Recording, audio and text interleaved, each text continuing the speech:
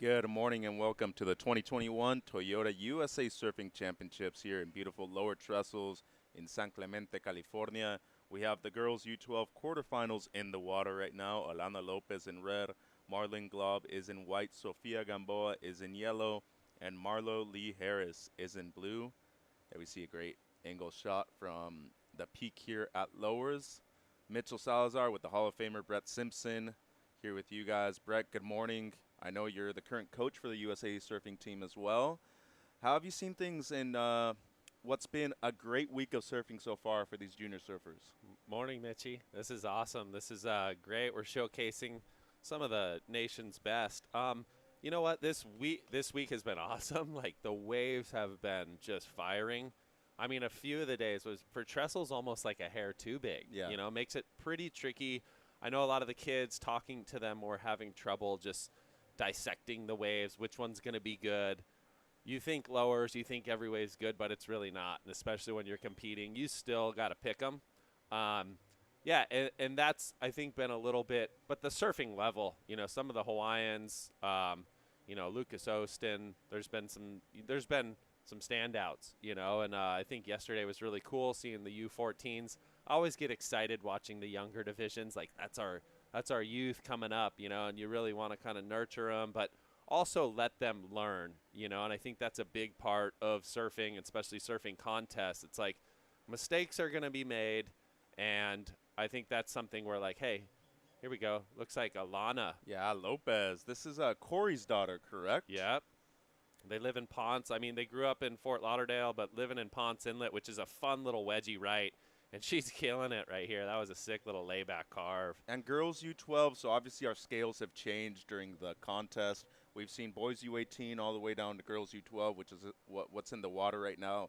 But explain to me, Brett, what are we looking to see from these surfers today, given us a little bit smaller conditions today here at Lowers? Well, I think today is like a really good size for lowers, that 3 to 4 foot plus range. So it's what we will see, I think, is a little more inconsistency of the sets. But ultimately, when they come, they're, you know, the 3 or 4 waves that do are pretty good scoring rides. So it's more about positioning, watching where you are in the lineup. Trestles, when you surf out there with 100 guys, it's different than when you're scrapping around. And when you get in a heat, and if you're scrapping around and then a set comes, you're 50 yards out of position. So I think for the kids is just identifying that. And then ultimately for 20 minutes, you got to get on some waves. You got to see open face. You know, if you're making mistakes and falling on the drop or catching a closeout or you're too deep, the heat goes by really fast. Yeah. 20 minutes ain't really nothing, is it? Yeah, well, I think that's the thing. You really got to you can make a mistake or two, but if you make 3 or 4, it's going to cost you. And we do have a high tide right now going low at 309, so this is favorable right now for these smaller conditions as we see our surfer in white with a quick one. That's Marlene Globe.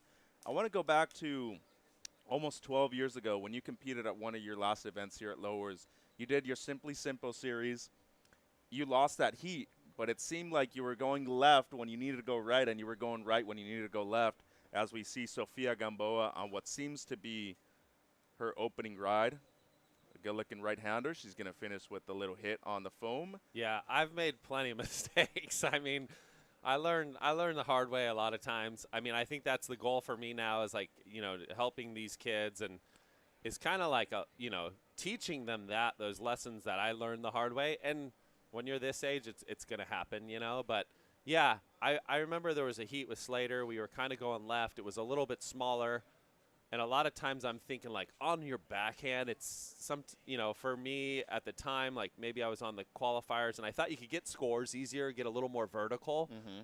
But sometimes at Trestles, like, the rights are still the, you know, the excellent rides.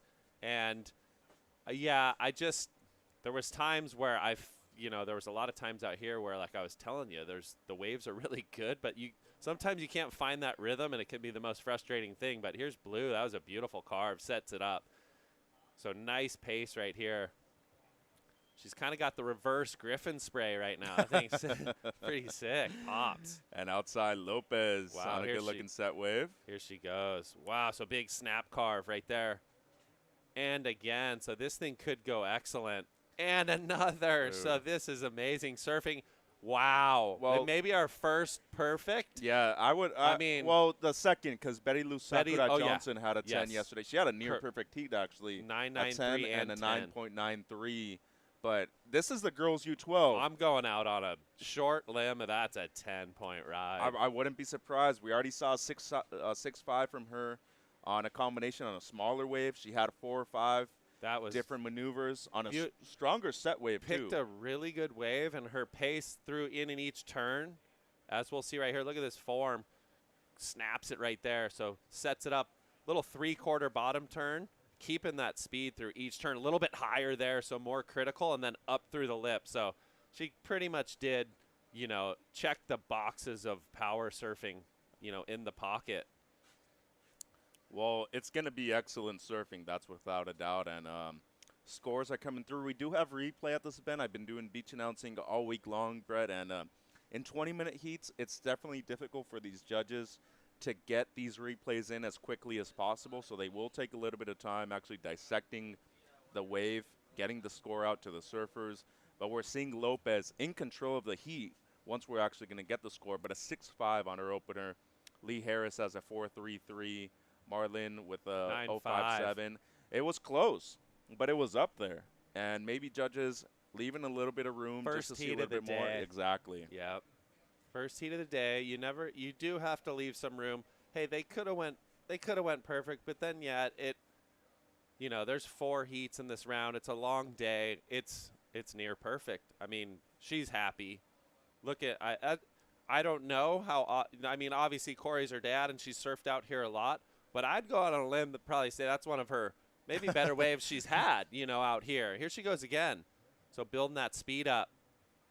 So she's going to eject. That one kind of runs off without her. How enjoyable has it been for you to be able to coach these young surfers from the West Coast, from the East Coast, even a couple surfers from Texas, too? Yeah, it's just they're all ears, and I think as a coach, that's what you want. You want them, they're like always listening. They're trying to get better. They want to learn, and I think that's the most important part. I remember when I was young and, pros and stuff would come through town, I always had questions. I wanted to learn. I wanted to learn about different spots or equipment, and I think that's just valuable knowledge as you grow. In the sport of surfing, there's so many variables. You just got to try to check all the boxes, and be as – everywhere you go is different waves, and the more you can learn knowledge from – athletes or professionals or even parents that have done it, that it helps, So if you could transfer that comfort to wherever you go, you're going to have success, and I'm not saying it's going to be immediate. It's a long process, but I think that's so important because my first few years, like obviously through the early stages and first 3 years on the QS, just it was like learning. A lot of losing, a lot of learning, mental battles and hurdles. But that's life. That's part of the fun and like evolving your surfing, evolving yourself as a human. I think it's mandatory to have a long career in this.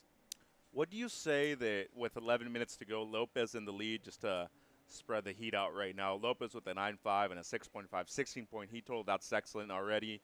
Marlo with a 7.1, good score for her. She has a 4.33 as her backup. Yellow in third, Gamboa with a 2.67, and Marlin just the 0.57. Lots of time, though, just under 11 minutes. What I wanted to get into you with, you were talking about maybe even promoting asking questions, correct? Like, you want to see that from your younger surfers. Exactly. I mean, that is like, hey, a lot of kids have coaches, and they're working out all those kinks as they go, but like I said, there's going to be a lot of times when you get out there and you felt confident and then you get out there and you might feel a little lost and maybe your game plan's going awry. Mm-hmm. It's kind of like you got to have that kind of A, B, and C. And here's a little rewind of our 9.5 Alana. So right there, hacks it. Maybe lost the rail a little bit, so that was a little more of a just being super critical. That was the best turn by far, and then combos it up through the lip. So maybe they're thinking at the start, the first hack, she lost the rail edge a little, so being super critical, that could have been maybe the difference from the 9.5 to the 10. Mm-hmm. But yeah, going back to just questions. I mean, you don't want to question yourself too much, especially when you're in competition. But, you know, you've got to – here's Sophia on the backhand. So picked a nice left. I think the lefts are going to be very much an equation today with the size of the waves. It's good shape. You can get out a little bit quicker, too. They're not as long, but you can still get those power pockets. But, yeah, especially the kids at this age, 12, U14, U12, it's long learning. Some kids are going to have more success, but that doesn't mean, you know, to when you get that 16, 17, I really feel that's the age that you start to blossom and really see how far they've come. Right now it's more about like, hey, you got to find the bright moments. This is a nice wave right here. Marlo from Dana Point, I was actually talking to her father and her before she paddled out for her heat. Great second maneuver right there for Marlo, and she's going to finish up what should better her 4.33 as her low score. Lopez having a look here, maybe going right again, and she's been sticking to these right spread. She's liking it a lot. Maybe setting up something big here on the inside. She already has 2 decent scores, looking to better a 6.5. Goes to the layback. Gets another one. A little bit more variation with that second one, too. And, Brett, if you ask me, for somebody so young to be able to vary so much, coming from beach breaks especially, this is difficult to do coming to lowers. She's surfing really well. And you know what? One thing I will say with this age, sometimes in any age, I talk to people all the time at every level and even watching at the wave pool. When you are nervous, when you're in a little bit of a panic, everything becomes a little bit short. And she's doing such a good job at, like, standing there, being calm. Like, she's breathing on the wave. Like, look at right here. She's like, she's not rushing into anything. She's like real good pace, carves it back right there. And the setup, yeah, she's showing like maturity well beyond her years. You know, loses the rail a little bit, but brought it all the way back, and then a little bit higher, kicks the fin. So, gosh, she's having a blistering heat. Well, I mean, you talk about a 9.5 and maybe something that's going to be just under that, but another excellent score for sure coming through for Lopez. With 7 minutes to go, Brett, one thing that I've really enjoyed this week, obviously this is the first day of the webcast, but I've seen so many different surfers from so many different places across the United States, and we're talking about the best surfers under 18 years of age across the U.S. It seems like the East Coast has flourished a bit more, but I just think that local knowledge here has prevailed quite a bit. We're seeing surfers like Rex Hennings, Cannon Carr, Lucas Austin has had a couple excellent scores, and during the Olympic Expression session, amazing surfing from all those Olympic hopefuls. Yeah, it is somewhere where you got to get comfortable. Here's Sophia on a nice left. Just gets a little stuck there, but yeah, local knowledge. And like I said, that's that comfort. And where obviously Trestles is Trestles, it's a really good wave. But if you can bring that comfort where you travel or where you're traveling is super important as you start to kind of go through your career in surfing. But the level has been, it's top notch from East Coast. I feel like the East Coast maybe had a little bit of a fall off for a little, like a moment. And now it's kind of like the youth, they're flared up. They're so excited. The few times I was back there this year, the energy, excitement, they really want to perform. Yeah. You know, it's I think sometimes they feel like they're, you know, not in the limelight as much as the West Coast. Not as involved. Yes. So that's been a big part from our side to really get them involved more, be over there a bit more as coach and as our USA Surfing contest, to give them those opportunities to strive. And you know, I was talking with Greg a little bit too, where the CEO of this, and I feel like we need to do this more often, because when we section it off, which is cool, and you're getting the best from each area, but I think to push each other a little bit more from East Coast to West Coast is have an event or two through the year before that's a keeper event that matters into your overall, whether it's best 4 or best 3 or 2, however we scale that out.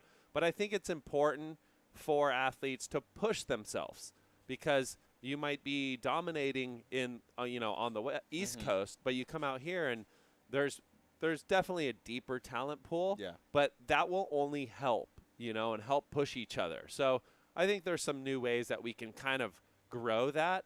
And then for, aging out competitors that are, going on to the junior series or the QS, it's important to keep helping them. Here's Alana again. So she's got it wired. I feel like her and I think it's Blue. Yeah, Marlo. Marlo, they're sitting in this right off the corner right, and it's a good thing because you can always jam to the peak and you don't get left out the back feeling fully out of position, and especially when you're this age, it's they have a smart strategy this heat.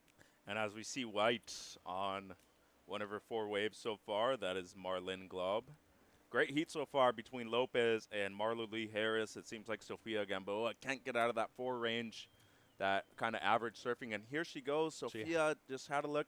I want to ask you a question real quick, Brett, and this is the great thing about working with you. You're super social, so I barely have to do any work. It's easy for me.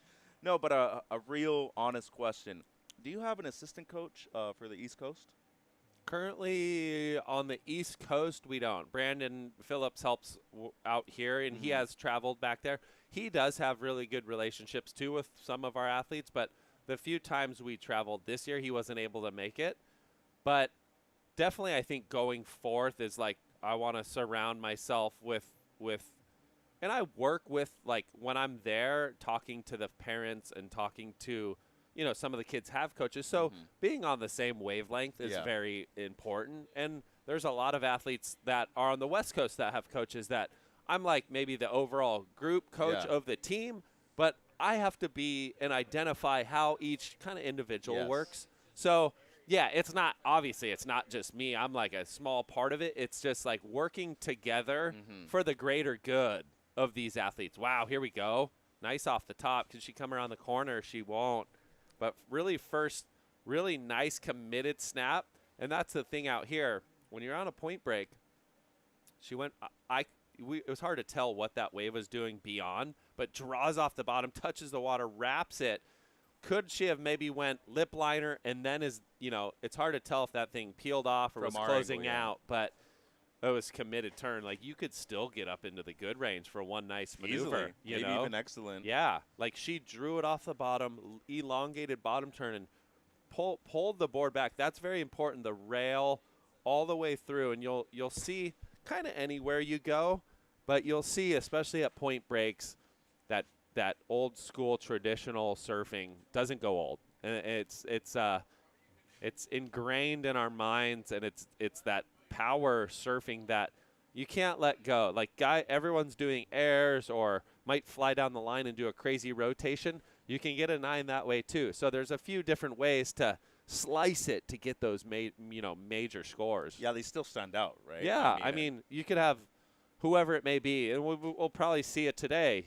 Someone fly down the line and do a major maneuver and get in the excellent, but then you'll have someone combo 2 or 3 together and go, as we saw with Alana, you know? So, that's the beauty of Trestles. I think surfing has evolved so much in that way where it's made it a lot harder on the judges to dissect and be really, really critical. But always kind of bust them a little bit, but they're doing a good job. They're doing a good job. 55 seconds to go. It seems like it'll be Lopez and Marlo Lee Harris advancing. Good surfing from Sofia Gamboa and Marlene Glau, but just not enough. It seemed like positioning in this heat was essential for the success of Lopez and Lee Harris. And we already got the next heat out there in the channel. Maybe one last wave for Gamboa. She needs an 8.94. And Marlene Glau, unfortunately, needs 2 scores, around a 6 and a 7. And it seems like Lee Harris might be going on this. Marlo, can she get into it? No, she cannot. So 20 seconds. Alana's going to show us the backhand. First left she's going on. Here she goes. Draws it off the bottom, wraps it all the way back. So back to the power source. Cuts it a little early, slashes it again. And another. So she's not just a front, one-trick pony, as they'd say. Her backhand looks really strong, too. So, and here we go. White finishing up the heat. Yeah, it seemed like Lopez, just like her father, good on both sides of the wave. We're going to take a quick break. Lopez and Lee Harris taking the win. Gamboa and Glob eliminated. Don't go anywhere. We'll be right back with your 2021 Toyota USA Surfing Championships here at Lower Trestles.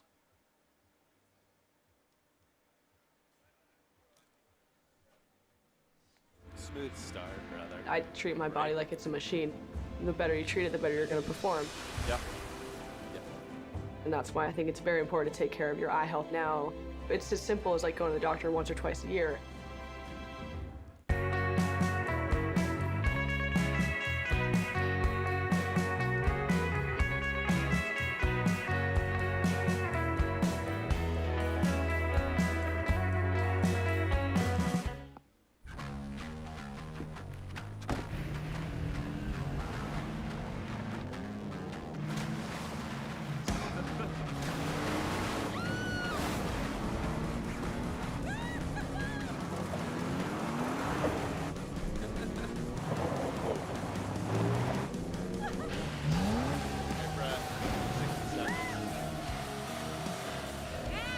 Rule the playground. Toyota, let's go places. It's time we unleash the potential in all of us. It's time to join the ones who cleared the way for us and move this world into one full of possibilities, where all have access to more opportunities and resources. It's time to create a new legacy together. When we all can move, there's no telling how far we'll go.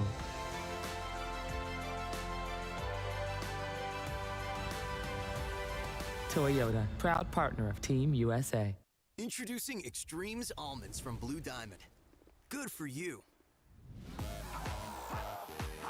Extreme for your taste buds. New scorchingly snackable Blue Diamond Extremes Almonds. Whether training for the big game or living a healthier lifestyle, find the relaxation and relief you deserve. Explore how to prepare, relax, and recover with a jacuzzi hot tub.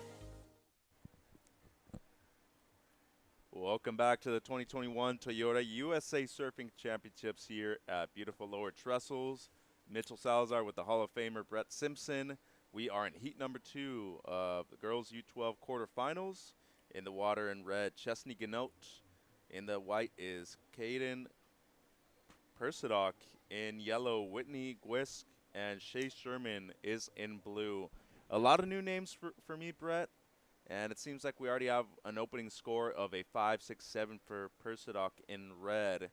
And a lot of young surfers, too. Alana Lopez, just around 10 years old, I believe. And she takes the heat win. Mitchell Salazar, Hall of Famer Brett Simpson, current USA surfing coach. Morning, Brett. Morning. Great conditions so far this morning. And we're seeing the girls U12 blasted up out here at Lowers. Oh, it's pumping. This is maybe one of the better events, wave-wise, at Trestles we've had in a while. Yeah. Like that last heat with Alana, I mean, she went 17 points like that. You know, she picked out gems.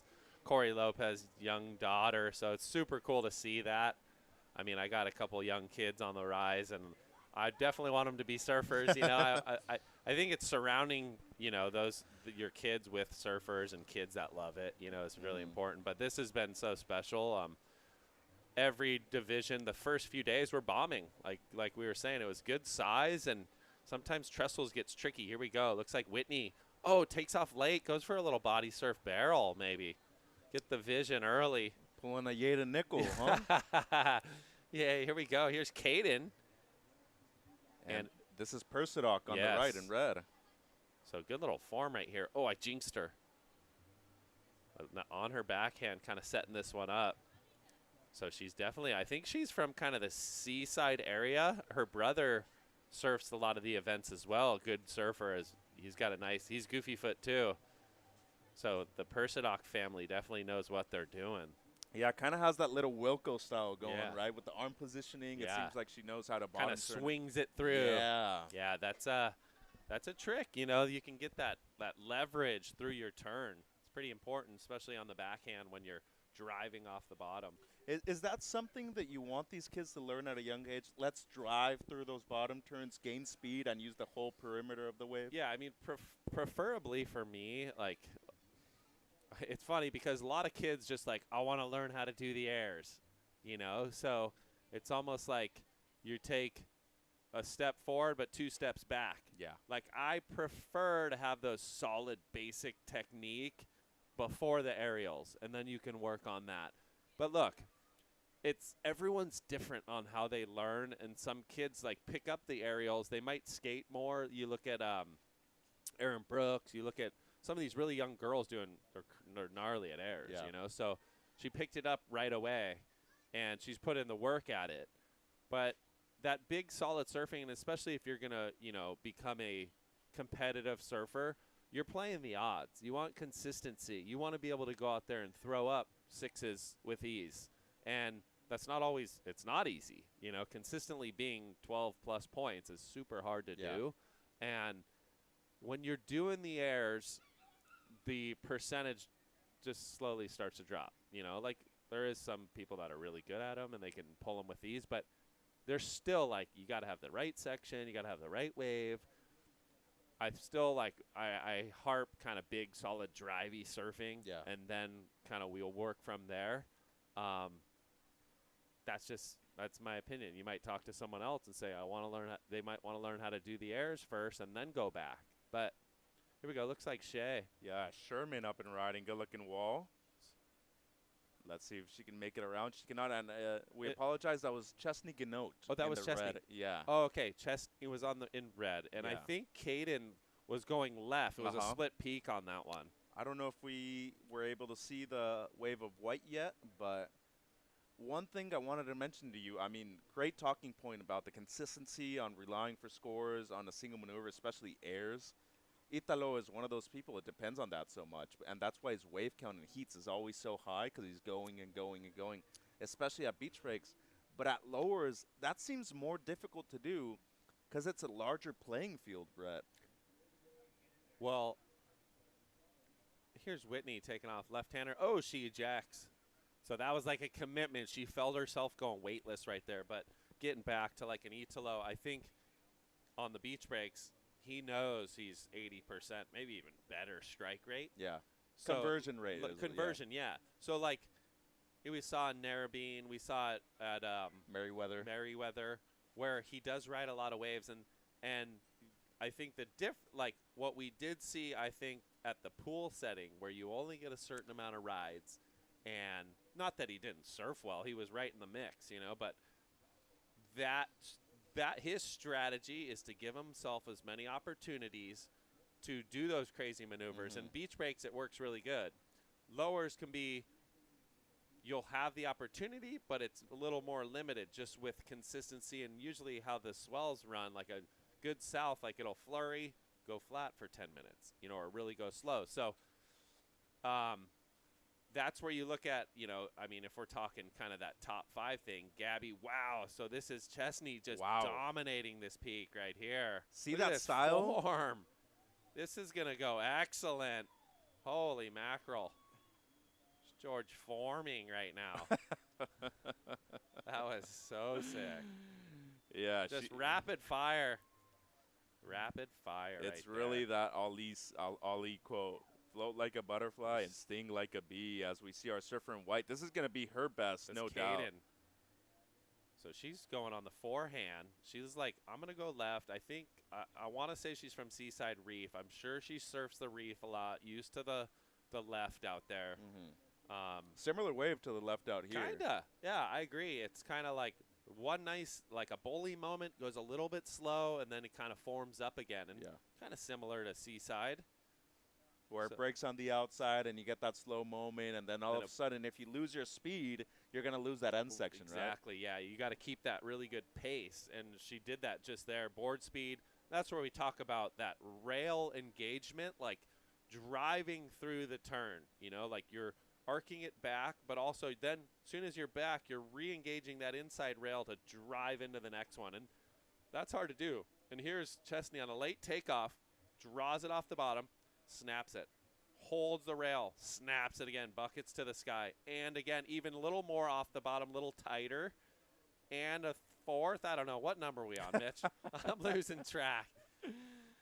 Well, one thing I will say, I love her technique, and once again, Brett, it's that hand positioning. When she see how she's getting her arm, so her left arm, she's goofy foot, her back arm staying like hip width or hip height. So, and I had a big issue, like I was able to work with Galley over the years and like kind of want to swing from low because that keeps you coiled. Soon as the arm goes high, you kind of get on your heels, you can catch the rail, and then you got to recorrect. she stayed low and was driving through in and out of those turns and really didn't have any, hiccups. Great 10 surfing there. points. Wow, a 10-point ride for Chesney. That's what they were saving it for. I get it now. You know, and I kind of have mixed feelings here. Not that I'm saying that Ganotes wasn't great. It was excellent. One of the best waves I've seen all event, actually. And we're talking about girls U12. Like, these are young women that are barely just developing their surfing abilities. A 10-point ride mixed with a 4.77. She's in first. Persidoc in second. She has an 8.07. That was on that one left that we saw. Her backup a 6.43. Sherman with a 2.5. And Whitney, unfortunately, just hasn't gotten anything better than an 0.4. But let's go back. And, you know, just seeing what we saw from Alana Lopez in the last two, we saw a 9.5. We saw another great score as well. But they really like the backside attack from Ganote. Yeah, that was, I think, kind of what we draw off of is like Alana's was a little maybe more on the face, and those first two turns, what we kind of thought where she lost the rail just a little bit, where like Chesney's was driving off the bottom, like the timing, each turn was like super committed and maybe got better. I don't know. The first turn was probably a little bit bigger than Alana's, or just a little bit tighter. And then it goes down to wave. You know, they both picked really good waves. I think Chesney was just, and that's where I go to lean on the backhand, where the angle you can get, the more vertical, the more drive. So it's just three, and the late takeoff was cool. But look, straight into it, snaps it. But that was like perfect setter up for the rest of the wave. And then this one even better, snaps it, maybe just a little tighter, just different. And how's her technique? You were talking about that backhand. See how it's always following her shoulders too? Like, for such a young age, this is incredible surfing. I wish I could surf like this right now. That was amazing. And I felt like here, she almost tried to do a little too much at the end. She already had it, like the 10 kind of locked in. And that just shows like, hey, look, you can fall and still get a excellent score. It's what you do on the wave until that moment. Sometimes it's the icing on the cake for that score. That thing had already been done and dusted. You know, she had stamped her mark. 4 major maneuvers, and each turn had a little different angle, a little different spark to it, and that's that variety where when you're looking for a 10-point ride and you're just basing it off maneuvers, they're going to have to be different. They're going to have to be a little different, and that's what she did right there. We are in quarterfinals, heat number 2. Chesney Ganote in the lead in red with a 10 and a 4.33, and this is the replay of the 10-point ride again. Sketchy little takeoff. It was. Those aren't always easy to kind of, cop the lip on the back, and then she just went rapid fire. But it added to how critical the wave was. But look at these bottom turns. Like, when you're a judge and you're looking at the type of things that kind of went down right there, Alana, I would say, was a little more 3/4 horizontal, and this was like up and down, driving off the bottom. And like we were just talking about, that doesn't get old. You can get far more vertical on your backhand, can't you? Yeah. That was Shay Sherman real quick there in blue. And we might see Chesney again. And I see a Buell sticker on her board. It might be a Santa Cruz surfer, Ganote. That's why her backhand, her first choice. And it is a lethal weapon, Brett. Looking to better a 4.33 on this wave. She's just got really nice flow. You know, she's eyeing her spots. She's got that rhythm. And she even eyed the judges at the end, too. She's like, you see that? Well, she didn't have a chance on her other one because she ended up falling off on the little end hit. So she had to kind of show it up right there. No, at Santa Cruz, that whole area, incredible surfers. Obviously, Natty Young. She looks like a mini Natty. Ben Coffey, Sam. Yeah, I enjoy it. It's been a year or so since I've been up there. I really miss it. You were a finalist at the Coldwater Classic. I did have a moment or two up there, yeah. 07, correct? I think so. The year Jordy ended up winning. Yeah. Myself, Josh Loya, and Kieran Horn. So you had 2 local surfers and basically 3 because Jordy was about to sign with O'Neill. Yeah, they were kind of letting him have some waves. I was a little bit pissed. Kieran's like, go on this one. Jordy gets a 9. You're like, all right, well, I guess I'm out of it. So you're the only, you know, SoCal LA kid coming up to the Bay They Area. were like, well, he's not winning. We're trying to sign Jordy. We can give him a wave, you know? And as we see Chesney looking to better the 4.33, I think it's pretty obvious she might replace that score. And, you know, when we talk about technique and people on their backhand, obviously Bobby Martinez comes to mind too, one of the best surfers of all time. Yeah. And we see surfer in white. This was a great wave too, Brett, on a on a better looking size set wave. This was Caden. Slashes it right there. So Persidoc coming from that North County, San Diego, Encinita, Seaside Reef area, and obviously you have great surfers there. Taylor Clark has been a standout around the same age group as myself. Yep. And Marshall Bros. Yeah. Levi. There's amazing surfers from that zone. I mean, you look back, obviously, I don't know, there's obviously really good surfers before. We got Rob Machado, probably one of the best style masters. He was a great competitor too, won a lot, Yeah. you know. Maybe he got overshadowed a little bit because of Kelly and But if you actually talk to people worldwide, a lot more people know Rob Machado he was than probably Kelly. the most famous surfer for like, you know, a decade. At least a decade, yeah. Yeah. As we see Surfer in blue, this might be her best wave. Oh, Let's see if she's- she can hold on. Shay. She rolled up the windows. That's a tough one when that thing's converging. You really have to kind of almost be a little bit early to beat it down. If you don't, that thing hits you, and it's really hard to hang on. Yeah, you need to match the speed at that end So section. it's a nice almost, carve right there, right here. So you're a little bit late, comes down with it, and that the wave kind of undercuts her. So here's Yellow having a look. This is Whitney. So Whitney's And- been focused on these lefts. There we go. So she's up and riding. So is your approach different when you're coaching these young surfers, obviously depending on their skill levels, their talent levels, and and she's really Yeah. stoked. I mean, this is a big moment for So her. We're she's talking made- about Yeah. U.S. Surfing Championships. For sure. And she finally, I mean, she had pushed it on like 3 or 4. She wasn't able to kind of make the drop, and she had been going for it. So it just shows she's stoked to finally, you know, and that's the thing. There's different levels to this, you know. She could possibly, I'm not sure where Whitney's from, but she's stoked. Look at that. And that's the fire. Like, hey, that could lead her on. She could come back next year, and she's going to be a change surfer. You know, she's going to make adjustments. She's going to work to get better. And that's kind of what we're doing here. You know, she possibly, maybe she's from Texas or from area that she got in, you know, and she doesn't get to surf like good waves like this all the time. Yeah. You know? And it's important to develop these personal relationships with these surfers too, right? I think regionally too, it's like that's what we're talking about. It's like, hey, we showing a little bit more love to these areas, you know, the Gulf, Texas, where they're hungry. They may be a little bit behind on skill level, but there has been great surfers to come out of there, and why not? Surfing's only getting bigger. It's in the Olympics now. It's like we got to utilize, you never know what talent you're going to find somewhere, you know, and that's kind of the goal, is to open these doors up for these athletes. And look at this set, 2 minutes to go. Chesney still in the lead with a 10 and a 7. Persidoc got an 8.07 on her right, and here goes. She's going to get Ganote. a perfect heat. Bang. In Wow. the pocket. Is this thing running?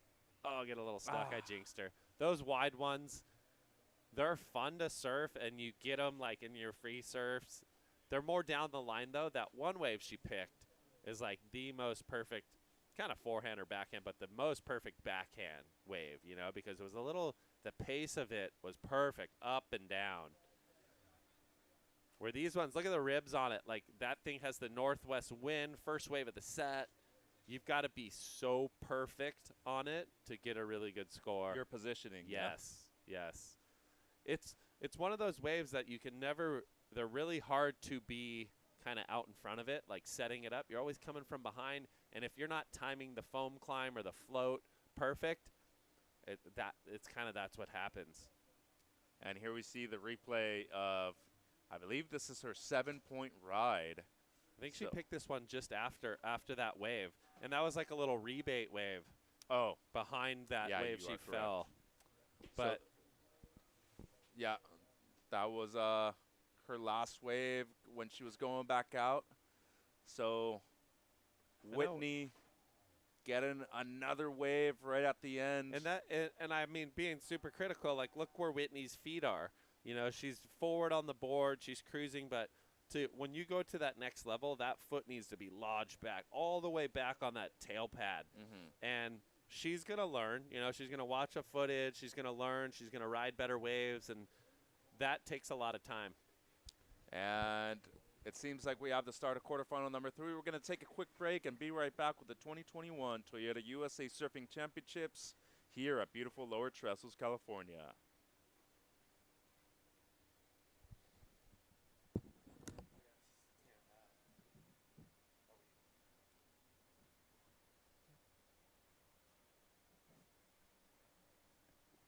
Introducing Extremes Almonds from Blue Diamond. Good for you. Extreme for your taste buds. New scorchingly snackable Blue Diamond Extremes Almonds.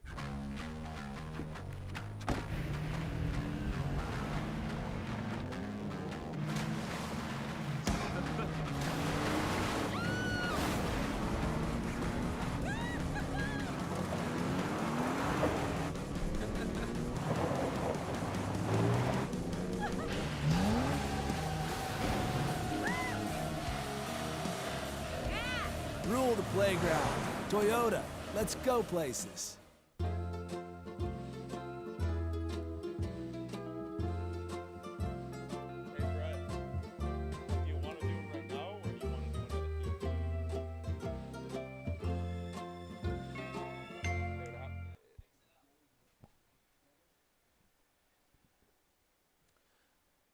Welcome back to the Toyota USA Surfing Championships here in beautiful Lower Trestles, California. We are in quarterfinal number 3 of Girls U12. It's Kai Howard in the red, Victoria Duprat in the white, Reed Van Wagener in the blue, and Zoe Zietz is in the yellow. So some great surfing so far this morning. And it seems like we see our surfer in white going left. Good looking wave here for Victoria Duprat. Let's see what she can do. Goes up into the lip. Attacks it once, and that's going to be it. Some great surfing this morning so far by Alana Lopez and Chesney Ganot. Chesney with our first perfect 10 of the day. We have seen 2 so far during this event. Betty Lou Sakura Johnson with 1 yesterday. But this is the first day that we have our broadcast. So we are in our second to last day. And here's our surfer in yellow, Zoe. Beautiful combination to start things off for Zietz. And unfortunately just can't get the finish, but pretty nice surfing there for Zoe. Let's see where the score goes for our surfer in yellow.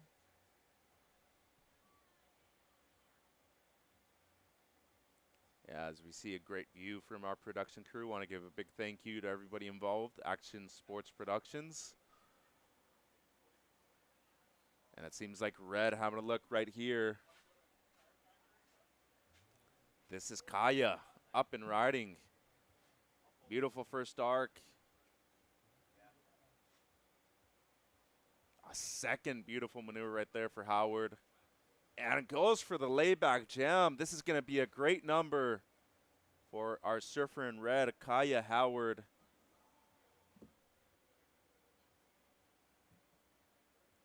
So we'll see the replay on our opening ride of Howard, which is most likely going to be an excellent score.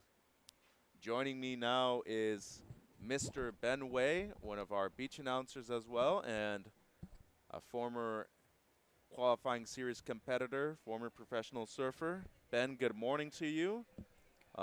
You and myself have been working all week long as beach announcers, and now we're going to be rotating on the webcast as we see our surfer in blue. This is a replay of the opening wave of Reed Van Wagener. Yeah, Mitchell, good morning. I'm not sure if we got my volume happening here. No, you're good. There we go. as we see the opening ride of Victoria Duprat in white. Yeah, so we've had some tricky sections this morning, and it's still got a little bit of that leftover water from the high tide. So you're seeing a little bit of reverberation, a couple warbles coming back and forth. The beach is really steep, and so I want to see some losing some water and really jamming into it. Red putting some flair on these. That was Kaya Howard, which is most likely to be the best wave of the heat so far. It's a 6.83 for red. Surfer in yellow, Zoe Zietz with a 5.17. Van Wagener, with a 3.67 on her first. And Victoria on the left with that opening turn, a 2.0. Ben, I know you're heading to the Olympics. Congratulations. A big question for me regarding these events as we're seeing our surfer in white Duprat. What seems to be her second ride so far. Nice opening carve there for Vic. And she's going to finish it off. As I was saying, you're heading to the Olympics. We're still calling it Tokyo 2020 because it just got postponed. We're seeing a good variety of different surfers in that event. Surfers from Peru, Chile, surfers from the United States, Brazil, probably the favorite to win it all. But tell me, is there anything in particular that makes this event so special compared to any other event you worked? What I've seen is just we're watching the future of surfing, not only national surfing, but we're going to see a lot of these kids in the future representing USA in future Olympics. I can see that, and just the scores and the approach and the age that they're getting started. They've already got so much experience under their belt before a lot of us had even started surfing, and so what I'm saying is just pure talent. A lot of these surfers also have parents that were pro surfers and competitive surfers. Yeah. So you're just seeing the DNA. You're seeing the DNA and the and all of the experience from the parents as well. And now you've got these kids that have just grown up with surfing and just basically we're bred to be competitive surfers, and we're seeing some huge scores go down because of it. Yeah, Mitchell Salazar, Ben Way with you guys. Great morning to you all. Fantastic conditions so far, Ben. And, I mean, we've seen an excellent day of competitive surfing so far. And you were talking about these second-generation professional surfers. I mean, we saw Alana Lopez. Her father, Corey, was on the championship tour for many years. We're also seeing people like Dwayne De Soto here with his children. I mean, he had 3 of his children competing in this event, and a few of them are still going. So it's really interesting to see that knowledge being passed down. But more importantly, we're sharing the culture and the stoke onto our future generations, especially within their own families. Yeah, and this is a taste of their future of pro surfing here. And so this is these competitions basically like linking up between the little local club or shop events and really giving them a taste of the real professional tour, which is pretty cool, and especially to take it down in one of the world's best waves ever and most famous for competition as we have white up. Yeah, Victoria Duprat looking to better a 2.0. This no doubt going to do it. Might even be her best wave so far. Great technique for our surfer in white. And as Brett was noting in the heat before, she gets the finish too. So solid surfing there for Victoria. There's levels within this own competition. We're seeing people more on the amateur level, people that are transitioning into the pro junior events, and people that might be aging out within this year or the next that might be heading on to the qualifying series after this. But it's really beautiful to see people grow within 5 days of competition compared to how they were before they even got here, Ben. Yeah, that's a very good point. And I mean, I even notice it myself when we're on these 5, sometimes 10-day events. Yeah. You've watched so many different approaches, so many different styles, different body styles, everything else. And just by watching that wave and how it's approached by hundreds of different surfers, you actually pick up little lessons just by watching. Great to see, and this is the replay of Vicky on the right. Some good rail surfing there, Ben. And when we talk about, development in these beautiful areas that we have on both coastlines in the United States, obviously it seems like the West Coast, the one that stands out the most. But Duprat, as we see her finishing up this wave on the replay, it's going to be her best, no doubt. The East Coast definitely had a moment where it was the one on top. The Hopgood brothers, Kelly. It seemed like Ryan Huckabee, who's one of the standouts at this event so far, up and coming. But as of right now, the West Coast, no doubt, producing lots and lots of talent, Ben. And you're originally from Oceanside. Yeah. So you've been able to see various generations of professional surfers and amateurs as well. But now you've moved to Japan. Any big comparison in between the U.S. and Japan as far as surfing goes? Well, I mean, people always think of the quality of waves, and Japan has an amazing typhoon season. Like once summer hits, we get some really pumping swell and some world-class stuff. As we see red, Kaya drawing it back, almost double overhead on the takeoff for Kaya. Wow. Look at this, just throwing all these different variety of turns. And really intense, too, for such a young surfer and such a small one. That was pretty scary to see. And we see our surfer in blue with some nice surfing as well. This is Reed Van Wagener. And gets a beautiful finish as well. So this is a great heat. And, I mean, we're into the quarters now, Ben. This is crunch time. Like, we're seeing the best of the best flourish right now. It's amazing. I mean, this is our 4th day of competition, and I mean, we've seen such amazing surf, some huge scores, and yeah, yesterday with Betty Lou getting a 10 and a 9.33, I believe. 9.93. It could have been another 10. That's what it was, yeah. And so it's just amazing to see the level and the potential when you've got such great conditions. So let's watch Yellow gets up and under that one, and just torquing the body, putting a lot of power out of that little frame, and throwing a little bit more flare on that one. So it's really it's cool to see these young surfers that kind of have a variety of bag of tricks, not just one turn, but they've got all these multiple little nuances of cutback, body positioning, and just as you're saying, you can see the growl on the face on that one. I love it. It's scary. I'm telling you. They're U12 surfers right now. I'm really interested to see what they're going to be doing in 3 to 4 years' time, because they're still relatively small. Once they grow, once they mature physically and mentally, obviously, they're going to gain all of this competitive knowledge. I think we're going to see at least 10 surfers in this event go on to the championship tour for both the men and the women. Yeah. Yeah, I think that's a good prediction. And the other thing is you just see, as you were saying, you also have these kids at especially when they get to kind of the U6, the U18. Yeah. They're just starting to change where they've had this small little body. They're used to riding tiny boards, and then all of a sudden they'll have a growth spurt. And then they have to scale up their equipment, deal with their new weight, everything else, and things. It's a constant work in progress. That is no doubt. Wow. That was an amazing first maneuver there by our surfer in red, Kaya Howard. As we see our surfer in yellow, Zoe had a look on the right. We're going to stick with white, Victoria Duprat.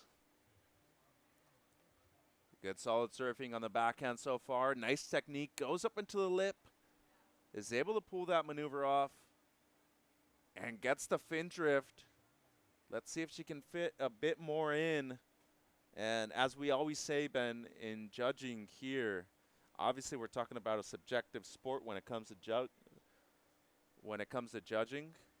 But an important aspect of competitive surfing, especially in the sense of appreciation, is that it's always quality of maneuvers rather than quantity.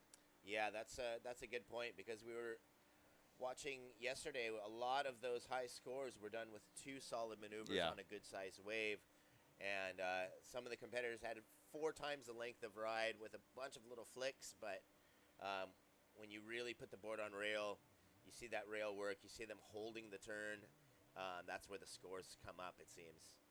Yeah, and one thing I've definitely noticed, at least this morning, it's smaller for sure, but I think the shape of the waves today is far superior to what we had seen in the bigger days of competition, Ben.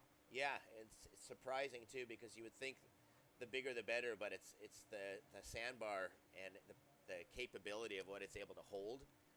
And look at Yellow, I mean, just really reading this wave well. Zoe Zeitz.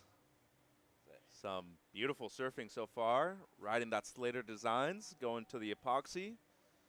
And she's intense, too. I mean, you saw it on her face the entire time. As we're seeing our surfer in blue, Rita Van Wagener. Goes left, nice arc on her forehand. Gets a second one in, and a big point of difference here, Ben. Van Wagener in blue, a lot bigger than the other competitors in this heat, so power definitely there for Van Wagener. Maybe not able to be as springy, as flexible as the other competitors, but she's already got an 8 on the board. As we see our current standings, an 8 and a 3.67 have blue in first. White Duprat in second. Her low score is a 2.33, but red on her last wave only needed a 1.58 for second. It seems like she's definitely going to take second place. And surfer in yellow, Zeitz, needs a score here, Ben. Okay, you can see her eyeing it up. Just puts it on rail, flares the fins out a little bit, reads this section really well. Navigates right into the pocket in that one.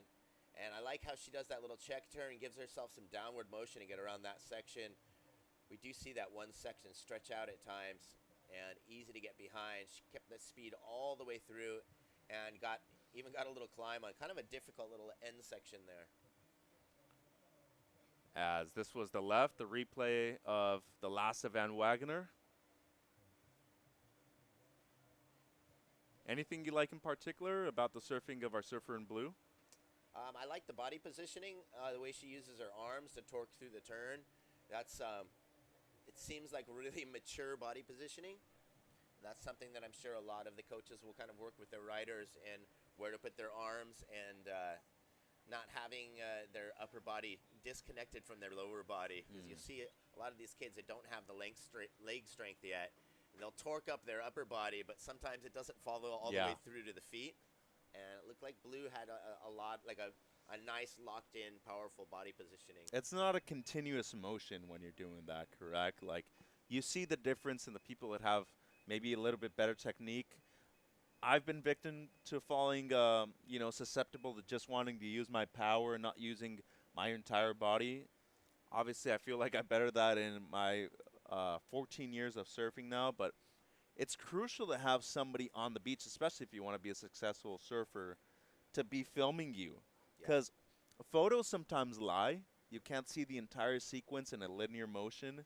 And it seems like video, you'll see all your flaws, but you also see your benefits and everything productive of your surfing too. Definitely. It's way easier to get a good photo than it is a good video clip. Yeah. And, we used to be sold on photos when I was growing up. And you'd look at these magazines and you'd paint this whole picture of what it must have looked like. And then when you see the video, you're like, well, I guess it was just a photographer, good timing.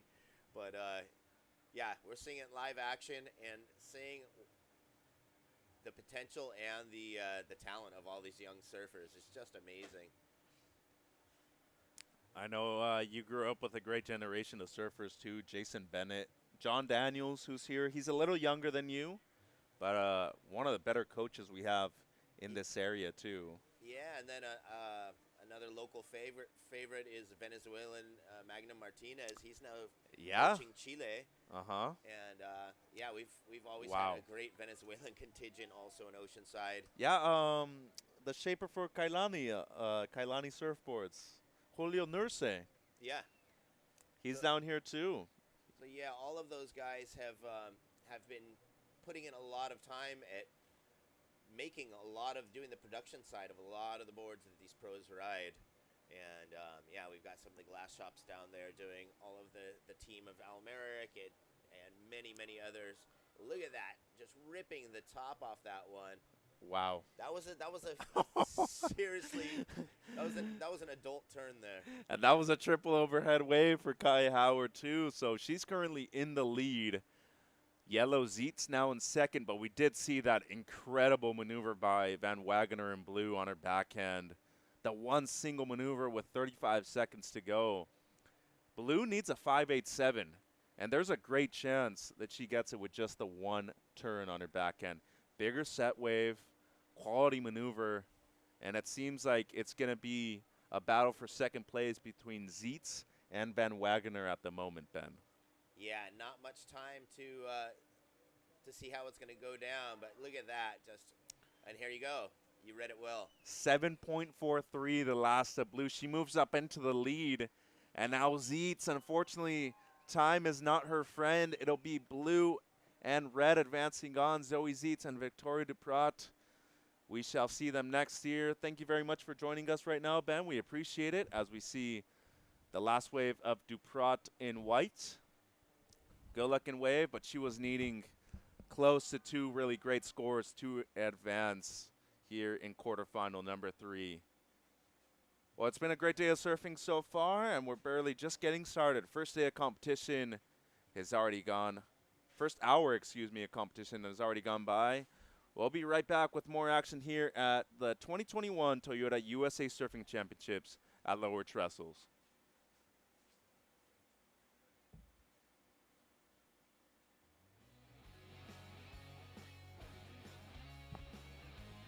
Hey, Shay. How are you?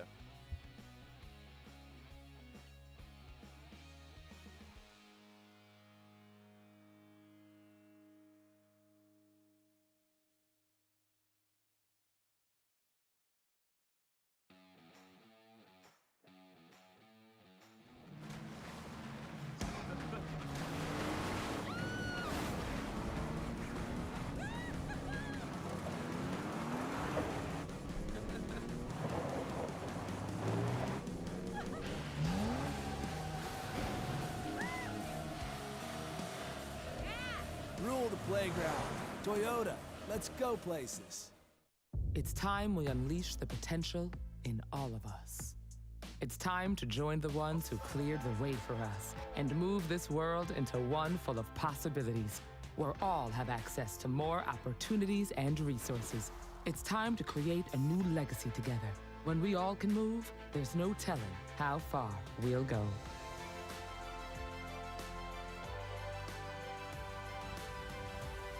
Toyota, proud partner of Team USA. Introducing Extremes Almonds from Blue Diamond. Good for you. Extreme for your taste buds. New scorchingly snackable Blue Diamond Extremes Almonds.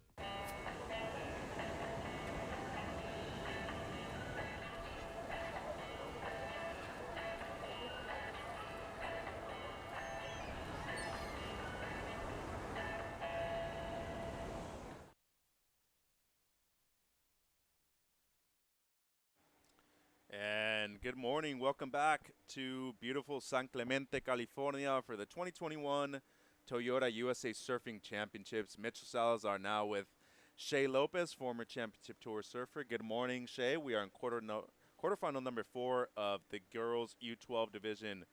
We have Eden Walla in red, Sky Sweet in white, Sienna Fleming in blue, and London Meza is in yellow. Shay, I know you resided here for around 10 years. Anything that's changed so far in San Clemente for you? A few less rocks on the beach. That's about it. You know, the kids are the same. When I was a little kid, this kid's age, you know, coming out to compete in the U.S. Championships, my excitement level was through the roof. My nerves, my jitters, the anxiety I had built up over the year of competition to come and surf against the Californians and Hawaiians. And I see that with these girls, with the boys are coming up next round, and the energy on the beach is alive. And obviously the level has changed, right? We're seeing U12s do things that maybe the U18s were doing back in the day. For sure, or the U18s weren't doing. That's a great point, too, Yeah. because obviously we're seeing them develop as we see White with a strong turn on her backhand, just the That one and was- done, though. I think that was one of my friend's daughters, Spencer Suit. Oh, yeah, Sky. Yeah, Sky. That was a girl out of Sue, Hawaii. great surfer, too. Yeah, he's out of Florida, relocated to Hawaii a couple decades ago, and we all went out there, and he stayed. As we see a good variety of surfers in this heat from different regions of the United States as well. I know you've lived on the West Coast before. A lot of Floridians tend to move out west, and they stay here. Damien Hobgood, one of them. CJ was out here for a while. He moved back. Anything in particular that you like more about Florida than the West Coast? Well, the beach I live at, we can drive our cars on the beach, and we can pull up and throw our cooler out and just sit there on the sand, and I like that. Here at Lowers, we'd probably have 60,000 people on the beach if you do that. You know, the isolated location keeps it down to just about 4,000 a day. Yeah. Well, on the walk too, right? Like, but now you see all these kids with their electric bikes and they barely even have to walk. Like, I'm only 27, but like when I was here as a teenager, as a late adult, everybody still had to do the walk. It was a chore to do 2 surfs in a day at Lowers. Oh, Not yeah. many people did it. Now I'm seeing kids come down 3 or 4 times a day, come back for a snack, a change of boards, and right back. And here's one of the girls out there in red. She's got a nice little wave. Conditions came down about probably 2 to 4 feet today, which was ideal not only for the youth competitors, but for Lowers. I think a lot of times the lineup got swamped the last couple days on the bigger sets. And here's little Sky again. Yeah, Sky Suit in the white and London Meza in the yellow, and Sienna Fleming still yet to catch her opening ride. Eden Walla in red has that beautiful technique on her backhand. And obviously we see a good diversity of waves ridden here at Lowers. We see some really good lefts that stand up a bit more on the first section. The rights the last few days have just been drawing those lines, Shay. It's been amazing to see these young surfers really develop their talents, and especially coming from beach breaks, as many of you do on the East Coast, it's great to see them actually adapt to conditions here at Lowers, especially when it was that size, 6 to 8 feet. Yeah, or try to adapt. I saw a lot of the Florida kids make errors, and I saw a lot of the Hawaiian kids look very comfortable in waves of size. Oh, yeah. And that was the big difference. I watched competitions all year in Florida, and the average size of the waves for the heats were knee to waist high. And then they came out here, and it was triple overhead, pulsing, and there were, errors reading the lineup. It's not a beach break. There's a, identify a peak, and there were errors with the currents where they just weren't familiar with big waves and big currents, and they got swamped and overwhelmed. What's the main knowledge you want to pass down to your children? That obviously you have your own kids that you're developing into maybe competitive surfers when they would like to. You don't want to push it onto them. But as a coach, what would the first piece of advice you'd be given to somebody here at Lowers? You have talent, you develop skill, and nothing matches experience. And that's just the simple facts. Simple facts. I love it. Yeah, I love it. And being down here is the experience that these kids need to draw from for the future, so that they can be like a Cole Pinto kid that was raised in San Clemente, and Andino that was raised in San Clemente, and now they're challenging for the world titles, going to be on the Olympics, and this sport's going wide open now. Yeah, Mitchell Salazar, Shay Lopez. Hey, Shay, guys. thank you for joining us. We appreciate it. A former championship tour surfer, you were a finalist at many events on the CT level. You were a QS champion as well. One thing I really want to know about you, your brother Corey surfed in many events here at Lowers, especially on the qualifying series level. What's the main thing that you learned here competing compared to free surfing at Lowers, as we do see a good shift in, positioning at the peak here at Lower Trestles?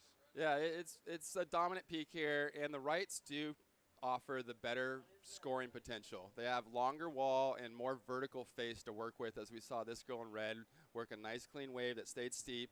As we talked about the lefts, they can have that big section and the big end section, but a lot of times they fatten out in the middle, and you really have to get explosive. And here's the girl in red on the replay, and you can see how steep and vertical this clean wall is. The quality of the wave, the quality of the water also is very important. It's not a foamy, whitewashy wave, and it makes it a lot easier for these kids to move their boards and bodies through some nice turns. Eden Walla in red was up on that last wave. She already has a 383. That was for the one really nice combination on the left. As we see our surfer in yellow, London can't get into that, so priority will change. What I learned from surfing Lowers, and I free surfed here probably more than anyone for about 10 years. I lived right down the street, and I competed in all the events. And I made probably 6 finals out here, and I never won. It's really hard to win. It's easy to final. It's hard to win. Well, let me put it this way. It's not easy to final. Maybe for you with your talent level, it's less difficult to make the final than it is to win. Yeah. Because in these earlier rounds, we're trying to get first or second. When I try to emphasize with the kids, you get into the final, I don't care if you get 4th. We want to win this You're thing. going for first all the time. Yes, it's okay to not get second in the final. It's okay to get 4th. We're going for first. Yeah, because you'd rather lose trying than maybe not even make the attempt, correct, Shay? Yeah, you got your chance now. It's like the lottery. You're in the game. Yeah, let's prove it that you deserve to be Throw here. your big punches now. I know I always used to joke with Tori Meister that one big thing for us was that if you're down in 4th and you have no chance at the win, let's go for third because there's no way you're going to get first. So let's at least make the positioning better on the scoreboard and let's at Yes, least and put that up. goes back to, overall what your goal is, vision for the end of the year. If you need to get 240 points instead of 120 points. Yeah. And you're talking about qualification, Yes, right? Yeah. or even qualifying for U.S. championships, qualifying for QS, Prime, the level. This is just a step to another step to another step. It's incredible to have somebody with your knowledge. Brett's great, don't get me wrong, and I love him. But you know how social he is, and it's great to have somebody that really breaks down things for us on a competitive aspect within the heat because as we're seeing our surfer in blue, young Sienna Fleming, this is going to be her best ride so far. And as I talk about with the experience, you can see how into this wave she is. Her brain, her thoughts, her patterns, and she's trying to put all of that practice into that wave. And this is where the experience counts. And as every wave gets stronger and better, and there we saw Sky with a big explosive final maneuver. And one thing that I want to ask you when you're talking about that, would you rather see reaction than action on the wave? Would you rather see somebody just emphasize what they've done before and not think about it too much when they're actually competing? I think that was the beauty of anti-iron surfing, is he was reacting to the wave and not forcing his will on the wave. And then he was treating the wave like a partner, a dance partner you're reacting to. Yeah. And then these waves are all different. This isn't Kelly Slater wave pool, where you know and you get your routine and it's set. Every wave you catch out here is going to be different from the last. Here's Sky on a replay of that good wave she got. You can see the beautiful wall, setting up, reading that deep line, carving back into the pocket. It could be a challenge for the younger kids to stay close to the pocket. She was able to really stay in the steep part of the wave and explode into that closeout. And you were talking about surfing depending on the wave, the pacing of the wave, correct? And it seems like John has that too. Seth Moniz, another one that I really think that has that ability to do as we see Eden go down after the first carve. Yeah, don't get me wrong. There's a lot of ways to skin a cat. Yeah. And you see the top level of the guys that Michelle Perez, the different techniques, Owen Wright, Griffin, Felipe, and everyone has their own specialties. Yeah. And they work around that to get the most out of themselves, most out of their own abilities. And I can't surf like Kelly Slater. I look nothing like Kelly Slater. But you need to surf up to his level and find a way to compete against him in my own strengths. To your best version of yourself. Yeah, yes, 100%. And that's what I tell these kids. Don't get stuck in surfing like your favorite surfer when you don't look anything like your favorite surfer. Try and find someone that fits your style, your body type, and see why they are so successful. What about equipment in that sense? Well, equipment's your tool. And with a butter knife, you can't make perfect sushi. Yeah. Well, you're just dropping like knowledge bombs right here, my friend. I mean, it's interesting that somebody like yourself is able to pass on this knowledge to somebody like Zoe Benedetto, who had a great heat yesterday. And, she's somebody that's barely 15. She's definitely flourished physically. She's matured a lot as well within her competitive heats.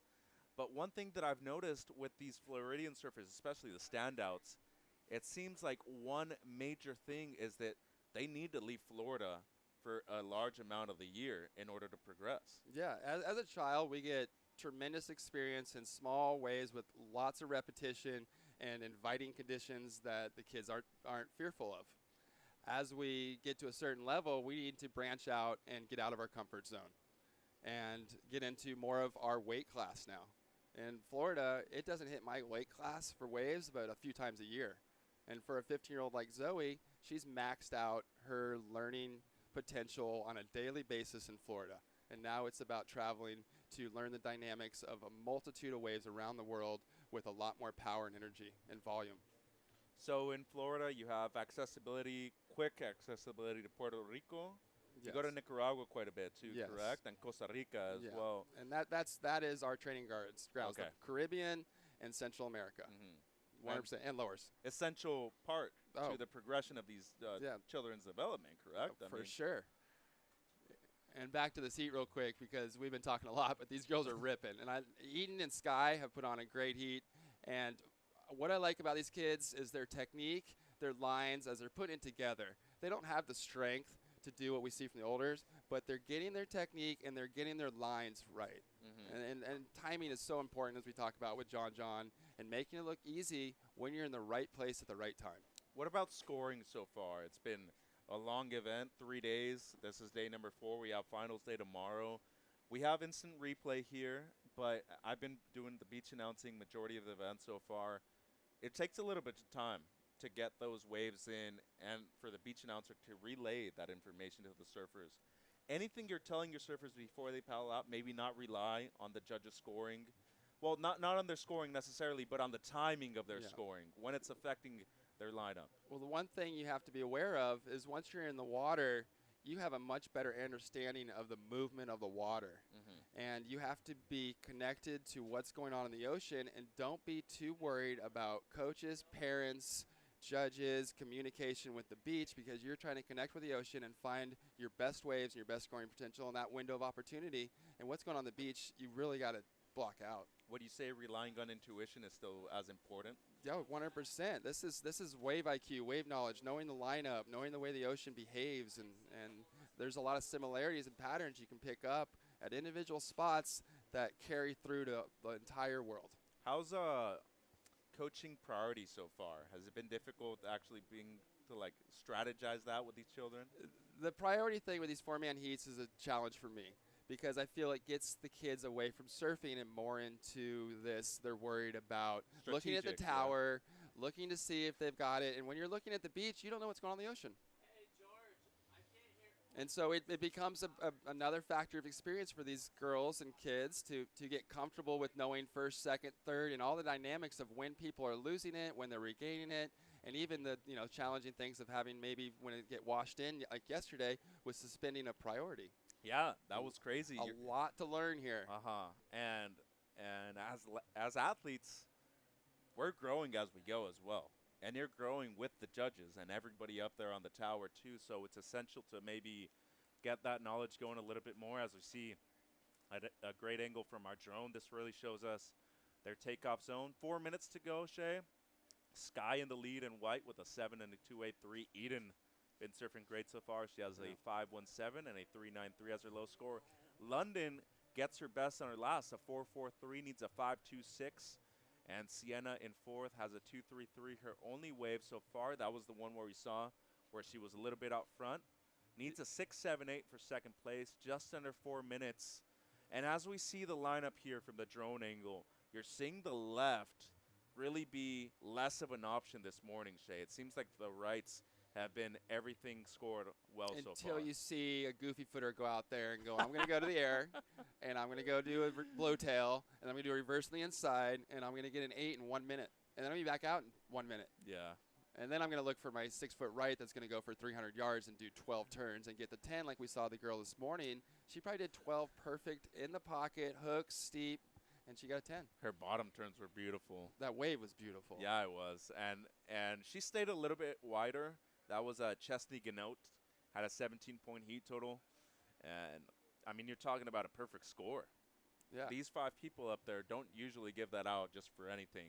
Yeah, she deserved it. Oh, yeah. We saw one almost perfect heat yesterday. 19.93. We could basically call that a perfect heat. That was Betty Lou Sakura Johnson, had a 10 and a 9.93. And we've been talking a little bit about the judges, and here's an important wave for Blue. She's sitting in 4th.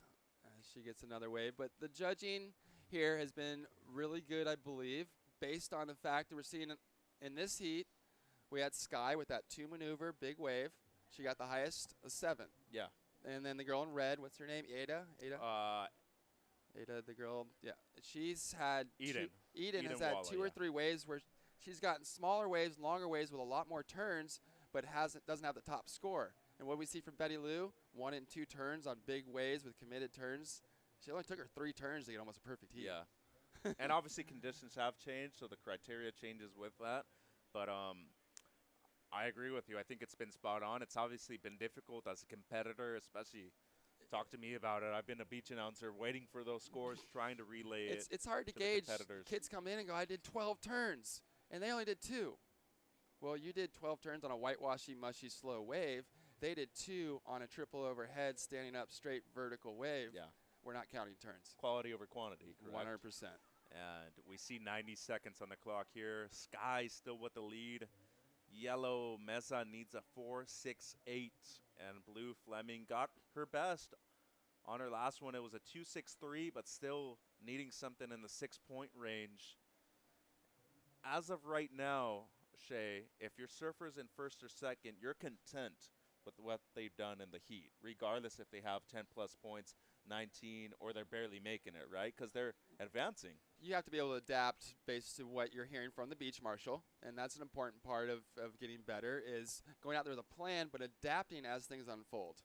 Because the heat before you had 7 sets, and now we're at lowers, and you have 20 minutes, and what do Southern Hemispheres do sometimes? Turn off for 20 minutes. You may have watched 6 sets of the heat before and go, the conditions are pumping, and then sat out there and not even gotten a chance to surf because you waited for that set, didn't adapt to what was going on in your heat. I like the insight. So it seems like Sweet and Walla will be advancing, white then red. We're going into quarterfinals of the boys coming up right now. Yeah, this should be fun to see the boys move over. It's a different energy. Oh, yeah, and they're going to be great to watch as well. We're going to go to a quick commercial break and be right back with the 2021 Toyota USA Surfing Championships at Lower Trestles.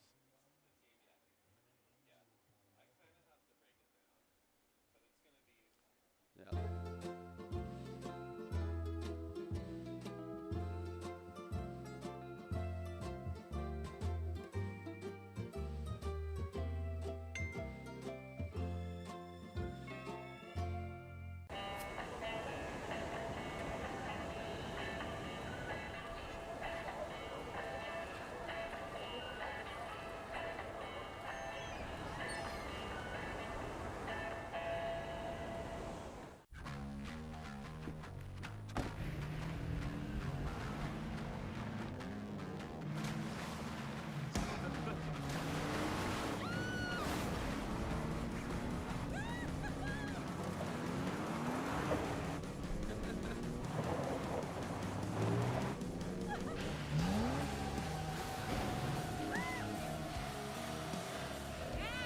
Rule the playground. Toyota, let's go places. Waves are firing. Welcome back. I'm Shay Lopez, and joining me now in the booth is Brett Simpson as we're watching the first wave from blue. Not familiar with who this is, Brett. Yeah, I think we have, is this the U12s? Yes, Here and that we was go. Kai Nelson. Wow, so we got Kona Costa, Finn McCarty, Wesley Young, and Kai Nelson. So the young fellas doing work. Here we go. Looks like Kona on the backhand. Oh, that wax. I don't think he waxed his feet.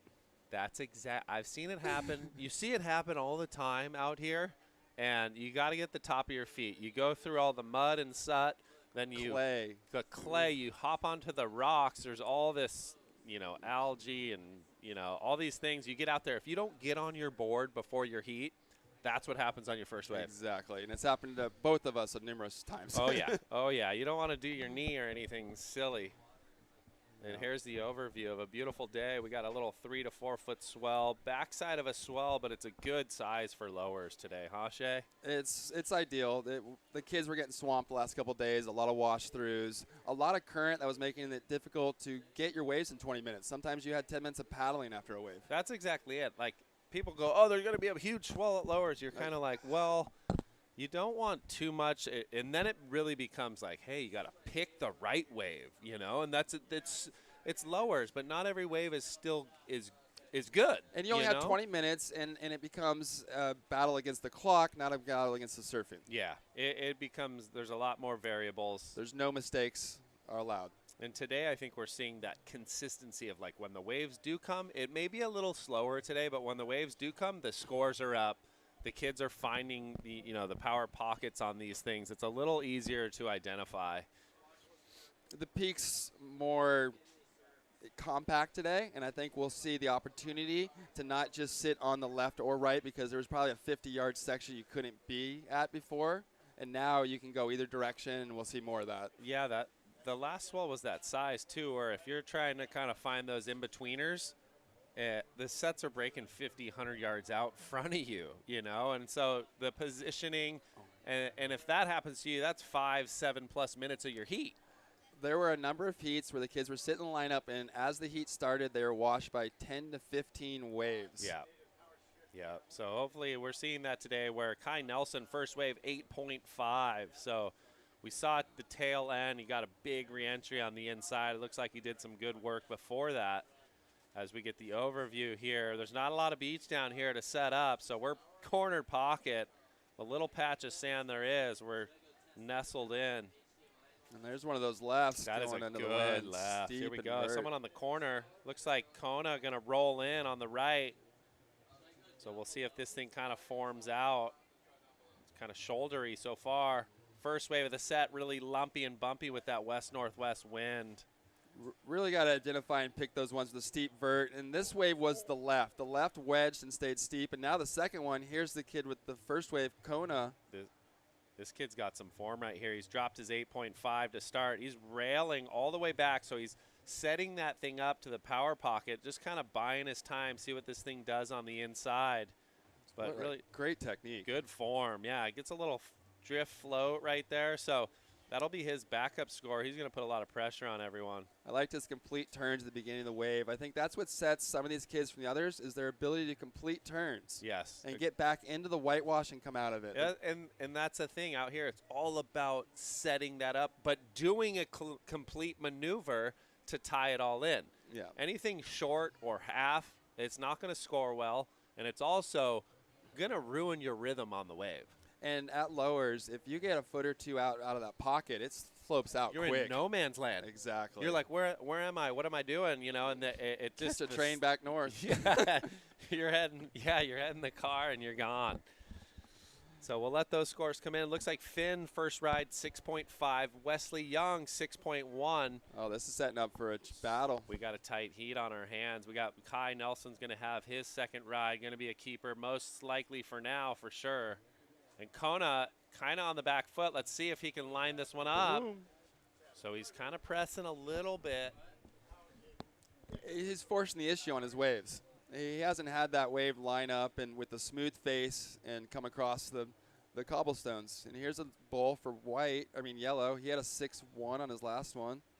So I just jinxed him. I was going to say he's identified a couple lefts. He wanted to surf to his strengths. That's Wesley. So Finn got a backup. Looks like 4.93. We're waiting on Kai's second ride.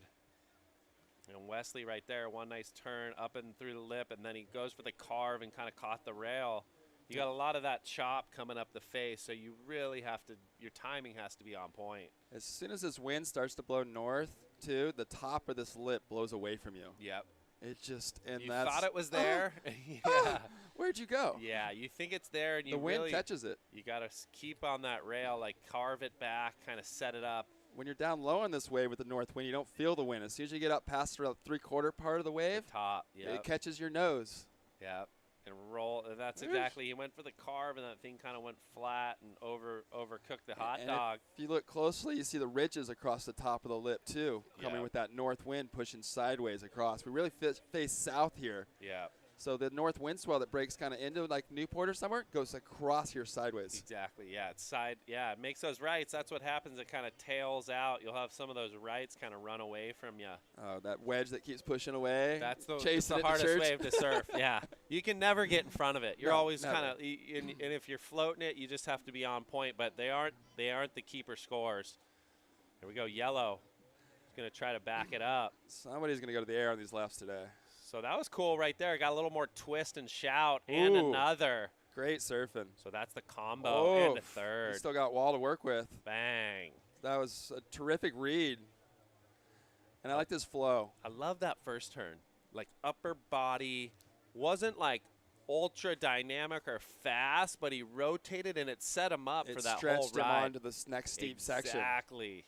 He could have done something short and quick. Came out a little too early, and then he wasn't there. So the timing it was tack sharp. He learned from his previous. Totally. He dug that rail on the one before, and now he keeps the rail out of the water, keeps his speed driving down the beach. Driving down the beach. Here it is in the pocket. Bam. Even got a fin out of the lip on that one. And just clean, fast surfing with no dead spots. They're gonna like that. That's gonna be a good score right there. That's what they're looking for. Maybe even a little mid-size. You know, it was an in-betweener. He's a 5.34. I think he's getting it. Yeah, so Kai's kind of strong he out got in it. front. Wesley got a 5.57 and a 5.34 in that last one. Yeah, I agree. That was the score for sure. So it looks like Finn right here Now needing a 5.18. grabs the rail. That was cool. A little low bottom turn. Kind of setting it up. I He's like going to his have to style. go big. And that's here at Lowers, coming down behind the lip and getting bunked off. We've seen it happen a few times this morning where you time it, and if you're not kind of projecting off of it and beating the lip down, That's it. it bucks you right off. here. Watch this. He just gets caught a little bit. Now, boop. Yeah. Just that little boop. Got upended.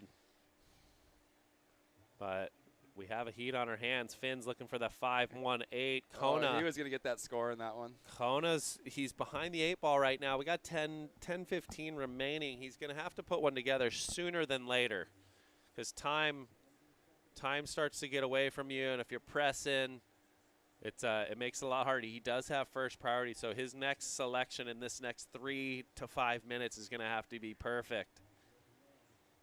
This is kind of the ideal day for the youth competition here. Yeah, It's perfect. It's seemingly As we're getting into. Oh, hey, hi Brett. What's up, Hi, guys. everybody? Welcome How are you here guys? to Lower Trestles for day 3. We're here, day 3. It is, yes, day 3 or 4. I don't know, but it's I've been been down here good, for 5. Yeah. He's been down here his whole life. Yes. Made a career out of these rocks. Yeah, this is it's a good day. This size, like we've been saying, these kids have really found. I think I've talked to a lot of them, and they're a little bit more excited that it's not as big and woolly as it was. They're able to sift around the break a little bit more. More chances. Yes. To go big. You had to really pull back the last few days. 1, the size, and 2, you weren't getting the opportunities to get 6 and 7, 8 waves of heat. Exactly. And that made it tricky. I was telling kids, like, look, you might only get 2 to 3 chances. You're going to have to maximize. And I think in a competitor's head, especially when you're young, throws a little spanner in the works. You want to roll the dice, and you want to – I think a lot of these kids were used to competing at beach breaks, and you're getting 4 to 6, maybe 8 waves. Have you seen a heat in Florida with 14 waves from Carl Berger? Yeah, Berger will go 14 like 7s, too. He just goes. Here we go. And now we're talking about what is getting these scores we're talking about. How did you get an 8? Well, it's a combination of this, Brett. Yeah, commitment, degree of difficulty. We saw 2 heats ago. One of the girls just did one huge major maneuver, got a 7.4. So there is opportunities. If you go to the air, it's going to have to be really spectacular. You can get it in one maneuver, but the speed, power, flow, when you're at a place like Trestles, is mandatory. It is, and that's what we saw from Yellow's wave. He really connected those turns. He could have overcooked one of those and made one of those the statement turn, but wouldn't have got the other 3. He might have blew it. And that's kind of that was exactly it right there. The flow of that wave is what garnered him to get that score. I'm sure they looked, it's in the 5 range, but he got the edge because it was well put together. It was a smaller wave in between set. And we got a little flurry right here. First priority red. This is a proper set. So this is Kona's going to go on the forehand. So will this thing give him wall? Nice. Snaps it right there. It's flying across this thing. Oof. Catches a little bit. Hits it again. So he's on his way into this heat. He's back in this heat. He serves pedal to the metal. He's got that E to low in him. You just don't know. He's going mock. Totally. And here we go. More waves coming through. A nice set. Looks like a split of the peak. Another good left for Yellow. Deep bottom turn. So didn't get much projection there, but he's drawing it off again. Wraps it. He's got a form carve on him. That was all upper body torque there. It's a little snap right there. He's got a big finish and a humongo Solid finish. So you can see he's pleased with that one. This is a great heat, Shay. That's this is a good wild. score. 2 big major turns. The first one a little slow, but he did get it up there. And that's the difficult thing about the lefts. Sometimes they just do that to you. And they're a little bit shorter, but impactful. He'll be out there in 2 minutes, where if you get a long right, hopefully it's a good one. Yes. Hopefully you maximize the opportunity, but you can, you're 3 to 5, maybe 7 minutes till you see another one. Worst thing about lowers, getting to the end of a lowers wave on a right and realizing you only scored a 5. 4.9. Yeah. You got a 4.9. You're like, and a oh 7-minute paddle. Gosh, and then you see people when you're paddling back out, guys are dropping 8s. You're like, oh man, what did I just do? I blew it. All right, so we got a tight heat right here. Kai currently sitting in the lead, 8.5673. Wesley Young looking to better that 5.57. Go out on a short limb, he will. I think so. Finn has a 6.5493, and then Kona's going to have a good score coming in. So we'll be this thing's tightening up. Yeah, this would be quarterfinals of the under 12. I think we're looking at. Yep. And there's quarter one. There's actually 3 heats in this before going to the semis. And the next heat looks like a great combination of young rippers. I don't have a schedule in front of us for the day, but I do know that we're going to be going to around 4-ish. Yeah, we'll be finishing up 4:30 or so, I'd say. We got some big U18 heats in that middle of the day, 1 p.m.-ish. Some big quarterfinals. That marquee division in the women's too. Yes. With Betty Lou and there's some stacker heats. Caitlin and Zoe, they're all coming up. Stacker heats. Around 2 o'clock, I think that's when that U18 starts. Yep. What are we doing? Under 5 minutes, and Wesley may not have improved on his score. I don't know. I still think we're waiting. I still Maybe think waiting. You There were a lot of Red waves dropped. Red has a score. And we don't have Kona's good one. Finn's going to need something. Kona's going to need something. Kona's in this heat, though, now. Kona's in it. He's a wave Yeah. away. Before there it is, 6.8. Wow. So Kona. They loved it. Right back in this. He's looking again, maybe. Right-hander, swinger into the bay. He only needs a 4.88. Let's see it. Oh, here we go. A little early. See, and so here's been his problem. All his left was a good wave. His other 3 waves have been just junk waves. And this kid, this is he's putting on a clinic right now. This is Kai. He's had the beauty of a fast start with the 8.5, backed it up right away, and now he's able to pick and just nice. flow through the motions. I like his patience. And when he gets to the top of the wave, he's doing what the wave allows him to do. Yeah, he's not trying to overcook it. Great and proper he surfing. kicks it up and over. Ah, yeah. Show him them guns, baby, Kai. That was really cool. And that's cool. why I like the U12 boys. That is right there. Just, yeah, buddy. That's the epitome of being young and competing and having fun right there. So this is Kona 6.8. This is what he's going to have to do again. He went to the forehand a few times. If he goes clean through that, we're going excellent. Oh, yeah, definitely. You know, so he flew on this wave. Board looks tiny. He's tiny. He is tiny. They're all tiny. Oh, Finn. Replay. Beautiful. This right there. This is a This beautiful kid's wave. got a style. Where are we at, Jeffries? Holy moly. Yeah. Wrapping. So we possibly We're have looking at missed like a this 9.5. wave. Wow. Yeah. Now we So- can claim this one all So day. everyone's either throwing the guns up or they're just standing tall. Well, that was Statue of Liberty stuff. Right And there. we're waiting for this. So we got This heat's still left to be decided. there's only a couple minutes left. That wrap was sick. Who was that? That was kind of you. That was pretty. I like this kid. Boom. Wow. That has to be better than. Oh my gosh, we got huge scores dropping. And then This is a replay from Blues, and if he didn't get this wave, Blue he might may have went needs to this. third. He needs if this. he didn't get this wave, because he's got the 8.5, 6, 7, I think it is. or red's 6, going 8. like 9, yellow's going like 8. Wow. So maybe that's why he threw the guns up. Little slash right there, then up and over. For me, this Bang. is the heat of the contest so far. Show him them guns. Kona And here's late. Kona. Kona's late. So I want to see him get it together on the right. We've only seen him get together on the left so far. we got 2 minutes. Scores coming in. If he can get that foot back just a hair, that was sick. I love the rebound. Wraps it. Oh, he's a good surfer. He's got his brother Zal, too. They both rip. Nice. Big section here. Boom. He's got to get the finish. Bang. Ah! He got tasered. So fun on watching these the kids finish. go all in. Oh, my gosh. Now, Wesley, He's got how many waves can you get on these lefts? we got scores coming through. This one's going down the wire. So this is one you're looking for the air He's now. gonna He's have already to done push so it. much. He's going to have to push it, but it goes up and over the float. So we're waiting on his previous. Finn's going to have a go. He's got a really good right coming through. The So judges' Slash work is cut out for him right now. The 5 wise men and women up there. They're definitely. This kid may have the best style in the contest.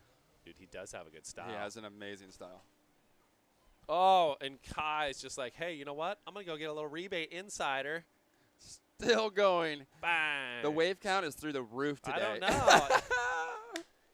So, you know, the beauty of this, Shay, is probably they've been surfing out here for the last week or so, and they haven't seen waves or been on waves this good, you know, because they're in between the older 18s, the 16s, the pros, the the free surfs locals. are brutal. The free surfs are so hard. This So, morning, my niece, Alana, surfed for 2 hours, didn't stand up. 9-1 Finn, There it 6-5 is. Kai Nelson, Boom. 8-5, 7-1. Wow. Wesley's got the best one to drop. Or no, feel- not the best one. His best one. His wave, I best would one. think. Yeah. So He needs a 9.51 though, so he's kind of that's. I don't think he got the 9.51. Yeah, we're counting this one down in 10 seconds. But it was a terrifically surfed wave. It was a great heat. He's gonna get in the excellent range or just under. He's feeling it. Yeah, Finn, that was impressive. That right was smooth and calculated and great surfing. almost perfect surfing. Congratulations, Finn and Kai. I think they're still on hold. Still scores to come through. Keep you updated as we get the information. They're counting down the next heat. We'll go into that next heat.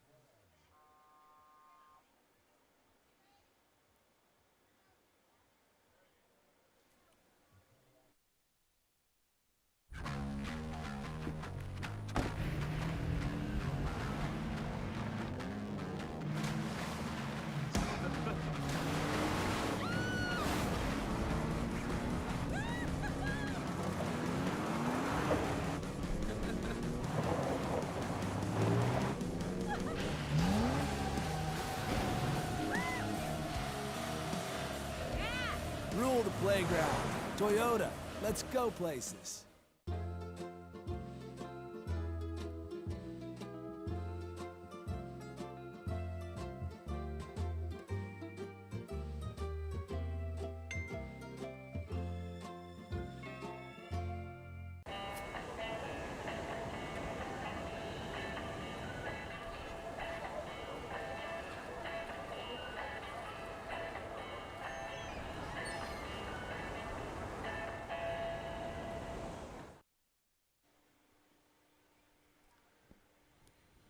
Welcome back. Wow, already up and riding is Red and Mitchell Salazar in the booth with me. Hi, Mitchell. Good morning, Shay. Welcome back to the 2021 Toyota USA Surfing Championships in the water quarter number 2 of the boys U12. Khalil Pineda Schooley is in red. In white, we have Ethan Robertson.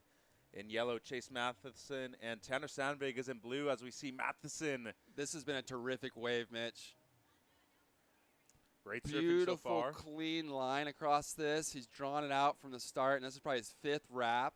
And the quality of this wave is what sets this apart. It's allowing him to just do a number of turns, went for the huge finish. He already got a good score before that. Yeah, and Matheson, one thing I saw about him, or one thing I noticed about him yesterday and the days before, is that he has a really good pace at this Lower Trestles wave. You know that he's probably surfed it a few times before, probably a surfer from around this area. But Khalil Pinera Schooley had a 16-point heat total yesterday, a 9 and a 6. All right. In his round previous to this one. So a great heat here in quarter number 2. Quarter 1 already a great one, Shay. And it seems like waves are bettering throughout the entire day as well. That last heat was a heater. Yeah. It just, all 4 of them battled from start to finish. And then the last 2 minutes, each surfer caught 2 waves. Mm-hmm. And we're also talking about a better size for these U12 surfers, right? I mean, you can already see the wave count. Yeah. And so we want to see them surf. And it's great to see those 1 or 2, amazing waves of heat, but now we're seeing 10, 15 good, excellent waves of heat. Consistency of great waves. Yeah, being challenged. The kids are pushing it. They're able to fall and get back out and get another opportunity. And this is Tanner Sandvig on his backhand. Nice deep bottom turns, looking up that lip, carving it back. And really getting that rhythm, that pace it lowers, finding those deep sections. And it's all about getting that deep bottom turn so you can really explode in the lip. And here we go, surfer in red, Khalil from the island of Maui. He's finding a bowl on the inside. Great little turn. Limited with the size of that wave a bit, but some nice surfing. Few surfers from Maui have had maybe international success. The only one to qualify for the championship tour so far has been Dusty Payne. I wasn't really aware it was only Dusty. Yeah. It seems like there's so many good Maui surfers. It but- would seem that way. Yeah, Ola. He was Deja right there. O'Connell, Yeah. Hank Gaskell. Yeah, You know, and those are just the Hana Hank boys. did the QS for a long time, and I think he was just a little too chill. He was He is. was a top 5 in the world surfer on the CT. On the QS, he was just kind of complacent a lot to watch other guys battle it out in 1 foot slop. Yeah, and his best result, I mean, I was present there. I competed in an event where he won in El Salvador at Punta Roca. He actually beat his best friend Deja O'Connell in the final, but quarterfinalist in World Pro Junior Championships when Jordy Smith won in 07. But yeah, I mean, we're talking about the island of Maui that has produced incredible surfers, Clay Marzo being one of them as well. Granger Larson, who I used to compete big with wave a lot. surfers and free surfers in the world. Yep. But they haven't got the best competitive surfer yet. Well, and Dusty's had success. Don't Yes. get me Oh, wrong. he's one of the best. Yeah, but Oahu's had it, California's had it, And Florida's Kauai. had it in spades somehow. yeah, and obviously some of your best friends, the Well, Irons brothers. I yeah. mean, Roy Powers too, Dustin Barca, among others from the island of Kauai. And I mean, the young talent that we're seeing out of Kauai is incredible too. But yeah, when you talk about Maui specifically, there hasn't been anybody as of late that you've said, okay, this person has a shot at making it, or Yeah. maybe even being a world champion. But Maybe there'll be Cody one. Young. Maybe Cody could be. Young. He's on his path. It's a long road. Yeah. And Levi, his brother, competing at this event here. Levi's great. I was really impressed with his surfing on day one when it was big. Yeah, dropping some excellent scores. Oh, he's fast. Very much like Cody. So we got a couple of scores, a 5 and a 3.93 for Surfer in Red. That has him in the lead. The opener of Yellow, Matheson, 6.83. Yeah. And Blue, Sandvik with a 5.5. Robertson has a 3.67, so that's a decent backup right now, but definitely needs a good score to put him up into the top 2 spots.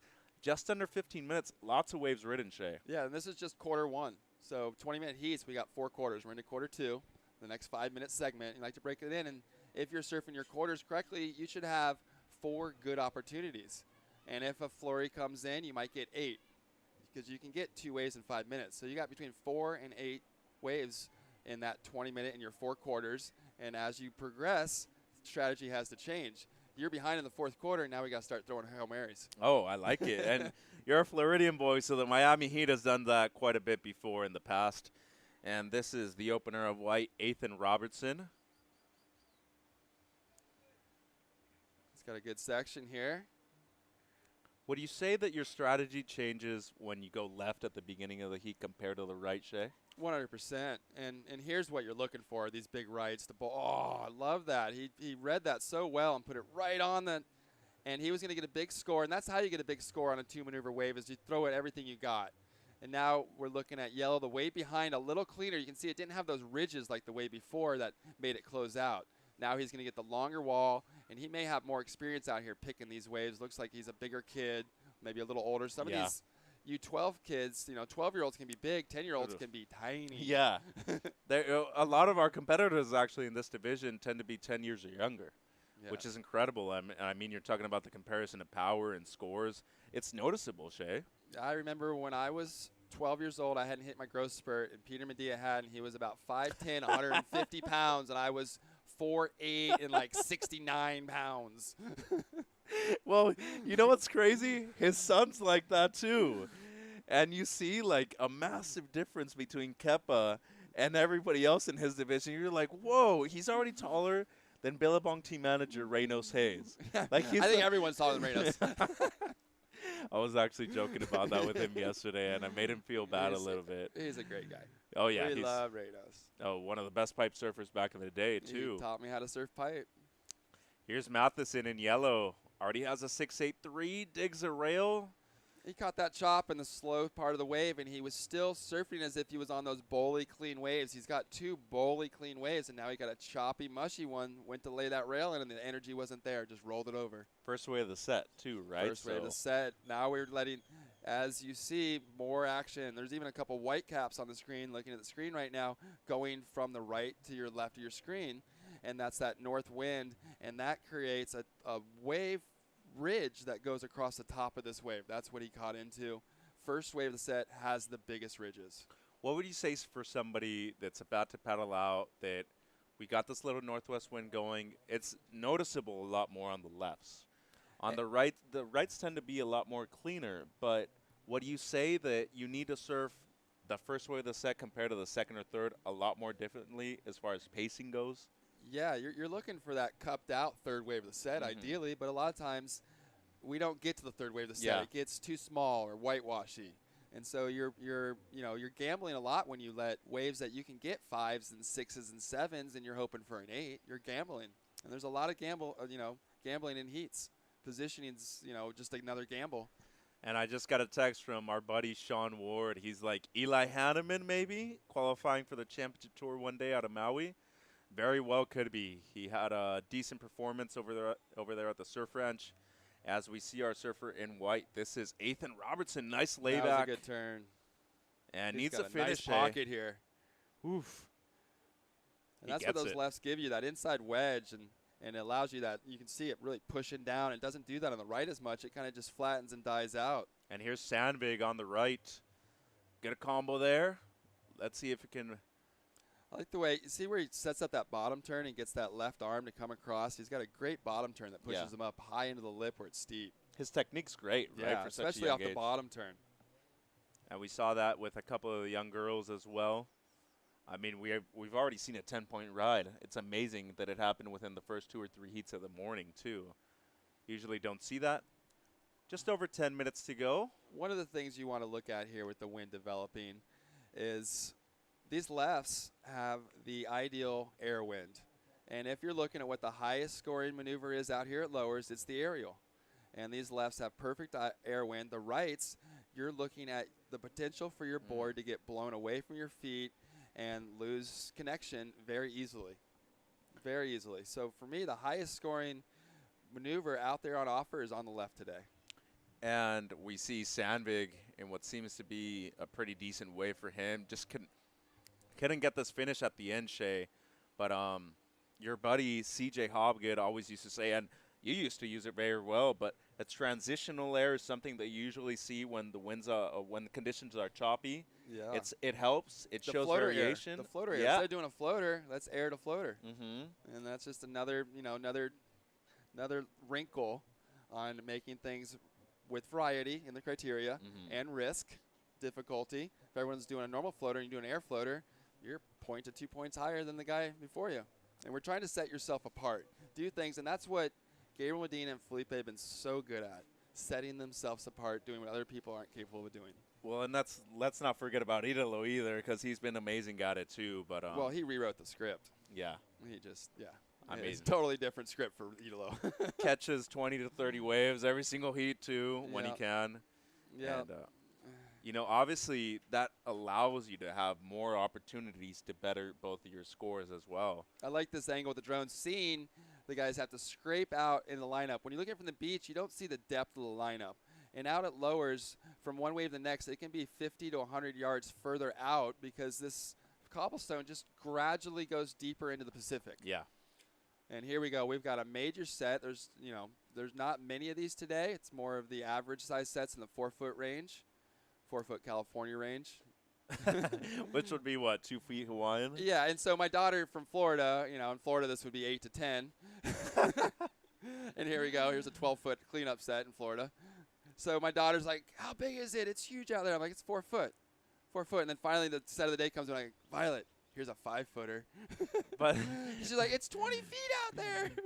But we definitely count.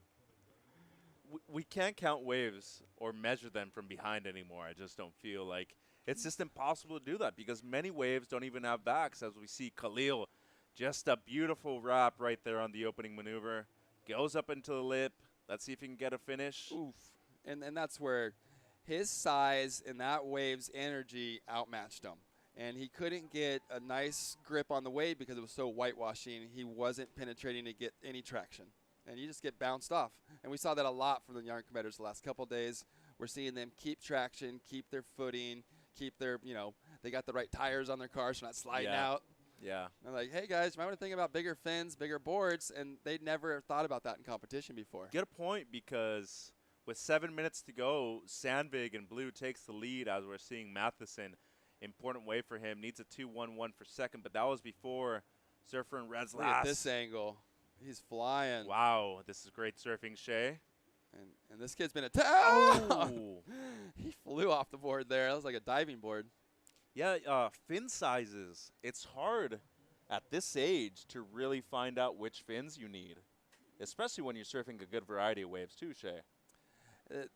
The combination of equipment factors as you change sizes, you know, these kids, you know, are growing an inch a month, 5 pounds, you know, in a month. And they're constantly having to evolve their equipment and their boards to the conditions they're moving up to, the maneuvers they're moving up to, their levels, you know, going up. Some of these kids, within a month, they look like a different person, not only in physique, but also their talent level in the water. And that was just a beautiful combination of two turns there for Khalil as we see Matheson. Yeah, important wave. Yeah, there was the drone that we saw the angle before, and he's just out of the picture. And this is the big section that we saw the wipeout on. Woo. Matheson, a local boy. Seems like he's using a Ruminek surfboard. He attacked this wave, and if he made this turn, we were going to get another good score. So it's the battle between blue, red, and yellow at the moment as Robertson has a 4.7. Blue goes up into the lead, but we're still waiting on the last of Khalil in red and the last of Matheson. So if red goes up into first, he'd need something better than a 5.68. It's not impossible, and there's a really good chance that happens, but yellow's going to need a little bit more for second place. So, and there we see it, 6.1 for yellow. But we're waiting on the last of red, Shea. 5 minutes to go. See the importance of two things there. Going fast and big, 6.1 for 2 turns, and then making your final move because it was going to be an 8 if he made that wave. So he threw it. He was going fast and surfing very critical on that wave and got rewarded. Surfer in yellow chase. Now blue, 6.94, get him back into the lead. And he's been very consistent with that bottom turn, top turn combo, wrapping it back, just staying in the pocket. And using first priority too, Shea. Nice. And he's going to get another good score all the way through. Very consistent surfing from blue. Well, and once again, just under 5 minutes to go, there's a chance he might have needed a score because we're still waiting on reds. And he was looking at that time for a 5.68. Very attainable scores. As we see our judging tower, we're just behind that little trailer to the right. Great job by Aaron Jesse on the drone work. Just a beautiful setup here, Shea. Yeah, it is. And we've had full moon. It's been wonderful out here at night. We've been coming down and chilling. My kids have been at the beach at night and playing on the rocks. And I think those are my kids right there on the fire pit. Yeah, then we had these high tides at night. 7.10 has been washing over the dune. It's been crazy. I know. When we first got here on Monday, the tides weren't as high at night, 6 feet, you know, which is normal for a full moon. But then you're seeing the 8-foot tides. You're like, whoa. Yeah, that's something different. Especially if it would have been 6 to 8 feet still. Yeah. Might have even seen the water go up all the way to the freeway. Yeah, I think tonight is the actual full moon. Oh, wow. Yeah, it's 24th today. Yeah. Yes, it is. Yep. Yeah. And I don't know what super blood orange, you know, yellow thing moon it is. They got a name for every moon now. I'm like, when do they start naming the moons? Yeah. It looks like Mars the moon now when it's that color. Yeah. So still waiting on the last of blue and the last of red. Just over 3 minutes to go. And let's look at the replays again. Important wave here for Sandvik, Shea. Yeah, I like this. He got really high in the lip there and brought it down. Almost lost it right there, but he just gets in such a terrific rhythm right here, Mitchell. Really nice use of that technique, as you were saying, his arm positioning, Shea. He's got a high wave IQ because you can combo it by his technique and then where he puts his board. First turn way above the lip, brought it all the way back into the pocket, didn't lose it, almost bounced out but kept it together, and then found the hook for 3 more turns right in the pocket. Have you ever felt a major difference when it comes to surfing the first 15 minutes of the heat, say you're in first and second, when it comes down to crunch time, 5 minutes to go or just under it, and you're needing a score? Obviously, pressure intensifies, no? It does, 100%. And with 2 minutes, here's some pressure for White, and there was a crumble. Needing a score. Ooh, big wave for Red. Important one, too, considering that we're still waiting on his last Khalil up and riding. Oosh. Nice carve. I like the look of his surfing so far. Bringing it back into the hook. This wave stands up vertical. That was a nice committed turn. 4 of these so far. He hasn't really had the straight up, face, but nice hooks getting it back. There's a little more straight up face. Well read. Surfed as well as you could possibly surf on that wave. And oh my gosh. I don't know if our audience he's can still hear, going. but there are some big cheers on the beach right now. Important wave for Sandvig. Beautiful opening maneuver. These kids are throwing punch to punch. Yeah, both blow for blow, Shay, and this is an important wave because yellow in the lead. And if we see a situation change with red, as he's still owed 2 waves, blue might need a score here. And we're seeing white. Ethan. Yeah, these guys are just surfing their guts out right now. They don't know the scores. There's a lot of scores to drop, but they know they need to rip, and they need to get their best surfing done now. At this point of the heat, you know what you've already done, and you know you have to do better if you're going to increase your position. And there was another wave where he left points on the board. There's been 2 waves in a row. He's fallen on his last maneuver. So here we go, 50 seconds. Matheson in the lead with a 6.83 and a 6.1. But as I said, we're still waiting on 2 for red. And blue has a wave too, Shay. I mean, this is going to – it's probably going to be decided on the beach between these 4 surfers. Yeah, with 30 seconds, I don't think anyone's out there to catch a wave. They're coming in on the live screen. The heat is actually over. We're showing 25 seconds on the clock on your computer at home, but the heat has ended. And we have a number of scores. They're already counting down on the beach. We can hear, you guys can't. And we'll try and give you all this information. Hopefully you can see it on the Stacked app as well. If you're looking there, you can also see the live scores. You can even get the premium and get to see the individual judges' scores as they drop. That's a great feature. I think every mom and dad is staring at their phone with the more intensity. Yeah. And we're going to be right back with quarter number 3 here at the 2021 Toyota USA Surfing Championships at Lower Trestles. Don't go anywhere.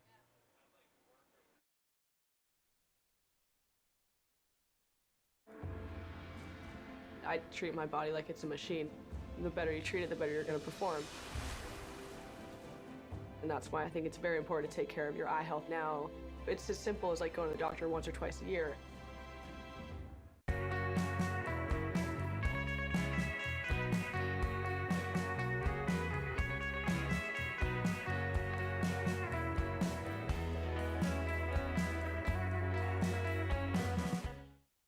It's time we unleash the potential in all of us. It's time to join the ones who cleared the way for us and move this world into one full of possibilities, where all have access to more opportunities and resources. It's time to create a new legacy together. When we all can move, there's no telling how far we'll go.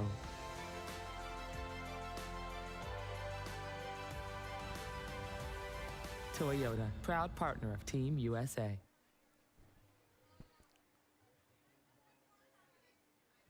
Welcome back to the Toyota 2021 USA Surfing Championships in beautiful Lower Trestles, California. Mitchell Salazar with Shea Lopez for quarterfinal number 3 of the boys U12. Merrick Mocatel in red, Gavin Bren is in white, Brody Price in yellow, and Kai Thompson in blue. And I have a little info on Brody Price, the surfer from Santa Cruz, California. He is the first West Coast Mini Grand champion to be from Santa Cruz. Information provided by my brother Andre Giordanelli, former QS surfer that now resides in the beautiful Bay Area. So keep an eye out for Brody. Surfed really well yesterday, Shay, and we have a replay of blue already. Looking at this drone angle from Aaron Jesse. Blue's first wave throws the fins way out the back. And I love the drone angle to be able to really see that. From the beach, sometimes you can't see that. Yeah, and Thompson actually had a buzzer beater in his heat yesterday. So going to be interesting to see his approach today. Just a 1.5 his opener. And Kai's one of the best skimboarders in the world for his age as well. And so where's he out of? He must be out of Laguna. I would think so.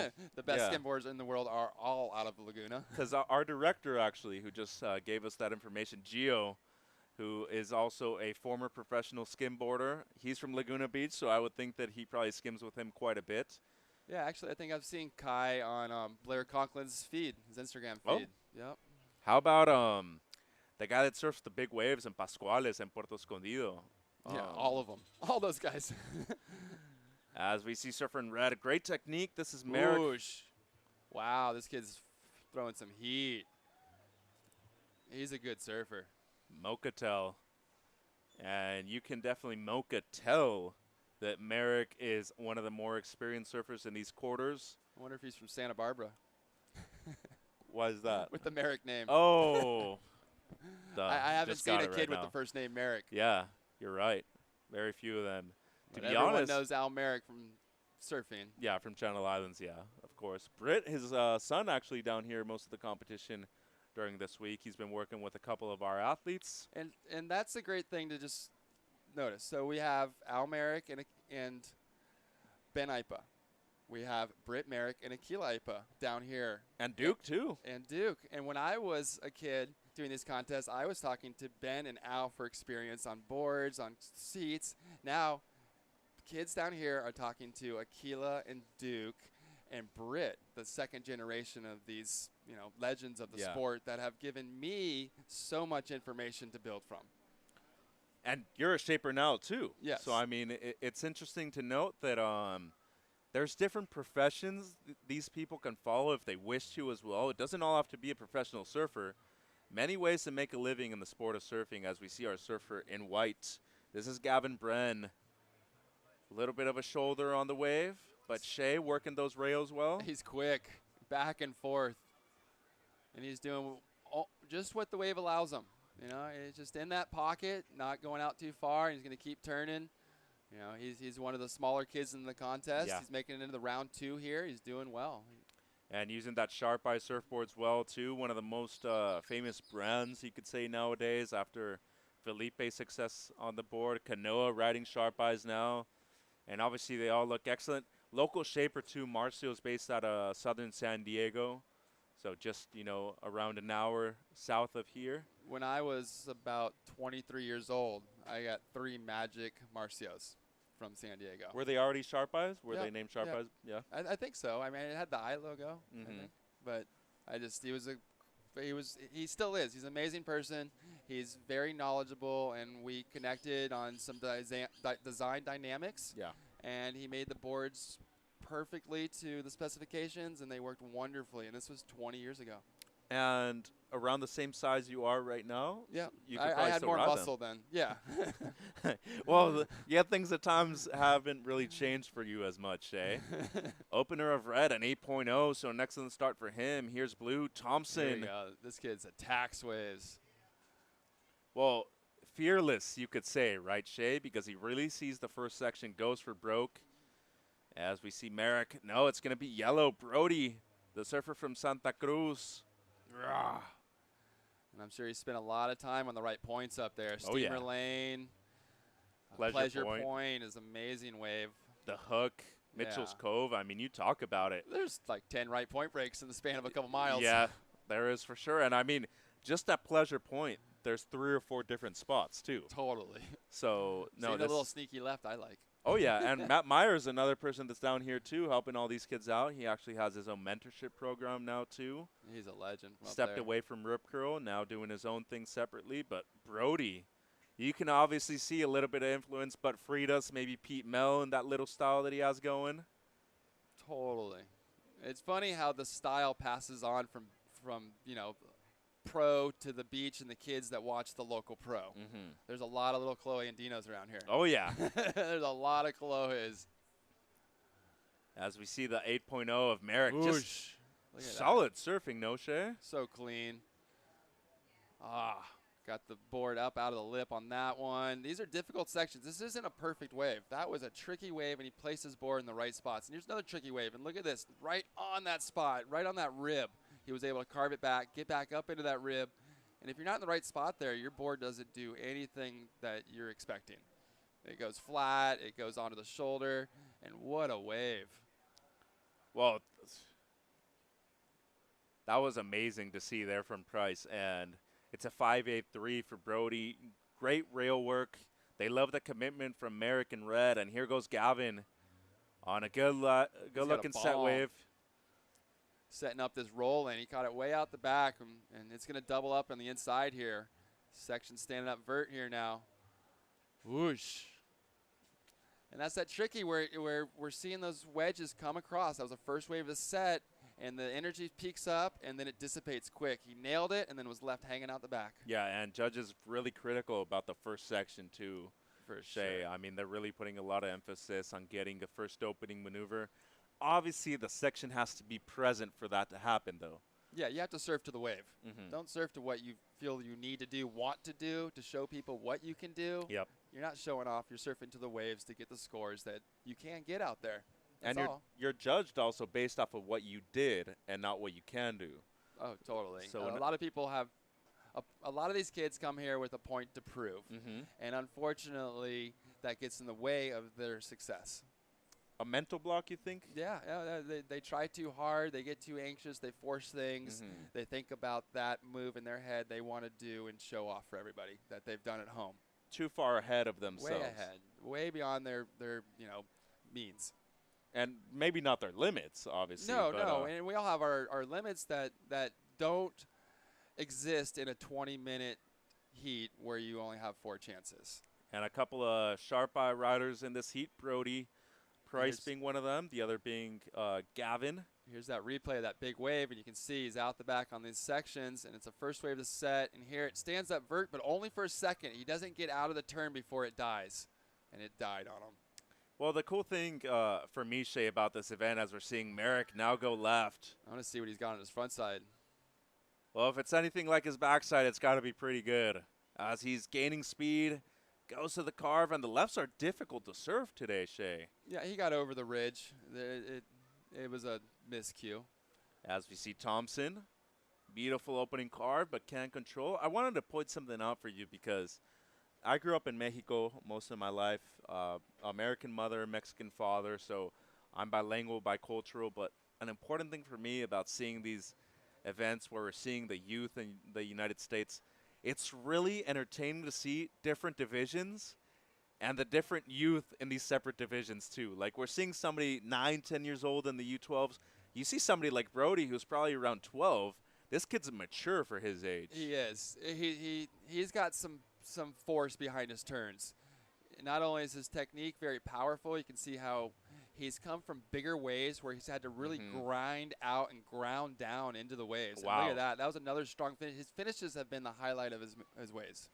And look at this, Thompson now. This heat is nonstop, Shea. 9 minutes and 30 to go. And so Thompson's started with that terrific turn that he almost made, and then he's had a couple miscues, but now he's on a great wave. And we'll see if he can keep it together and stay on his board for the duration. And look at this important section for him. Nice. Goes up into the lip. And you can tell here now, after a few wipeouts, he's really aware of not blowing it. Yeah. And, And you know, sometimes you get a little too comfortable, and we call it safety surfing, right, Shea? But nothing safe about that final maneuver there for Thompson as we see Mocatel on the left now. And once again, I mean, these lefts are not easy to surf at all. no, you're going into these chops, and your timing has to be spot on. If you're not on the right part of the wave, the right part of the chop, it's very difficult to complete your turns. And here goes surfer in white, Gavin. Another one of Oh. those big wonky waves out the back. And let's see if he can get on the right ridge here as it sets up much better now. And did you see that little soul arch he did at the beginning, too, when he dropped in, put his hands behind his back? Oh, beautiful wave. Clean face. You see, there was no ribs there. It was just perfectly lined up. And his patience was wonderful as you saw that soul arch. He was in that choppy water, and he knew it was going to clean up. You've got 100 yards at lowers. And so he didn't fall before the good section. And as of today, most of the rights are sitting on the main peak. A lot of Yes, rights on the yes. previous days, the best ones were usually wider, Shea. Today, you really have to be emphasized on that peak. And if you're missing that first section, not making it past it, you're behind the whole time. Yeah, there's been a huge rip at the main peak that's made it very difficult to not only catch the waves, but then ride the waves, and then it comes into that clean section, and that's where a lot of the surfers were setting up their rides. Yeah, and that's where most of the scoring potential And then is coming that's also where, when the guys were catching the waves, they were getting the good scores. Yeah. Not just the potential, but if you watch the heats and you watch the rhythm of the day, and you go, where was that 8 caught? Where was that 8 caught? And all of a sudden you're like, well, all of these excellent scores were all caught right here on that type of wave. Yeah. In a span of 20 meters, you would say, at yes, the most? Totally. And they were all very similar waves that were ridden by different surfers for similar results. Yeah. A lot of good scores, 6 to 7.9 range yesterday. A lot of excellent scores. And, I mean, today, based off of the quality of waves, we've seen a large number of excellent scores so far, at least 2 in every single heat, which is really good to see, Shay, but it's also difficult to do. It is. So we're seeing the best surfers in the United States push it to the limit, and they've done so well so far. Yeah, it's been such a fun contest for me to come and get familiar with all of the developing styles and techniques out there that are in the surf world. Hawaiians, the Californians, Floridians, they all grow up in different areas with different influences. And then you see like Merrick and Eshin, and their, Steamer Lane produces a certain type of surfer. Lower produces a certain type of surfer. Florida produces a certain type of surfer. Where would you say, or what kind of advice would you give a young surfer, say somebody in this division, boys U12, where would their first location be to go train outside of their home break? Anywhere specific? Well, then now it comes down to what's your home break. So what's your weakness? Focus on your weaknesses. They're going to be exposed. Exploit them then. Exploit them and then go and emphasize that when you're going and traveling. 100%. You got a bad backside, go to a right point. And here's that replay. This section right here, you see him just patient, sets it up, big vertical face, woof, releases the tail, and comes out for the big air. Couldn't make that, but such nice waves coming in. Seeing the difference in the styles here.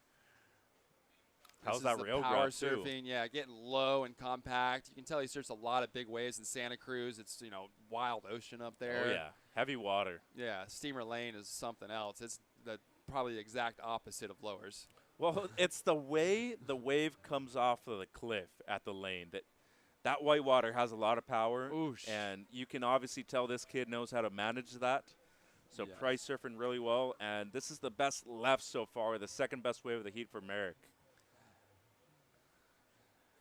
Yeah, Merrick got really busy on the inside here, and he had that terrific surfing on that opening right, and there's been a lot of good rights coming in, and he's just been stuck over on these lefts, unfortunately. Yeah, and maybe deviating a little And bit here too he much goes from the again. game plan.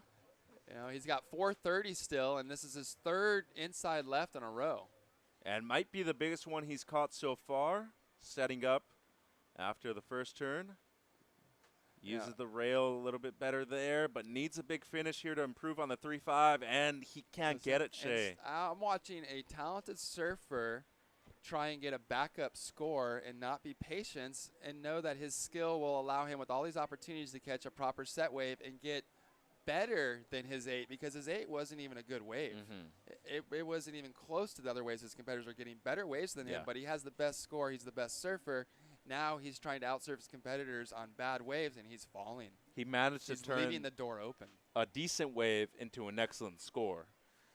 And we still see him in second place. Thompson's been in the heat the whole time, but he needs something close to a 6. The bad news for Thompson, with just under 4 minutes, he's needing a 6 with third priority.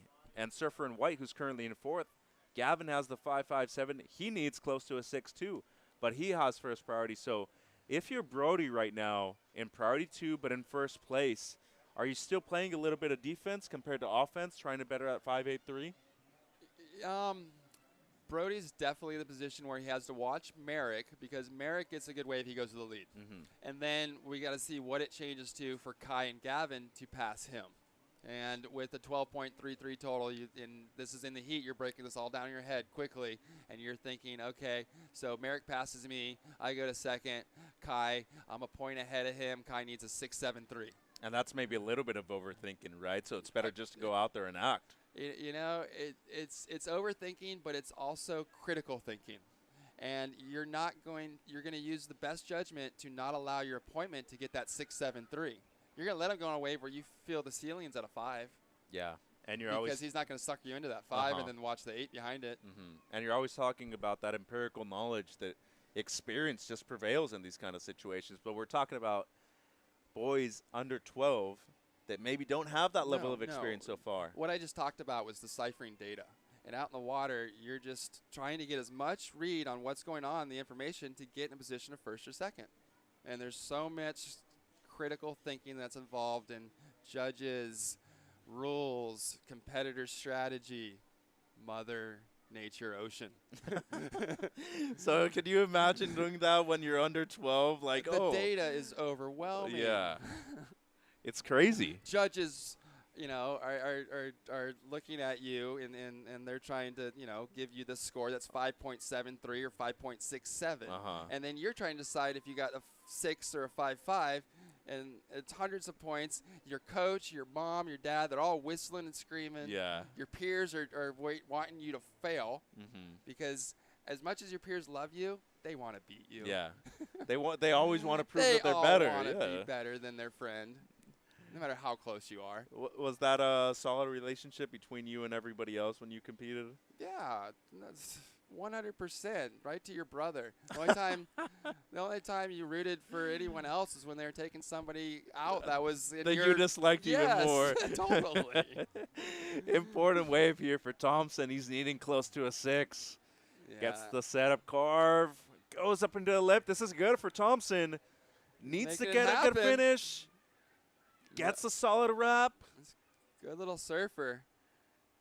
Ooh, and it's in the hands of the judges right now. He's milking this thing. Like it's the last donut. And he gets a little tap at the end. He needs close to a 6, Shay. Obviously, it's all comparison of scores now. Needs a 5.91. Well, if he did, we're probably going to get a replay of it, as we did hear the buzzer.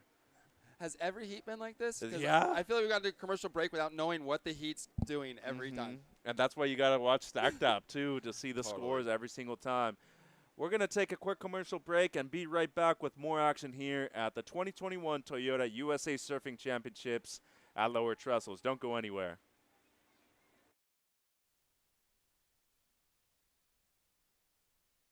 Introducing Extremes Almonds from Blue Diamond.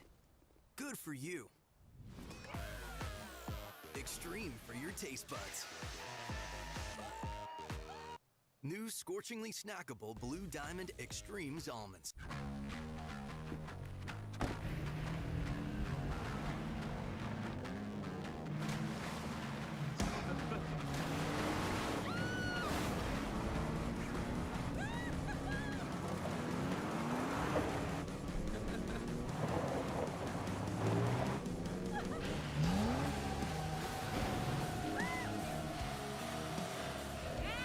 Rule the playground.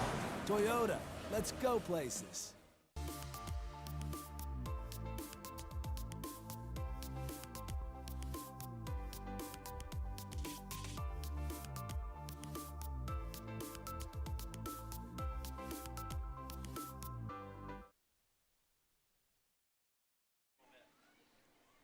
Welcome back to Lower Trestles, California. This is the 2021 Toyota USA Surfing Championships.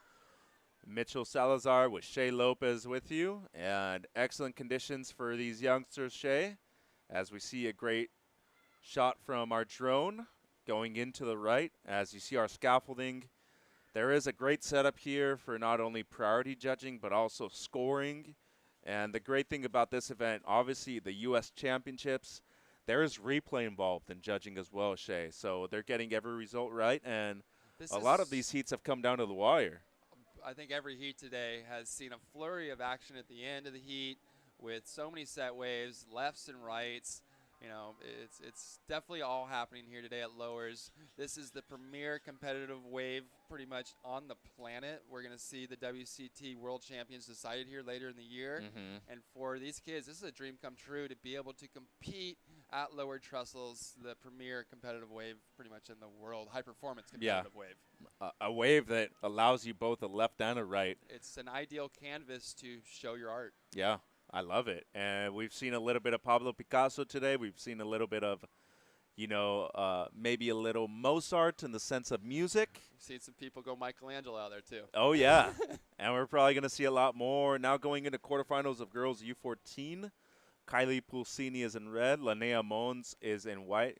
Coco Hakikawa is in yellow. And Bella Mativ is in blue. Pulsini actually had a great heat yesterday. Pulsini is coming out of Cocoa Beach, Florida. Yep. And she brings the energy. There's just a light bulb of positivity and excitement, and she has improved quicker than any girl I've seen on the East Coast in the last 2 years. And obviously coming from Cocoa Beach, maybe not so much pressure on her shoulders, but you're representing the same hometown as the 11-time world champion, Kelly Slater. So, when people think about Cocoa Beach, they always think about Kelly. But there's always so much great talent around there. And now with the West Coast, East Coast Board Riders, Space Coast Board Riders Club is present, Shea Lopez. And I think Pulsini has a good chance at competing for them in the future. Sure. That Board Riders thing is a really good thing to get the local communities together in a healthy, competitive environment where the kids can go up. And if you're on that Space Coast, you've got world champion C.J. Hobgood, world champion Kelly Slater, Damian Hobgood, one of our WSL judges, Jeremy Sokol, Gordon Chauncey Lawson Robinson. here. Gordon Lawson, another head judge here. He's from the Space Coast. Space Coast is rich in history and talent. So which Board Riders team will you compete with? I'm from the Daytona Beach area. Me and Corey now have lived in Daytona for 20 years. Okay. And Daytona's got Caroline Marks lives there, Lisa Anderson. They've got quite a squad. Okay, so we're seeing West Coast, East Coast supposedly next year at this location. Yes. And I think it's going to be a really fun one. A lot of the U.S. surfers here at this event will be competing with their own board riders, as we did see a few waves. Short ones, though, Shea. And one interesting thing about the girls U14 quarters right now, or excuse me, round one, which we could basically call it quarters because there's 4 heats. This is the first time we've seen these ladies compete in this event. So they're competing in the second to last day. Most of them have competed in an upper division or a lower one, depending on their age. So they've been out here before this week. But in a separate division, this judging scale is a bit different.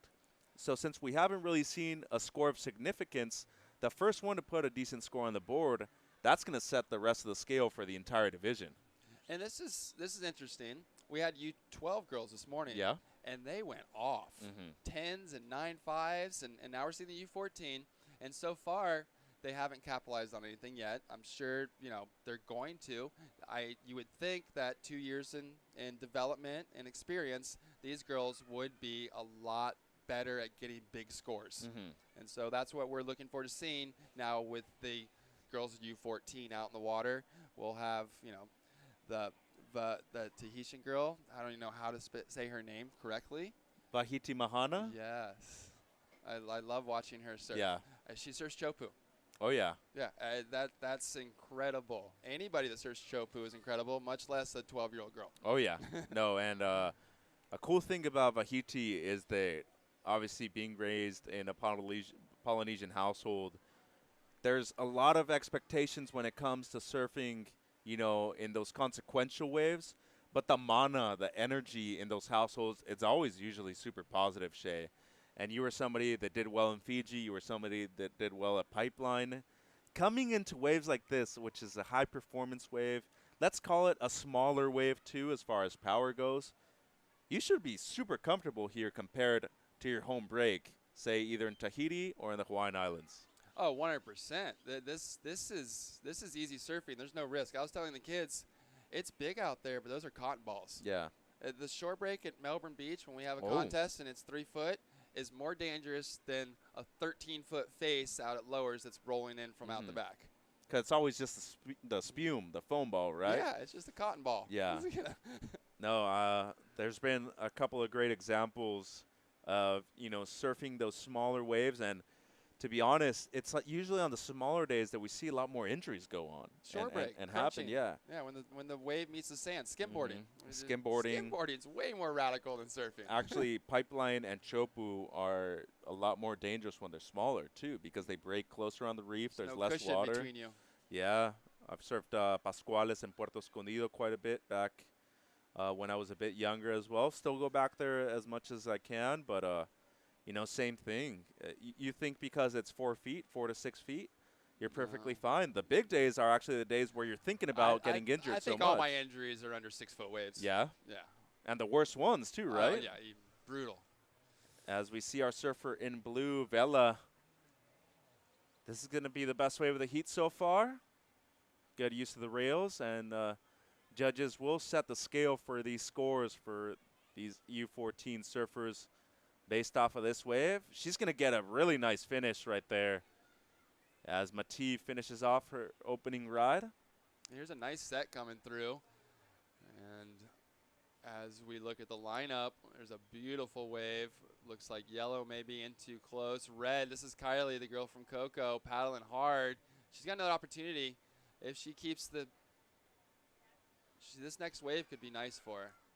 Unfortunately, that one was perfect, but nobody could get into position.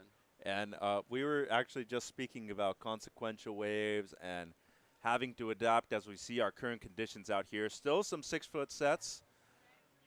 A 0 wind this morning. Now it's a 7-mile-per-hour west wind, so straight on shore, mostly into the left too, as we do have a little bit of direction here at the point at Lower Trestles.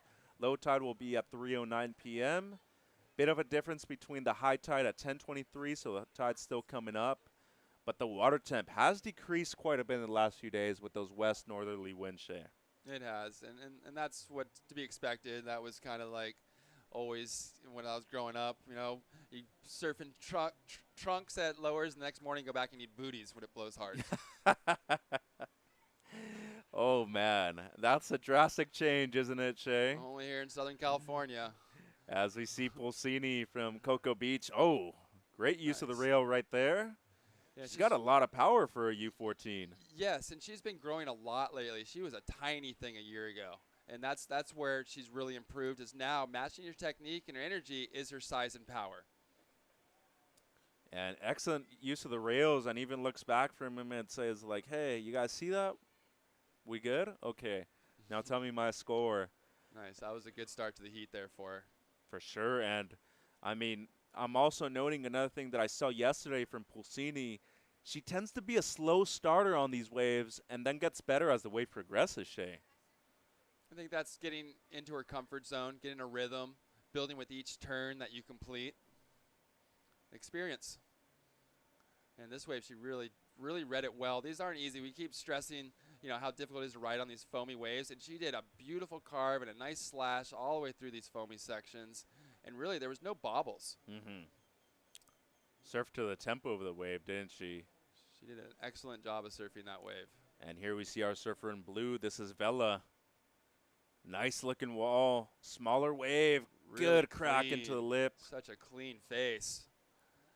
She was surfing from behind it the whole time, just about 3 inches behind it, and that held her speed back and didn't allow her to get more moves and more face work.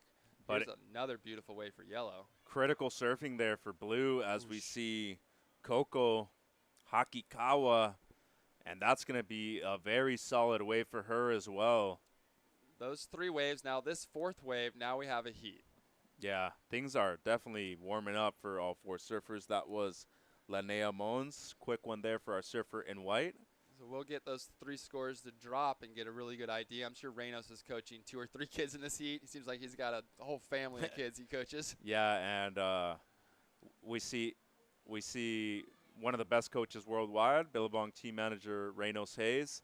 Also want to point out that Eve Vong is down there sitting down with Luana Silva to her right. Oh, Luana's heat the other day. Yeah. Wow. No, and we're talking about 2 of the best junior prospects in the world as well. And having Reynos not only be the coach for Team Hawaii, but also the Billabong team manager, he's helping a lot of people out here. And Reynos and I both came from the Surf Ranch straight into this event. So we saw each other in the parking lot this morning. I was like, hey, you okay? And he's like, little tired, but I'm going to get a few days rest after this event.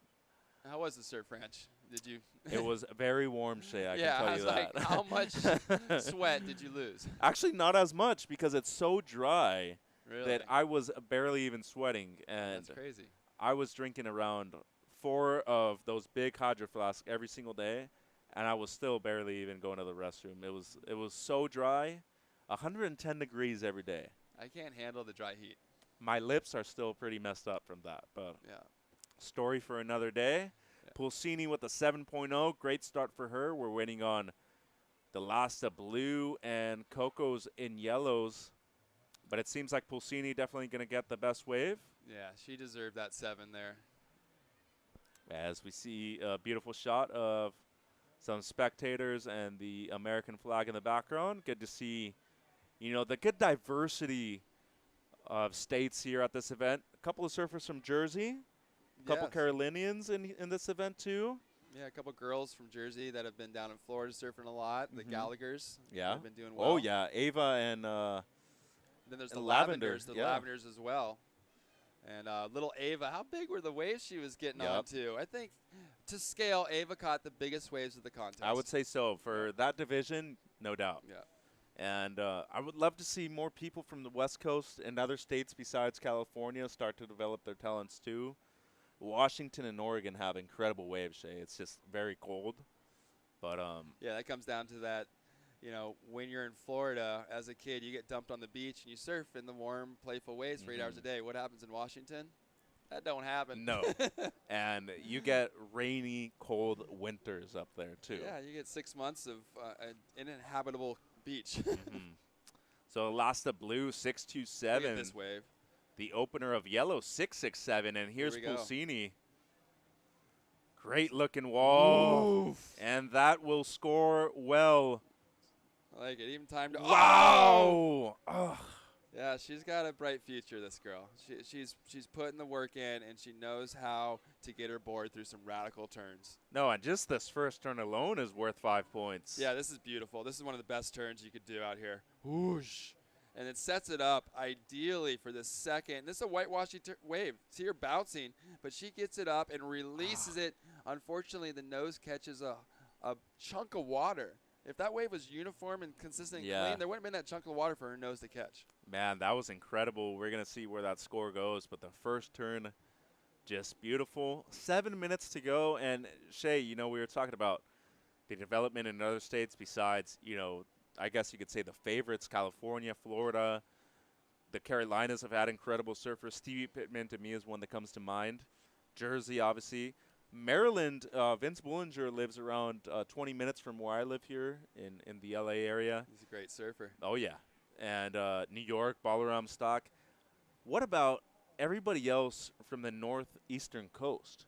Hampshire, we got Connecticut, we have Massachusetts, all that New England area of Maine, too.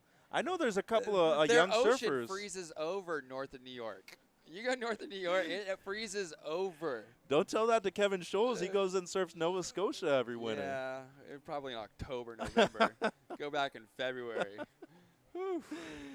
You're wearing a 6 mil every single day, aren't you? It's so brutal. When you're in Jersey and New York, the reason you can be that far north and still surfing year-round is you face south in the Gulf Stream. That's just an anomaly. Yeah. No, New York in the summertime is very hot. Yeah. And here's our surfer in blue, Vela. Already has a solid score. She's got a clean face in front of her. Nice wrap into the pocket. Just making this wave all the way down the cobblestones. Terrific flow. Beautiful style. And I like how she keeps her body, just nice poise. And here's White. This is a great heat. And this is an important wave for Linnea if she wants to stay within striking distance. Yeah, that'll help. That was the get back in the heat wave. She's in this heat with a fighting chance. Yeah, anything above a 5 really is what you're needing right now because everybody has at least a 6. Yeah, those 3 girls went almost identical with their scores. Like 6-6 to 7 was the spread. Very minute differences as we see yellow. Coco. Oh! She lost priority by doing that and couldn't even take advantage of the wave. Yeah, I think there was a slip on the rail there. Wow, good pressure, though, by Pulsini to do that. Oh, she's a hell of a competitor. That's the one thing. It is such a boiling pot of competition in Florida with the little wind swell beach breaky heats that these kids are fierce. Coming from Florida, they battle. I watch all their contests. Oh, yeah. They're just, kicking, fighting, biting. When I was, 18, 19, when I was doing the QS full time, I hated surfing against East Coasters, Yeah. whether in Virginia Beach or Cocoa Beach, because they just knew how to surf those wind swell waves so well, and they'd compete well in those waves. Man, Blue's going to get a nice score. That was some polished surfing there. Vela Mativ, and she's Very needing a clean score wave. right now, Yeah, too, it was a Shay. very clean wave, well ridden. This is the replay from White's that she fell in the end, but she got some turns in before that wipeout. Yeah, and as we were talking about, this is an important way for her with now under 5 minutes to go, where you needed a wave to get back into a fighting chance of it advancing. And a necessary score here for yellow on the left. Coco, that's not going to be it for No. Hakikawa. She had time. Her last wave, there was probably about almost 5 minutes when she went. Yeah. First priority, and then losing priority, you could tell she tried to scramble for a smaller one, and that wasn't the wave at all. And now look at this. Mativ was looking to improve on a 3-2-7. Let's see if she can do that and put more pressure on yellow, because before the loss of blue, and Vela caught it on the inside away from everybody else, Hakikawa was only needing a 2.88. That's an easily attainable score. But now with 3 minutes, we don't know if yellow's in position off of this angle to even be in position for a set wave. Got to get yourself back in the lineup. And it does not seem so. It seems like priority is going to be red and blue, which as of right now, Mativ improved her situation. She's going to be comfortably in second, Shay.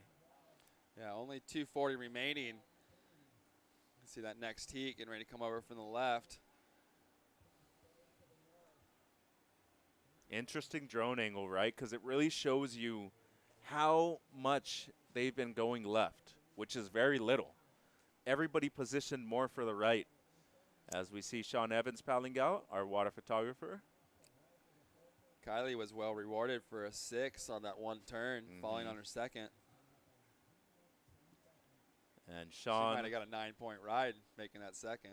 Sean from Waterworks Media, Shay, one of our ISA photographers as well.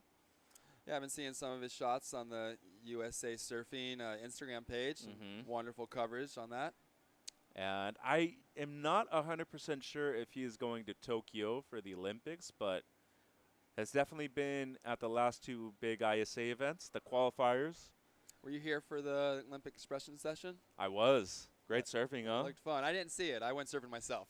Oh, not here at Lowers, though. No, I was down the beach with the kids. Okay. It was a time for me and the kids to go practice. Some father-children time, huh, in the Yeah, water? That's yeah. pretty cool. How's the experience been for you, being a father and / coach at the same time? There's a fine line, isn't there?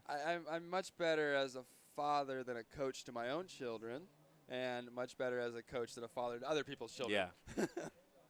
No, it's I've seen a lot of situations where things, don't necessarily get out of hand, but the relationship, the chemistry isn't there anymore, Shay. And yeah, you don't want to strain that relationship. No, definitely. If it works, it works. If it doesn't, you have to understand it and make corrections. Yeah, and obviously, it's your child, right? Like, you want to be able to be the father or the mother that they would like you to be, and likewise, as a parent, you'd want them to be the child you'd want them to be, right? And important part of their life right now, especially when they're still developing into adults, Handling teenagers. their ups and lows. Yeah.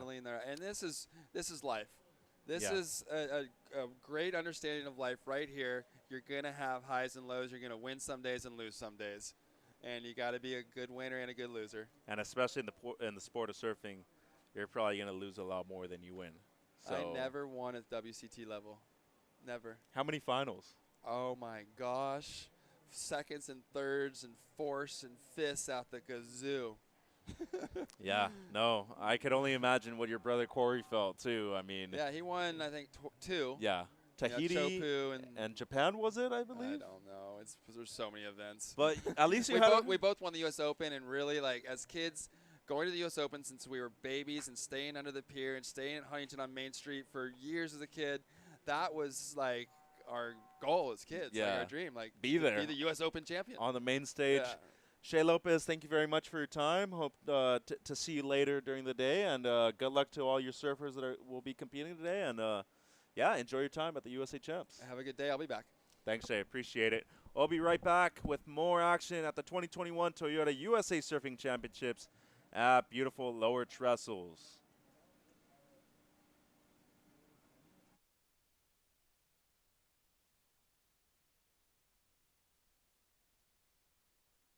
Introducing Extremes Almonds from Blue Diamond. Good for you. Extreme for your taste buds. New scorchingly snackable Blue Diamond Extremes Almonds.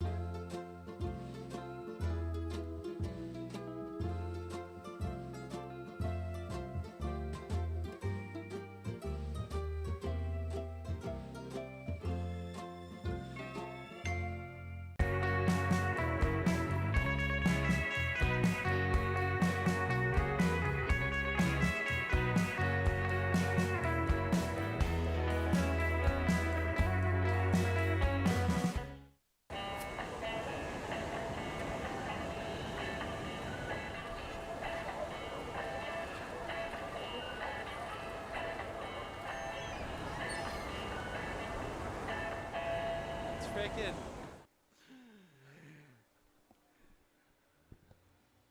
Welcome back to the 2021 Toyota USA Surfing Championships. Mitchell Salazar with the Hall of Famer Brett Simpson to my side. Live action in quarterfinal number 2, Vahitimana Inso up and riding in red. We have Remy Todd in white. Reed Van Wagener is in blue, and Sawyer Dimmick is in yellow. This is quarter number 2, Brett, of the girls U14. First time we've seen these ladies in this division in the entire event. Yeah, this is a good heat. I know Vahiti, I think, won it last time we had it in 2019. Maybe U12. I'm not sure what division it was, but I know she's probably one of the favorites in this round or in this division. She's kind of that.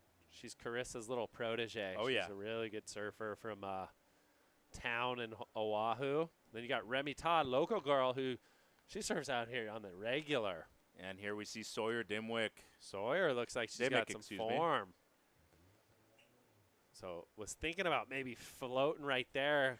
In hindsight, maybe should have get that second maneuver off. And we see Reed, who already competed in the U12s. Yeah, Reed did really well. I remember. Oh, yeah. Oh, wow. Blistering off the top. I was about to say she was going on those lefts. Yeah. So she's switched up her game plan. I think you've got to adapt. That last heat had a ton of waves, and I felt like the girls, I was doing beach commentary, and I felt like they were a little out of position. The incoming tide was pushing them around. Mm-hmm. So, yeah, Reed just snapped that thing. That second turn was blistering. It might be mom or friends and family down here. Here's Vahiti. Oh, here we go. Nice slash right there. So she's got really good patience. She's just been struggling, I think, to find those second combination maneuvers. And, you know, that comes down to wave selection and also kind of where you're turning. That first turn was really nice. You know what, though, Brett? That one turn. Could be a score. Well, huh? we could be seeing one of the better one-turn wave scores out of the entire event. Yeah, it was weird because those foamy ones sometimes can make your board feel really funky. A little choppy. Yeah, huh? you're just like, whoa, do I have fins in my board? But this turn right here, too, bang. Yeah. So nice flow. Yellow kind of maybe got in her way, but not really. Should we call it interference? Nah, here we go. This is the one. Holds it, slash. Just the technique overall was. Yellow's getting in everyone's way. Double interference. You better not be inciting things Double right now. interference. No, just kidding. They That's better Sawyer. not be hearing you up there and be like, Coach, No, they never call that anyhow. you're Look at this peak. you're so social though, Brett. I feel like you never Social stop butterfly. talking throughout the entire day. No, if your children were here, it would be a different thing. Because you'd be busy all day long, as we're seeing our surfer in yellow, Sawyer. Already had the one wave. Good looking wall ahead of her. Slides the fins. Goes up into the lip. And it's going to be a great combo nice for Sawyer. two-turn combo. Yeah, that first wave, she was unable to find that second maneuver. That one, she made sure she got the carve slide, and then she, pop up off the top. As we're going to see the replay here, Brett. There's a lot of talking going down here, but it's good. Slash, little form. That was cool. Draws it off the bottom, snaps it. And as we see the replay again on the front angle, I wanted to ask you a question while you're here. What's the selection process like for the different divisions while you're selecting your junior teams? Yeah, so our main focus is for ISA World Juniors. Yep. So you have two divisions, We have right? two divisions, U18, U16. And we go to select about, I think it's 6 to 8 athletes per division. So you have, 6. You have 6 from U16, 6 in U18, both guys and girls. So overall, it's anywhere from 24 to about 30 athletes that we're going to select. We do a developmental too, which is usually like kind of in that U14 range, that talent that's on the rise. Here's Vahiti on the backhand. She's from Hawaii, which in the juniors they do their own thing, which is it's cool because gosh, it would make my job even harder. But she's on her way right here, kind of flowing through the inside. So finding her rhythm. Yeah, great work for Aaron Jesse here with the drone angle. Really able to see everything. She got gets the complete. finish. She got the finish. I think that's something that she's been struggling a little bit with this event. Like I said, kids get frustrated out here because it's sometimes hard to get those waves, but she's got really nice patience. How about her technique too, Yeah. Brett? Like that board looks great, first of all. Wrapping. So kind of just setting this thing up. So far, so good. A little bit better there on the third. Flows it through and then the fourth, she's got that whip, and that's well beyond her years. I think she's only 13 years old and throws it up there late. So cat-like reflexes to be able to know you're late to a section, but still be able to get the board kind of up there and up and over is it's important, especially in the beach break stuff. You have to have that. The reaction times Yes. there, yeah? Quick, cat-like. There it is, 667, 583. That might have been. Yeah, oh, there that it was is, the previous. 883. So her 583 was the first one. The 667 was the one second. snap. Yep. And then the 883, which is close to a 9, puts Red in the lead. Sawyer with a couple mid-range scores, 493 as her best. As we see White. Remy, catches the rail. So is that Remy the daughter of Mike Todd? No. Drew Todd. Drew Todd, okay. Blackline. I mean, he's done a lot in the industry over the years, but Blackline pads, I think he was at Lost. He's a really cool guy. They're a great family.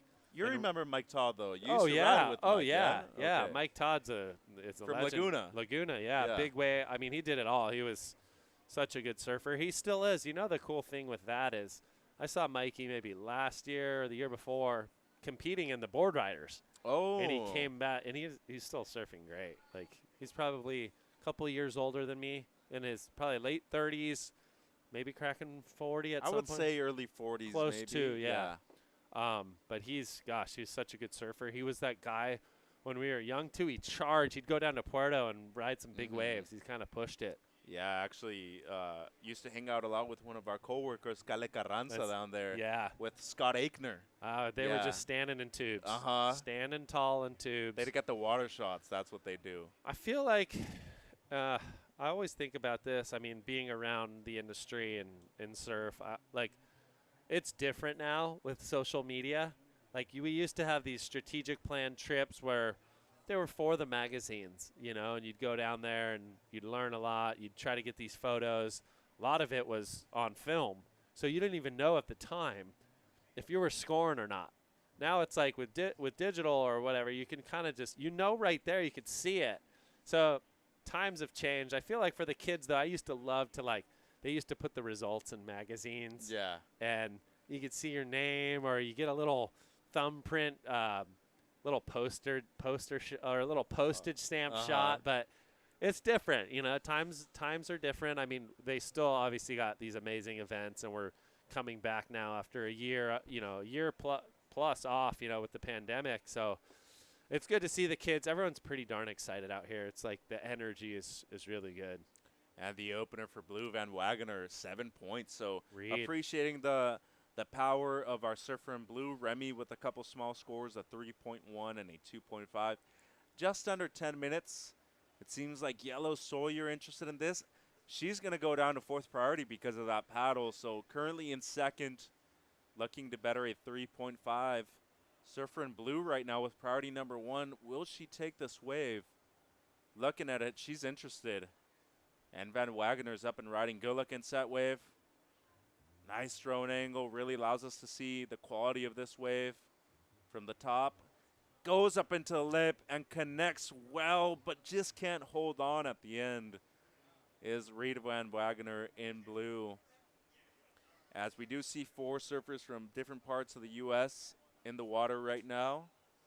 And 2 more quarterfinals to come our way.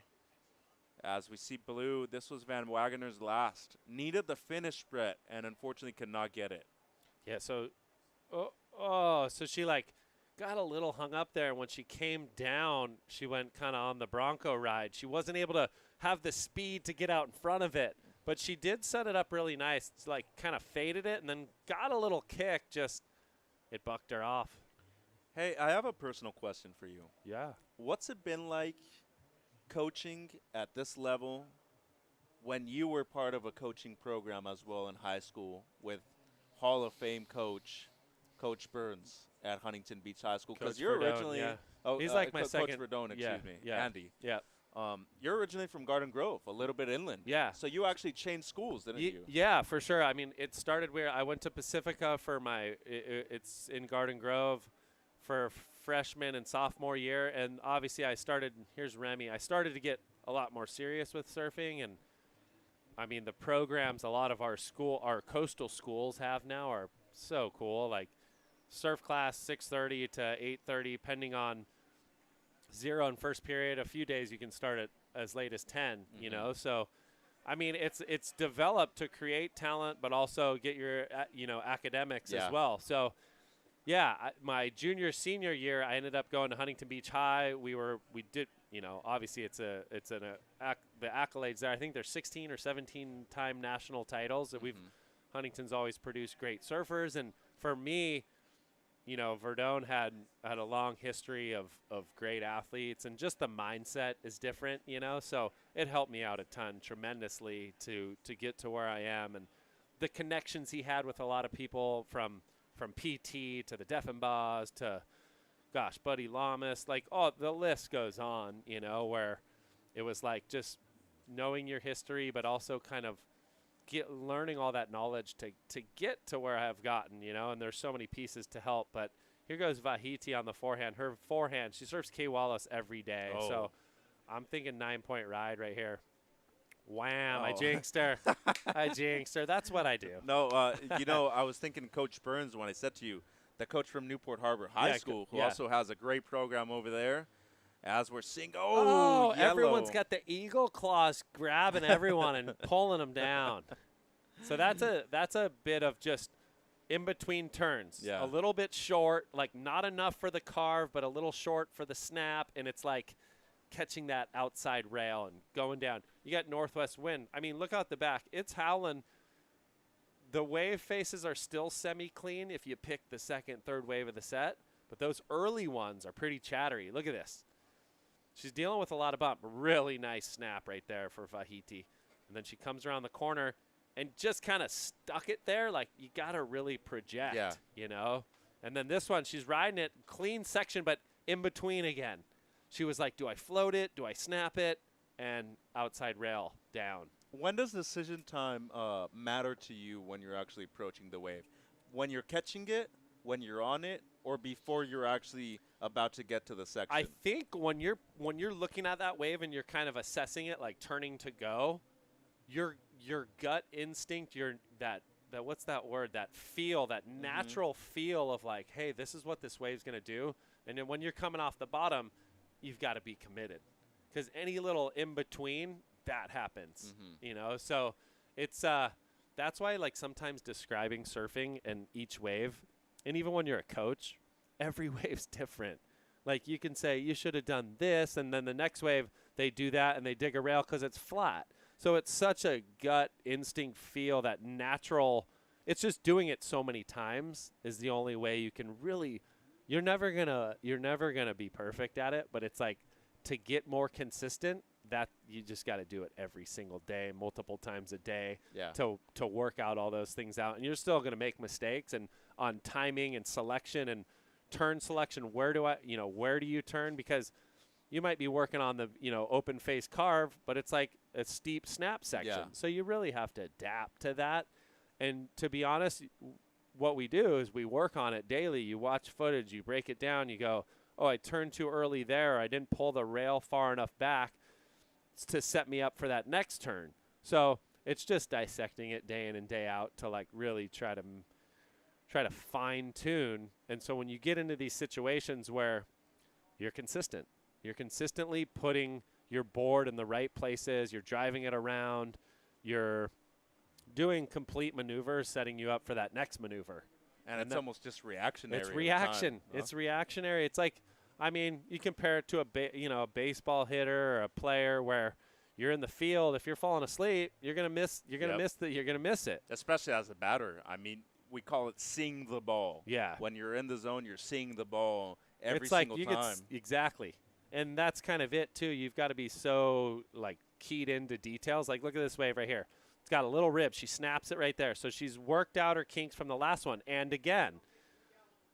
So that was better commitment there than her previous wave. So she understood kind of what she did wrong and didn't let it happen again. So and a corrected better her read from her. corrected her mistakes. Yeah, that was Sawyer Dimmick. A good-looking wave. Needs a 508 as of right now. Oh, and the here we pancakes are getting served. I'm out of here. This is I'm out of here. This is the athletes area that we have here at this event too, Brett. One really cool thing about the USA Surfing Championships, at many of these events you don't necessarily see an athletes area. Here you do. Yeah. So there's a whole shading area where you can just go and hang out. We got a shower. I mean, people can rinse off. Everybody, the parents, the families.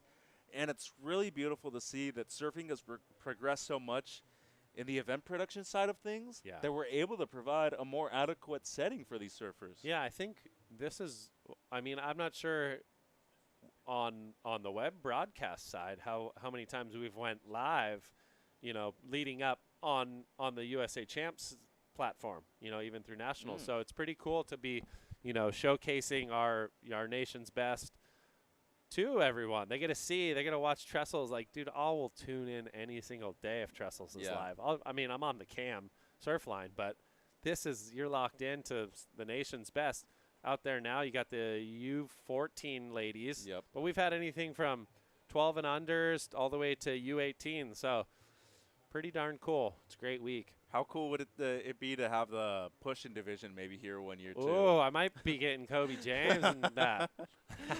I love it. Remy Todd up and riding, surfing for a score here. Snaps it. So good flow right there. This is better for Remy. She needs this wave late to the party. And that was that. A little bit of the drive off the bottom is so important to that maneuver off the top. We always talk about a good bottom turn, but it really is. And when you're on a facey open canvas like Trestles, it's so important to drive through those turns. And she drove through the bottom turn, but kind of just left it up there, and then the lip kind of attacked her rather than attacking the lip. Yeah. So she's here, nice. Oh, kind of short in between. Like, her board got under the lip, and it kind of took her down. You really want to project off that maneuver. Didn't go the whole way up. Yeah, or snap it really hard to where that board isn't going to get stuck on that rail coming down. A couple ladies enjoying the show. Yep, in the competitors area. So 40 seconds to go. And, I mean, Van Wagner in blue didn't really need much, but she just really never found a good opportunity to get that 3.67 at the end. And well, that's the thing. She's only ridden 3 waves, I think, and she had opportunities. Let's be true. She had that one wave. She snapped it and fell. Yeah. So that was I mean, I guess that's the air that might cost her with 10 seconds. You know, there is a little bump right here, but I don't know if anyone's going to be able to get it in time. And good work by Dimmick, too, in Yeah. recognizing that she needed a score, looked for it, searched for it, and got it. Yeah. Because you'd have to say Reed maybe had the bigger maneuvers, more power, but Sawyer, wave selection, she also made a mistake, but she picked up a wave right after, I think, under priority to kind of bettered her situation. So that's the strategy side where, you know, if you're sitting out there and you're not really riding waves, your mind starts wandering, and it is limited chances. So every opportunity matters. You need to be adaptable, right? Yeah. Yep.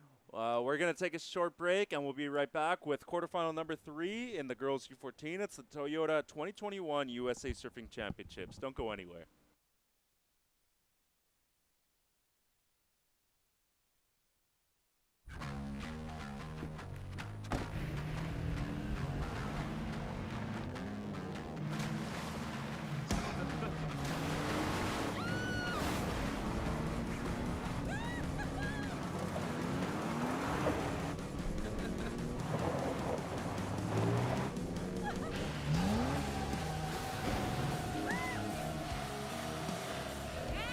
Rule the playground.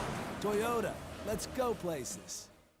It's time we unleash the potential in all of us. It's time to join the ones who cleared the way for us and move this world into one full of possibilities, where all have access to more opportunities and resources. It's time to create a new legacy together. When we all can move, there's no telling how far we'll go.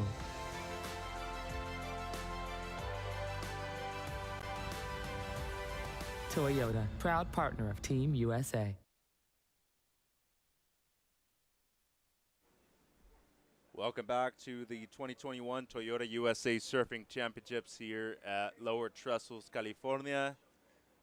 We're in quarterfinal number 3 of girls U14. Avery McDonald in red. Chrislyn Simpson-Kane is in white. Daya McCart is in yellow. And Keegan Soul is in blue. So a brand new heat in the water right now. Mitchell Salazar with the Hall of Famer Brett Simpson, current USA Surfing Team head coach. Brett. Oh, we got a Simpson out there. Simpson-Kane, yeah. Nice. So there we go. Her brother, Ty Simpson-Kane, big wave surfer from Maui, yeah. Yep. And it seems like Chrislyn already got a 5.5. Let's see if we can get the replay of the opener of white. All right, so I know she's Hawaiian, right? Keegan, I'm not sure where Keegan's from. I know Avery's local girl from right out here, and Daya's from kind of Melbourne, Florida. Yep, the Central Coast. Central Florida. No, Avery has been surfing really well during this event, and there's Sakura Johnson. We think she's going near perfect today? She did it yesterday. I mean, is she going to go perfect today? That's what I meant. She went near perfect yesterday, had a 10 and a 9.93.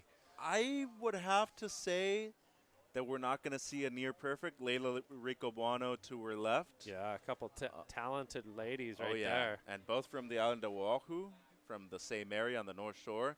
I'd probably say maybe not perfect, but excellent for sure. It's smaller today, Brett. Not normally known for her small wave surfing as Betty Lou. 18 points, I think. You're thinking 2 9s at least, still. Dude, she's putting some blistering turns. I'm not sure. She's obviously got to be the favorite. You know, you got Luana. Late takeoff for Daya. Can she get around the corner?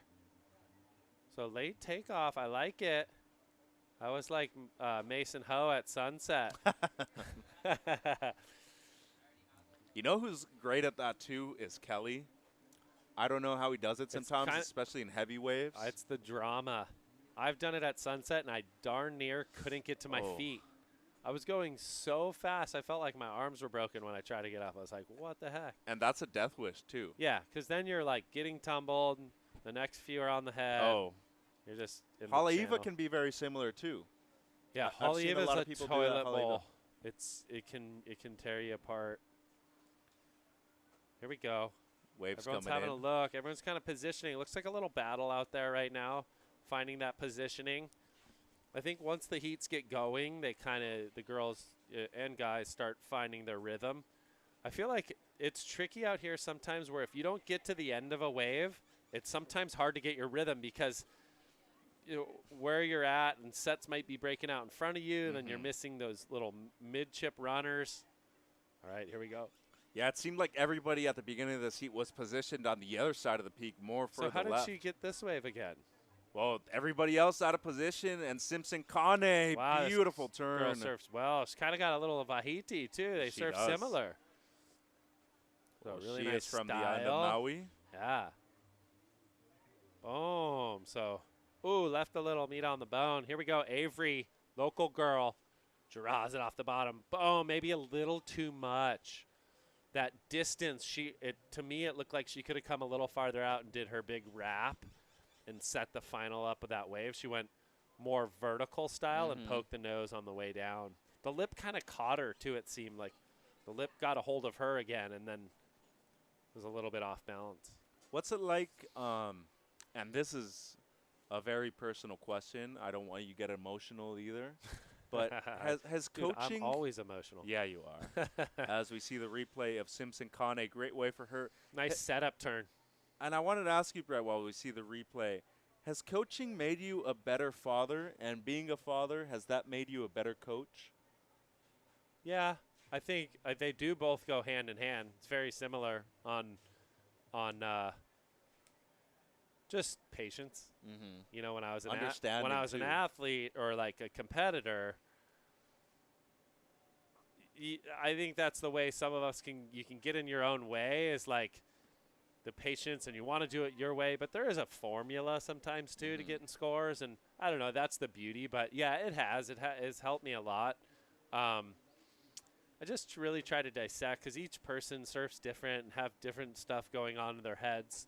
There's the Sunbum crew. Dusty boy talking to Layla. Yeah, but it does, wear your sunscreen. I'm fair-skinned. I'm always have my sunscreen on. Even under here, I should probably have my sunscreen on. But it does help. It's helped me be a better father. I'm not saying I'm perfect. I still make mistakes. I still get emotional. But that is like the beauty.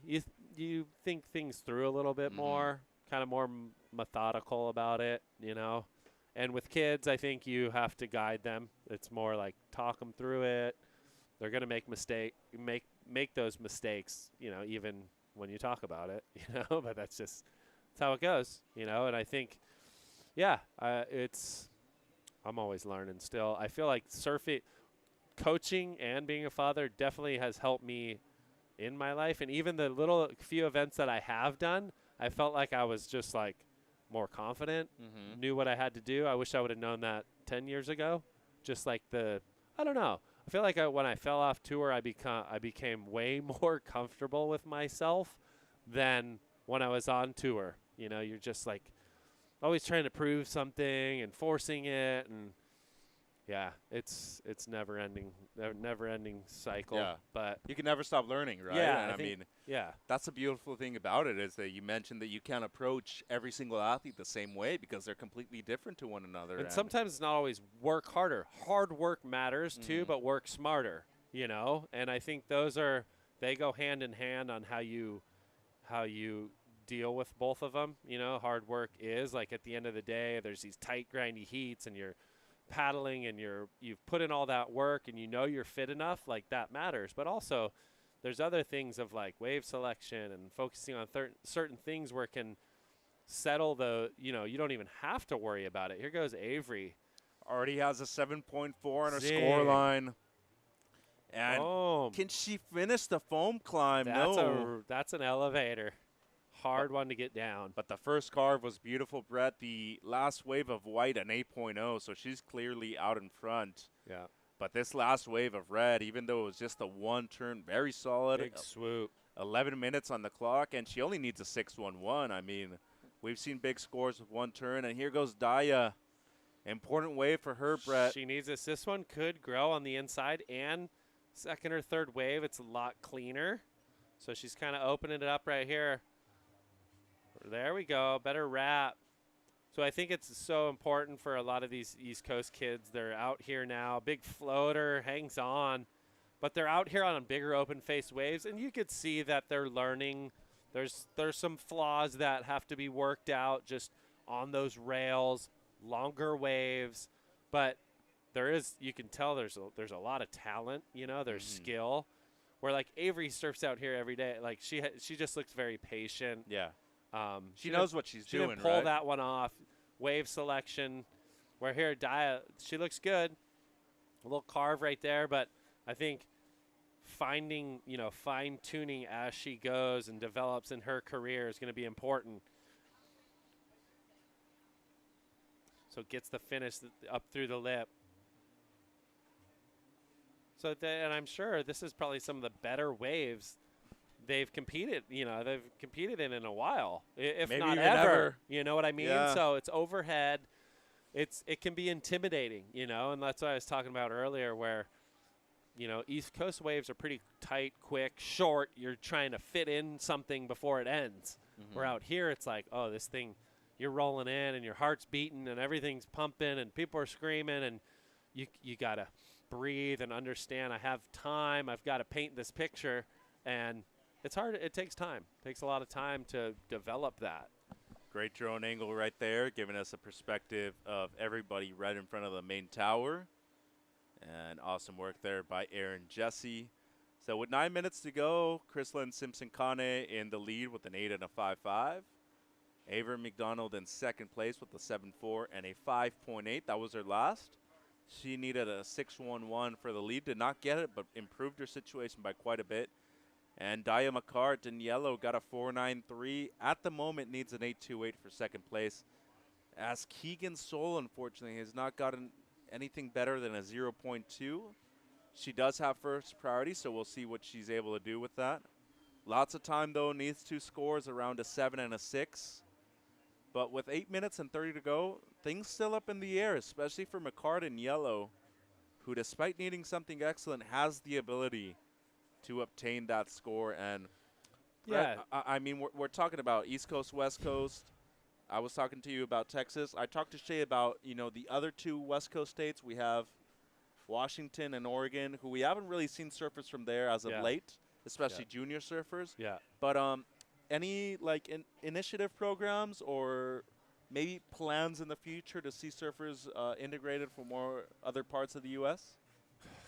Possibly. I think it's very certain. I think somewhere we need to focus too is even just like up the coast. Like we have events in Santa Cruz, but I think there's some good developing talent in that area. There's always been great surfers. Oh, yeah. I think there's just limited contests up there. So which is crazy. Yeah. Where they're in a metropolis too with San Francisco, and you think that we'd maybe have a little bit more development. I think that's something that we should be a little more mindful of. Is trying to get if we're going to develop up there. Obviously, SoCal's kind of been a hotbed. You know, San Clemente in general. Huntington to Newport to Encinitas, and even way down south. I feel like there isn't. I mean, you got your typical Oceanside, Seaside. But La Jolla, too. Yeah, you got La Jolla. So, I mean, there's definitely more areas that we can start to reach and build these youth. I feel like the next generation, there's a lot more surfers, as we've seen. And, yeah, we're going to have to – hopefully they're watching. Hopefully kids are watching, and this is exciting to them, and it's fun. Surfing's the funnest thing I've ever done. So – that's why I'm hooked. I don't know. I pretty much dropped every ball sport and just started surfing, and still love sports, but it's become my livelihood, But I hope from East Coast, Texas, the Gulf. There's always been great surfers, like I said, the Lopez brothers. I'm sure to name a few. Then Central Florida, you've had the Hobgoods, you've had beyond, even before them that kind of set the bar. Well, Kelly. Did we forget Kelly? He's not from planet Earth. No, he's from Mars. You're right. As we see Chrislyn Simpson-Kane looking at better at 5.5. Seems like she's going to do that for sure, Brett, and maybe a little bit more. Yeah. And, another interesting thing, too, what about, say, Hawaii? Like, most events that we see in Hawaii are on Oahu. Yeah. Any development on the island of Maui, maybe the Big Island? I maybe think Kauai? that's the thing I said with like juniors. It's a little trickier with this. Oh, here we go from the drone right here. This is Kristlyn. So a little foam right there. She stayed patient, draws off the bottom, hammers it, little fins up and over, came out with more speed. So that's when you know it's good surfing. When you go in a turn and come out with more speed, it's hard to do. That's very difficult. And right here, she sets it up. You could tell is she from Maui? Do we know? Yeah, Hokipa? yeah. I could see some Hokipa, like, has trained her. She's used to the wind. She knows how to, like, kind of surf through these little grooves right here. That's pretty skilled for someone this age. But, yeah, I think Maui, I mean, they have the HSA, the HASA, and NSSA have kind of been a breeding ground. And that's how a lot of our Hawaiians had been picked. They didn't have any events in 2020, so it really became like they got together, NSSA, HSA, and were able to kind of pick a few heads. That's hard to do when you have a year and you don't know. Kids have gotten better. Some maybe not surfing as much. It's a little tricky, but I think they've done a great job at kind of identifying. And hopefully from now on we have those events, and those are how they qualify for this at Trestles, the ultimate. But right now, we'll see. There's Damo and Savvy, his daughter. I'm sure maybe Colt's down here beating some people up. Like Gavin Coluccio, and that's Damo's little daughter right there. But, man, that guy's mentored me. Like, when I was on tour, him and his brother freaking helped me out so much. Just traveling and staying with them and just learning the ropes and how to kind of cope with life as you go. You know, the ups, the downs, the ins, the arounds. Because you're still growing up on tour, right? I mean, man, I was, 24 when I first got on. Had about 6 years on there. So that whole time we were always together, trips to J-Bay, Tahiti, and just learned a lot. They were fathers already at the time, and I kind of came into that, and the new life. But gosh, they've been through a lot themselves. They're just amazing surfers, great people, great beliefs, and I truly admire them. It's pretty rad to see Damo down here. I'm sure he's reliving a lot of the glory days. Good times. Yeah, they were those kind of specimen kids too when they were young. They were surf so much alike. There's Tracy Axel. She's on our squad. She'll be over in Olympics with us. She's her and Kevin Dink, Dean. right? Yep, correct. So she's down here checking out the up and coming talent. There's our scaffolding. We're somewhere back there. We're hiding out. 2 minutes and 40 seconds to go. Last of White improved her situation at 7.87. It's her second best, Brett. Has close to an excellent heat. Avery McDonald still in second with first priority. So Dea McCart, who needs an 8.28 for second place. This next one could be good right here. Yeah, but the thing is that McDonald, who would like to better a 5.8, she has first priority. So either going to maintain position or just maybe not even utilize priority and let time run out. Yeah, that's the strategy side of things. Like if you're really smart, I mean, Daya needs a 8.28. Keegan's in the combination, so you're not really worried about blue. If anything, you're kind of like, all right, where's yellow? Keep an eye on her. But Avery also knows, like, pick a good one. I can better my 5.8 and put it out of reach. But,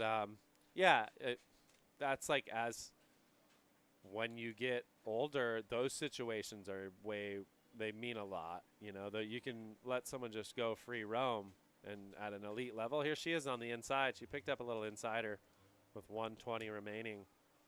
And needs an 8.28, Brett. Let's see if she can pull it off or not. The Central Coast of Florida needs. So she's surfing this one a little more free and like kind of lively. Yeah, and I was about to say the Central Coast of Florida needs a standout surfer besides Caroline. And I think it's going to take time. I think this was a great learning experience for Dea. I mean, that one wave, I feel like she almost got maybe one of the better waves. She just looked a little timid on it. It was probably the best wave she's gotten out here with the crowds and stuff. So, back to the drawing board. I think she'll learn a lot from this. they're all watching these kids and they see what they have to do to beat them, you know, and hopefully they're watching their footage. And here goes Avery, maybe a little.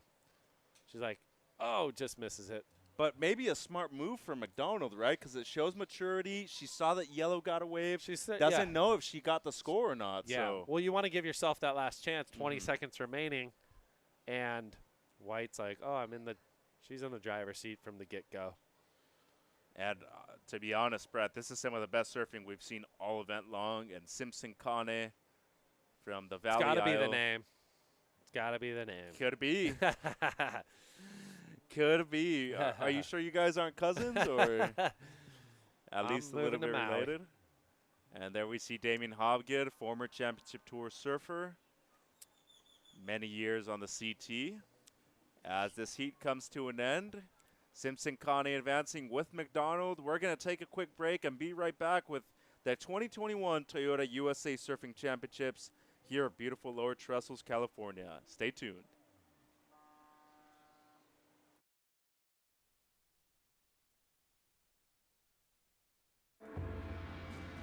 I treat my body like it's a machine. The better you treat it, the better you're going to perform. And that's why I think it's very important to take care of your eye health now. It's as simple as like going to the doctor once or twice a year.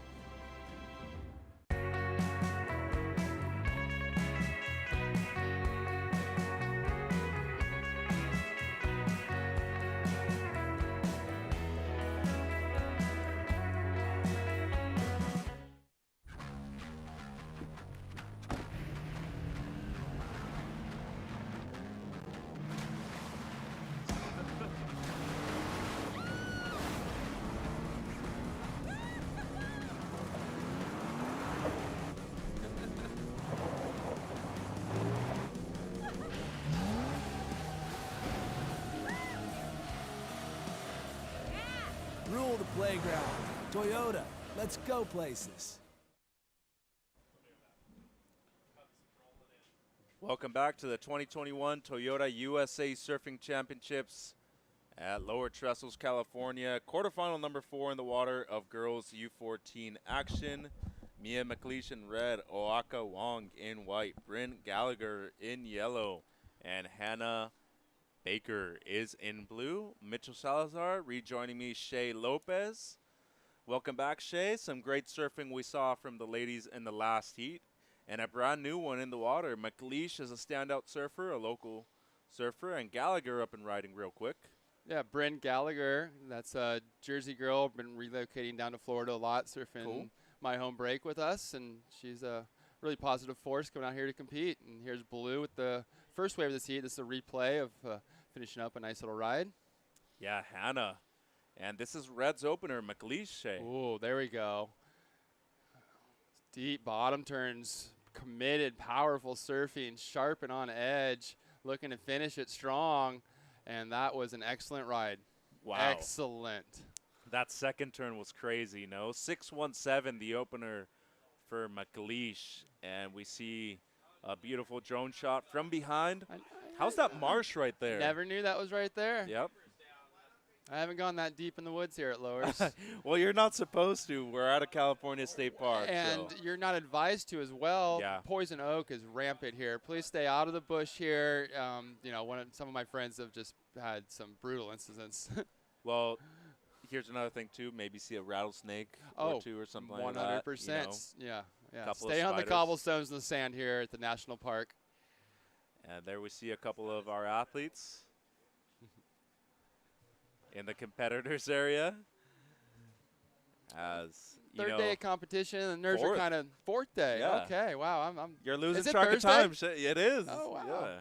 So You're we've losing got track of time. tomorrow's finals day. I thought this Yes, thing was going sir. to finish on Saturday. Found out it's going to be done Friday. Yeah, at California State Parks, especially at Lowers, we can only run one day on the weekends. So they decided to have it in between the week, Monday through Friday, so that way you don't even have to choose a day out of the weekend. Because maybe you get Saturday that's flat, Sunday could be firing. So let's just have it on a weekday. We know we're running all 5 days, 8 to 5 every single day. So Don't have to infringe on the weekend warriors either. no, and you know, that's another thing that we haven't really even mentioned. We want to thank all the local surfers for just being very cool about things as usual. I know this is a spot that a lot of people look forward to surfing in the summertime, Shay. Totally. And one of the reasons they do is because a lot of time it is the only wave with such quality on the coast. Luckily, the last 4 days now, or last 3 days and today, we've had a raging swell where there's a lot of opportunity to surf other breaks besides Trestles. In the summer, a lot of times we all converge on Lowers because it's the only dish in town. Yeah. No, and the good thing about where I live, which is, you know, North Orange County, South LA, is that most of our waves are beach breaks. And a lot of people still don't know how to surf beach breaks super well, so as soon as it gets above like 4 to 5 feet, you know you're catching a lot of waves. That's why people migrate to Lower Trestles, especially the uppers as well. It's a little bit of a softer wave. People can surf it whether it's 2 feet all the way up to 8 feet, Shay. It's great for your confidence and a wonderful boost for your ego to surf Lowers. You can surf some wild beach break in Newport and never make a barrel, never make a wave, touch 100 closeouts, never get a proper turn. In your first wave out at Lowers, what do? 5 nice, clean turns, maybe the best turns you've done in months, and you're like, I love Lowers. And maybe get a 300-yard ride, too. I'm going to go home and get my wife some flowers, and I'm having a great day. I surf Lowers. I rip. And there's one of your former travel partners, Damien Hobbigan, with the best seat in the house. He's prepared. He spent some long days on these cobblestones, made some finals. I was in a final out here with Damien one year, and huge surf at Lowers. What year was that? I don't know. 05?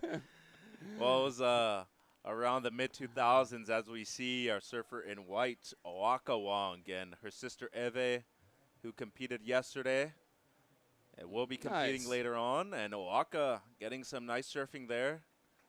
And Shay, one thing I notice a lot about the surfers from the Hawaiian Islands, too, is that their approach coming from more powerful waves, we talked about this earlier, they're less intimidated, but they also know that surfing a softer wave, they can push just as hard.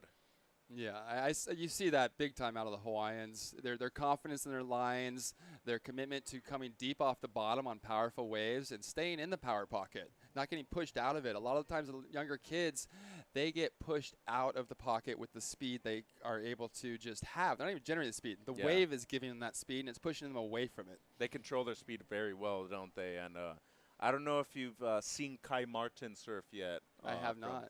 But a goofy footer in the boys U18 Ooh, look division. at this beautiful wave. McLeish up and riding, great looking wave. It's their second good wave of the heat already. And I like the carve to set up the pace into the bowls. This wave stands up more steep now. Her second turn better than the first. Third even very critical. Laying back, fins out of the top. She's a terrific young surfer. And one thing I'm noticing about McLeish too, Shay, is that every time she does the wraparound, her head turns completely the other direction too. You like that? You know, every maneuver has a specific technique it requires. You can see those wraparounds where she's really getting those arms and getting her momentum to carry through a flat spot of the wave. And then when it's steep, she's using that head to really increase her power because she has to throw. She's probably, 80 pounds? And this wave's outpowering her, but she's having to use grounding through her feet, use those arms to get the direction, use her head to put her weight back. And she's very adept at using all these little things that she has to learn because she doesn't have the strength and power yet. And that's technique at its best. No, and the cool thing is, you were saying 80 pounds. Maybe that's when she's wet. Yeah, and, exactly. You know, it's really interesting to see because this is a big wave for McLeish. Considering her size, considering her weight. And she's comfortable back in the whitewash, too. She's extending back into the most difficult part of the wave to ride, and that was perfectly placed at the steepest part of that wave. Yeah, and really nice combination of maneuvers. I really enjoyed that second layback turn. It seems like it's her trademark so far, and already has the 617 Shay. Probably going to see something better than that here. Yeah, you see the kids that are able to compress and push through, and they're getting that almost like squatting in the gym effect where they're really able to put a lot more strength into their turns. As we see Brent Gallagher, you were mentioning that she's from Jersey, spends a lot of time in Florida. And so I think this is the U14, and she would be one of the bigger U14, probably, right on the upper age limit here. Yeah. And probably almost twice the size of the girl in Mia. For sure, but I mean, we're talking about somebody that mainly surfs beach breaks. has been surfing a lot in Florida down close to where you live. It's good to see her put a wave together from start to finish with that long of a distance when you're surfing shorter waves on the East Coast. Definitely, and find that pace. And I always tell the kids, you have to place your turns in the steepest, most powerful part of the wave you're riding, else you're missing potential. And the judges are going to notice that. They're aware of you missing sections and surfing on the slopier sections. If you're doing all your turns on the slopier part of the wave and then going around the steep part, you're dodging it. And the judges will notice that and just go, yeah, it was good surfing, but she dodged the most critical parts of the wave and where she could have done her best turns. Here's Hannah Baker now. Real quick one there for Hannah, just the one carve. Yeah, that was a bumpy, wild wave. You can see white caps out to the horizon now, about 10 miles per hour plus on the northwest wind on the outer waters. Probably up to 20 plus once you get, out the horizon. As we see Vahiti Mana Inso.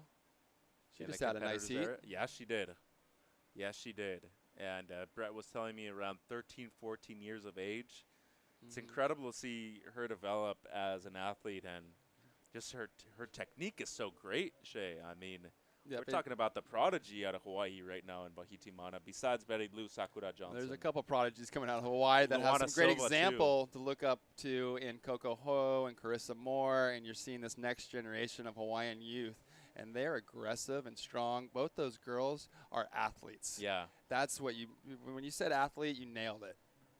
And we see part of the little competitors area too. They got the ping pong table going. Part of Sunbum down here, our official sunscreen sponsor. Queta Ferion in the background. That's a little Kylie Cucini from Coco with the pink and yellow cover up. She had some good surfing earlier. Yes, really she good did. surfing. She wanted her heat. And these kids nowadays, Shay, well, you probably would have done the same thing, but they stay in their wetsuits all day long. Their wetsuits are a lot better than our wetsuits. That is true. Yeah, mine was more like sandpaper and cardboard. And a tea bag. Sandpaper, cardboard, and tea bag.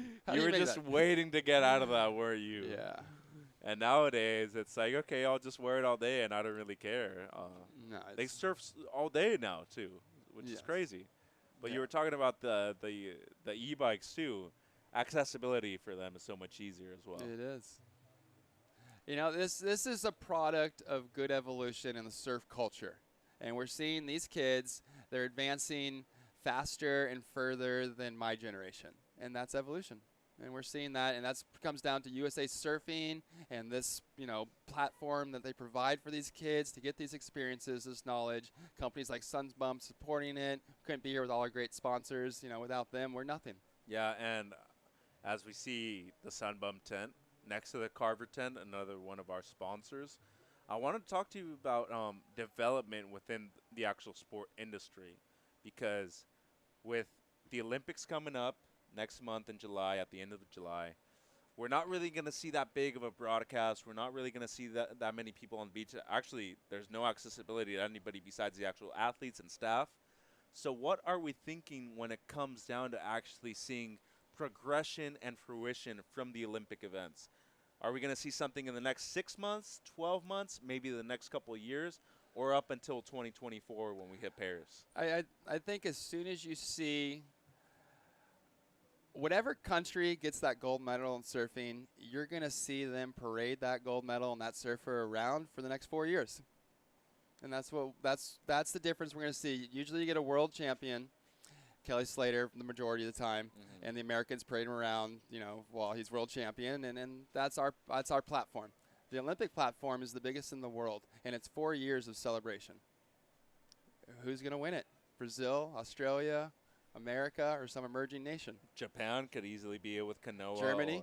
Yeah, Leon Glatzer. Leon was throwing heat down there. Yeah. I love that guy surfing. His interview was really one of the most beautiful things about that event. Very emotional. You could see everything come down to one moment in his life where things just converged for him.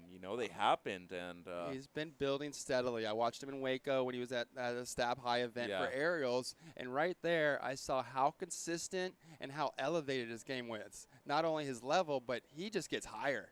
Oh, yeah. He does. And then for the women, that's a whole nother ball game, too, because we have Teresa Bombalo from Portugal, Leilani McGonigal from Costa Rica's in there. Sofia Milanovic is back again. Yeah, this is such an exciting world now of surfing. When I was around, it was a couple countries, and not just a couple countries, a couple towns within a couple countries that was the surfing world for generations before me. And then it just went, it exploded dynamically across all beaches with 80 rideable waves all the way to Italy. Oh, yeah. Landlocked countries. Yeah. You know, and now we're seeing, you know, with Ben Gravy and them, we're starting to exploit any means to catch a wave. Ben Gravy is entertaining. Yes, I mean, he's a legend. And he has fun with it, you know? Like, it's about having fun, and he's expressed that he has fun every day, and you're going to have fun watching him, and so many people tune into it. I do. It's so positive. Yeah.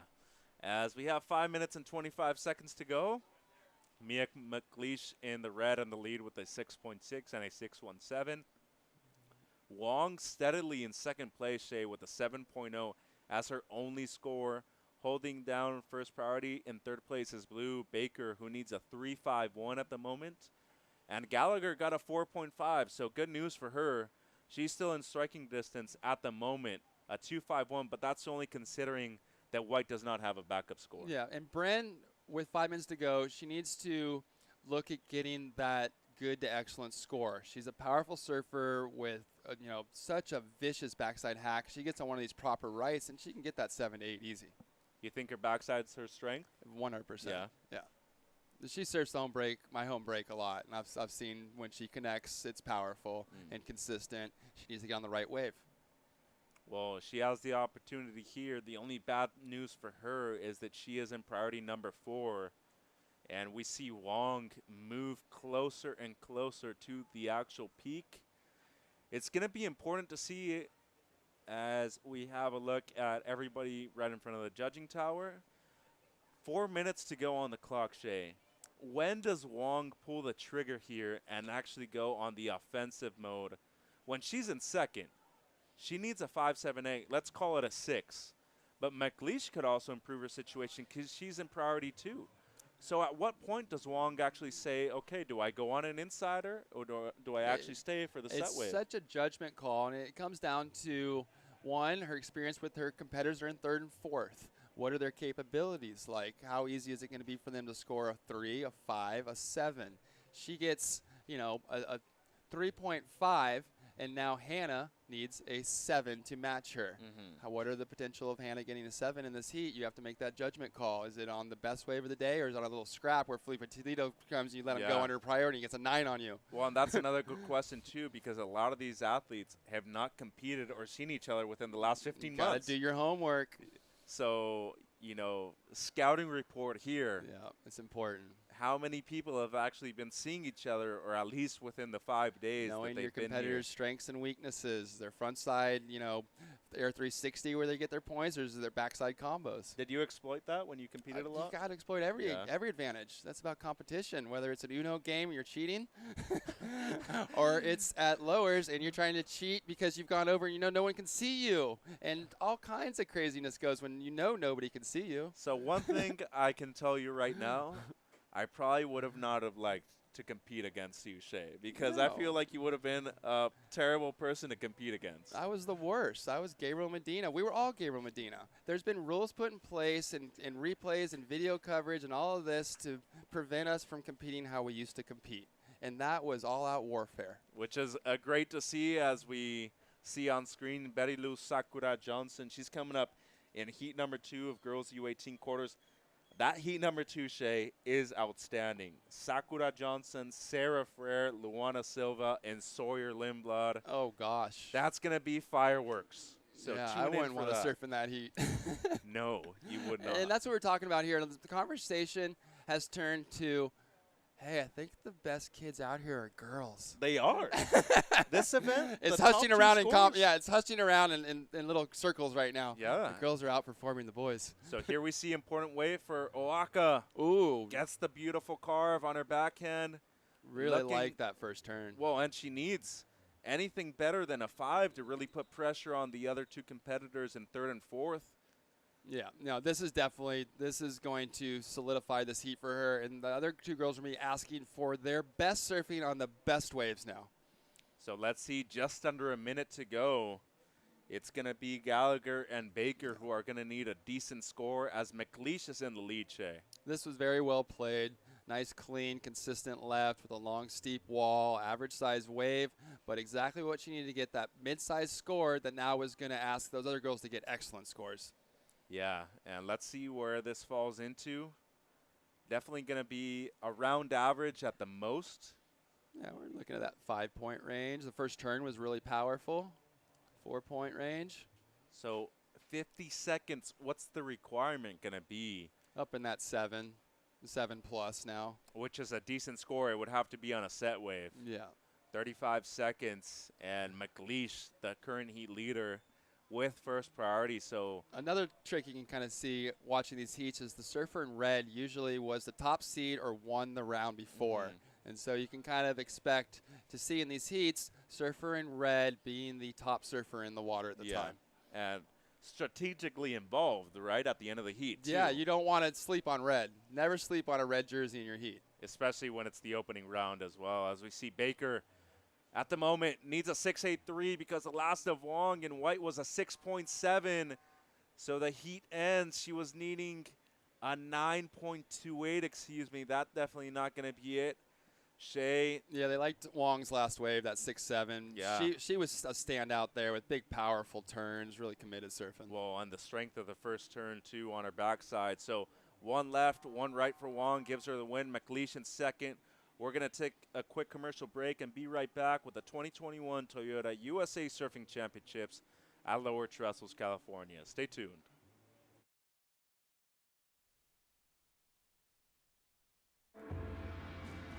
I treat my body like it's a machine. The better you treat it, the better you're going to perform. And that's why I think it's very important to take care of your eye health now. It's as simple as like going to the doctor once or twice a year.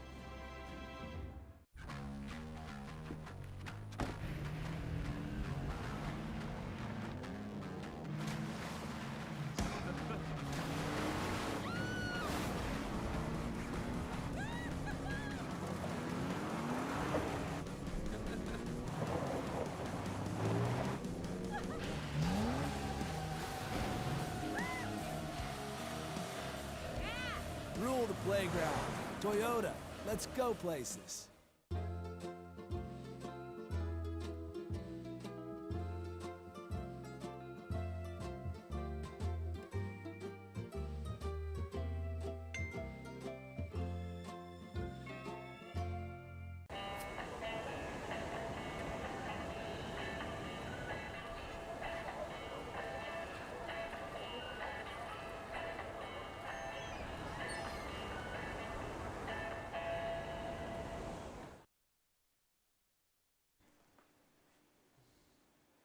Welcome back to the 2021 Toyota USA Surfing Championships.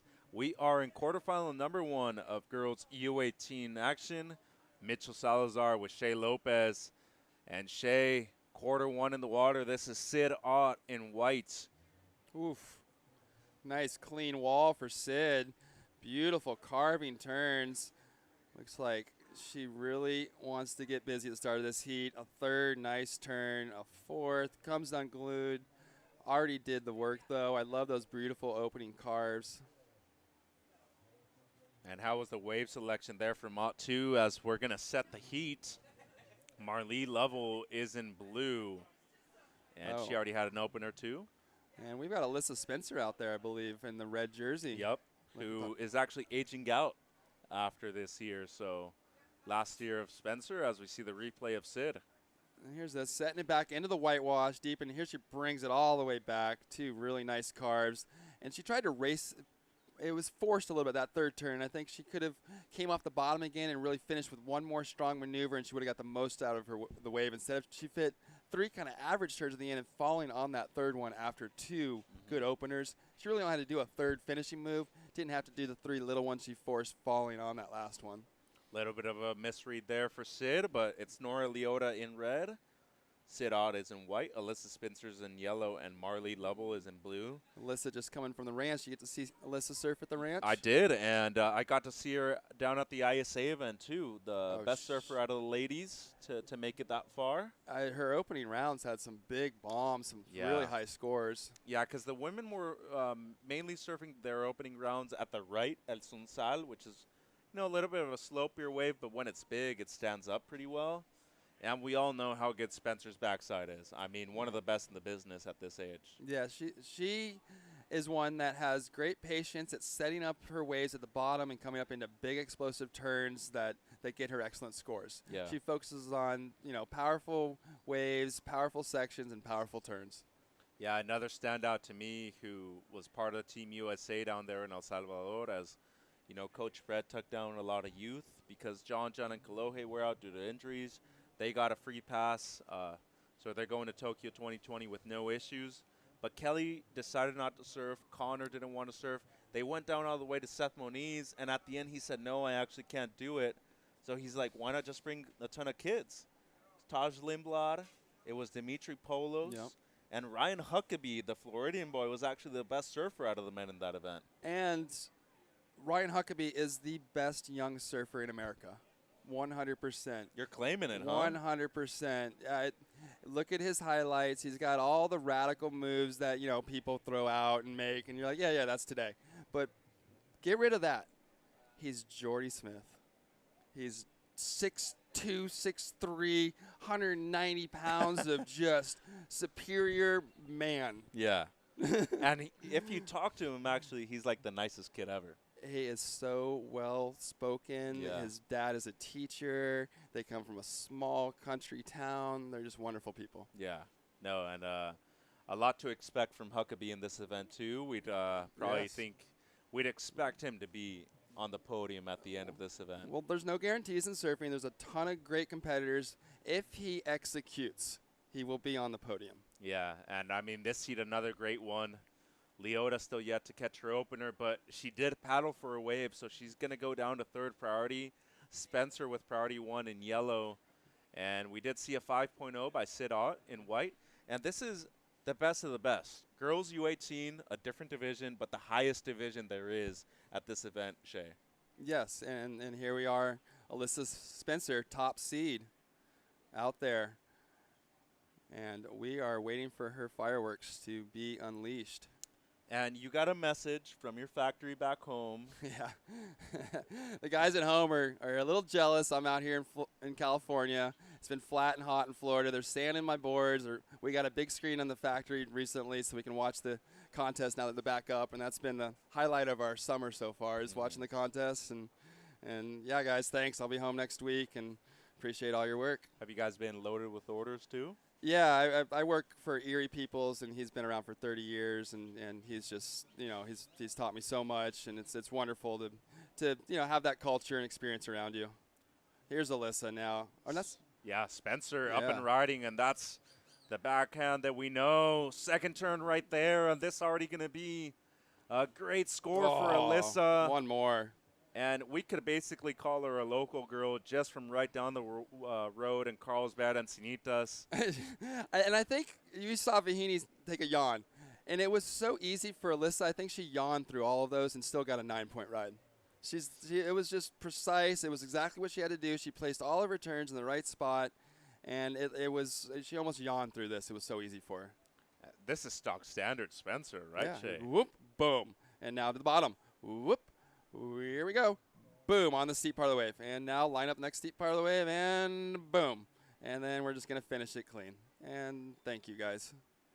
So we talk about, variation of maneuvers and whatnot, trying not to be repetitive. But despite being maybe a little bit repetitive in the sense that she went up and did the same maneuver on different sections, she did what the wave allowed her to do, right? There's nothing repetitive about perfect surfing in the perfect spot of the wave if that's what the wave is doing. Mm-hmm. Don't force a junky turn to add variety because the wave wasn't offering that, and it's offering another perfect turn. She did the best turn she could do over and over. Well, and look at this, a 9.6 for Spencer. Oof. Yeah. And here's Marley Lovell Yeah, wasn't that the easiest 9.6 you've ever seen? It was, if not one of them. It was the most pretty, well-placed, timed. I don't even think she, had to breathe hard at the end of that. No, the pacing on the wave was superior. As we see Nora Leota, and she, to me, was one of the standouts yesterday. Oh, can't hold on to the second maneuver, but on the first day of competition, her last wave, she did a huge turn on a big wave. Yeah. And that's what brought me to, Nora can compete out here with anybody. I believe from the island of Maui is Leota, as we see Sidat. She's got a beautiful carve. Yeah, riding that stamps board.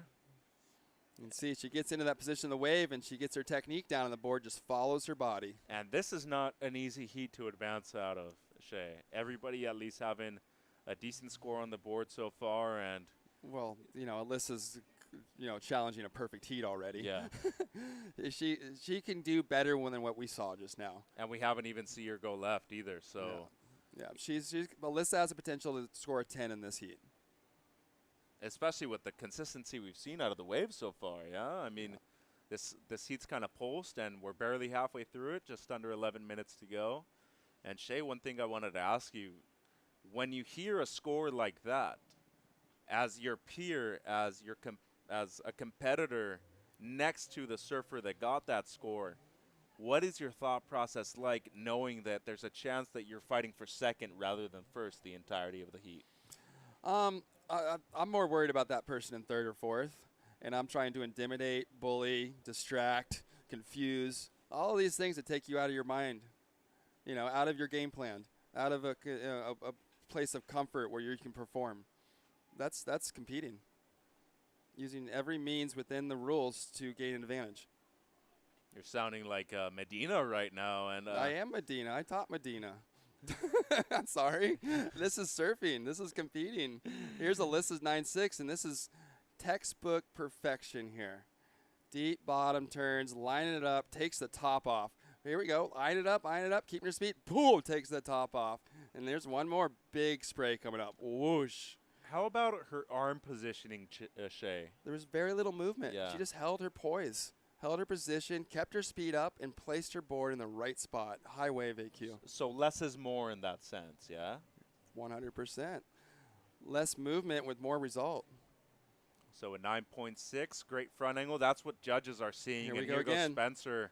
Bigger wave, cleaner face. See if she can get that speed up and really unload here. And, that midsection is a difficult one to manage. Whoosh, Does nice well complete there. Turn. Just a 2-maneuver wave, backup score in the 7-point range. She can come home now. Come home, bring it home, sign some autographs. Well, under 10 minutes now as we see some fans, some spectators down there in front of the scaffolding. What you like about this one, Shay? She read it well. It was whitewash. It was a closeout from the beginning, and she knew she was just going to place two nice turns in the right part of the wave, and here comes the big finish. Whoosh, all the way around. She knew it was clean. Knew it was clean, kept it, and it was her second score. So if she falls, she's got a 9.6. No matter what, she's probably going to make the heat. But if she falls, she wanted to make the most of it. She surfed it consistent, got the 8.33. She is surfing under her potential, but still getting the highest scores. That's how talented she is. Yeah, I mean, 17.93 heat total. Yeah. I really hope that we see her get 2 beautiful waves now to let her unleash, because she was surfing within her means those first 2 waves. Surfing totally 75%. I want to see her surf 110% now and see what she can do, and she may fall, but that's okay. Yeah, and Spencer, a World Pro Junior runner-up. That was to Amuro Suzuki in Taiwan in 2019. She's also been a few spots away from qualifying for the championship tour, and I would think that the game plan for this, after competing in all of her amateur events at the end of this year, qualifying for the championship tour is going to be her goal. 100%. I've seen this girl compete since she was tiny, and she has been focused on a vision that is so far in the future that none of us can see it because we're focused on her winning today. And this girl's focused on being a world champ. And Sidat with a 6.17, not bad. She's got a decent heat total, 11.17. As Marley Lovell needing at the moment a 7.68. Good looking wave here. Attacks the lip on the first section. Gets to work with her rail. And Shay, this is looking like a decent number. That's her second time. She's had just a little error. And here's the response from Spencer, looking to better an 8.33, and wow. Goes up into the lip once. Let's see if she can get a closeout reentry. She can. Some more solid surfing, and that was, you can see she was hoping that wave wasn't as good as the other ones, but she was just hoping to really just take the top off of that wave. And some smart surfing there, right? Because nothing rushed, surfed at the pace of the wave. And, I mean, you already have a backup of an 8.33. What else can you do here? This girl's experience is, I talk about the 10,000 hours and that. This girl's got 10,000 hours in contest experience already. So lots of time waiting to see the replays. I mean, Lovell was right there, Shay. She had the end maneuver. I kind of jinxed it a little bit too, but Blue was just on fire. This was going to be a good to excellent score. The third major maneuver was the highlight, and she was almost able to come around with it. Great. So you see the fins from this angle. And just got a little ahead of herself at the end there and went head over the handlebars kind of. Nice, clean, really pushing these turns and placing them in the right spot. Oh, man. That was very aggressive. Well, that's what you got to do in the case of surfing a heat with Surfer in Yellow, right? I mean, she has a 9 and an 8. Yeah, and then she came up from that, and she was turning right on her head again. Yeah, pretty difficult to see if you're one of their peers. And the finish was great, too, Shay. I mean, she fit it in at a difficult section. Like, wasn't easy. She's able to – she has great confidence in the control of her board at all times. She's powerful. You can tell that she keeps that stance where she knows she's been able to react to differences. And it doesn't seem like she's going to improve, Shay. No, that wasn't the quality of the waves before. Nora, though, in red with just under 5 minutes, we've only seen her take off once. Well, it's going to be around there, actually. They're still getting the score through, but just based off of the first maneuver, they're kind of thinking about it. But it seems like it's an 8.3, so it doesn't improve by just slightly. Yeah, but they're really rewarding that opening turn and level. Important wave for her. Imagine if she would have finished it off a 5.53 now, even with the fall. One thing that can be hard to detect from watching it at home is the volume of spray and the power and that separates the best surfing from the rest of the surfing. Alyssa, if you're watching here on the beach, the judges are seeing this. Her sprays are covering an array, a fan that's just an umbrella out 20 feet in all directions, where a lot of these girls, if you look closely, it's not really that hard. They're all doing it. They're only throwing a little bit of water. Their board's on rail, but they're not displacing water. Like, Mitchell, you displace a lot of water. And then that's power, and byproduct, spray. Spray, spray, spray. Yeah, and you know who I noticed that with a lot was, just surfing with the upper echelon of guys. Every single turn that they do, they try to emphasize power. I used to see that a lot with, Kale Carranza, who's one of my inspirations, one of the best Mexican surfers so far. And I think down there, Alan Cleland Jr. is one of those guys that's doing it right now. And, you see Sebastian Williams doing it, Johnny Corzo, and if we go to the other side of the border where we are at right now, I feel like Huckabee could be one of those guys. Taj Lindblad is also one of them. Taj is thick, man. Yeah. He's square. Crosby, too. Yeah. I mean, one of the taller guys, maybe not as big, as muscular. No, but he's got the Andy Irons build. Yes, he does. And Tall that seemed to work pretty well for him. You know who was like that, too, was Roy Powers. Roy was a great byproduct of Andy and Bruce coming up underneath them, and just beautiful surfer. I used to really enjoy watching Kekoa Bacalso and Joel Centello as well. Bam Bam. Yeah. Bam Bam, when he was on, he was hard to touch. You could not match him for his speed and power, ferocity. Yeah, because he was so short, he was able to fit in the pocket anywhere. No, watching how he would turn, I would just go, there's no way I'm ever going to be able to do anything like that. I just don't even try that. Yeah. No, it's incredible. And then you see a new crop of surfers that have that aggressiveness, have that power, and have the connection with the ocean. I was watching Keanu sing out here. Yeah, I was about to say. He lives here. He's been surfing a lot at Lowers with the kids, and he just grinds down into his board, and he's always pushing water in all directions. One of my best friends, Kalani David, Seth Moniz, Jack Robinson, that whole generation. Hey, is Kalani David going to make the tour? Because he is right there with Jack Robinson. He's the only one. Yeah. The only one. Out of that Cleland generation, could, yeah, like there's for sure. that's real talent. And here we see Lovell surfing for a score here and needs something in the mid-range to take out Sid Ott, and that is a pretty solid combo. Oh, she's just not completing her waves. She's leaving points on the board. And here's Nora needs a wave. She's only stood up once in this heat. It's a scratch. Well, it's a battle for second right now as Leota up and riding. Such an important wave for her. It's just going to keep going down the line. Still going. Oh, nice wrap there for Leota. Goes to town. She's still got work to room with. She's room nailed to work it. with. This is the wave she needed. Wow. Oh, clutch performance. And this could even be matching somewhere close to the 9.6 of Spencer. Shay, talk about coming down to the wire. 3 surfers caught waves at the end.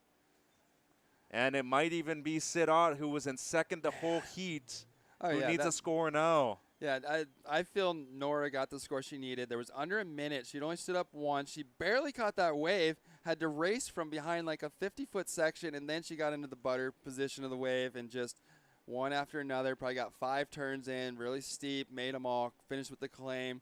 I don't see that going under her need of a 5.88. It's got to be above that. Well, and then Lovell definitely could be getting the 5.65 too, right? So, yeah. So let's say if she, gets that 5.65, and whatever above a 5.65 she gets, you're gonna have to add to Nora's. And we are waiting for scores, and time will be running out. So, and this is another heat we did where we don't know what we're gonna go to commercial. We don't know what's going on. Well, look at this. It's a 5.8 for Lovell. So Red was needing something decent, but I could probably say, Shay, she's going to get it. We're going to go to commercial break and be right back with another great heat. Don't go anywhere. This is the 2021 Toyota USA Surfing Championship. Stay tuned.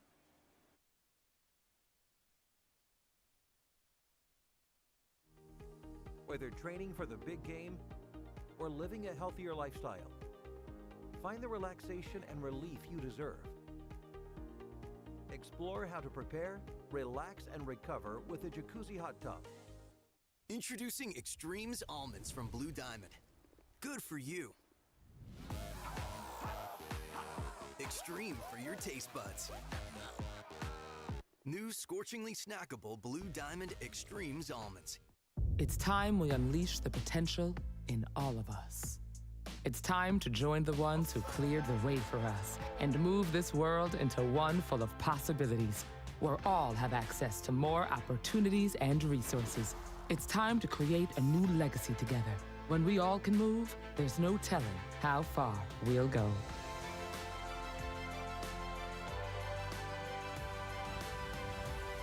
Toyota, proud partner of Team USA. Sure. And welcome back to the 2021 Toyota USA Surfing Championships. An excellent heat out in the water right now as we are in Girls U18 quarterfinals number 2. Betty Lou Sakura Johnson in red. Sarah Frere is in white. Luana Silva in yellow. And Sawyer Lindblad in blue. Mitchell Salazar with the Hall of Famer Brett Simpson. Brett, this could easily have been the final. This is a stacker heat. When I looked I think it was yesterday, I was kind of looking through the draw, and I'm like, wow, Betty Lou, Sarah, Luana, Sawyer. I mean, at the start of the event, I for sure were like, hey, look, Betty Lou, Luana, and Sawyer are, favorites. Sawyer has come on heavily this year. Betty Lou's kind of no-brainer. Luana's looked probably maybe some of the best surfing in the free surfs. And then Sarah's the young pup in this heat, which is awesome. I mean, I think she's, told her to go out there, have fun. She's been surfing really well. I think she's probably most improved in the, on the West Coast women's this year. Here's Luana. Big surfing right there. Look at the patience. Wow. Big carves. Board looks glued to her feet. Oh, my goodness. Wowzers. I jinxed her. But that's the type of surfing. That's a big surfing right there. That's going excellent. If And she we pulls see that off. everybody on the beach, Brett. A lot of Put that sunscreen on, ladies. yeah, and Sean Ward in the background over there too. Yeah, I know. Luana's manager. Yep, that's correct. Yeah, and I wanted to get down to business right here because we're talking about 4 of the greatest talents to ever come out of the last 4 to 5 years in the United States in the water right now. Yep. And if we're talking about U18s, we could easily be saying these are 4 I ladies. want them on my team. Yeah, they could be representing the Yeah. United States, whether in the Olympic Games Yep. in the next few years or also on the championship tour. For sure. 2024, 2028. I think a lot of the girls have, Betty Lou, Luana. I think they're a little bit older than Sawyer, but realistically, I think they all have the same goal to qualify on the World Tour. I'm sure be an Olympian somewhere on that list and win a world title or 2. And I think with the talent they have, it's they've got a ways to go. But I think the women's side of American surfing is in good hands. It's in good hands. 5'6'7" for Silva, who is Yeah. of Brazilian descent. Yep. Lives on the north shore of the island of Oahu. Sunset Beach local, so you can easily see that she's very comfortable in these conditions at lowers. Didn't get the finish, so that's why the score. Yeah, that was thing's going probably in the 8+ range. At least I would have said, maybe even a low 9 with the finish. But Sarah with an opener of a 3.5. And interesting to note here, Brett, 2 surfers have not yet caught waves. That's Sawyer and Sakura. Non-priority situation between them two. So even if other 2 surfers, say Frere and Silva, recover 3rd and 4th priority, they can't be going on waves when the other 2 surfers that have not yet caught waves actually want to paddle for those. Yeah, they're a little bit freed up on the inside right now. I mean, until one of those ladies, commits and rides a wave, then it's kind of normal priority situation. But yeah, right now it looks like Red and Blue, Sawyer and Betty are kind of waiting it out, waiting for that next flurry to exchange, and they could be in a little bit of a paddle battle themselves. And if one of them were to block each other, then that situation could change. They go to 4th priority. Yes, correct. So there's always the strategic side of things. The beginnings of the heat are definitely the most important, I'd say. I mean, if Luana gets the finish on that wave, that would be, she's way out in front. It's 8+, at the start of a heat. You got to say the odds are really good. But we got a lot of waves. It's been super consistent so far. 14 minutes on the clock, and we see Red Sakura looking at this right. Dropped the highest heat total of the event yesterday, 19.93.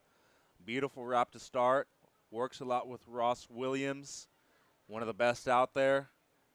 Gets another solid wrap, and Sakura working on the inside.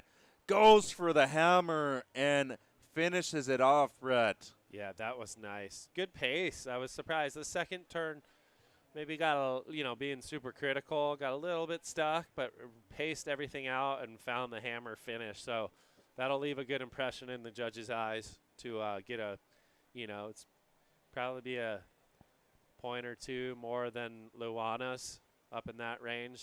Maybe, if I'm going to guess right now, 7.8 I don't know. Okay, so a couple of 8s and a 7.5, you're saying, in the score line. I gotta see the replay. Remember, Mitch. you I throw gotta see out- the replay. You throw out the high and the low. You're putting on your judge's cap right now. But Yeah.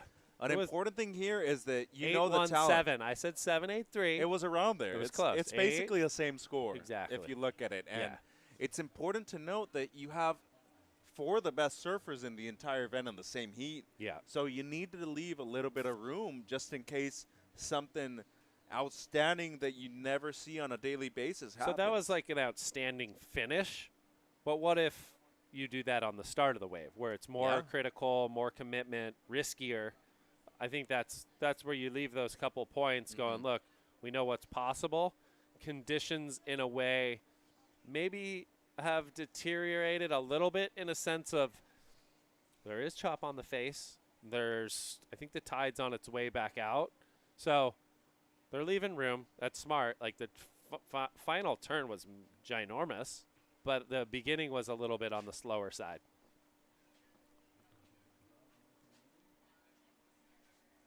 As we see Lindblad on her opener. Soy sauce. Almost 10 minutes to catch this wave. And she needs something good right here. Gets the setup. Goes for the speed turn down the line. Gets to the open face. Goes up into the lip. And wow, a little more interesting vertical angles. Well, interesting note here, Brett. Out of the 4 surfers in the water, the only goofy foot is Lindblad. So shows a different perspective to our judges. Point of difference is always, it's important. I remember surfing heats, and I'd always look at that because you're wondering, okay, what can I do? You're always kind of know your strength, but you're like, what can I do different that they're going to be doing that open face carve? Maybe I get a little bit tighter, which Sawyer did right there. Speed float, vertical, snap. So, yeah, you're definitely, if I was Sawyer, I'm like, hey, I'm going to surf. She knows her backside. Her backhand's kind of a strength, too. So Betty looking like, hey, maybe I'm going to get a backup, and I don't want to feel the pressure late. And here she goes. Big hammer right there. Comes a little unglued. Maybe going a little too hard on that first section. Maybe a brand new board. Who knows? We'll test it out. Could be. And just with under 11 minutes to go, Sarah still with a 3.5. So what's Soy going to get? I mean, in between Betty and Luana, maybe in the 7 range, high 6, 7 range. You know, I think the difficult thing to assess as far as Lindblad's wave goes is the quality of wave was very poor. Yeah. Yes. It was a difficult wave to surf, and she surfed it very well for how it was. Yeah. But when you compare it to the quality of wave that Sakura had on her opener. 6.83. I think it's like a 6.83. So obviously you're speculating right now. Yeah. And let's see what the accuracy is on your actual score line. Here goes Sarah. Paddle girl. 6.83, you were right there. Head. I got to get get me on the panel. Oh, no. Get your speed up. As Frere up and riding, that's not going to be the wave that she's looking for. Yeah, so she's definitely, these girls could be and will be, like, they could be on the tour right now. By the surfing I've seen pretty consistently, like Betty, Luana, they can kind of match, you know, in that world tour, top 18 ladies in the world, and Sawyer. You know, I mean, it's only maturity, I think, is what's going to kind of be the difference over these next few years. But, yeah, I think we're going to have a good pack in the next few years on tour. And we do right now, but we're going to have more. Yeah. No, and the cool thing about it is that all the American surfers, as of right now, that are on the championship tour, they're all from around the same generation besides Caroline. Yeah. And Caroline is actually could almost, I don't think this year anymore, but she could have been in this event up until last year. She's 18. She could have, yeah. So we're a little bit jaded, I think, in a sense of like how early she came on, how much success, how good she is. But she's, you know, she's set the bar for all these girls. You know, I know Alyssa and all these girls look up to her and are, you know, just a hair younger. And she's been on tour, 3+ years? Yeah, in a title race, won multiple events. So I think just thinking that's always going to be the new norm is like, it's crazy. Consistent success at the top, especially too. It's difficult to stay relevant. Yep. As what's we got going a little on Danny here? Ward right here forming out on a little left-hander. He's just out having fun. Water patrol. He's filling in for Mitch Colapinto. So that was Dane Ward, one of our unofficial lifeguards. And we have 8 minutes to go. Sawyer Lindblad in second place. Sakura in the red, still in the lead with an 8.17. Her low score just a 1.3. A 3.5 for Sarah and Luana as we see the competitors area. Luana Silva in yellow has the 5.67. So with just under 8 minutes, a slower heat, Brett. And as we look at it as a whole, it seems like the second wave for all surfers is going to be the crucial one for how this end result actually finishes. Yeah. Well, and that's the tricky part. When you look at a heat like this, you're like, oh, it's going to just be blistering, you know, like surfing, surfing, surfing. And this is what happens. Mother Nature goes, no, it's going to be strategic, you know. And obviously we've had good surfing on the waves that have been ridden.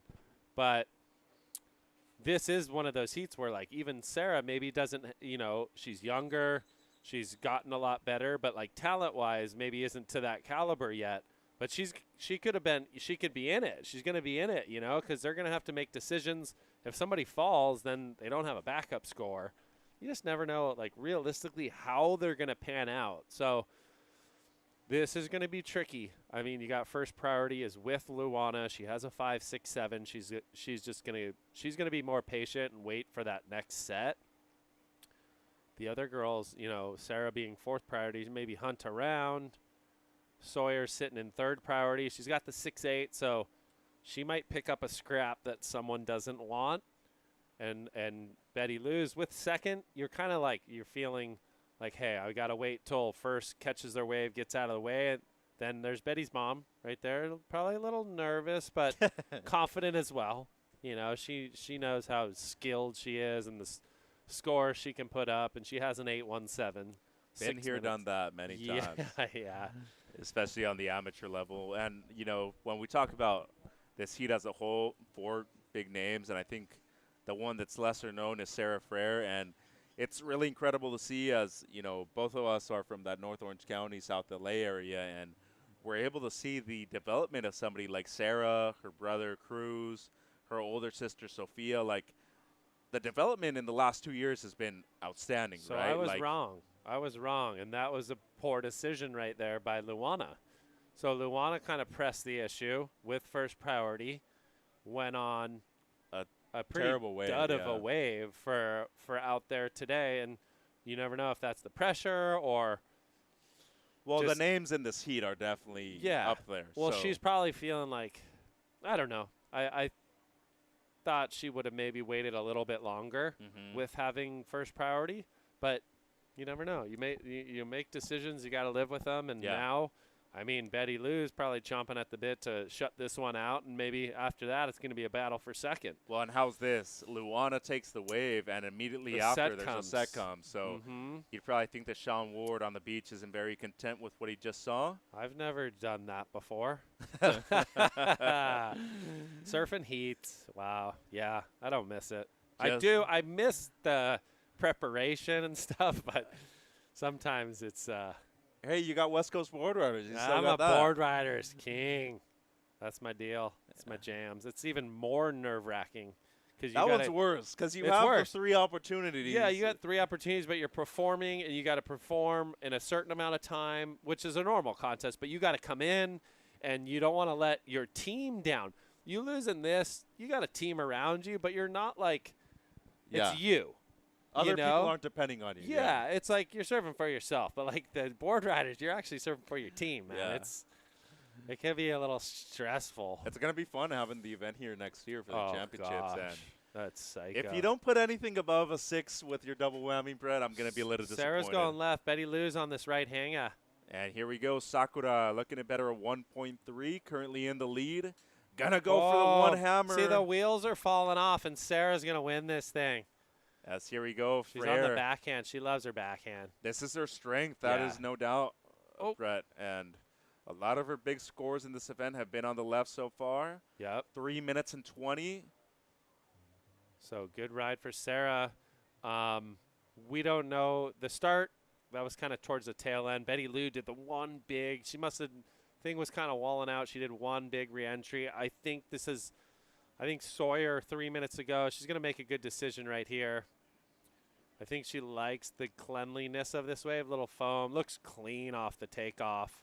And important wave here, Brett, too, for the local surfer. And wow, that so wave's going to close out. She gets a one maneuver. So this thing's just pins and needles. Everybody's just nervous as can pins and be. Needles. Sean said, oh, my gosh, he just can't believe what he's watching. It's tough being a coach. 2 minutes and 35 seconds to go. Let's see what's going to happen here because white had a wave, red had the fall. We didn't see yellow go, So and blue's blue going to had get the a one decent maneuver. a 3 or a 4 or whatever. Betty kind of just cruising right there. Tough wave too, Brett. Yep. Bang. So she's just like, I'm going to send it. Sarah. Whoa. Now we're talking. So she did get some work done on the outside. Catches a little bit right there, but if she can get back out, she's going to have a chance at this thing. Couple little nice snaps on the inside for Sarah. She definitely likes the backhand a little tighter in the pocket. Well, and this is no doubt going to be her best wave, right? She has a 3-5 in her scoreline. The real question is, where is this score going to go? Because depending on what blue does, That's like 4 white's points. going to need something. If you're asking me, 3, 9, 4 points.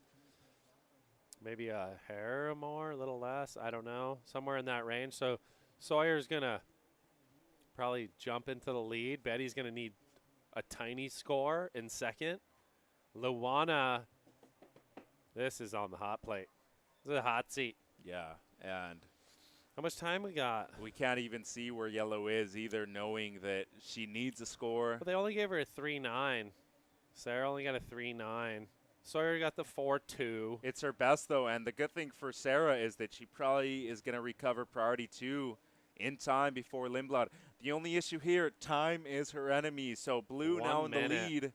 Sakura Johnson in position to get eliminated here, Brett, because white and yellow don't require that much. 50 seconds.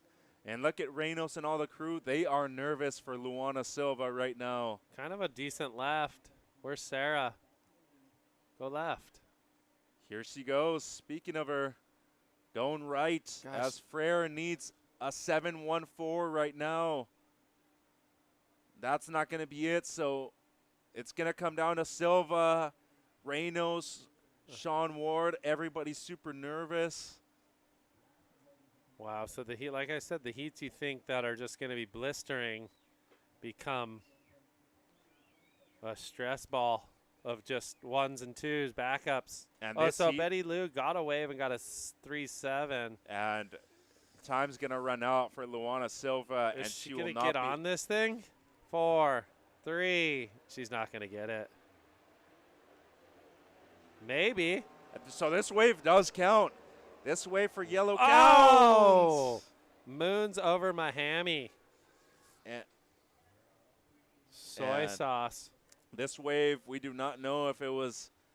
Did she need it, though, anyway? No, she got was through. in second. So either Ooh. way, she goes to first or second. Yeah. She's going to advance. Wow. So what a heat, Brett. And Wow. Reynos disappointed. We're going to take a quick commercial break and be right back with more action in quarter number 3. It's why we of play the game. The 2021 Toyota USA Surfing Championships at Lower Trestles, California. Stay tuned.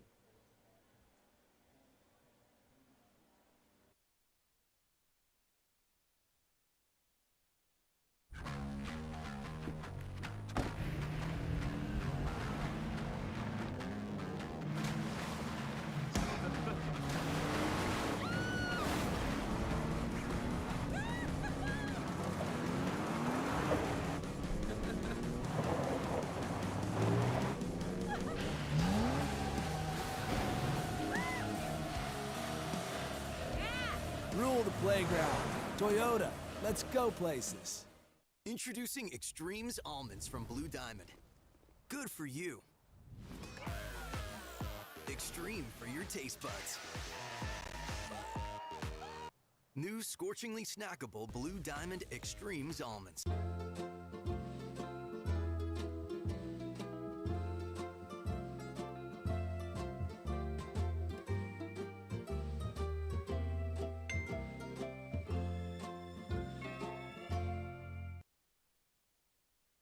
It's out there now. Simmers. Welcome back to the 2021 Toyota USA Surfing Championships at Lower Trestles, California. Mitchell Salazar with the Hall of Famer Brett Simpson. We're in quarterfinal number 3 of girls U18 action. Caitlin Simmers in red, Layla Ricobuano is in white, Lily Colper is in yellow, and Sierra Downer is in blue. Incredible action in the last heat, Brett, and now we're down to quarterfinal number 3. Simmers, who is obviously one of the standouts in current amateur surfing across the United States. Just competed at her first CT event at the Surf Ranch and looking for a win most likely here in the girls U18 despite being one of the younger competitors in this division. Yeah, I think her whole career's been like that. She's kind of been, you know, technically surfing at a level. She's been a little bit smaller, but she's growing, and she's her technical abilities Have always been very second superior, to none. huh? Yeah. So here she goes, having a look right here. And one thing that I've noticed with Caitlin Simmers too, her corner's been consistent. Yeah. Staying with John Daniels as her Whoa. coach throughout her entire career. Yep. So a little wave selection there gets started. So when you have that northwest wind, it definitely makes it kind of run and crumble down the line. Second, third wave. There we go. Looks like Sierra on the backhand. So it gets it vertical there, but one of them. Anything you can tell us about Sierra Downer? I did a few of the events I announced this year. She finaled a couple times on the West Coast Regionals, and I will say she had some memorable maneuvers. Here's Katie, kind of speed. See how she got a little stuck there, and then that thing. It was going to be hard no matter what to really manufacture a score out of that wave, but. Yeah, Sierra did have some successes this year. She finaled in a couple events. Yeah, she kind of, to be honest, I didn't know much about her. She's kind of came out of nowhere, but has a pretty solid backhand. Definitely gets it vertical, as we saw just there. So she's making heat. She's doing her thing, and I'm sure we're going to be seeing and hearing much more about her. Yeah, I saw her at the last event of the qualifiers in Huntington Beach too. Actually made the finals, if I'm not mistaken. So some good surfing from Downer, and obviously being in the quarters right now, she's had to surf at least twice. Yeah, to be here in this position. She's making heats. I think that matters. She might not have the huge name as the Katie, you know, or the Layla. Lily, though, is, you know, she's coming on as well. Yeah. She's been around, obviously, the last few years. Lily Colbert has been doing her thing. Here goes Layla. Rico Buono from the North Shore of the island of Oahu. And her brother Jake, also an outstanding surfer. They reside in that Sunset Beach area too, Brett. So here goes Lily. Little double up right here. Yeah, and one thing I noticed about Wraps it. Colbert, really low center stance. Huh, Yeah. Brett? She's kind of known for those majors. Somebody get your umbrella out. That was huge. So spray flying everywhere. Oh, just over pushes on the end. And Lily from the East Coast, isn't she? Lily is actually from the LA area. Okay. Yeah. Oh, yeah, she's from in Malibu. Malibu. You're right. Correct. You're right. So she's, I'm sure, used to the point break style waves. Leo Carrillo. Oh, gosh, this wave looks really good for Katie. Little lady Katie, wrap in the pocket. So draws off the bottom. Really good style, technique. Bang. Oh, geez. So a little bit kind of over rotation. You're just jinxing everybody, aren't you? Simmers had the fall there. Maybe Downer here on the outside. She's up. And Sierra has a good-looking wall. No, going to kick out. As 15 minutes to go. Still waiting on the opening scores of most of our surfers out there in the water. Our fourth heat, the last quarterfinal coming up next. Eve Wong, Ella McCaffrey, Bella Kenworthy, and Vahiti Mana Inzo. So Vahiti will be surfing up a couple of divisions as well. And here's White Rico Buono with her opener. Gets a little stuck on that turn, but that'll definitely want to be a throwaway for her at the end of this heat. And one interesting thing that we notice a lot with Hawaiian surfers, used to the trade winds, especially those on Oahu, Brett. Garens. But when it comes to actually adapting at anything different than a point break as they're used to, it's difficult for them. For sure. I think traveling sometimes that was the hardest part for them. Here's bang right there. So that was a nice turn for Lily. But for, you know, even when they're younger, coming out here, different, like the water isn't cold for here, but could be for them a little bit. There's definitely adjustments you got to make. Katie slashes right there. I like how Katie always looks like she's on bigger equipment. I think that's something that really helps with style. and drive. Look how she's kind of driving. That wave had a lot of ribs in it, as you can see, and she's kind of catching a little, but like she was on her way. I think more of a less snap maneuver there and more of a lip line maneuver would have been Projecting big. forward. Yes, because Spray's still going to fly. Here's Sierra. So one and done there, but Spray's still going to fly up, and you're just kind of differentiating the maneuvers. She kind of went a little bit hard on the snap, and then her foot got a little misplaced coming down. And that's pretty uncharacteristic of Caitlin Simmers, too, because usually she's finishing most of her waves, but she's in the lead at the moment with a 4.4 and a 3.5. Colber's wave scoring pretty well, the 5.67 that has her in second. Downer's best is a 3.77, and Layla just a 3.1 at the moment. Still early stages, 13 minutes to go, not even halfway through the heat. As we see a beautiful drone angle of Lower Trestles in San Clemente, California. Late takeoff for Layla. I was wondering from the drone, I was like, is anyone going to get this wave? It doesn't look like it has a ton of wall. A little flat right now on the backhand, a little slice and dice. So getting a little frisky. Hits it right there. So it gets the finish. So she'll be on the board. A solid finish there for Rico Buono. And if you know that area of Sunset Beach, Brett, which I know you do super well, you tend to surf Sunset Point a lot when things are small in the North Shore. For sure. A very rippable wave. Such when a it's fun small. wave. I've had fun heats out there. I've gotten lost before, too. I'm sure everyone has. Big sunset, it's kind of you versus Mother Nature. Yeah. And finding your lineups and having good equipment, which sometimes I felt like I didn't have. And sometimes you don't have enough time to figure it out, it felt like. But, yeah, it's just spending time out there. Those waves are – you got to embrace them. If you don't embrace the challenging waves like that, and I know people love to dislike the lane in Santa Cruz, and there's certain areas that they're just tricky, finicky waves that you got to embrace. And Haleiwa I always loved because it was just like that big wall. And there was just different, like more rippable, I'd say, than Sunset. 100%. Sunset is more like, okay, I just need to hang be in the on, spot. Be in the spot, finding those. You can go out there and for those 30 minutes, like you feel like you just didn't even see a wave or you just couldn't get on a wave, So it's different. It's a different mindset, but you got to embrace that stuff. I think if you don't, you'll never do good out there. And I brought up the point about Sunset Point and Rico Buono being from there and having to surf there when the waves are smaller, but backyard's right next to it as well. It's another good training for sure. area. But I think just as a whole, that area is really the proving grounds for events like this. Yeah. Because not only are they good practice runs, but you're also seeing the younger talent come out and actually proving their skills when it's not massive on a 20-foot day. For sure. I mean, the challenging conditions that you have to deal with, and then, wow, it looks really green and beautiful. Beautiful day in It's SoCal. rained. Southern California's finest right here, Lower Trestles. But, yeah, getting back to the North Shore, I always felt like when I was young, I started traveling over there when I was 15, 16.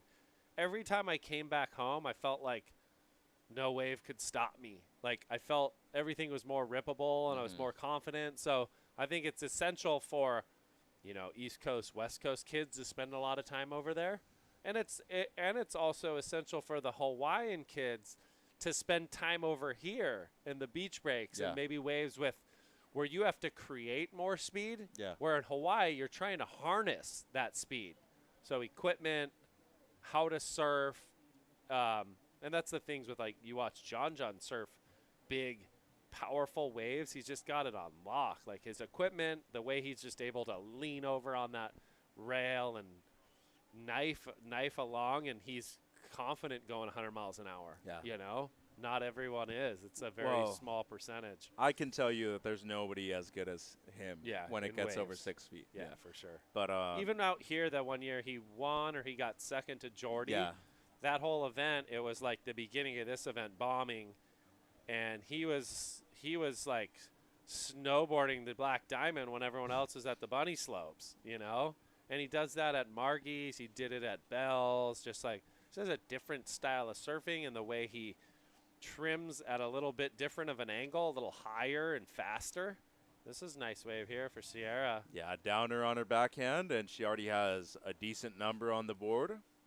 I was looking to get the finish. She Oh. does. So hang on. And downer, I believe, one of the younger women competing in this U18 division as well, and making it pretty far. I mean, she's into the quarterfinals right now with a chance to advance. Here's Simmers. Little lady Katie, little fade. Good looking Look at wave. that touch. Wraps it right there. So on a 6-3. Bang. Well, you'd think it's a 6-3, but it's probably really like a 5-5. Yeah, I know. I'm just kidding.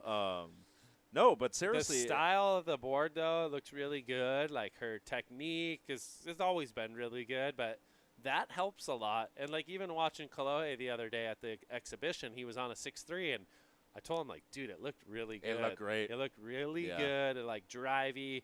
You don't have to do a lot of the pumping, twitching stuff in between.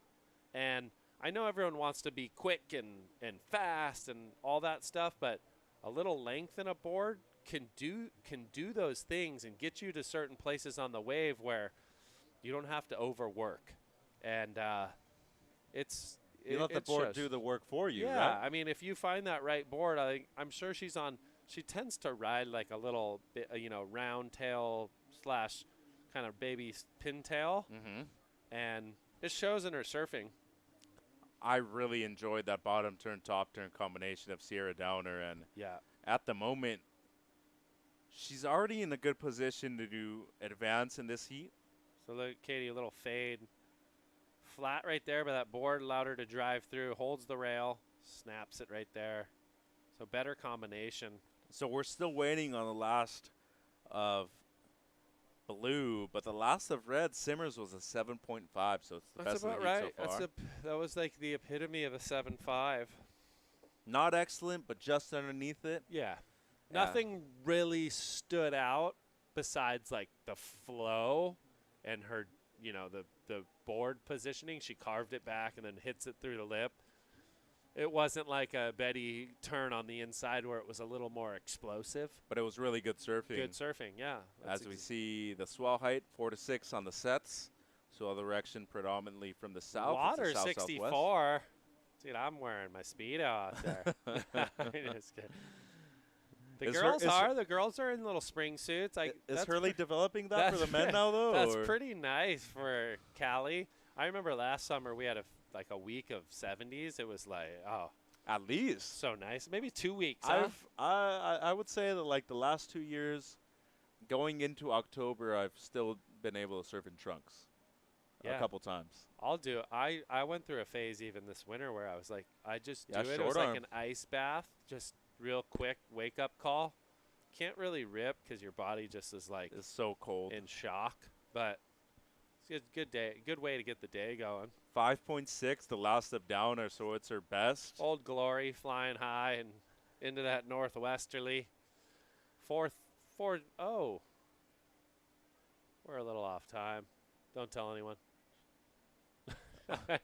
No, well, it's good that we have the official timer right there, Yeah. 4 minutes and 25 to go in the heat. But great drone angle here by Aaron Jesse, and amazing job by our production crew so far from Action Sports Productions. There's Thank you very much, guys. Katie's camp right there. Yeah, and See Lindblad. I was talking to you about the incredible approach that Simmers has with her family, and staying together with her coach the entire time too. John Daniels has been in her corner for her whole amateur career so far, and talk about developing a bond between them two. I mean, this is great, right? Yeah, it's been huge. I think they've been really able. Here goes Lily. Johnny, obviously being a great surfer himself, runs his camp, runs his surf class in schools. So, like, Lily's on a nice one right here. Get a little combo. Whoa, and she's coming from Malibu, surfing those right point breaks. Bang. Wow, great Nice, surfing Lily. there. Colbert gets the finish, too. So could see a couple little West Coast combination. And Johnny is like, they've been able to adapt and grow together. It's been really cool to see the trust, and I think her style is just, I think that's what stands out the most. It's like she's always had this killer little John easy to watch on the ice style.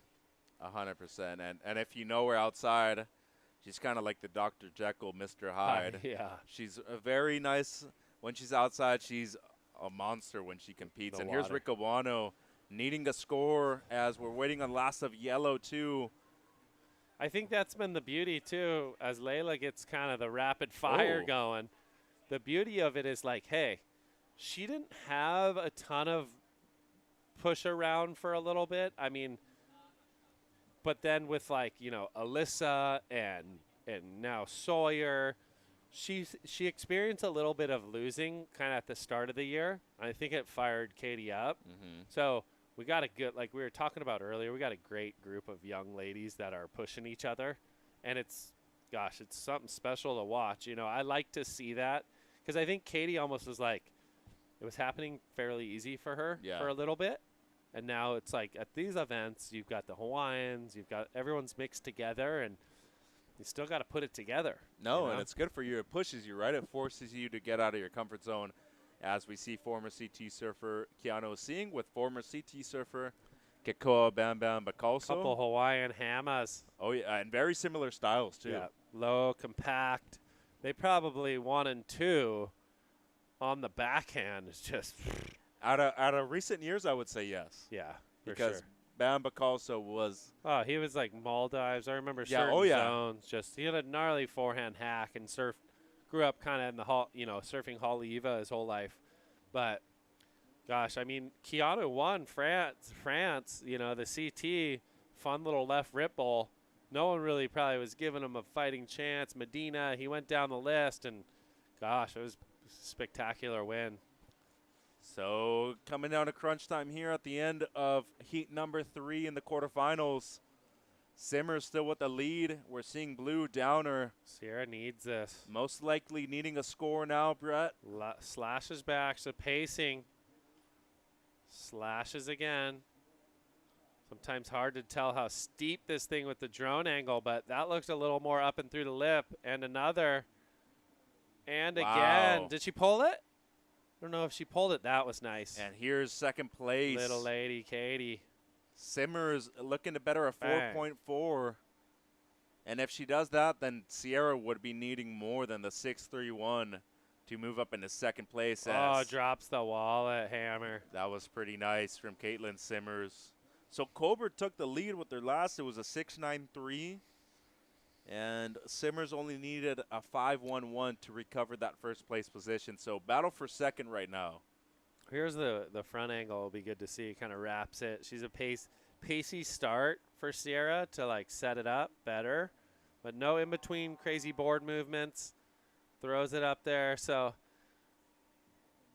that was better. Kind of kicked it. And again, oh, she did roll that rail. And here's Katie's last Brett. Bang.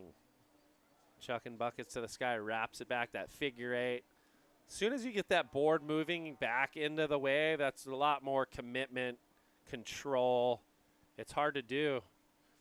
And then drops the wallet right there. So nice combination, bunch of different angles she took on that ride. They're going to really like that. A really nice variation, too. Gets an 8.5. Colbert's going to stay in second, so it'll be red and yellow advancing. Quarterfinal number 4 coming up right after this commercial break. Stay with us. It's the 2021 Toyota USA Surfing Championships.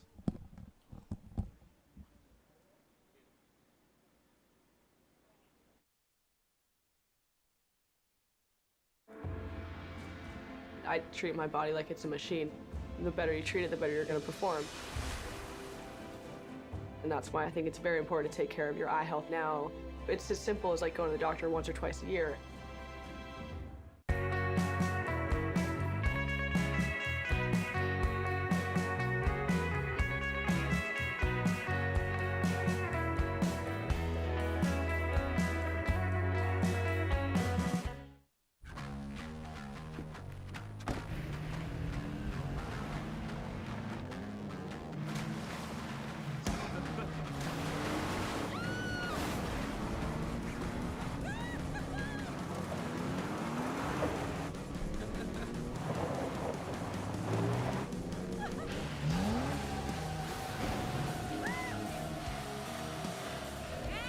Rule the playground. Toyota, Let's go places.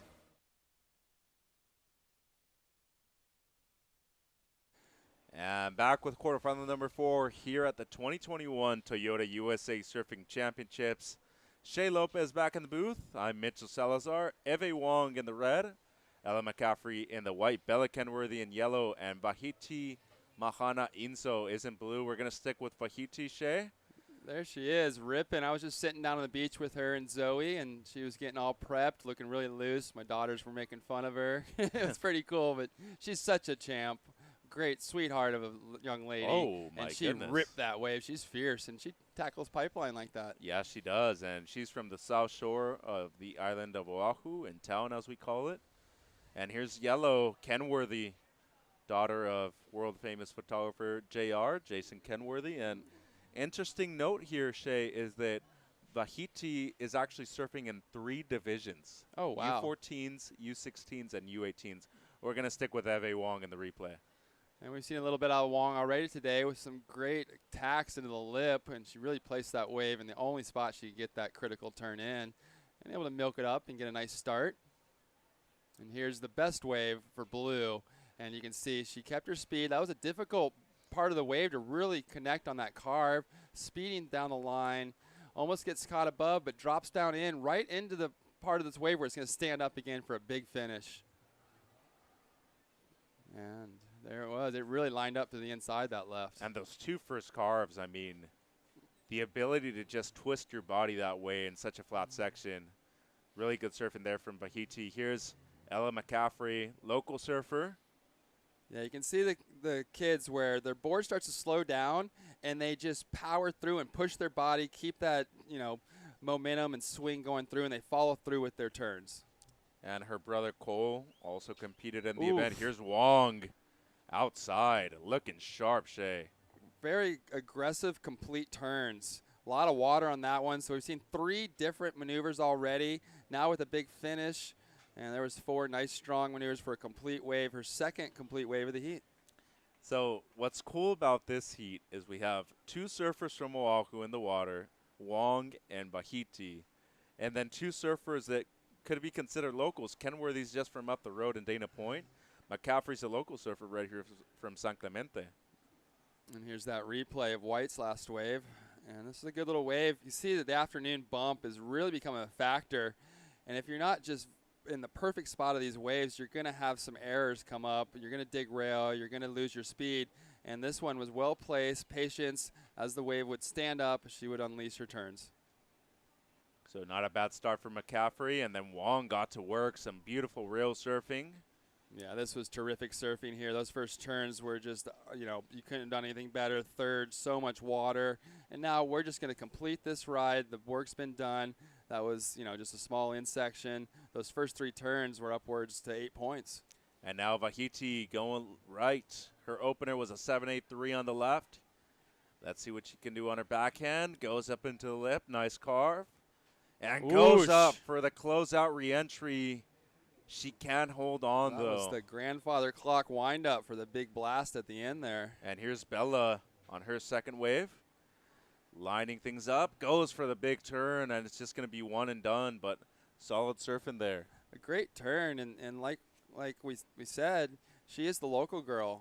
I spent thousands of hours and countless days on the beach with Kenworthy when we were kids, Bella's age.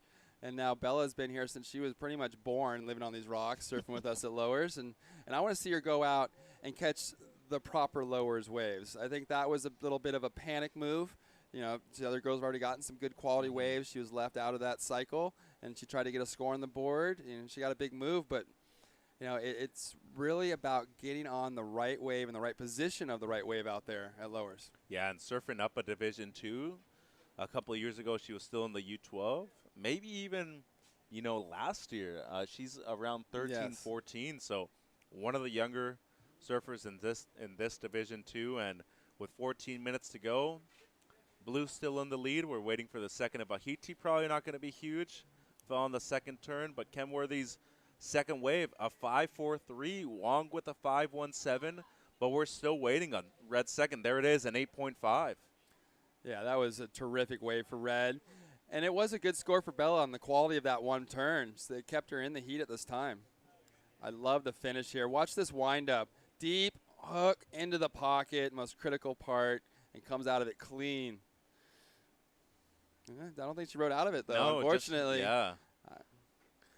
As we see Bella's. Yeah, that was a nice turn. You know, and when you're getting a 5 or anything above that for just one maneuver, you know you're doing things right. It's really getting the combination of those maneuvers going, though, on the same wave where you're going to see excellent surfing. Yeah, you can see for how short of a distance Bella was up, already getting that 5.43, she gets on one of these waves where she can get a number of those maneuvers in, and she's in the excellent range without really breaking a sweat. Yeah, and we're in, obviously, the oldest division out of all of them in the women at the USA Surfing Championships.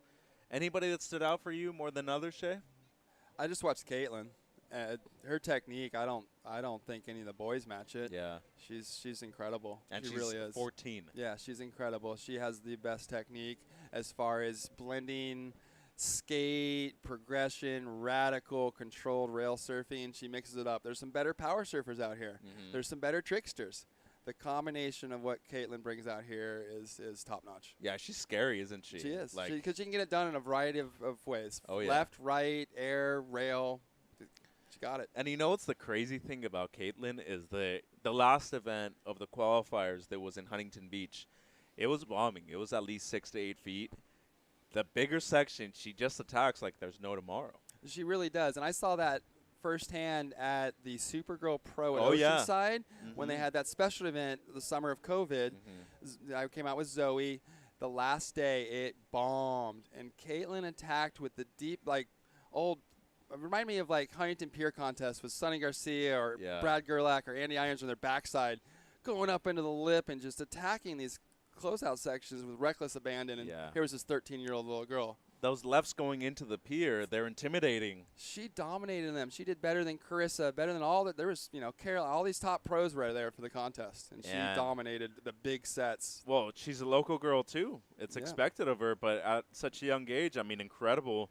As we did see live action, Bella Kenworthy, who got the 5.43 on the one turn, got a combination here. Smaller wave, more turns. You know, she's finding that balance, getting her rhythm, and she's got her competitors are older, stronger, more experienced. They've already got better scores than her. It's time to really pick the eyes out of the lineup and get the best waves at this time. And some good news, too. We're seeing more consistency on the sets again. Wong. Eve with a really beautiful hack on the first turn. Oof. Goes up. Oof. And the layback on Almost the second. a free fall drop out of the sky. Oh, gosh. She's getting 9+ points here. We could possibly even see something close to perfection. This is close to a 10. We're getting upwards of a 10 now. Wow. 9 turns. One of them was spectacular. 4 of them were incredible, and the others were nice. Not one was bad. Not one. You couldn't criticize one turn on that wave. No, on the quality of the wave, the too, quality right? of the wave is what allowed that opportunity for a successful ride, an almost perfect ride.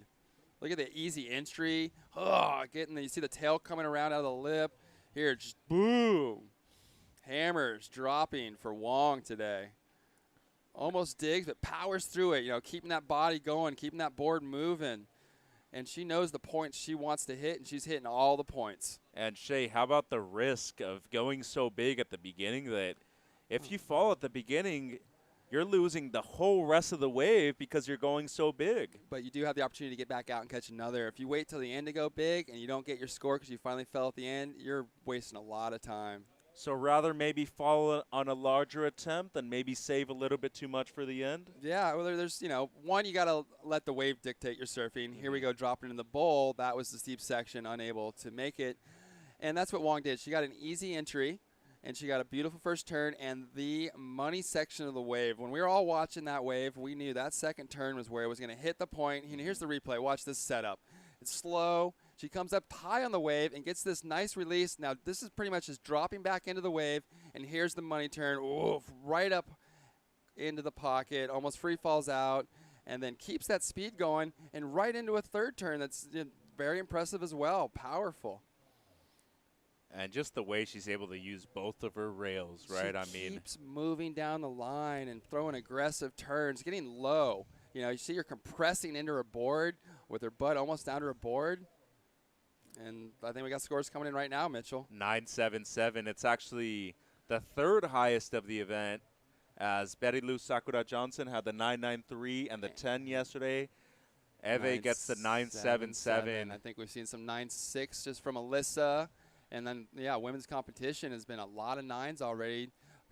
Remember a couple 9s in the boys. Jackson had some 9s. Yep. Taj Lindblad had a 993. Yeah. So, Lowers produces top scores, whether you're boys division, girls division, U12, or WCT level. Yeah, and Katie Simmers has already had a couple scores in the 9-point range. Luana Silva, who unfortunately Luana was ripping. Yeah. That last heat was Sawyer and Betty Lou. That was a stacked heat. That was a final. That was a hard one, yeah. A hard one to advance out of. And even Sarah got a couple decent waves. Yeah. To just under 8 minutes, Eve Wong in the lead with a comfortable first place, 977 and an 8.5. Vahiti with a 783 and a 3.5 in second. Kenworthy betters her situation, got a 5.77. At the moment, needs a 5.57. And McCaffrey has a decent score, Shafe. 6.33, needs a 5.01. And this is where the pressure is put on the Blue. Blue needs to get that wave that's around Bella and Ella's top score of a 5 or a 6. And then they need almost an excellent score. And it's just the weakness of Vahiti's second wave that's allowing Ella and Bella to only need those mid-5s. If she gets an average wave, they're going to need almost an excellent score. Yeah, because if not, they'd probably be in combination, right? Like, you get an 8, they're already needing maybe something close to a 9, maybe 9+. Are you thinking in that moment, okay, I need a 9.81, 9.73, something like that? You're thinking 2 scores separate instead, right? Yeah, you're processing the amount of time left, and do you have to get it in 1 wave or 2 waves? Because Bella has a 5.77 for her top, but if she gets 2 7s, it's a lot less of a requirement. Yeah. But if she doesn't get 1 7 now and she's holding out 5.77, eventually she's probably going to need that 8+. And then we're getting under 5 minutes. We're going, okay, I don't have time for 2 waves anymore. I've only got time for 1. It better be that 8+. Anything you would approach differently as far as a coach when it comes to coming from a beach break into lowers, knowing that the swell's decreasing? You're probably not going to see too many insiders break either. The Strategically, frequency okay. is a big difference coming from East Coast to West Coast. And even Hawaii has a higher frequency than West Coast. But nothing competes with the frequency of the East Coast, which is 4 to 8 second intervals.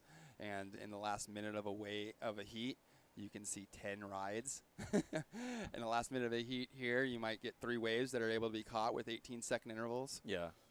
No, I remember doing East Coast Surfing Championships one year, and I mean, it was barely breaking, but it was contestable. And that's a beautiful word. Yeah. Contestable. Talk to Darren Brillhart about that. He runs the event, but anything that's breaking, ECS he's running. No, but a lot of heats still decided on land, just because so many waves are ridden at the end, knowing that you need a 2.5, a high 2, maybe a low 3, that if somebody catches a wave and they get a high 2 and it changes situation, you need to be up at the same time. And the difficult thing about competing at lowers, and in California specifically, is that since everything's just more separate than on the East Coast, you can't identify everything with such easiness. True. It really becomes, like I said, like picking the eyes out of the quality waves. When you've got 10 waves, flurries, out here at lowers, there's been 20 wave sets coming through. And you've got 4 competitors, and priority after the 3rd or 4th wave really doesn't come an issue. Everyone's washed away. A lot of time you're seeing one sole competitor hundreds of yards off the beach trying to line up that proper wave. Yeah. It's a beautiful thing, and at the same time, it could be a painful thing if you're one of those competitors that's needing a score at the end. Well, that heat I talked about earlier with Damien Hopgood in the final out here. Yeah. I sat way out the back. I didn't get nothing. That was the worst final I ever had here, and I was like tired of getting seconds and tired of getting thirds. I'm just gonna wait it out, and I waited, and Nathan Hedge and Damien Hopgood battled on the inside lefts, and Nathan won. Damien got second, and I was like, Dean Randazzo got 3rd, and I was a very distant 4th. Dean Randazzo, I haven't heard that name in a while. No, but there's a saying, live and die out the back. Yeah. And sometimes you live and die by the sword, and unfortunately for you in that case, yeah. It happened. But, another good recollection, if my memory serves correct too, is that one heat where Kelly and John tied at Chopu. Not a huge amount of waves ridden during the heat. It was a slow heat, but we're talking about one of the best heats we've ever seen in competitive surfing history. Maybe the best. Yeah, I would actually agree with you because we went down to a tiebreaker. Yeah, I think I've watched that 100 times. And do you still have a clear winner in that heat? No. It's hard, No, isn't they were it? perfect.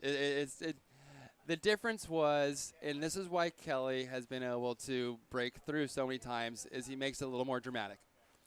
A little more dramatic. And there's Bella looking to make it a little more dramatic, adding a wrinkle with the back arm drag. Yeah, little layback there. Nobody does recoveries like Kelly. Nobody entertains us like Kelly. Oh, and Kenworthy went to the air there, and here's McCaffrey with an important wave for her. This has got some push down the line here. Powerful surfer. Nice carving turn right there in the second one. Gotta use the lip. It is. Boom. And she completes the wave. So let's stand by for scores, as we did have two surfers up and riding. And this is the final quarterfinal of the girls U18. At the moment, going to be hard to get Eve Wong out of first place, but Kenworthy was needing a 5.57. McCaffrey was only needing a 5.01. And Vahiti seems like she might have caught a wave too. Just over 2 minutes to go. And it seems like we have a replay here of the loss of Kenworthy. Yeah, young Kenworthy here surfing up. She's a terrific young surfer, and she's known as one of the top young aerial female surfers in the world right now. Her and Sierra Kerr are really pushing that progression forward. See, she's got a great variety of maneuvers. She's been surfing her whole life here at Lowers. And here she is going for a nice little air reverse on the end section. Just not enough energy in that wave. And this was Vahiti that we didn't see, but here's the replay. So we were talking about her needing to replace that 3.5. Starts a little slow. She's got great pace on this wave into the pocket, and now she's going to get that number of maneuvers up and down, back and forth, and she's going to replace that 3.5 and put a lot more pressure on the surfers in third and fourth. So great flow there for Vahiti Mana, and McCaffrey didn't need that much, Shay. Needed a 5.01, but that's also considering that Blue at the moment had not caught a wave. And so at the time, this was likely going to move her into an advancing position, and so it was a very important wave for Blue. And then Yellow had the wave, so it was really crucial that Vahiti actually got the wave. And here's Eve, who's currently very comfortably in first. Wow. That is some strong surfing, as Wong has to go to the prone position real quick, recovers, and went for the blowtail reverse, grabbing a rail too. She's an exciting surfer. She's talented. You see how adept she is, even with a mistake. You know, looks like she's off her board. She's back on her feet and trying to throw an air reverse. And her sister already competed today too, Oaka, as she advanced. And with 20 seconds to go, McCaffrey got enough, a 5.4. Some very important score for Blue, needing that 3.91. It wasn't as good as Ella's, but it was a good wave. So waiting on the last of Blue, it doesn't seem like Yellow's is going to be enough. And this heat will be decided on land. Yeah, another one. We're going to go to commercial and get back with results. Yes, we will. It's a 4.6, so Blue recovers second place. The two Hawaiians advancing. Thank you for your time, Shay. We'll see you again in a few more heats. We're going to go to a quick commercial break and be right back with the 2021 Toyota USA Surfing Championships at Lower Trestles.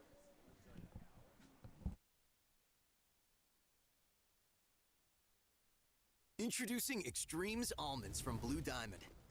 Good for you. Extreme for your taste buds. New scorchingly snackable Blue Diamond Extremes Almonds.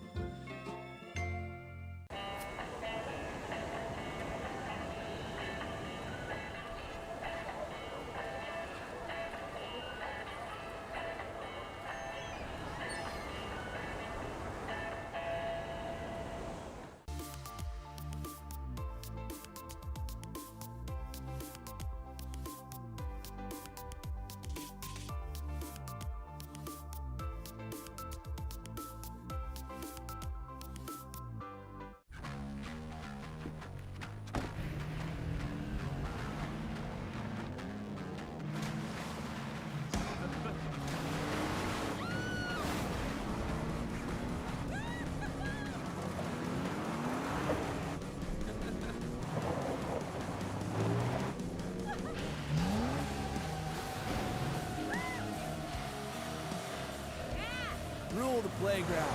Toyota, let's go places.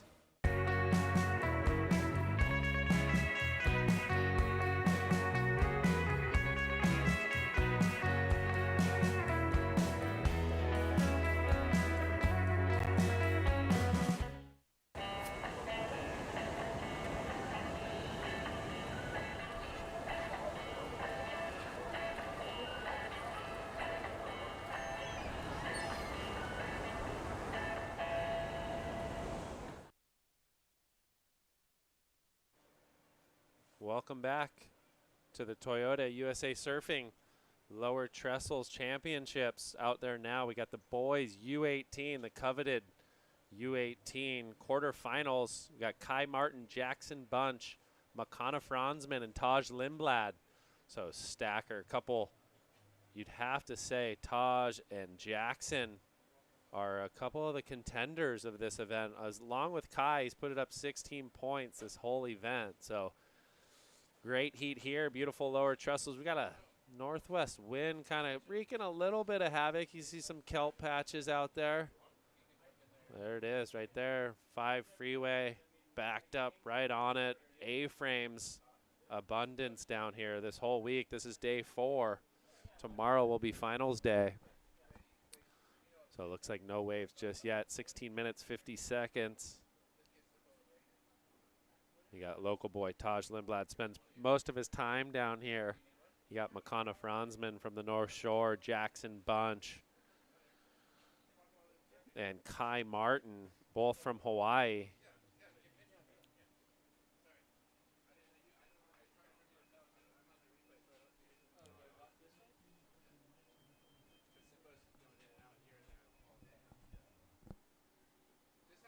So we got the postman going to join me. Dave Post. We'll welcome him into the booth. Hi, Brett. How you doing? How we doing, brother? Pretty Got good. some beautiful day, huh? What do you think about the surfing so far this event? Yeah, I mean, it's always amazing being down here with all the kids and all the best kids, but with matched up with this swell, it's been an amazing week. Yeah. All right. Looks like we do have some waves ridden in the break. We got, looks like Makana Franzman goes 8.0. Taj Lindblad 6.43, Kai Martin 4.5. I'm sure we'll get some replays coming your guys' way soon. But yeah, it is special. I think the first few days were almost like kind of maxing lower. The first day was probably as good as it gets. The next day was kind of maxing lowers. We've had this kind of, northwest kind of wind that's caused a little bit of havoc, but the second, third wave of the set, it still lowers. You can find those waves that are cleaner, a lot glassier on the face. I mean, what are you coaching any kids this event? Do you have any kids in the? Yeah, I've been working with Cannon Carr a little bit, and awesome. then JoJo Whalen went down a couple days ago, and just same thing like you said, just pick the right one. Yeah, it still lowers. Here's Jackson, catches a little right there, but this kid's freaking electric. But it still lowers. You get down here and you think, not every wave's good. You still have to really eye out the waves. And here we go. Here's Taj Lindblad, local boy. Take it away, Davey. Yeah, floater over the section, looking to get vertical or do the big wrap. Yeah, that and was now cool. looking for that big end section, just keep being patient, going back and forth. Yeah, he's kind of staying in that pocket, huh? Yeah, keep him busy with this tight camera shot. You can't really see what's coming down the line, so I'm just anticipating the big end section. Yeah, here's Kai Martin. The Goofy Footers put up some big scores this event. He's definitely a force to be reckoned with, and I jinxed him. The old, yeah, you the did. old commentator's curse. And then yeah, that guy's been on fire. This is Makana. This was actually the wave of the exchange. He got 8 points on this, so 2 big slicey carves. And look at the glassy wall. I don't know if this – I'm assuming this was kind of second or third wave of the set, but you can see how that wave just had a little bit cleaner line, and his wave allowed him more quality maneuvers at the start rather than the end. Yeah, this one looks all bumpy and has all that wind chop, and then all those bubbles left over from that first wave. The second wave and third wave typically seems to be smooth because of all those bubbles. Yeah. Sometimes if you get one with too much, it's like you're You don't got fins in your board. You're like, what's up with my board? This was a good board. But there's a beautiful shot of the crew. We're somewhere back there. Everyone's pretty fired up. We don't have a ton of beach down here. It's definitely a lot of the swells have been pushing the sand back and forth, so we're nestled up in the corner. Yeah, I thought when that big swell the other night with that super high tide, I was wondering if it was going to end up in the ocean, actually. It could have been, huh? There was a few close calls with a couple of our video towers where right on the edge. It looks like they had to batten down the hatchets. Yeah. I was here during the evening, and I was like, uh-oh, they got their work cut out for them. Did we push it too far? Mother Nature will, sweep you out from under your feet. So we got lucky. We're still here. We're still alive. Day 4. There's the scores right there, 12 minutes, 30 seconds. McConnell gets the 8-0, so they really like the start of that wave. He went slash into a big carve, and that was the meat and potatoes of that score. Taj was a little more busy work, kind of a little snap, speed float over the section, wrapped it, and more put together. Like, in a way, he had to put that wave together to get that 6.43. Yes, he and did. Then And then Kai left some meat on the table. He left some meat on the bone, right? 4-5 off of one big hanger, pretty much. Fell on the second maneuver. And then Jackson 3-1-7. He was trying to manufacture something. That wave was, had a lot of bumps and ridges and angles to it. He's going to probably – who's this right here? Taji's not going to waste no time to back up his score. Jams it right there, a little layback. And so he got a little bit shaky leg right there on the second. But now he's going to speed across this section, drops the hammer again. So another manufactured wave. Like, I don't know where he sat in priority on that, but not 100% sure, but he's like, hey, if I can get another 6+ on the board, be a little more secure. Yeah, put that pressure on Kai because that kid has been putting down some big numbers. He's a hammer. It's just the weight he's been throwing around has been really impressive. Yeah, I think that's a little bit of the situation is where the heats where you're going, hey, this is going to be 16 points. Yeah. Doesn't always pan out that way. No, you got to start with the house, build the foundation. Yeah, build the house.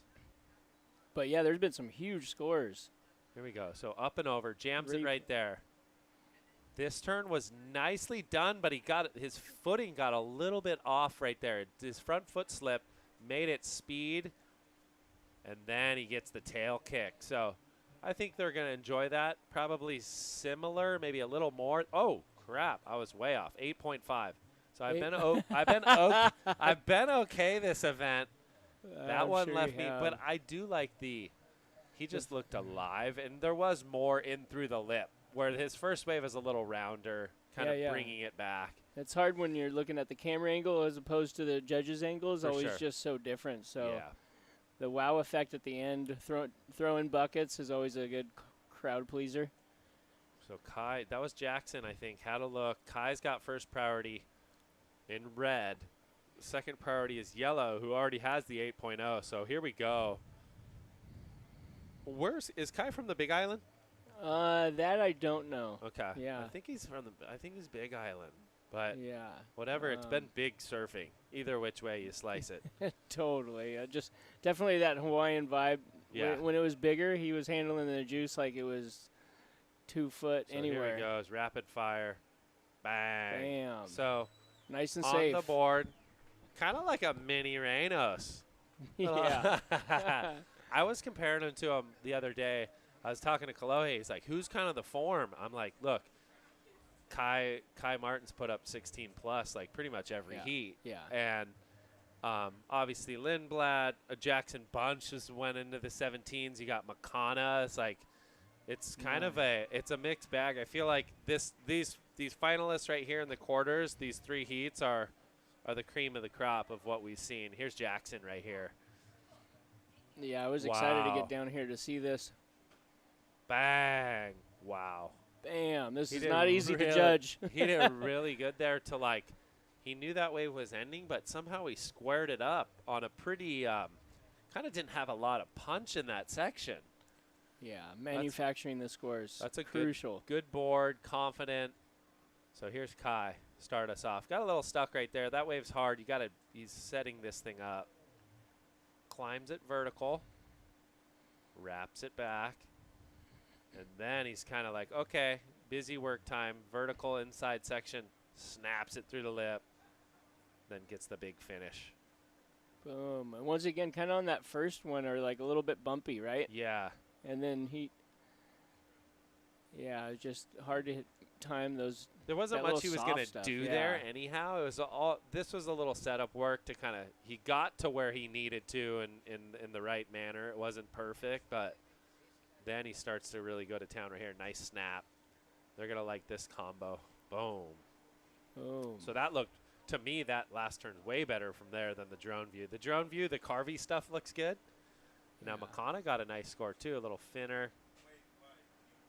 And he's going to wrap it. So it's all pace. They're pacing through these turns, finding those big moments, gets the big finish on the inside. And then Jackson, here's the foamy one we're talking about, third wave of the set. Wham. Wham. So that's a humongous turn, maybe the biggest of the heat, and another. So the 2-turn combo, and then that thing flattens out on him. So we'll see. We got to let this kind of shake and bake. The judges have their work cut out for him right now, and it just keeps coming. Oh man, they're trying to watch replays and and Jackson going, no, I'm gonna put you back to work, fellas and ladies up there. So surfing tight in the pocket right here. He's got a really good board. Just the Machado, just it's looking light and buttery, huh? Jeez, Machado, I like that call. Oh, we jinxed him. This is the Machado curse. So 6 minutes left. It might come down to the last exchange, really? Yeah. To see who. Because they're, McConnell's backing it up. I don't know if it's enough to take the lead. I have been wrong. Kai's obviously getting his best. Jackson's got his best coming. So it's coming to that backup. Taj might put the nail in the coffin right here. He really could. He's got first priority. Bettering a 6.5 or 6.43. He's saying no to this one. Usually that second wave, if there's one behind this, could be a little bit glassier, cleaner, easier to surf. So here's Jacko on his third ride. So really nice timing there. Gets that extension. And again.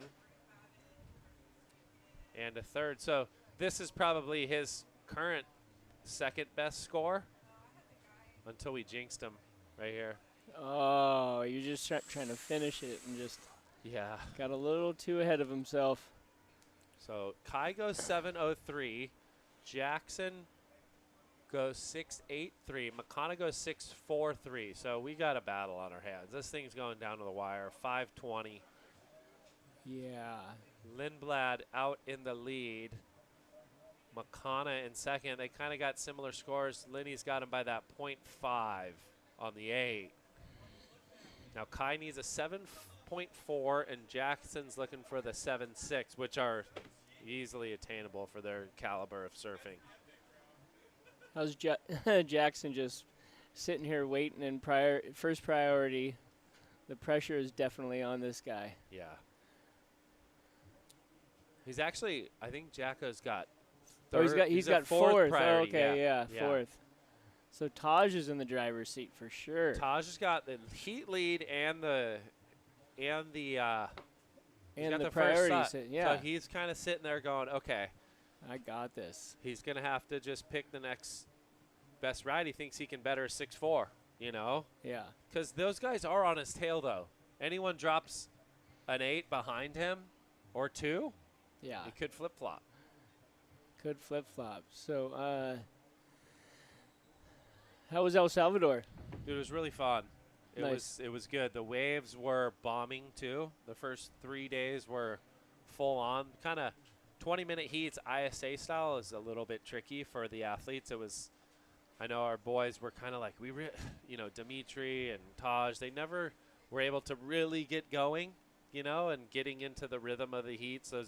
You surf a ton of heats if you're making it through rounds down there, and especially if you lose in the main rounds, you go to the repechage and you have to surf double to kind of make your way back. But overall, we had a really good time. We were staying right in front of El Sunzal, and They got to surf out there a bunch. We went to Putaroka after the event was had ended for us, but it was cool. A lot of work. Yeah, it's just long days. long days. Yeah. But to be honest, it was great. They catered really well to us down there. They're turning it into a little bit of a surf city. So yeah, here's Jackson right here on the inside. Ooh. So what does he need? I think with fourth priority, he was thinking, I got to get a little bit going. Oh, man, he's caught that inside rail a few times on that maneuver. But he needed a 7, right? Yeah. Here's Kai Boy. On the insider, I don't know if that was the go-to move. So Kai Boy could keep the judges honest right here. I think he needs in the 7 range, too. I don't know if he got much work off on the start. I'm thinking we missed something. Yeah. We got a little chatter in. We got Makana rolling in, holding on the second. So tough situation, when you're in Taj's, like you're stoked you're in the lead, but letting go wave sometimes gets a little bit like your heart kind of sinks. And he said, enough's enough. I got to get up and riding. And he picked a lemon. Picks a lemon.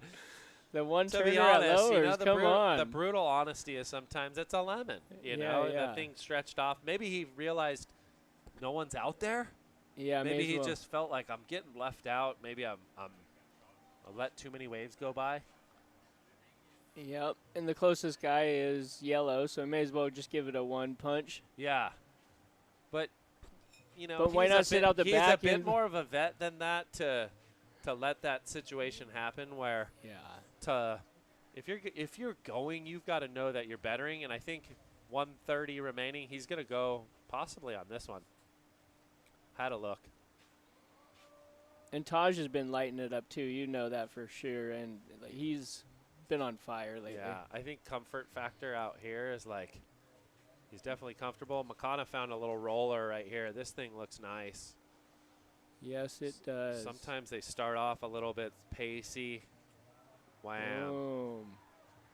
Solidifying his position here. I think the goal at this stage is like, can I get up into the first spot and get out of the way? Air. Send it to the flats. It's hard, northwest wind. We know the drill. Yeah, fly away. Fly away.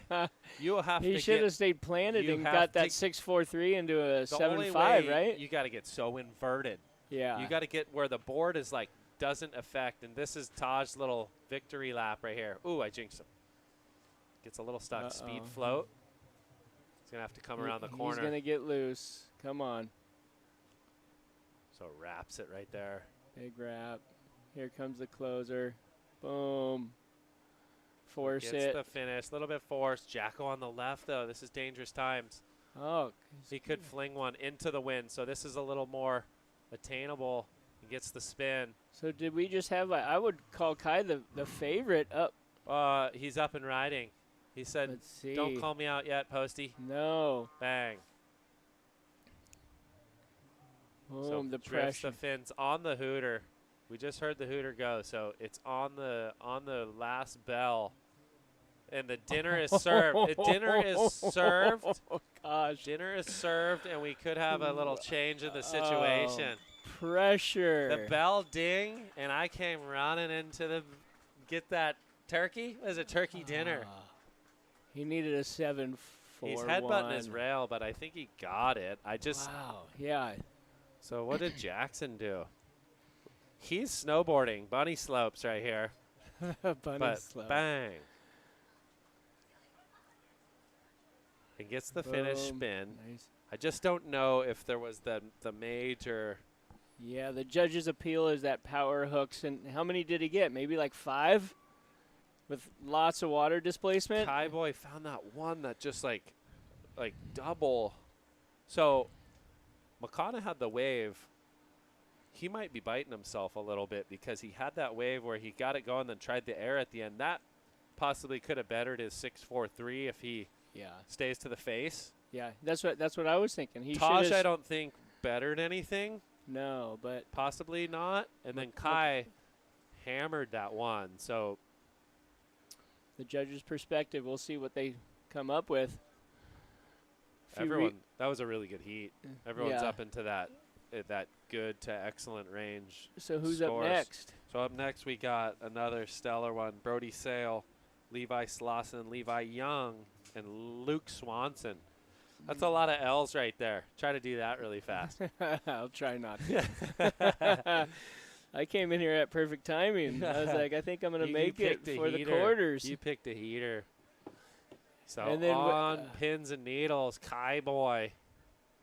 Did he do enough? That Slater design is looking good under his feet, that's for sure. Yeah.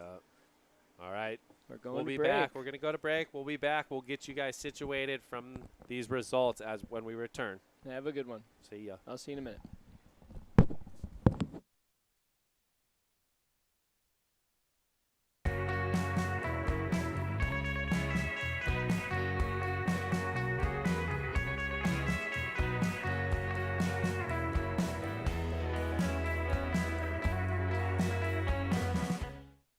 It's time we unleash the potential in all of us. It's time to join the ones who cleared the way for us and move this world into one full of possibilities, where all have access to more opportunities and resources.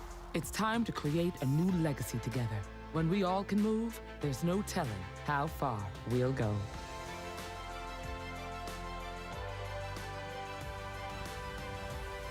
Toyota, proud partner of Team USA. Whether training for the big game or living a healthier lifestyle, find the relaxation and relief you deserve. Explore how to prepare, relax, and recover with a jacuzzi hot tub.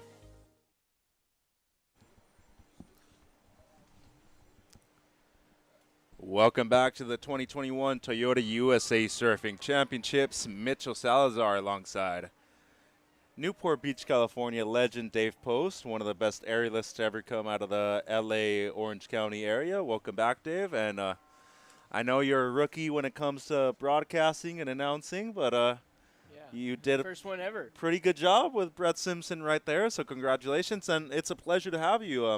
Thank you, one of the nicest people I've ever met, and both of your children actually with opportunities to compete at this event. They didn't qualify, but still with opportunities in the future, yeah? Yeah, they're biting at their nails to get a piece of this, so, hard work will benefit, right? Hopefully. Yeah. And you also work as a coach, Dave, and I know you work with a lot of the youth out here, and let's set the stage for heat number 2. Brody Sale in red, Levi Slauson in white, Levi Young in yellow, and Luke Swanson in blue. This is another excellent heat. Not too many Levi's, let alone 2 of them in one heat. I know. In a surf contest. What a coincidence, right? And Young,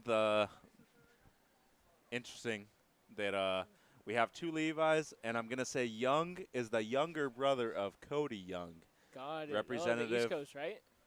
No, they're from Maui. Maui. Yeah, okay. Cody represented Canada in as an Olympic hopeful, went down to the ISA event in El Salvador for a spot at qualification. Did not get it, but some excellent results there. Former U.S. Open Pro Junior champion is Levi's older brother, Cody. And Levi, one of the standouts of the event so far.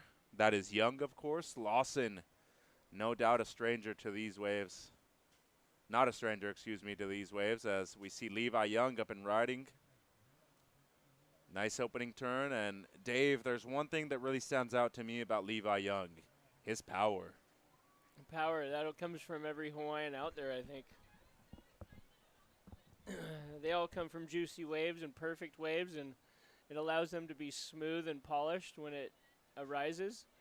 And then maybe sometimes have a little bit more difficulty in Huntington, but as you can see here, you're just nice and calm and relaxed and just waiting for the lip to deliver. Big slash, set up, and then a nice finish. Nice solid wave to start the heat. And sure. Levi Young has been a Pro Junior champion at Sunset Beach before in the past, too.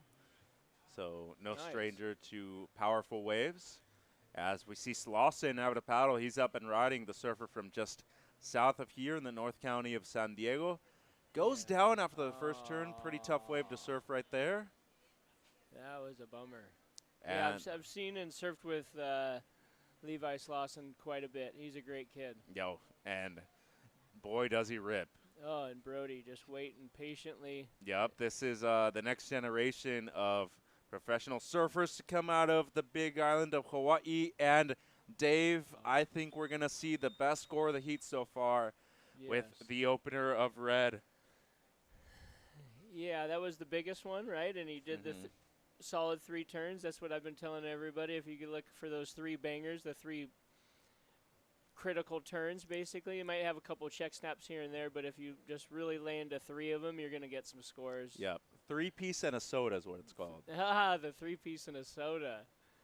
Are we at Taco Bell? KFC. KFC? Oh. Well, I mean, 3 items, right? Yeah. KFC. Once again, I was way off. 8.67 for Brody Sale, and Levi Young in yellow gets the 6.0. So Swanson in blue with priority number 1, as he has not caught a wave yet. And priority, an important thing here when we're getting into the quarterfinals, Dave. Obviously, you want to strategize as much as possible. We're going to see Swanson up and riding, and one of the younger kids in this division. Definitely seen him grow up over the years. Beautiful second maneuver right there. And he's going to get a hard foam climb to finish. That was not an easy section to manage at the end.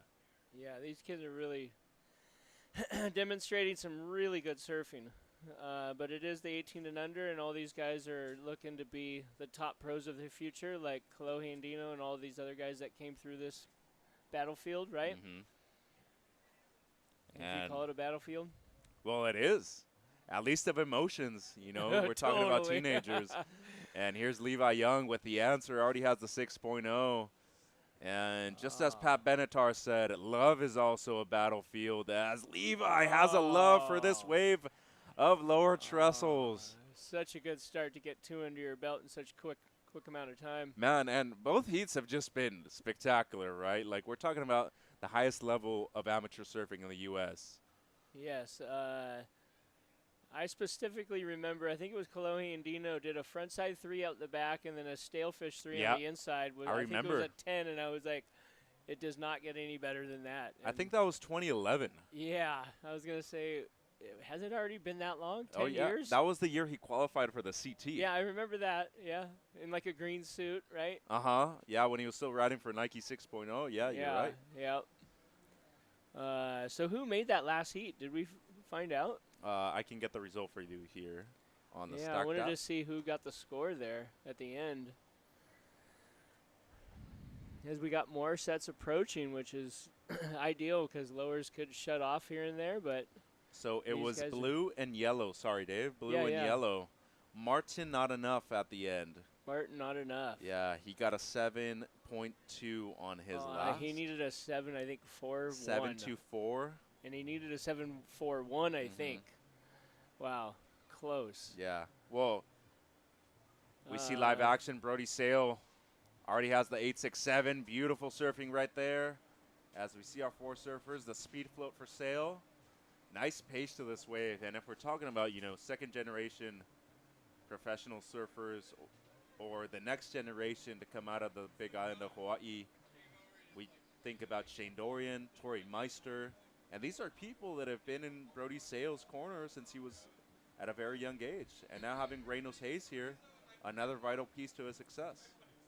Yeah, all these kids are really fortunate to have such good role models around them. And Brody being patient, waiting, getting his 2 scores, and then I'm imagining the next one just starting to lay it down on the 3rd wave. So now that I have you here, Dave, I want to talk about equipment a little bit real quick, since we did see Sale ride a Slater Designs. It's an epoxy. Yep. Floats a lot. It's super buoyant. Yep.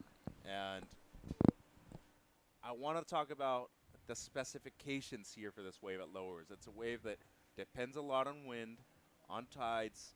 What would you be riding out there right now? Basically, all these kids, they'll come here and use all their equipment and go with whatever they're most comfortable with. It might be the epoxy one. It might be the poly.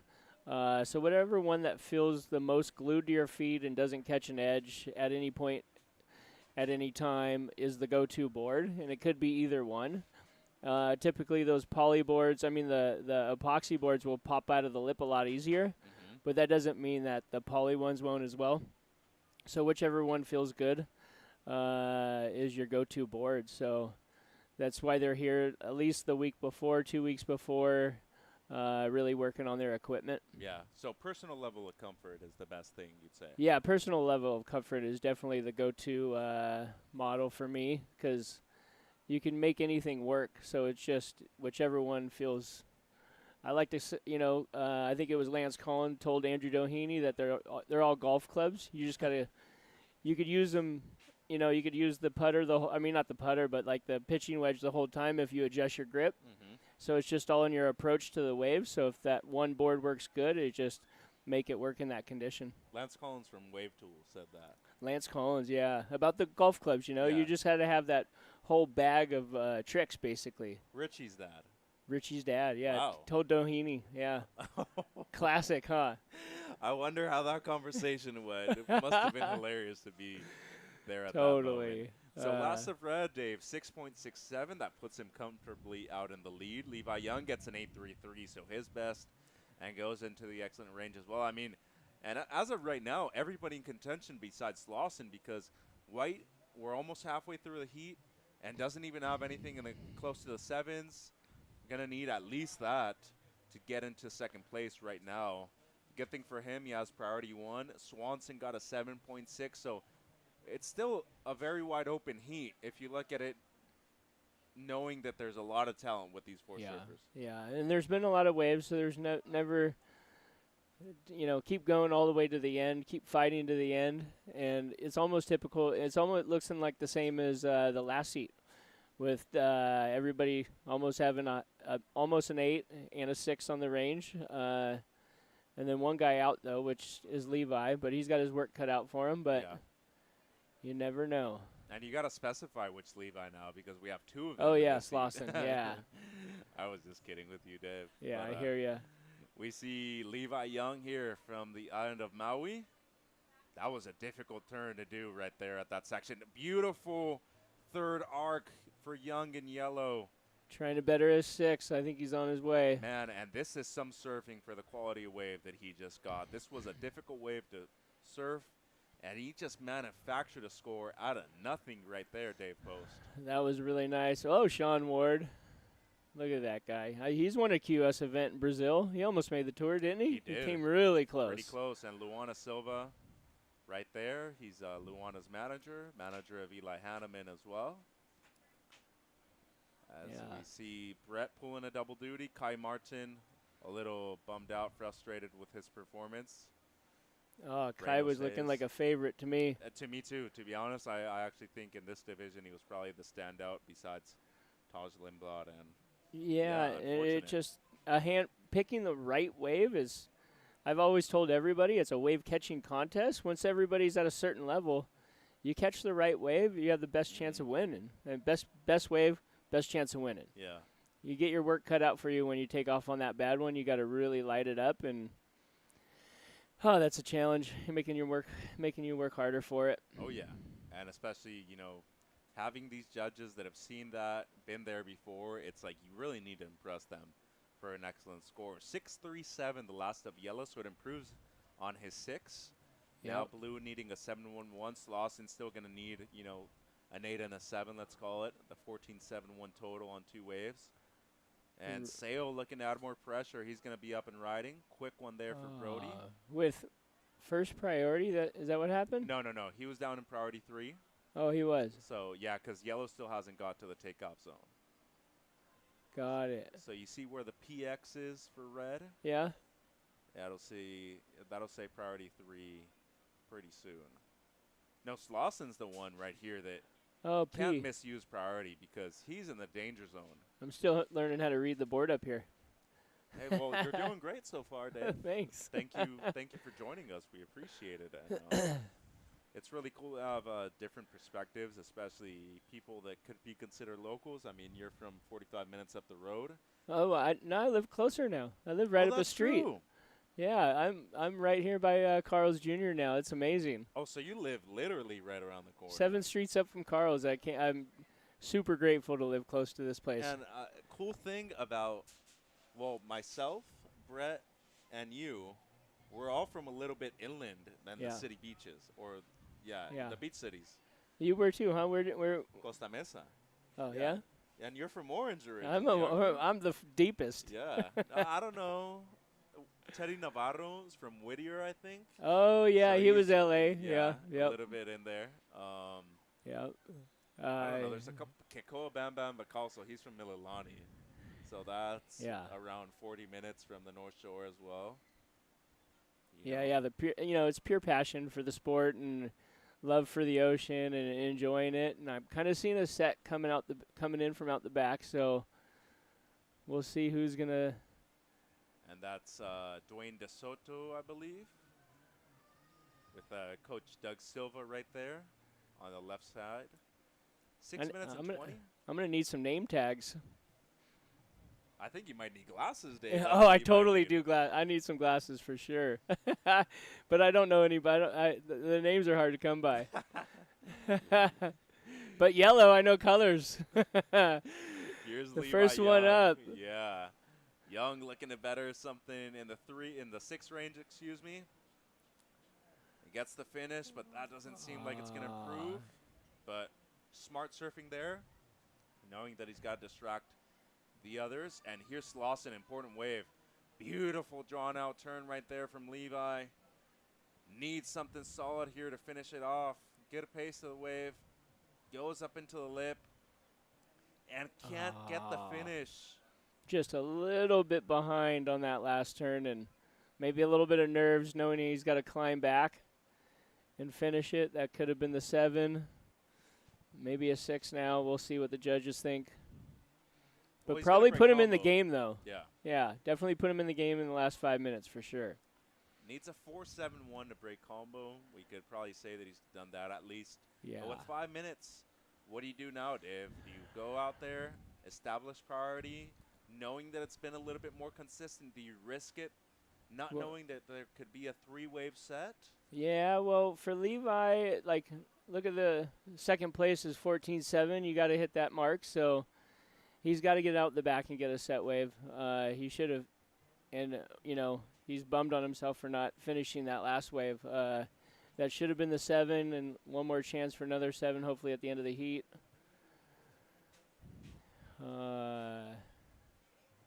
Nail biters. I love this stuff. So who do you like better in this situation, Swanson or Young?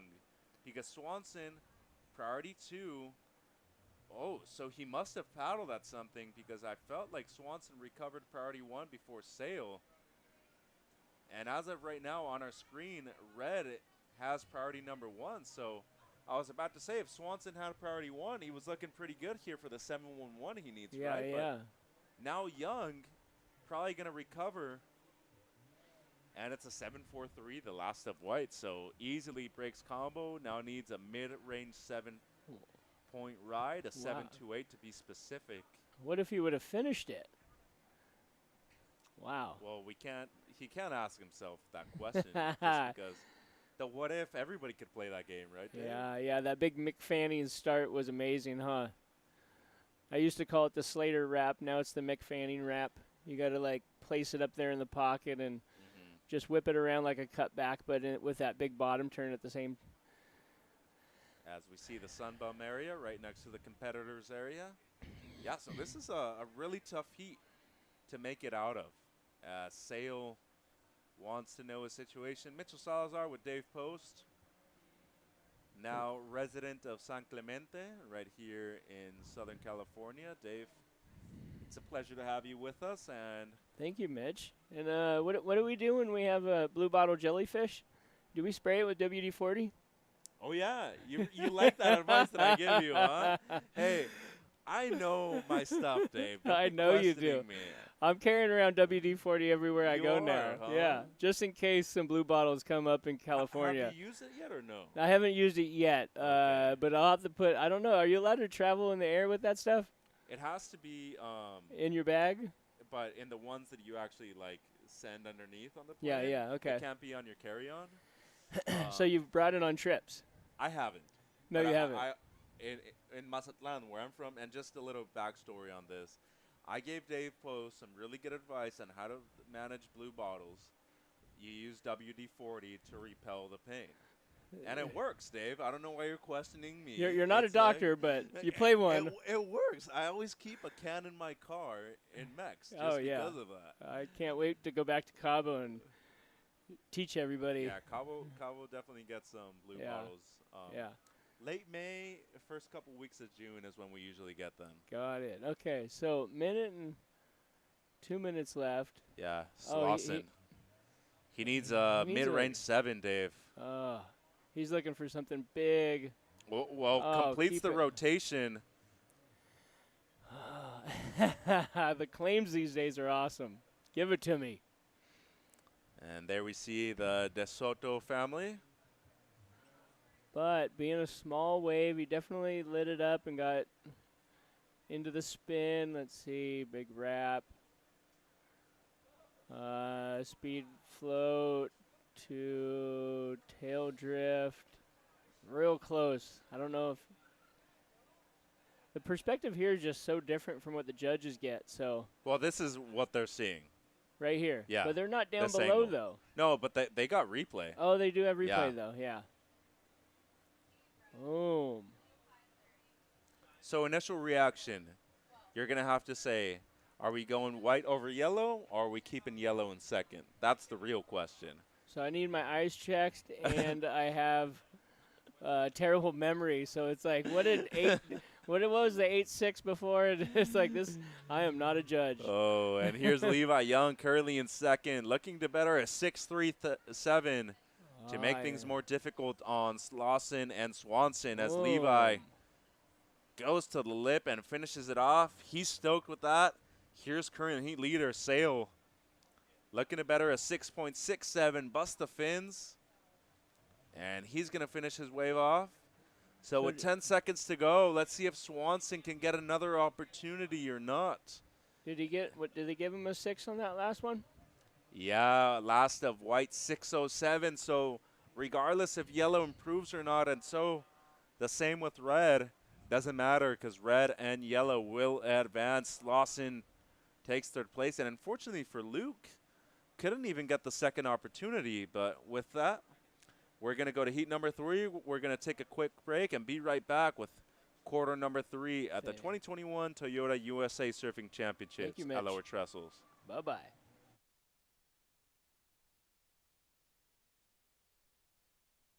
Introducing Extremes Almonds from Blue Diamond. Good for you. Extreme for your taste buds. New scorchingly snackable Blue Diamond Extremes Almonds.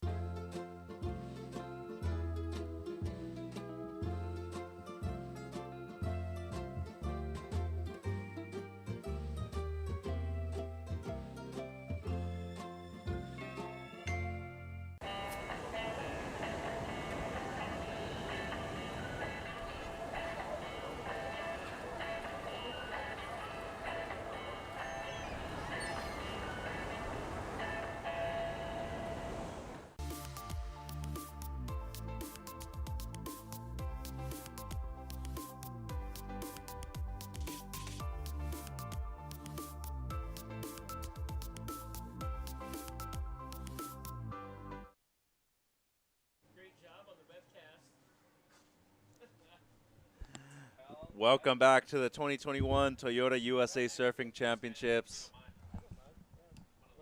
It's up to you guys. As Brett Simpson and Dave Post talking a little bit on the side, Mitchell Salazar here with Dave Post. Thank you, Mitch. And we are in quarter number 3 of boys U18 action, up and riding. One of the best prospects out of the United States of America right now, Ryan Huckabee. And he is not only a talented surfer, but a really nice person as well. And one of the taller surfers in the entire event, if not the tallest. And almost pulls that reverse off at the end. Shion Crawford is in red. Ryan Huckabee is in white. Kai Paula is in yellow. And Kyan Yang is in blue. And Dave, another amazing heat that could easily be a final. All 3 of the quarters are just stacked. And to me, Kai Paula has kind of gone under the radar. I don't know if you've seen him surf yet, but the kid is talented from Hana on the island of Maui. On Maui. You know what? As soon as I see him stand up, I'm sure I've seen him. Huckabee using his length and his body to get his board moving around. He's doing a great Ooh. job. You got to battle the first set. And here's Shion. Beautiful opening carve. Reminds me a lot of Jordy Smith right now. He's definitely grown quite a bit. And with that surfing, why not compare him to Jordy? Beautiful rhythm so far for Crawford. Slowing things down right here. Needs a big finish. And he is going to get it. What a way to start off this heat, Dave. There's a prime example of catching the right wave and just keeping it on rail. A nice figure 8 motion the whole way through the wave. And powerful and like a talented person that kid is. Like, I really like his form of putting his back arm right across his chest and whipping it behind him and drawing the board up into the face and then driving that back arm across the chest, just textbook style and technique all the way to the beach. Starting this heat off perfectly, right? What else can you ask for at the beginning of a lowers heat? Yeah, anything above a 7 is something that you're pretty stoked on, right? Oh yeah, he might be free surfing by the end of this one. As we see a beautiful angle from our drone. Thank you to our incredible production staff. How many e-bikes are there? I lost count. I lost count. Yeah. And to be honest, you know, I think these kids nowadays, for lack of a better word, spoiled, Dave. I mean, I'm only 27, but I still have to make the walk down, and I spend all day down here when I come and surf just because I don't want to walk back and forth every time. It's a couple miles walk every time you come down here. But is that what every older guy says, though? Spoiled to the young Dave, kids? I'm 27. I'm not that old, though. But you're saying spoiled. Yeah. but they're very fortunate kids for sure. Well, do your kids walk down or do they bike? No, they're e-bike down. They're definitely on that boiled egg, spoiled egg. So what's the program. word you used? What? Besides, Spoiled? no, you used another one. Not privileged. Fortunate. Fortunate. Okay. Very fortunate. We group. can say fortunate. Yes. Blessed. There's so many words for it. Here's Kyan Yang up and riding, the surfer from North County, San Diego. Oh, Lows the wind tail. bump. Yeah. He was trying to use it to his advantage, but it just got a little loose. And Huckabee, who already scored something in the mid-range of 5.67, looking for a backup here or his best wave. Got this one on the paddle back out. Clean looking ride. Oh, you hexed him, no. Yeah. All he had to do was get that average score and just really put the pressure on the rest of them, but leaving the door wide open. Well, and that's very uncharacteristic of Ryan, too, and you can see him right there a little frustrated. This is his opener, a 5.67. Big front side carve. Oh, there's the one he just had. Excuse me. Gets the fall right here. Oh, just a little too ahead of himself. At least that's how I feel when I fall. You rather have a good start or come from behind, Dave? Oh, I think everybody wants a good start. And that way, like what I was saying earlier, you could free surf at the end of the heat where you get the ball rolling, you feel confident, and either you catch a set wave and cruise or you catch that small one and light it up. There was one event at the West Coast Board Riders in Newport Beach. I remember I was judging the event, and I gave you a perfect 10. Oh, did you really? Well, it was probably the best ride I've seen so far out of the West Coast Board Riders competition. This is Kai Paula, the kid that I'm talking to you about, from Hana on the island of Maui. Great pace so far.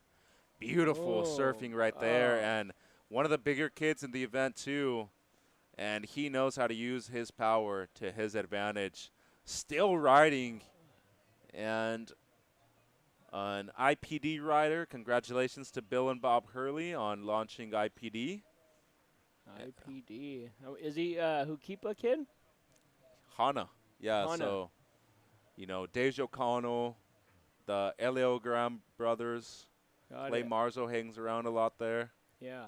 But some very talented surfers from that Hana area, and obviously the whole island of Maui. Really talented aerialist too, Dave.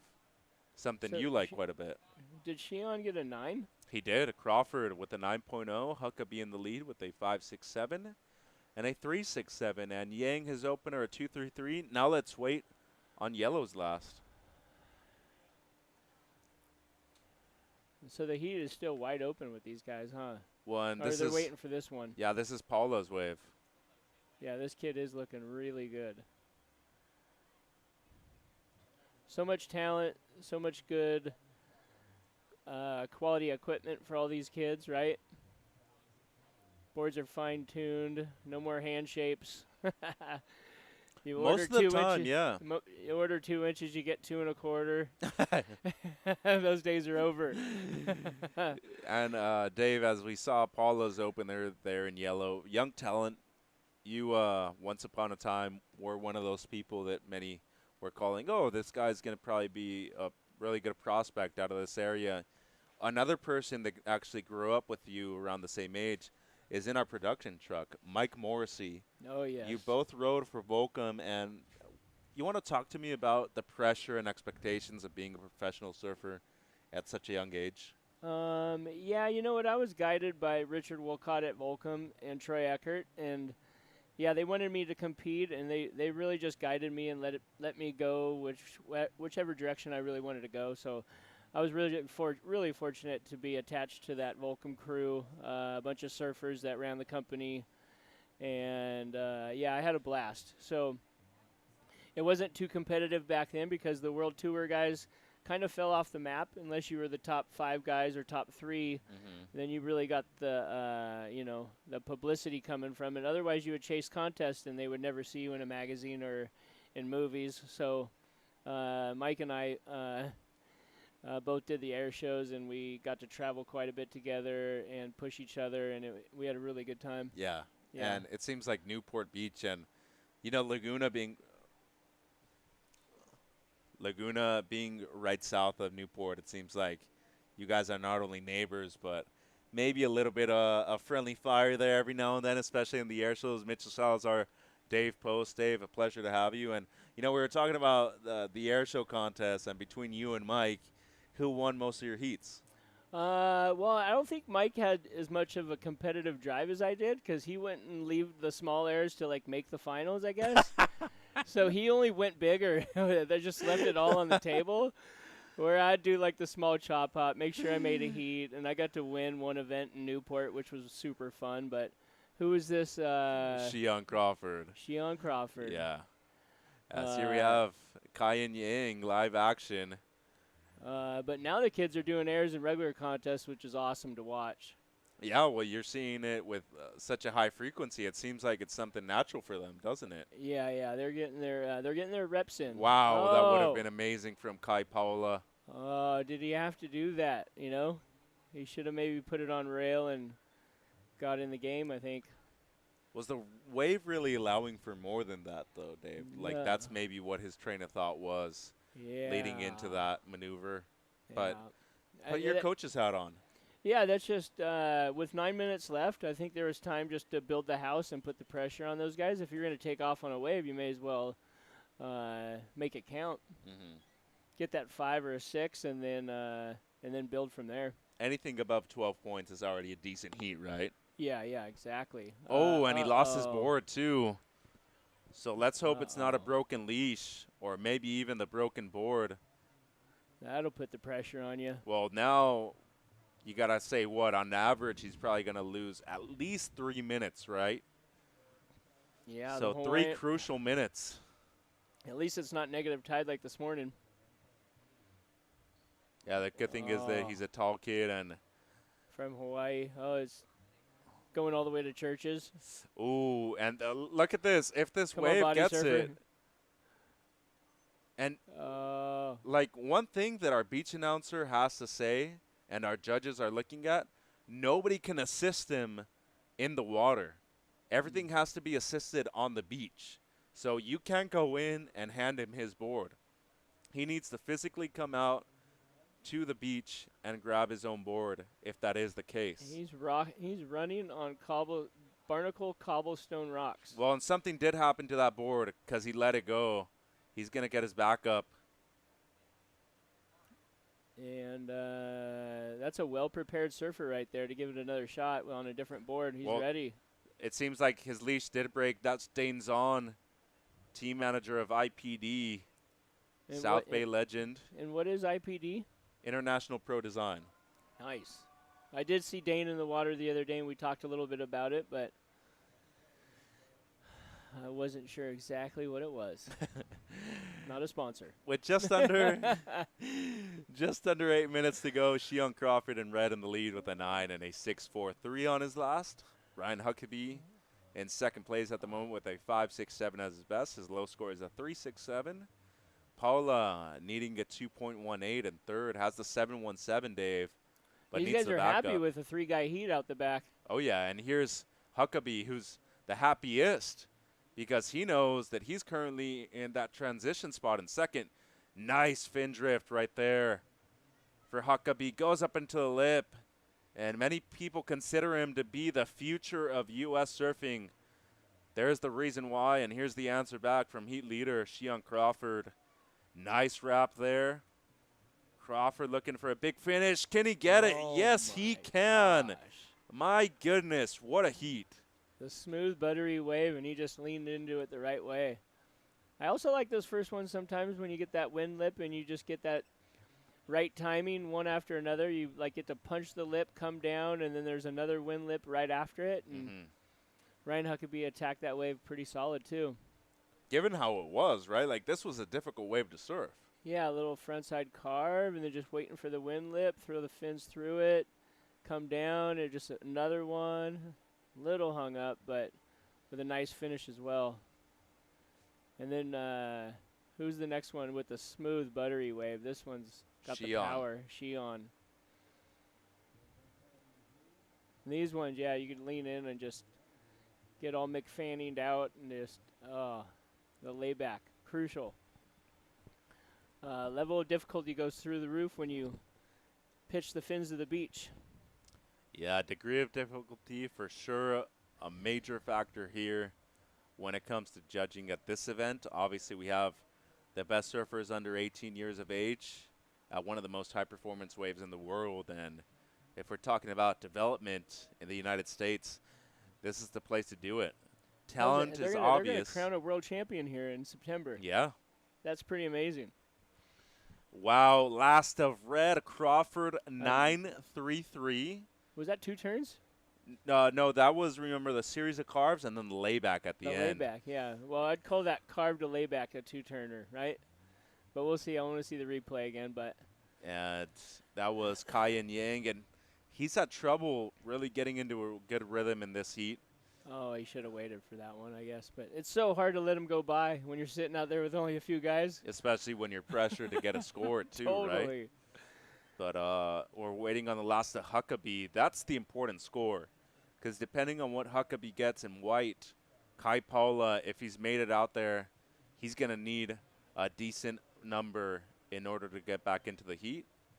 As we see a couple of our employees there, Tracy and Becky, looking on to the contest. A couple others. We're sitting there watching the Stacked app being updated. And here it is, Dave, a 5.77 for Ryan Huckabee. So, you know, improves just a bit. Now Kai Paula needs a 4.28. But look at this. With just over 4 minutes to go, priority 1 sits with Ryan Huckabee. So a serious, serious problem for Kai Paula that the surfer is currently in second has priority number 1 over him.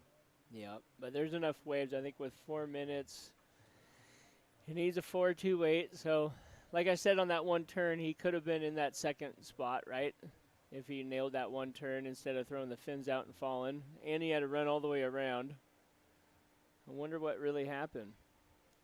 And it seems like heat leader Crawford, who already has one of the highest heat totals of the event, 18.33. What's he going to do? Well, he has nothing to lose by now, so. The free surfing started, right? Yeah, but remember, you got to be a little bit careful. Maybe save yourself, your equipment. That is a very good tip right there. Don't want to see that board flip around and maybe fall on the fin. Exactly. Stay solid. And don't be making any crucial mistakes to yourself? I'm getting a few hit-ups on the phone about Kyle McCarthy. Thanks, bud. Sounded good on the podcast or the broadcast. Kyle McCarthy, legend surfer on in Florida from Jacksonville. 904. He was living here for a little while. Oh, We okay. were having Sunday dad battles here at State Park. Every Sunday we'd all meet up and have like a fun competitive surf vibe with all of our kids on the beach screaming and hollering. It was some good times with Kyle. So after a couple heats, you're famous now, huh, Dave? We gave you – you're an internet sensation now. You're an overnight sensation. Oh, overnight. Yeah. Oh, yeah, by the way, thank you for that 10. I appreciate it. Oh, you're – see, Dave, see how much I appreciate you. I gave you the tip on the WD-40. I gave you the tip on the 10 and how to obtain it. Yeah, I owe you big time. I think we had a No. coaching session with Dylan Horton, and I saw him today. You did? Yeah, at 56. It was fun. Was it pretty pumping or what? It wasn't big, but it had some little runners off the jetty, Okay. you know? Get surfers there at 56. I try to avoid it unless it's firing just because it's so crowded now. River Jetties is my spot, to be honest, Dave. Yeah, city limits. Yeah, I mean, honestly, Dog Beach is the place to go, I feel. But I have the state pass now, so I usually try to park on the other side. But I walk down a little bit closer to Newport. Yeah. But, yeah, basically right there, city limits. A minute 40 to go. Important wave here for Kai Paula. Only needs a 4.28. Ooh. Set up right there, and he gets the finish. Oy, But oy, oy. who's out the back? And Kai here's- Yang needs a 7.78. Yeah, he needs something close to an 8-point ride. Got the set wave for it. A minute 20.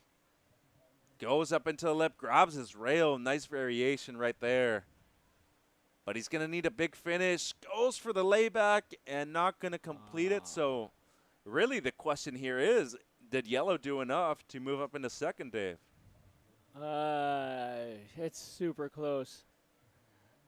I would think he did. With 56 left, and That's your initial reaction. You're saying yes. I'm thinking yes. But I've been a couple points off here and there. But that's why they threw out the high and the low, right? Are there 5 judges up there? There are. Yeah. And they have replay. A lot of heats have been decided on the beach, too. So with 35 seconds, I would not be surprised if that's the case. But Yeah. I think the big comparison here for the 4.28, it's probably going to be between the 5s of Huckabee and the 3.67 of Yank. How much better is it than the 3.67? How much lower is it than the mid-5s that Huckabee does have? So they get to watch those other scores too real quick, right? If they need to, yeah. Which Yeah. at this moment, they'd probably want to just in Yeah. order to compare and get the result right. Yeah, And- yeah, especially at the end of the heat when it really matters, Yeah. And which is crucial. Could you imagine back in the day that's when the things went the wrong way, right? yeah. And now at this event, fortunately for these kids, they have a great opportunity to maybe get that CT level judging at an amateur event. Yeah, exactly. It's a 3.87, not enough. So it'll be Oh. Cheyenne Crawford and Ryan Huckabee advancing. Quarterfinal 3 has ended. Dave, we're going to take a quick break. If you're out of here, thank you very much for your time. And if not, then If not, I might see you back. yeah, we'll see you in the next heat. We'll be right back with more action here at the 2021 Toyota USA Surfing Championships at Lower Trestles. Don't go anywhere.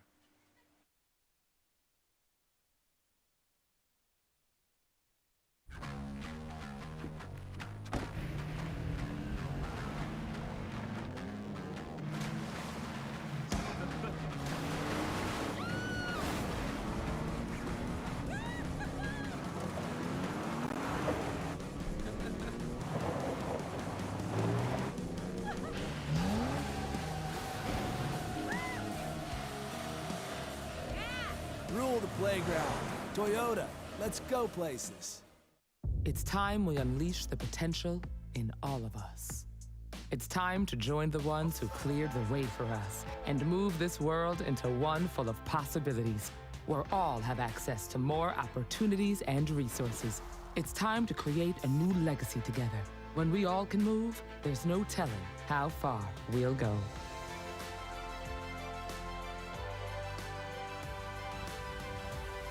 Toyota, proud partner of Team USA.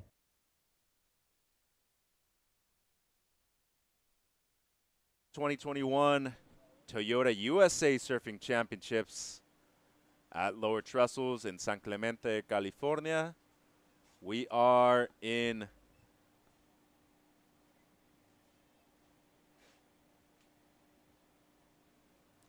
girls action now. Girls U16 quarterfinals. Zoe Benedetto is in red. Talia Swindle is in white. Sawyer Lindblad in yellow. And Naya Rosen is in the blue. Quarterfinals in the water. We got 4 of them. And Benedetto, one of the standouts so far in the event. And here goes Naya Rosen on her backhand. Smaller looking wave. Let's see if she can work it. That's going to be a quick one there for Rosen in blue. Seems like we're going to get a replay right now of the opener of our surfer in yellow, Lindblad. Local surfer as Swindle. Plenty of experience out here, and Benedetto, who is originally from the East Coast. As we're seeing the replay of Sori Lindblad, local surfer, who already advanced earlier today in the girls U18 division. And joining me now is marketing manager, I believe, for International Pro Design, IPD, South Bay legend here from Los Angeles, Dane Zahn. Welcome, Dane. Yes, sir. Good to see you, Mitchell. Nice to see you as well, Dane. How are things with IPD? Congratulations on the launch. Yeah, thank you. Yeah, really good. We're a week in. It's been a long road, but so excited to see it come to life. And our boy Kai, who actually just lost, but man, super talented kid, really fun to work with him. Yeah, and to be honest, I hadn't really known that much of Kai Paula. I've seen him all week, and I am very impressed. Kid has a lot of talent, and probably going to see him on the Pro Junior scene very soon, right? Yep, absolutely. Yeah, he kind of wanted to round out his amateur career here, and yeah, head off into the big leagues and see how he can go. And I know your wife, part of the Ultimate Surfer cast at Lemoore. Any update on that? How are things looking? I don't know anything, actually. They got to keep it pretty tight, so I'm just looking forward to watching. I think it goes on in mid-August, but yeah, super excited to see how she does. Mitchell Salazar, Dane Zahn. Dane, I know you're not only an LA legend, you also spend a lot of time in North Orange County, obviously the same thing as South LA, just a little bit of a drive, but working for IPD now, you were at Hurley for a long time as well, working there. And what's it like being somebody that's been able to travel back and forth a little bit between, you know, San Diego, Los Angeles for the majority of your young professional career? Yeah, it's great. I mean, growing up doing all of the WSA primes and NSSAs, I was always kind of going up and down the coast. So as I started working, going down to Hurley, I worked there for 10 years. It was an awesome 10 years. Yeah, it was pretty natural and nice because, if I get to squeeze in a surf, summertime it's in Orange County, wintertime it's in LA. So get the best of both worlds. As we see our surfer in red, Zoe Benedetto, one of the surfers that you used to see a lot when you worked at Hurley, a young talent, barely 15 years of age, coming from the East Coast. So impressive. She's incredible. I mean, all the girls, I'm blown away. I wouldn't want to be in a heat with any of them. Right? We're actually talking about the girls being the better part of the contest in this one so far. Yeah, lights out. I mean, all of them, start to finish, right? Like, I think that Betty Lou, Sakura Johnson. Oh, she's, yeah. Next level. I mean, all of them. And here we see local girl Lindblad just blast that first section, goes up into the lip. And let's see if she can get the finish. Goes for the float. And that might be a pretty big score if we're talking about girls U16 surfing. Wow. That was insane. That was so impressive. I'm speechless. And this was Zoe's first ride. She had higher priority than White. That's why White had to bail. Yeah, it's so cool to see all the kids. Like, they're so competitively savvy here, like utilizing priority and all this, when we were kids growing up, it was like 15 minutes, top 3 waves, and you decide to scrap, so it's so cool to see the level. I think that all the improvements to the formats and utilization of priority and all that, like it's pushed the level, right? You see Yeah. these kids, you're like, could be watching a CT right now. No, 100%, and I do think that we're going to have at least 5 and 5 on each side on the championship tour eventually from this event, within the next 5 to 10 years. But it's impressive, as you were saying. We see the score of Lindblad, an 8.83, close to a 9. The opener of Red Benedetto was a 4.5, and you were talking about the strategic involvement of priority within these young surfers. I mean, crucial for for their development, especially heading into the Olympics now too. Right, exactly. I mean, it was so impressive to see even the kids down here surfing at the contest that were at the ISA World Games. Yeah. So impressive. Like it's really cool to see everybody kind of getting a shot too. It wasn't just the CT guys. To see these kids like there and then here, it's like, wow, I'm starstruck. Just seeing them on the beach. Another thing that I wanted to mention while I have you here, because I know the 10 years that you spent at Hurley, we're talking about the most high-performance surfing team in the entire planet. You had John, Kalohe. On the women's side, you had Carissa and Lakey. Yep. The development over 10 years for you must have been insane, right? Seeing them not only become better competitors and athletes, but better people overall, too. Yeah, I mean, you put super high level athletes in situations like they get into, and then just traveling the world, like they get to see all these cultures and everything, and compete at the highest level. It's really cool to see kind of kids turn into adults, in both their career and as people. Now we have some of the guys are dads now and moms, and it's just so rad to see watch these people grow up, and get to kind of be a little part of it, and just watch it. And it's crazy. I'm thinking about it. I'm 27. You might be. I'm 30. You're 91. Yep. Your brother's a little bit younger than me, I feel. Yep. And I remember there was a Surfline article. I think it was at the collegiate level. Your brother won a championship out here. He or did. It was at Uppers, wasn't it? Yes. Yep. Exactly. Yeah. Yep. I'm super stoked. My brother's always pushed me, and he grew up competing, doing all these things as well, and he kind of went the college route, and it was pretty rad to see him go on and continue to rip. He was at Maricosta Community College down in San Diego before he transferred to University of Colorado. But yeah, he's a ripper. It's pretty cool. It's really fun to see the push between not only siblings, but I think people that are almost even siblings within themselves. Like you see somebody like Kalohe and Luke Davis, who have been best friends forever, Ian Crane as well. And I think especially here in San Clemente, like we see that more than anywhere else. The depth pool here, especially if you're doing the board riders events like I know you have done in the past, every single division here in the board riders is stacked.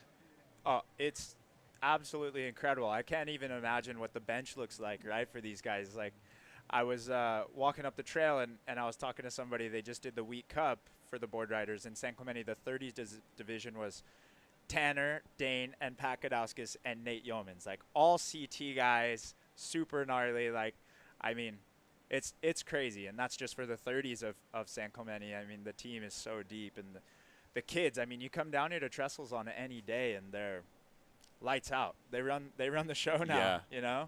It's pretty cool.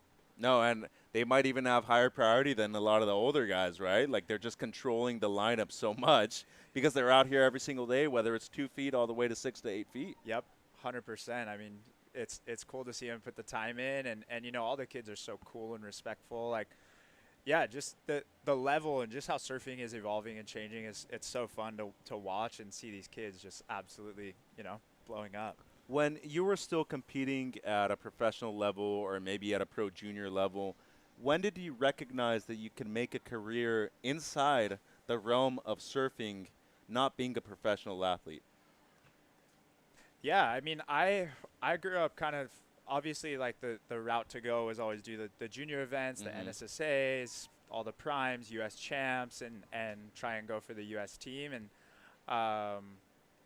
yeah, then I kind of stepped away from competition, did like the kind of free surf content route for a few years, and slowly just worked my way into marketing at Hurley. And yeah, it's just a fun ride, fun evolution. I always, like, no matter what I do, I'm just excited to be attached to surfing, and if I'm not doing what I love, I'm at least talking about what I love or supporting other people doing this amazing sport as well. And it's really cool to notice that there's more than just being a pro in the actual industry, right? You can work in many different ways. I mean, we see yourself, somebody who's so young, you're barely 30, you've been working 10 years in the industry. Somebody like Yuji Kambayashi, who's your former core worker, Max Colvin, who's working for Vizsla now, and I also want to throw out your former boss. Yeah, I mean, I'm 27.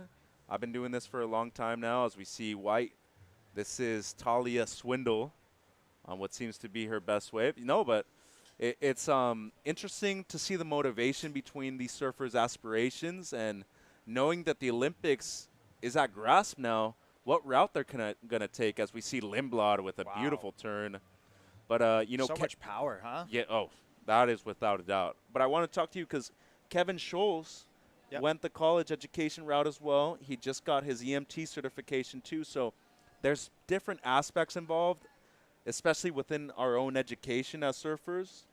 Absolutely. I mean, the cool thing about the sport is it's not just a sport where if you either participate or you don't, right? It's a lifestyle and a culture and a community, which is so fun because you have people that are firefighters that go on surf trips and surf all the time, and lifeguards, and all of us that work in the industry that get to go surf before work. You know, they're kind of board meetings, right?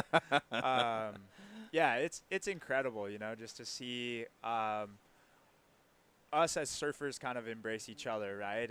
And you know, it's not there's a lot of incredibly smart people too, like you said. I mean, Kevin Schultz, he just finished college, right? I think he's amazing, right? So yeah, it's awesome. You know, the whole community and lifestyle that surfing brings is amazing, and I'm just stoked to be a part of it. Is there anyone in particular that you've been starstruck working with where you're like, whoa, I get to work with my former idol, he's my peer now, and my life has just changed completely?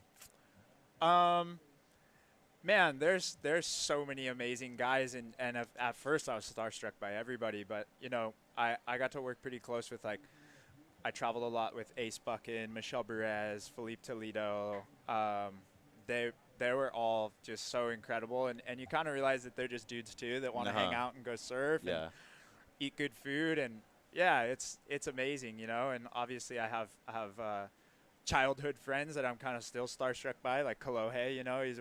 I've known him since I was maybe 10 years old, and I still see him, and I'm like, yeah, so awesome to see you, you know. Like, he's good energy every time you see him, you know. No, you guys are still friends, and it's awesome to see that, you know, those childhood rivalries have turned into larger friendships over the years too.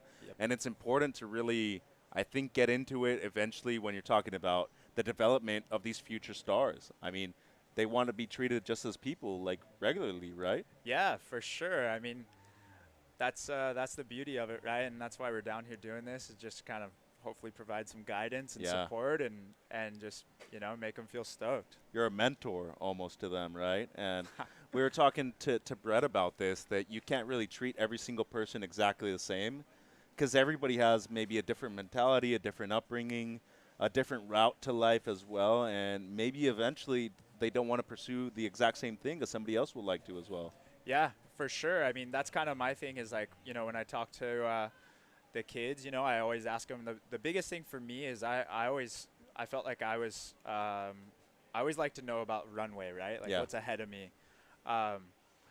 And yeah, I just try and help the kids with whatever they want to do, you know. If they want to go be commercial fishermen, or if they want to go to school, or they want to be doctors, or they want to be professional surfers, like, hey, let's try and find out the best way to get there, wherever it is that you want to go. And how amplified is that communication between you and your athletes?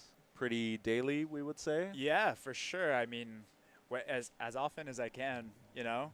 And obviously there's certain guys that, you know, do their own thing, and we check in every once in a while, maybe every week or so. And then I have you know, other guys that I talk to almost every day. Yeah. You know, Kai Paulus been staying at my house for a while, so it's super fun. Like, you know, he comes in, wakes me up in the morning, we make coffee, we go surf and froth out, you know. So yeah, it's super fun to just have him, like that young, awesome energy. You know, he definitely pushes me, keeps me young. You know, I surf way more when he's around than when he's not. You know, so it's pretty incredible. You think know? you found your calling in life, Dane?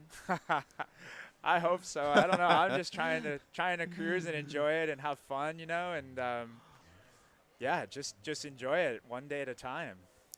Well, as of right now, just under 4 minutes to go, and besides the waves of Lindblad, not much going on, and an important wave here for our surfer in blue, who is currently surfing for a score. Yeah, this is pretty tricky trestles. You know, there's really good waves coming in, but man, with that little wind chip kind of going across the waves, it makes it tough. You know, the lefts are almost out of the picture. I feel like we've seen a few scores on lefts today, but it's mostly all rights, but it's got that chunky kind of little bit sectiony down the point, which makes it, I feel like it's hard to get into a flow. You either got to find that one that like kind of chips in, scoops underneath and hits the reef right. Yeah.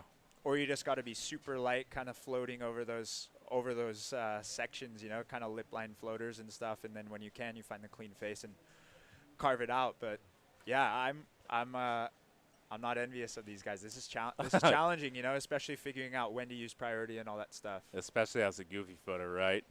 2 minutes and 30 to go. Lindblad up and riding again. Has a 63 as her low score. That's going to improve her situation for sure with something like this. Oh. Can't hang on, though. Just over 2 minutes. And right now it's a battle for second place. Swindle improved at 3:17 on her last. So Benedetto down to third, but needs a 0.48. That's really nothing. She's just got to get up. And here you can tell, too, right? Sawyer, the local girl, right? She's picking the ones, the clean ones with the clean face. Right there, she just slipped off at the end. But, yeah, you can see local knowledge, right? She puts the time in out here, and it's paying off. Yeah, and stays a little wider, too. Knows how to pick him off. Yeah. But as of right now, waiting on the last of blue, Rosen. Doesn't seem like it's going to be a huge score. And it's just a 1.8, so needs a 3.18 for second still. But as we're talking about, Benedetto only needs a 0.48. She basically needs to stand up. So smart surfing here from Talia Swindle, who is looking to better a 1.8.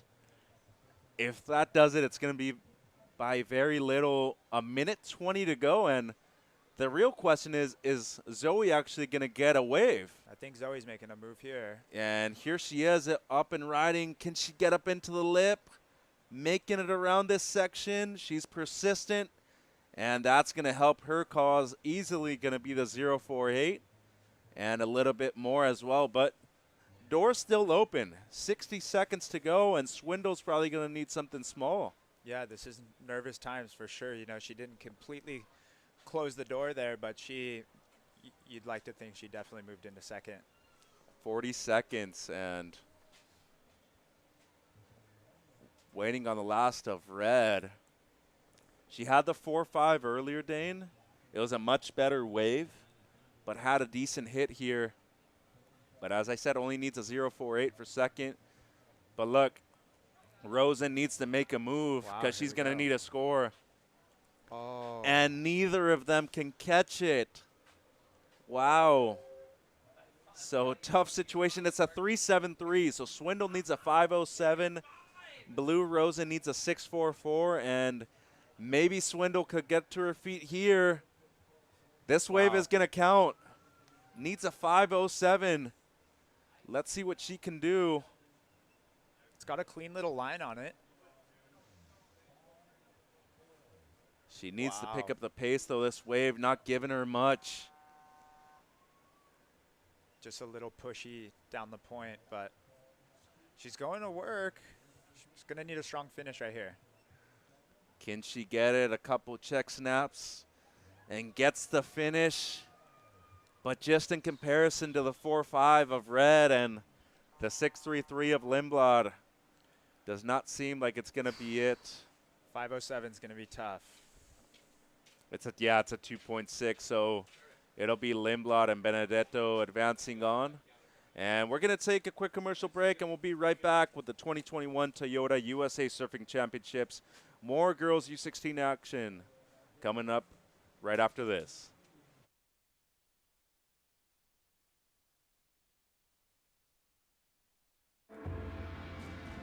I treat my body like it's a machine. The better you treat it, the better you're going to perform.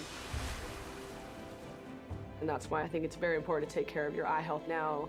It's as simple as like going to the doctor once or twice a year.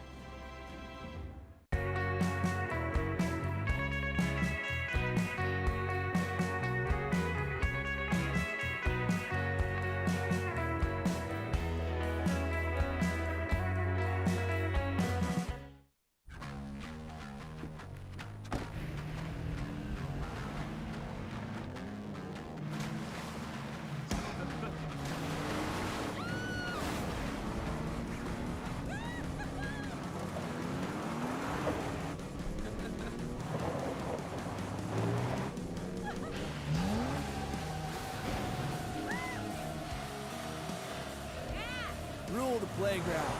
Toyota, let's go places.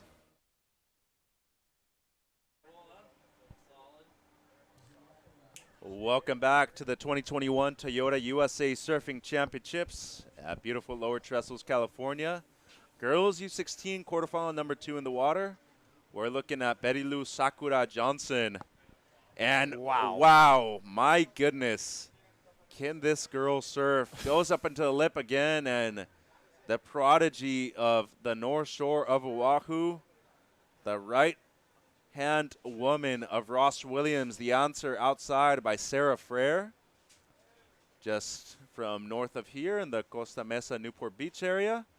And in red, we have Kylie Pulsini from the East Coast, Florida surfer, and in the white, it will be Malia Moana Lima. So Pulsini in red, Sakura Johnson in yellow, Frere in blue, and Malia Moana Lima in the white. Mitchell Salazar and Dane Zahn with you again. Dane, thank you for joining us. Thanks for having me.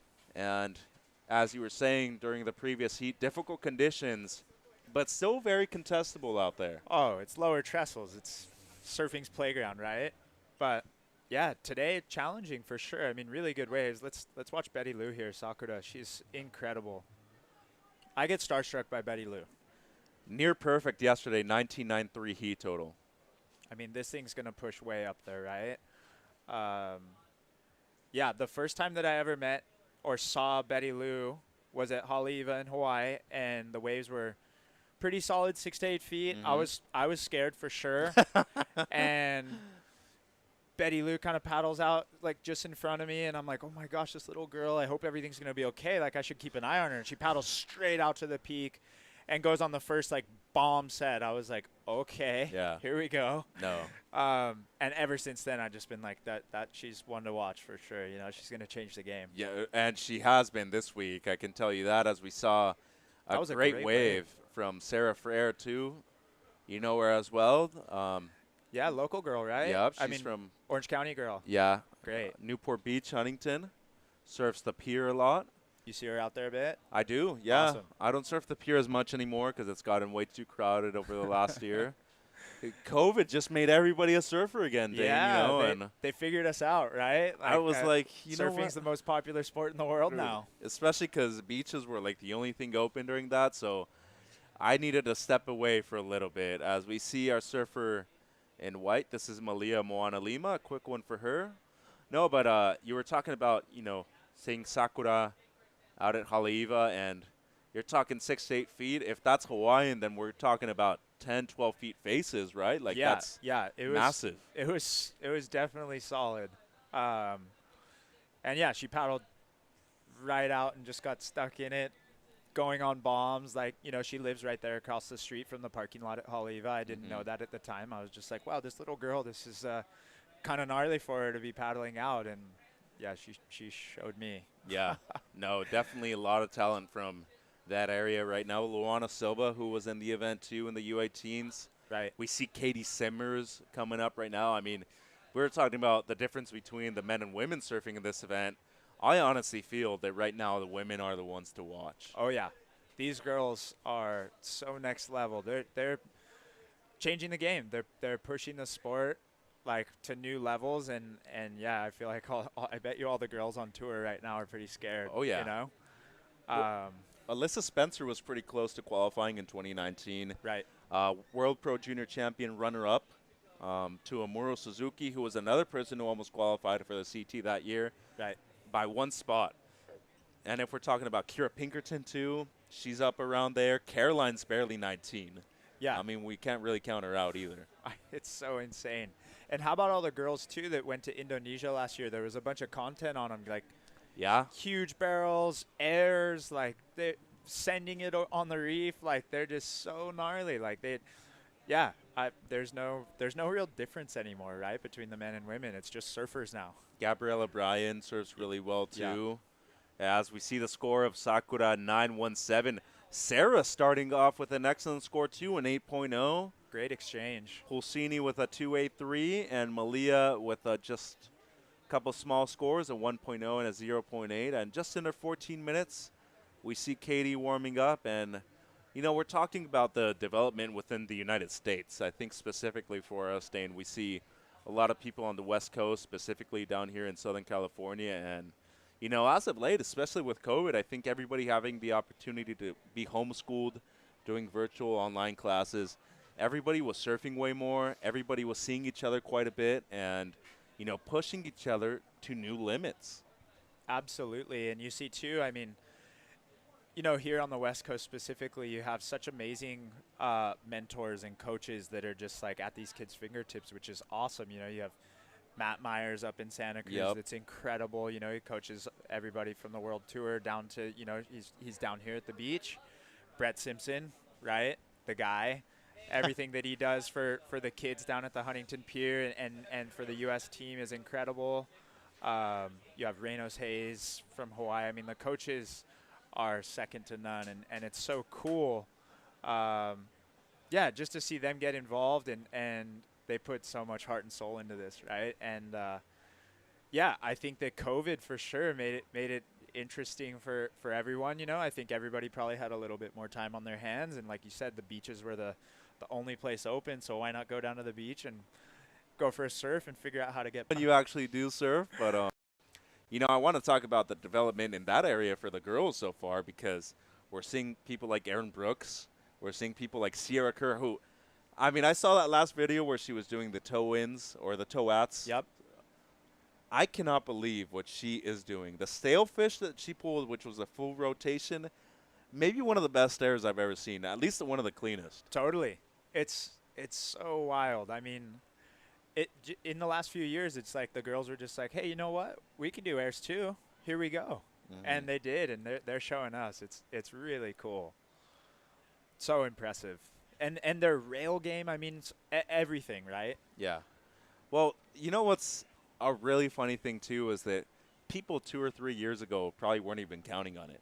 Yeah. And we just saw such a huge uptake and increase in that. And especially with social media, we have access to everything now. So of course, you're able to see that at such a quick rate that you even draw inspiration just from seeing it a day before. Of course, right? Everything's instantaneous these days. And another part of it, too, that's really cool is I think that the girls for a long time, they didn't have the same platform, but once you gave them a shot, like, you know, they've done a few times like that. Here we go. This is Betty the 917. But I guess I was saying if you give them a platform, they'll go. Yeah. You know? Well, it's like if Watch you give Betty Lou. Yeah, if you give Sakura a wave, she's going to milk it, isn't she? Wow. Such good timing and flow. Like, she knows just when to put the pedal to the metal and just when to let off. Like I said, you know, kind of section-y. She knows when to carve it and when to snap it. Well, especially growing up at Haleiwa, you know, you get that toilet bowl at the end. It makes you respect the wave. Totally. So, you know, you can't be disrespectful whatsoever to the power of Mother Nature, but especially coming from Haleiwa, you get a different appreciation for waves like lowers. It's a little bit softer. Yep. You know, but yeah, you were talking about that platform and the accessibility to everything nowadays. Just drawing inspiration from other people, not only you see that within the water, but outside as well. People are looking to invest themselves not only as athletes, but as professionals, because you see Kanoa, who's a huge superstar in Japan. Right. He was on the cover of GQ Japan. He's a male model when he's over there, lives in Portugal part-time, and now you're seeing this a lot more with women too. Absolutely. let's take advantage of our marketing through social media. Totally. And like you said, there's social media, the Olympics, all of that, right? Like it's just surfing in general is just amplified. And it's so cool to see such an amazing sport and all these awesome men and women get the opportunity, you know, that they deserve. Yeah, as we saw Pua de Soto, daughter of world champion longboarder Dwayne. And I don't know if you noticed the little keels. I did see those. So Kai Lenny, Yeah. Mink Systems, yeah, pretty crazy to see that. Looks like they work great though. Well, it seems right? that way. Yeah. Carissa's been riding them quite a bit too. Yep, exactly. I think even Felipe rode at a few events. Anything to get that little edge, right? I mean, when you're this good at this level and above, even just that extra 1%, right, is like the little nuances that'll push you over the edge, right? They matter. Absolutely. At least even mentally too, right? As we see a beautiful shot of our drone. Is it me or does the water look really clear right now? Looks really clear and kind of glassy too. Dreamy. It does. Dreamy day down here at Trestles. If it were a little bit more of a west and we'd see more lefts, I'd be really stoked to compete today. But we're seeing a lot of rights, so it would be pretty hard. Yep. We do it for the goofies, right? Oh, yeah. Hashtag goofies out there. No, it was cool. I was at the surf ranch and, you know, just being able to see. Great job, by the way. That was really cool to see. Thank you. I appreciate that. And no, but I got to hang out with Ace Buckin, and I hadn't really had that much time to hang out with him before. And, you know, just talking about what he's done for Goofy Footers worldwide, it's really amazing because once you get to the championship tour, Dane, most of the waves that you need to do well on are rights. Definitely favors the regular footers. The only people that might challenge that is, you know, obviously Italo and Gabrielle. And maybe Bobby Martinez when he was still there. Yeah. They don't care. They're just going to send it, right? Pretty crazy. Yeah, because if you sorry to interrupt you, but if you take it like event per event, most of the lefts that are on the CT are barreling waves. Almost better for regular footers, yeah, right? So if you're getting under the lip easier on your backside, take, for instance, John. It's like, okay, so how can I compete with you guys? And the only way you can really do it is if you have a perfect to excellent backside. And, you know, I think that Ace has done that super well. Italo obviously took it to another level, and we're seeing the dominance of somebody like Medina do it right now, too. Yeah. How was it being up there? Like, you know, going to the surf ranch and watching the contest, it's crazy. The wave is so perfect, right? It almost exposes those guys a little bit, right? The whole semifinals, which is the top 8 men and the top 4 women, you could easily see the people that had the more reps in. Right. Like during their practice sessions, the people that have probably practiced the most, there's a noticeable difference. And Kanoa lost in the semis. He didn't get into the top 2 with a high 8 and an 8. Like, so that's crazy. Yeah. You know, that person should be winning the event. Yep. And then Felipe had to win with 2 high 8s. Man, they're so impressive. Felipe, and you can tell, too. Tell me this. I notice a lot of post-heat interviews where guys are huffing and puffing. Right? Oh, yeah. You get 2 waves in a row out there, that's tough. Almost everybody. Yeah. And, you know, on the women's side, to be honest, Joanne DeFay just looks so good out there. Man. And I think she's got it pretty wired. Oh, yeah. As we see Sarah, who already has the 8. She knew she had to kind of go big. It looked like a one-hit section, one-hit wave. And maybe Red here having a look. Kylie Pulsini from the East Coast, Florida girl, Cocoa Beach. That was nice. And Dane, we're talking about the development of, women's surfing. That was beautiful. That was great. Of both on the West Coast and on the East Coast.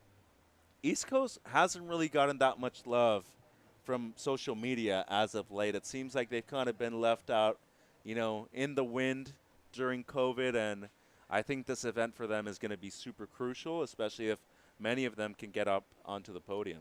Yeah, for sure. I mean, there's so many incredible surfers from the East Coast. It's cool to see them come over here and yeah, get the platform to perform and show their stuff.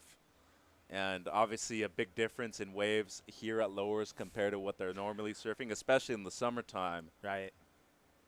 That was a really nice turn. It That was was. cool. She kind of came out of it with more speed than she went into it, you know? And how was the little jump off at the end, too? She was feeling herself, right? She's stoked. Well, just over 4 minutes, and she was needing a 6.25. If it's not enough, it's definitely going to be right around there, as Blue Sarah has the 8 and just the 107 where she fell. It's a 4.83 for Pulsini, so she still needs a 4.25 for second. Sakura, very patient, has the 9.17 as her best. She could be sitting the rest of the heat, and as of right now, could end up winning anyways. And Malia in fourth, who needs the 8.08, just under 4 minutes. And Dane, it's been great to have your knowledge here on set, and we appreciate your time. And you want to talk to us a little bit about the message that IPD is using to promote through the company? Yeah, we're just really, really excited. You know, we're stoked to support surf shops and people. You know, we're kind of rooted in surf and passionate about people. That's kind of us. You know, we this whole thing started because of amazing people, and of course the master Yoda, Bob Hurley, created the logo back in 1980, and he wanted to make it a symbol of progression and inclusion and positivity, and we're super excited to kind of carry that on, you know, through our modern lens. And it's great to see Bill involved there too. Bill's the man. As we see Sakura, who already has the 9.17, looking to back this thing up. Maybe not going to be the same score or even close to it, but going to be a decent backup. It's definitely going to put her in a pretty safe spot. In a commanding lead, right? yeah. As we see more waves approaching. Yeah, a little sporadic, the sets, right? It's kind of start-stop today. Yeah, and Here we go. see White a little bit behind the section, comes around it. Can she get to the face? Yes, she can. Gets the carve. Might need to get one more wave after this, though, as the person who's in striking distance is Pulsini in red, and Sarah right next to her in blue is the person that could be eliminated right here with just over 2 minutes to go, as we see Sarah Frere. She's going to try and get rid of the one here, right? Yeah. Nice wave. I think she just did it. Wow, nice snap.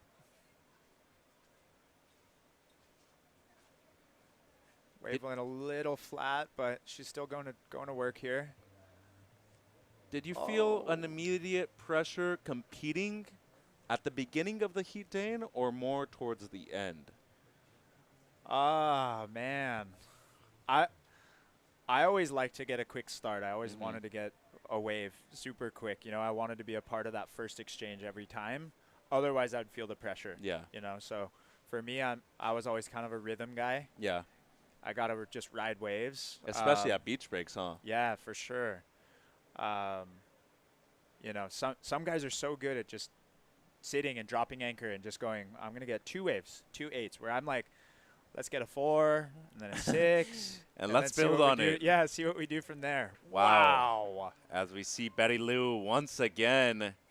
Wow. Just over a minute to go, and she is clearly out in the lead.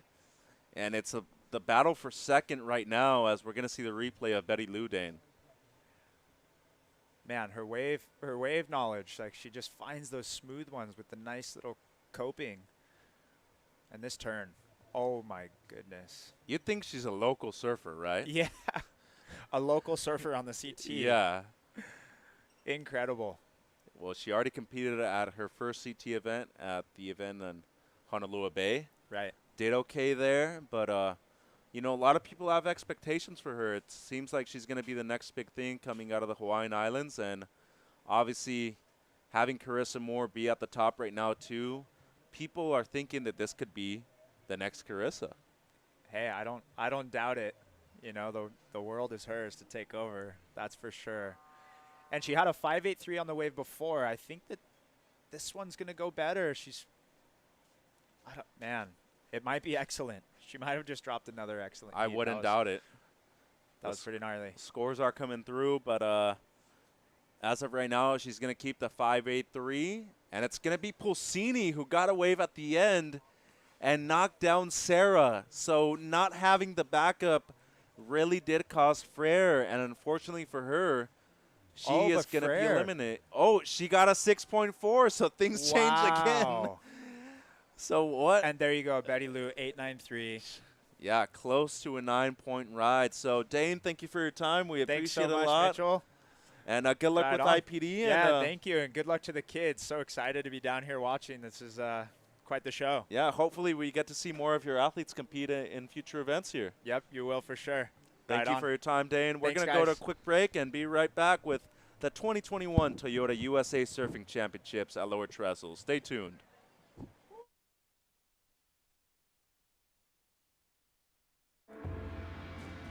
I treat my body like it's a machine.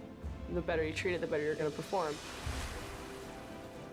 And that's why I think it's very important to take care of your eye health now. It's as simple as like going to the doctor once or twice a year.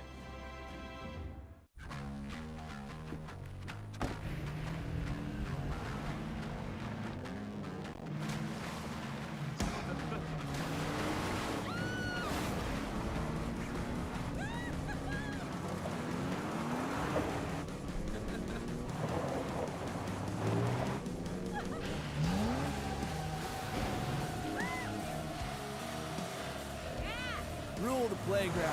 Toyota, let's go places. It's time we unleash the potential in all of us. It's time to join the ones who cleared the way for us and move this world into one full of possibilities, where all have access to more opportunities and resources. It's time to create a new legacy together. When we all can move, there's no telling how far we'll go.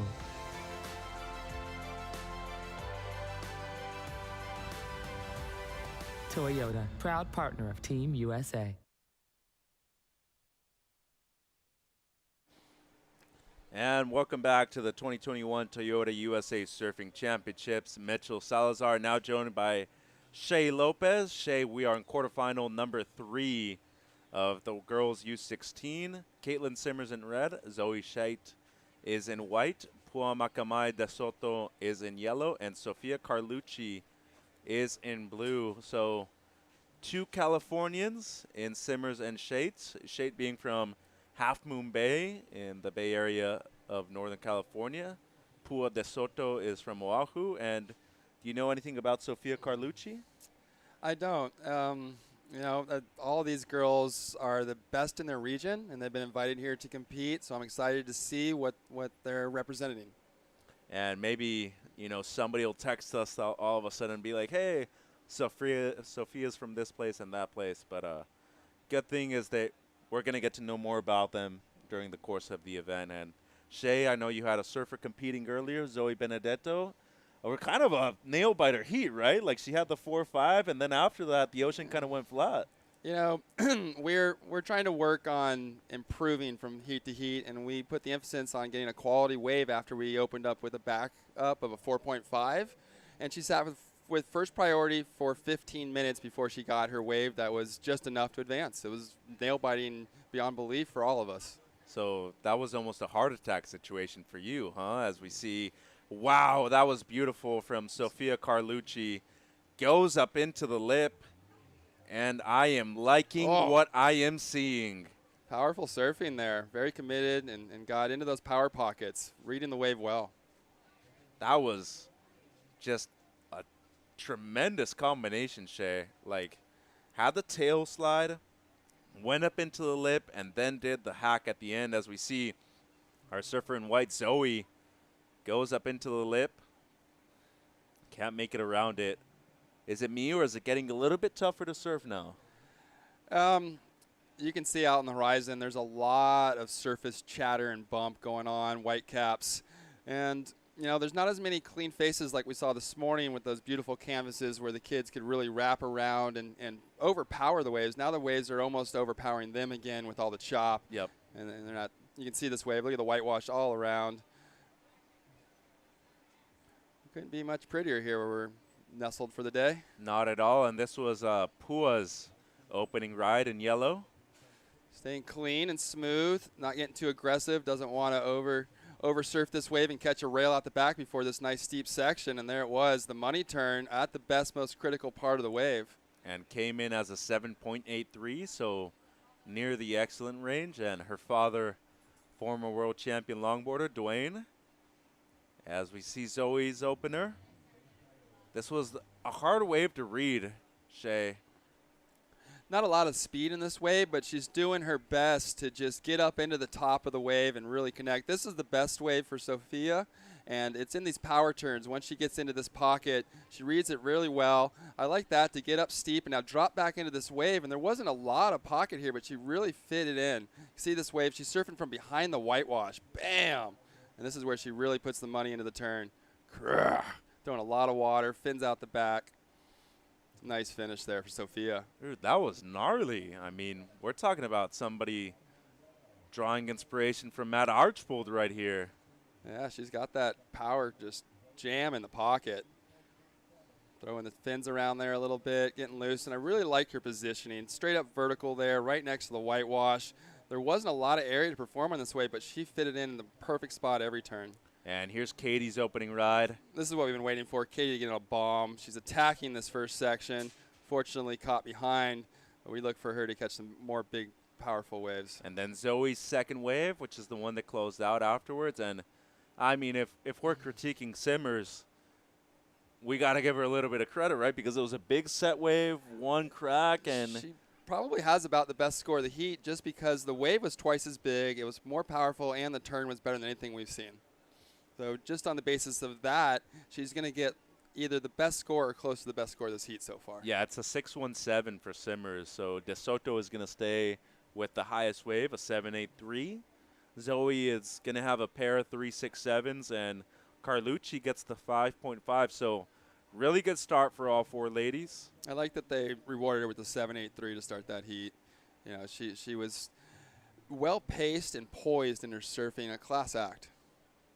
And a good surfing there for De Soto, who, out of the entire family, I actually believe she's the only goofy footer. My family's the opposite. Really? We got one regular footer, Alana. She surfed this morning. Oh. Yeah. Oh, that's true. Corey's daughter, you're right. Yeah. So everybody else is a goofy footer. Both your daughters. Everybody. I have 3 daughters that are all goofy foot. Wow. That's crazy how things work. My sister's goofy foot. My 2 brothers are goofy foot. Dad, I mean, nobody stands up regular. So at least you guys know that you can go to Fiji on a surf trip and everybody's going to be content. Yes. Here's Zoe, and I like this wave. So she's got one that was slow, one that was too fast, and this one's just right. Ah, that wasn't the finish she wanted, though.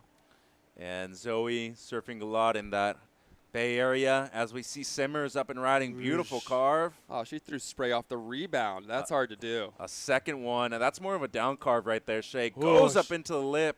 And that's the beauty of the down carve, sets you up for that second move. It's a combination maneuver. It's actually a 2-for-1. And slides the fins. Needs a finish, and she gets it. Got it.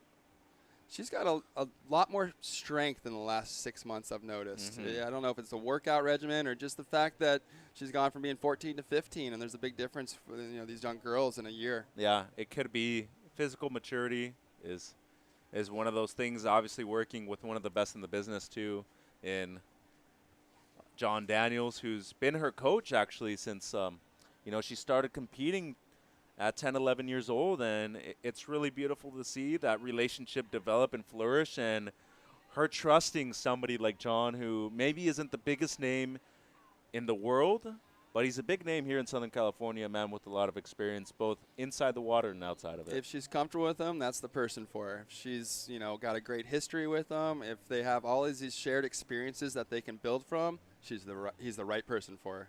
As we see Zoe's last. Gets the setup carve, and then after this, it was a tough wave to read.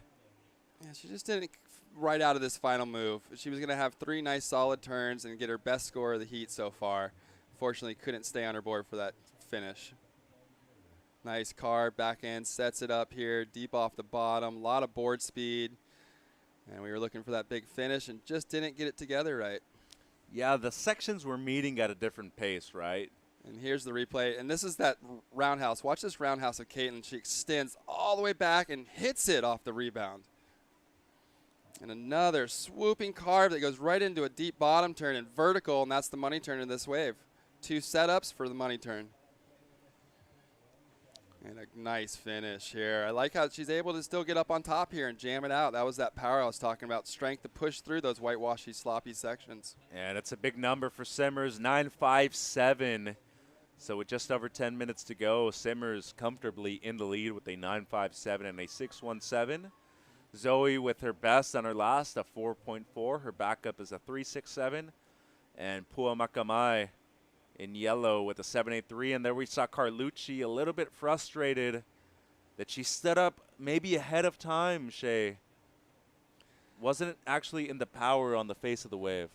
Yeah, and that's difficult out there with all that wind because the top of the wave, and I'm telling the surfers is to be careful at the top of the wave, it's mostly chop. You've got the swell, and then you've got the chop on the top foot of the wave, and it doesn't have that power that the bottom of the wave has.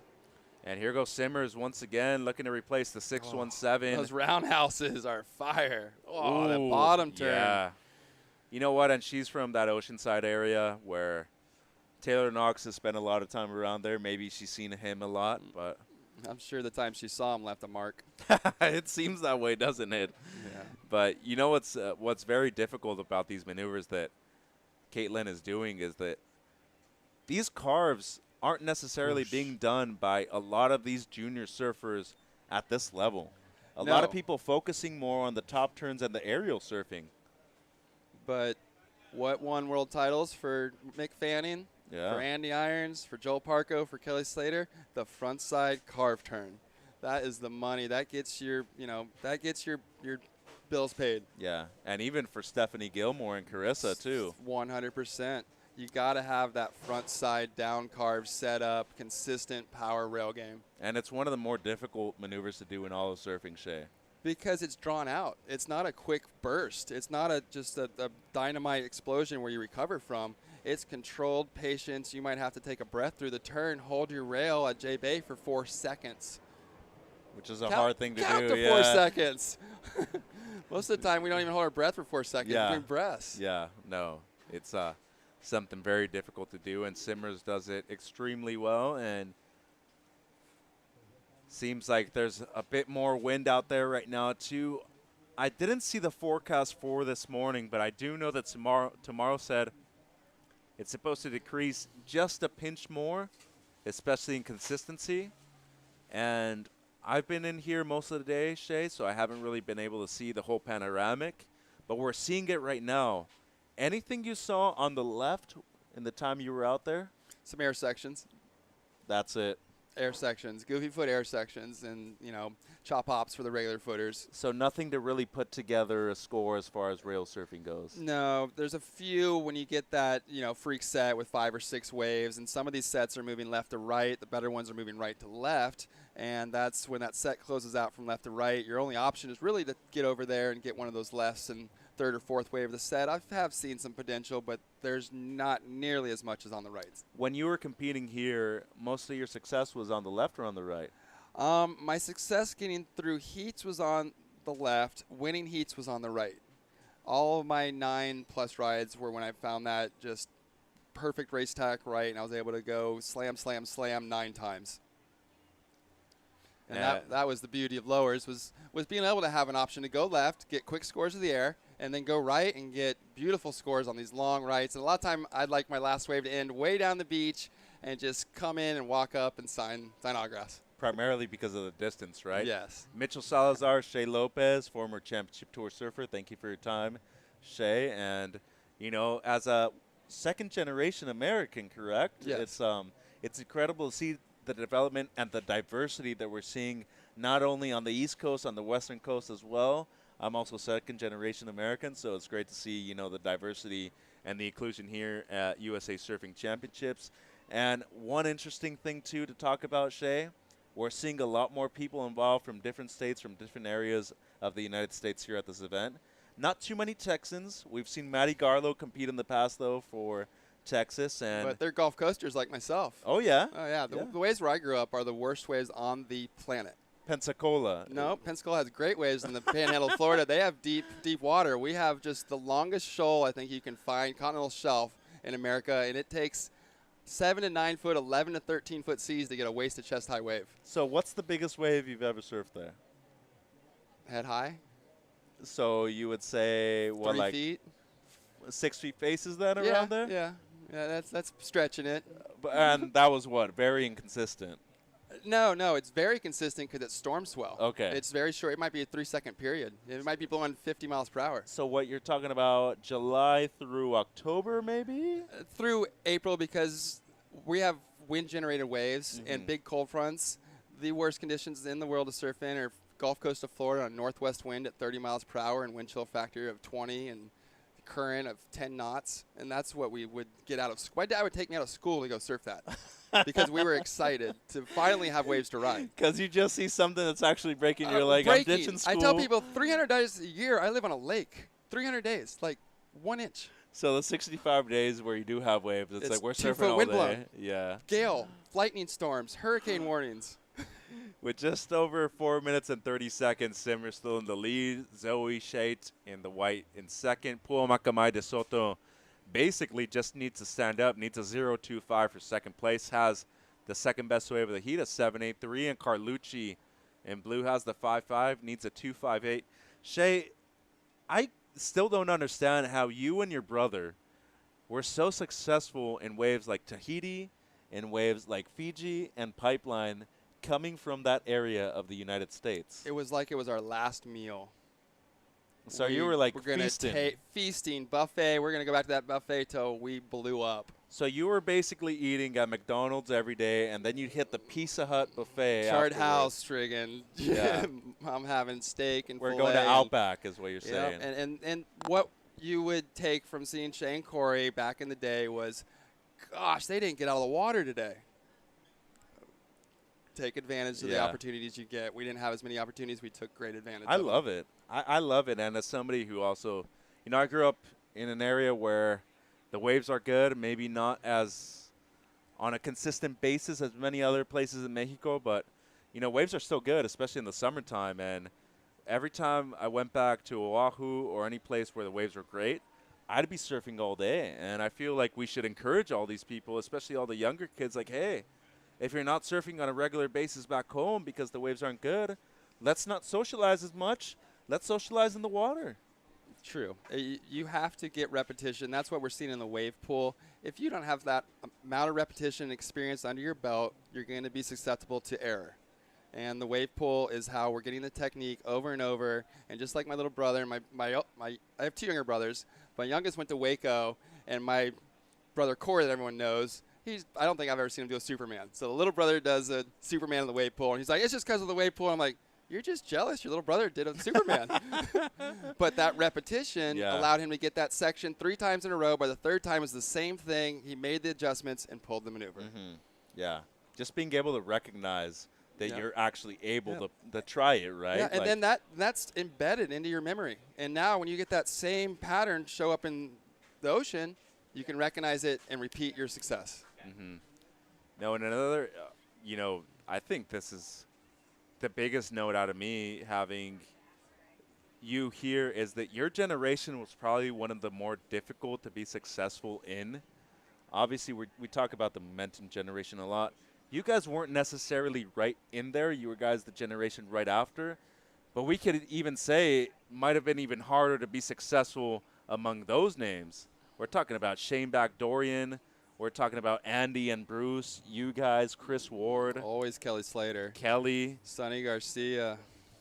And we see Pua Makamai de Soto, who is a second-generation professional surfer. I think this was Pua's second wave. Yep. She started with a great wave. This is kind of how Zoe's heat went. A long time between waves here for Pua with only about a minute to go. We saw a long lull there. And Pua has the 7.83. Didn't need much. Just needed a 0.25, and here goes our heat leader, Simmers. It's like she fell, but we had a little glitch in the system. Yeah, it seems like we're going to get the entirety of that wave as soon as we can. Just around a minute to go, Shay, and, imagine being successful nowadays among social media, having people from all other parts of the world being great, too. Having a Red Bull logo on the nose of your board like Caitlin. And pressure too, right? Especially with the Olympics coming up. I mean, she's already making probably more money than I did in my prime. Well, you know what you have compared to a lot of other people, though, Shay? Those experiences that you talk of, nobody can replace those. It's true. And we were a totally different breed from our generation. Yeah. We were self-made, self-taught, and we were out there traveling the world as kids with no connection. None. Just an event that we had to show up at a time and a Yeah. place and a heat that we couldn't miss. You tell us when and where, and you'd be there. In the middle of the jungle in Indonesia. We got to get there. I love it. So it seems like it'll be Caitlin Simmers and Pua. Pua with her last wave advancing. Still waiting on the last of yellow because blue was going to need probably a high requirement since Makamai de Soto got a decent wave at the end. Shay, we appreciate your time. I think I'm going to step out and let Brett Simpson come in. But before that, going to go to a quick commercial break. This is the 2021 Toyota USA Surfing Championships here at beautiful Lower Trestles. Stay tuned.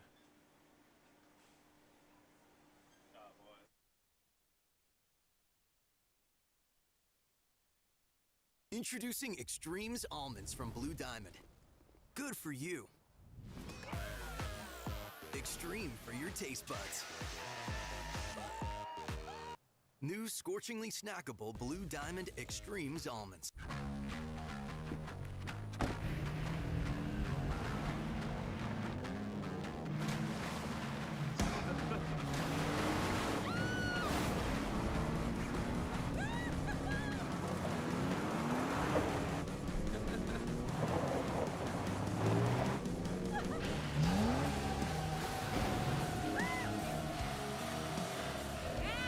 Rule the playground. Toyota, let's go places.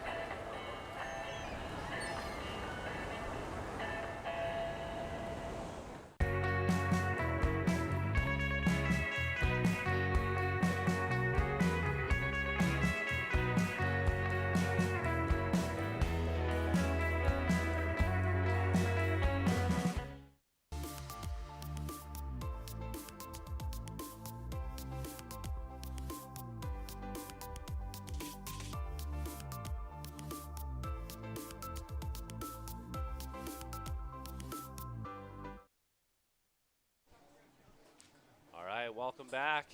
USA Surfing 2021 Championships. I'm Brett Simpson, joined by none other than Uncle Keanu Asing here.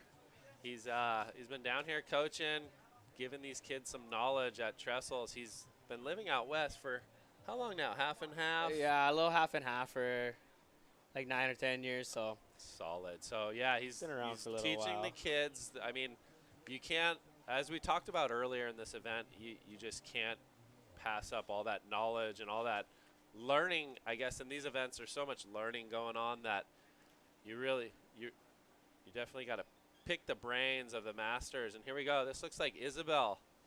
So Isabel Krieger, she's on our developmental team currently. A couple nice turns there. She's a taller, lanky surfer. yeah, I really like this age group. It just shows like how much potential this age group is going to be having, in the future. I think this is Bella. Is this Yeah, Bella? that is Bella. Good eye. So Yeah. Bella she loves that drop wallet right there and gets the bigger finish. So she's been solid. I think this is, I think we're in U16 ladies. I'm trying to find my heat sheet here. Yeah, this is quarterfinal Quarterfinals. heat number 4. So just closing out the quarterfinal heats. Okay. I've been watching a lot of heats lately, and like it's so insane just watching the level of surfing that, just the youth of surfing has here in America and Hawaii, and it just feels very good to see, these kids here competing on a national level and competing against each other and raising the bar for surfing. So. Yeah, for sure. I think something that really stood out, I think this is Avery right here, local girl. Ooh, a little bit late. One thing I was being obviously super impressed with Keanu, and I know you guys are, how's it?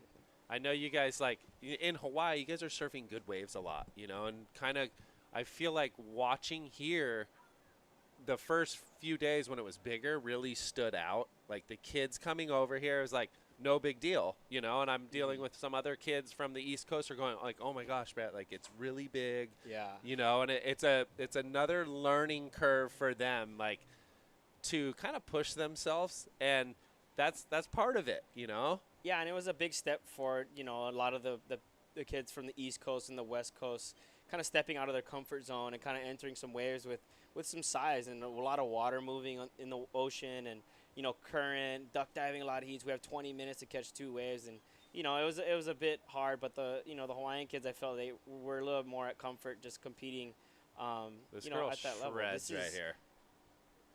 How do you say Eve? Eve. She's gnarly. Yeah, I've watched all day today. She's pretty much put on a clinic. Good style, flow, really like a tactician, like big swooping carves.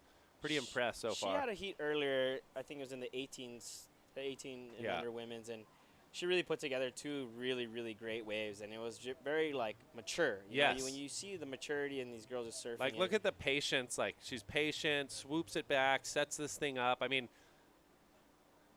that's pretty, it's pretty solid surfing where, and like you said earlier, that heat she had, she really just surfed like such a smart heat, didn't really make many mistakes. And as you were talking about earlier, you might only get a couple chances. Yeah, we only have 20 minutes, you know, for them to, like, capitalize on these opportunities in such a short window. And, you know, mistake-wise, you don't have too many mistakes Maybe you can get make. one.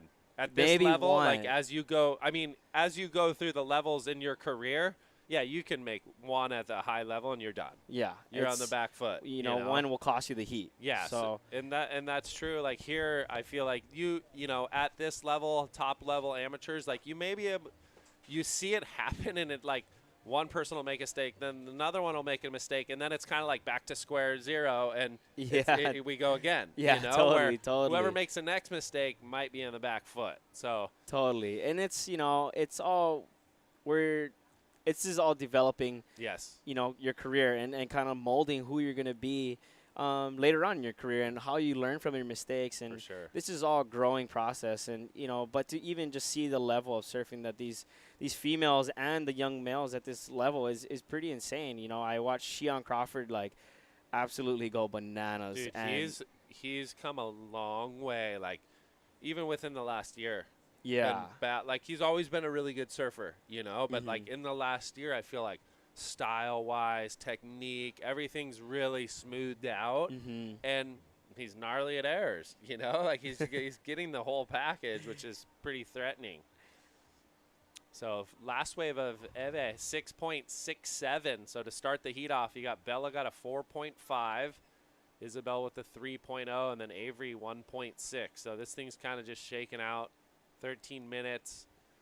I feel like low tide, I've always, when I surfed out here, I mean, competitively, low tide is I feel like it's tougher. The waves start to section out and kind of what's the word? Like they just, I don't know. High tide is, I feel like the wave is a little tighter, a little more pockety. Yeah, and it's kind of trying to fit those tight turns into those little tight pockets. Exactly. And here goes Bella. She's very, very comfortable here at Lowers, and little speed flow. You know, she picks her points at where she needs to be in her positioning, and also her maneuver placement has been pretty on point. And you know, she really loves that Larry layback. I like that. She goes to it a lot. Yeah. Yeah, and it's good that they know that where their strong points are, and what you know, what they know that the judges will like. Yes. You know, and getting to those points. I think that's something too, as they go forth. Like you do have to know what your strong points are. We were talking about you earlier. We're like backhand. You and Bam were on cam, and I'm like, dude, those two have like 2 of the gnarliest backhands in the world. You know, but it's like you've won CTs, you've won many events. You have to know what you're good at, and then also at that whole time you're working around the whole package, but you really do have to like, hey, I can win on my backhand, you know? Or yeah, and making sure you get to those areas and you know, making sure you know where your strong points are. I think we were talking about that too, where like you might have whatever it may be. You might have 3 regular footers and there's 1 goofy footer, vice versa. You might have 3 goofy footers and you're like, dude, I want to get on my backhand, you know, Yeah. just to show point of difference, things like that. And kind of give the judges a little bit of different look and kind of get them, you know, a little bit excited about something else. Exactly. I don't think athletes maybe at this stage of their career think about that stuff just yet. But I think it's something to think about. And that's why we have guys like you helping them out. I mean, that's the goal where I look at kids and I go, hey, like we identify their strengths. What can you differentiate? Like if you're an air guy and you're serving against a power guy, you're gonna have to mix it up or whatever it is, you know. But it's an interesting combo. There's many ways to like kind of slice the cat and get scores. Yeah, absolutely. You know? And I think that's the beauty of competition surfing. You know, and kind of where we're headed with, you know, competition is always elevating yourself and elevating the progression of things in competing and how you strategically get through these heats and how to get to the finals, you know. And then not only getting to the finals, but ending up coming home with the trophy. How do you win? Yeah. You know, how do you win? Like, hey, I've talked to some kids, they maybe haven't peaked or haven't hit that performance level where they're pretty excited yet. Yeah. And I'm like, dude, you're right there. Like, you're still in the game. Yeah. Don't get discouraged because you haven't. Yeah. Just think it's gonna happen. Yeah, you know? totally. So and I was actually working with Brody Sale, and he's been kind of putting that out there. He's like, you know, kind of everybody's getting 9s, and he was so worried that he needed to get 9s. I was like, well, you need to reel it in, man. Yeah. Like, you gotta make the heats. Hey, first and second, that's the only 2 guys that are getting through the heat. We gotta make it through there. Yeah. The only time I need you to be getting the 2 9s is the last heat. Final. is the last one. It's true. And, you know, so it's how to get there and find your peak into where you need to be in the end of the event. You know, you don't want to be. It's a hard thing to do when you're all these kids. We're all super competitive, you know, and so and so's blowing up. You want to do that too. You want to show off. You want to show your skills. But you've got however many kids start out, 32 plus kids, and the best in the nation. It's not always like you said that exact heat, you know. It's just it's a long process. And out here too, that's Avery. Out here too, it's kind of a roller coaster because some heats might be some flurry more than others. Totally. You could get a lully heat where you just got to get through, you know. Here she goes again. Eve on a really, really smooth wave. You can tell she's really paid a lot of attention to what's going on in the ocean right now. You know, there's a lot of bump and weird kind of faces that are really tricky to ride. Second or third wave, huh? You can tell she kind of knows what she's looking for. Yeah, she that first wave of the set she did really well. The other young lady did really well at reading where she needed to be on the wave and kind of capitalize on her opportunity. Yeah.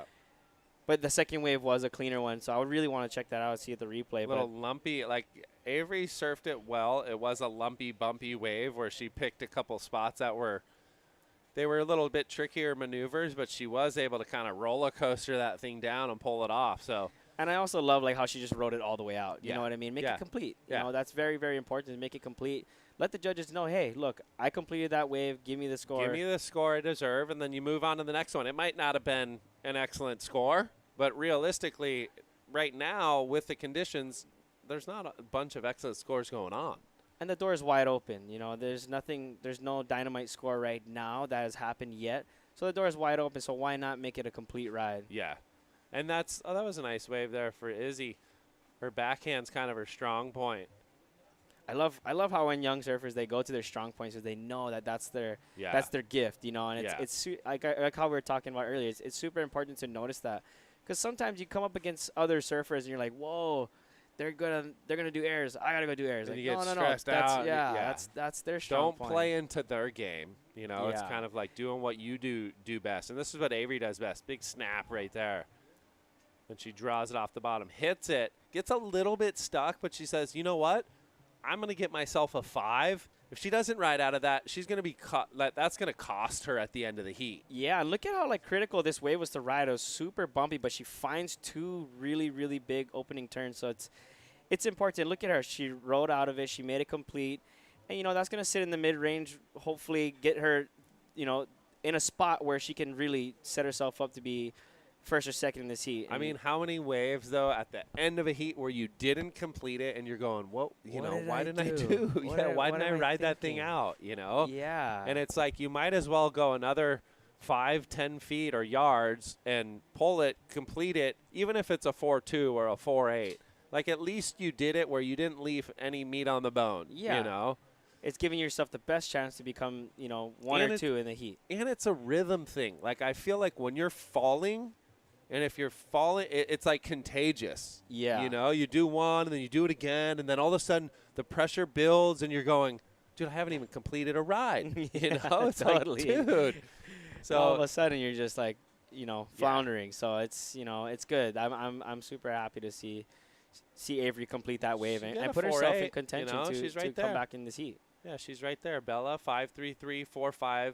Eve is way out in front, 8.0, 6.67. So, the battle is right now, it's looking like a battle for second. Izzy's got a 3.8, 3.17. So it's anybody's ball game right now. There's uppers right there, upper trestles. You ever spend much time surfing up there? A little bit here and there. Usually when this contest is on, I'm usually down at uppers or different style wave, huh? A little more down the line. I think there's, pending like if you're traveling somewhere in the world, there's definitely a reason to surf there a little bit more than lowers. They definitely have different shapes and kind of angles to it. Yeah, totally. But yeah, this little stretch right here is pretty darn awesome. A lot of fun waves. Yeah. So, wow, this is the tide has been going low, and we've been getting some lulls. In the last couple heats have been very, very tight. Last heat I was watching Pua, she had that 7.83 in the beginning, and then didn't get a wave for a while, huh? And then right at she the end. got the wave in the last minute. Luckily that was all she needed, but it's that's the pressure. The pressure starts to build, and right now, you see these girls, they're contemplating, thinking, and sitting under priority. Like, hey, what do I do? Is there waves that come? Do I get an opportunity to kind of jump into second, or do I wait my priority? So, it's kind of hard. And, I kind of like these situations because it kind of challenges these surfers to kind of think about things. It's a mental battle right now. You got 4 minutes, 30 seconds. Yellow is in second, has priority over white and blue. So who do you pick? Like, you go, okay, maybe she's thinking Avery's a little more threatening, needs the 5.04, where blue needs the 6.01. So she's going to kind of stay around her, make sure she takes that next best opportunity off her. Totally, yeah. And, with second priority, it's super important to kind of make sure that you almost extend your lead or extend your position rather than kind of focusing on the other competitors sometimes. Yeah. So it depends on what kind of priority you have as well. Bella was sitting, probably in second priority. She needs to focus mostly just on, all right, how do I better this 4-5 to put third and fourth in a little bit harder situation, exactly. Yeah. So, there's a lot of things to be doing. Yeah. It's a mind bender. A lot of times you can just, in Mother Nature, you can control kind of what's in front of you, and I think for Blue's situation, and even Avery, if you can distance a little bit, try to find a little sneaky one where you can maybe get that 2-turn combo. I mean, 5 isn't a huge score. 5 is very capable for her. Still, like, she got a 4.8 on the one. She didn't ride out as clean. If she snaps that and she's out in front of it, she's probably going to get a 5.56, Totally. So, and there looks like a couple bumps, 3 minutes remaining. There will be another flurry right at the end here, I bet. Yeah, I just love when they, they kind of have this time to, like, think and it's either you make the right decision or you crumble. Exactly. You know? Exactly. I mean, I feel like this is what kind of builds the champions. It's kind of dealing with the pressure and dealing with, thoughts are going on in your head, but then also like having the opportunity to capitalize. That that feeling, and you get the score at the end. You it's feel the best on top feeling of the world. there is. Yeah, I think that. And look at Blue's kind of snuck away. She might get a left. I don't know if she's there. She's gonna make Bella use her priority, and Bella says, "You know what? I gotta go. I gotta better this 4.5." So a little snap right there. Drives it off the bottom. We got the drone view. Kicks it a little bit more. So we'll see where that sits. I think. Maybe a little better, Yeah, better I would like to see another angle of that. That's true. It's hard to tell from the top. The drone ones are weird because someone might snap it super hard. Here goes Izzy on a left. Kind of a scoopy one, little wrap right there. The left's got that wind coming up the face. Little slash. I love how she gave herself an opportunity too, just on the left and not necessarily just focus completely on the right. You know, everybody is packed up on the right. She snuck under, and she's going to give herself a chance to get that score to get back into second. She kind of scampered away to make sure, like, I gotta get another shot, you know? Yeah. I think as a competitor, that's important. Here we go. This is Avery. So it's a little snap under the lip. Oh, and that thing's going to run off without her. Yeah, that was a little bit of a tricky wave to read. You know, you got two separated kind of waves, and it's crinkled up. But here's that wave from Bella. Real nice bottom turn, big opening snap. You know, looking for just a finish. And boom, there she is. She gets a little bit hung up too, but like I think it'll better. I mean, it's in that range of 4.8 to 5. Yeah. Probably better her 4.5. But a nice flurry for the judges to kind of contemplate and think about everything, all these rides coming through, you know, towards the end of the heat. You know, they got some big decisions to make for the finishing, you know, kind of flurry for the heat. Yeah. I don't know if there was enough major maneuvers there. I think we.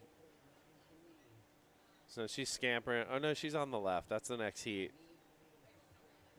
Yeah, so we'll let this thing kind of shimmy out. Here we go.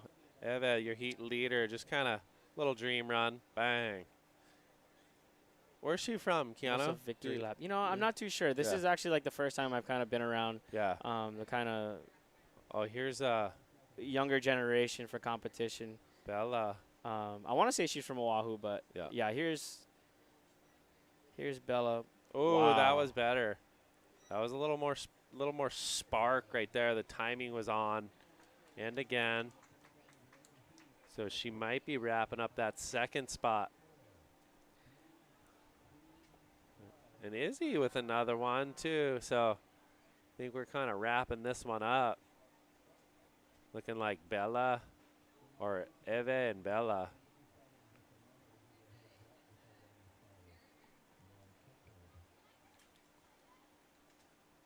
So the little rock dance through the inside. Try to keep your feet a little. Try not to cut them up for the next round. All right. Well, we'll be right back for the next heat. See you guys in a second.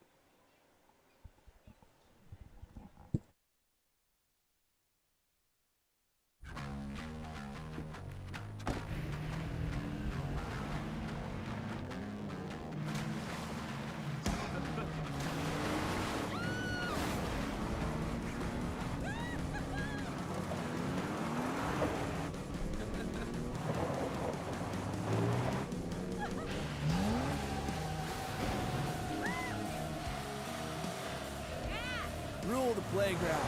Toyota, let's go places. It's time we unleash the potential in all of us. It's time to join the ones who cleared the way for us and move this world into one full of possibilities, where all have access to more opportunities and resources.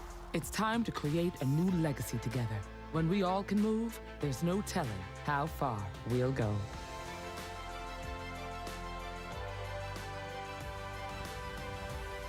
Toyota, proud partner of Team USA. Introducing Extremes Almonds from Blue Diamond. Good for you. Extreme for your taste buds. New scorchingly snackable Blue Diamond Extremes Almonds.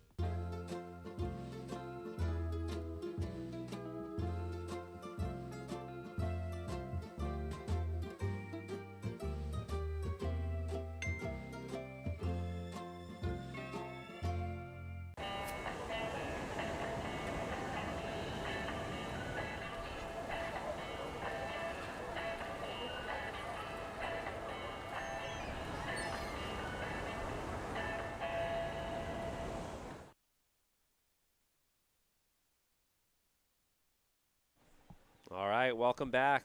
USA Championships 2021 edition, Lower Trestles.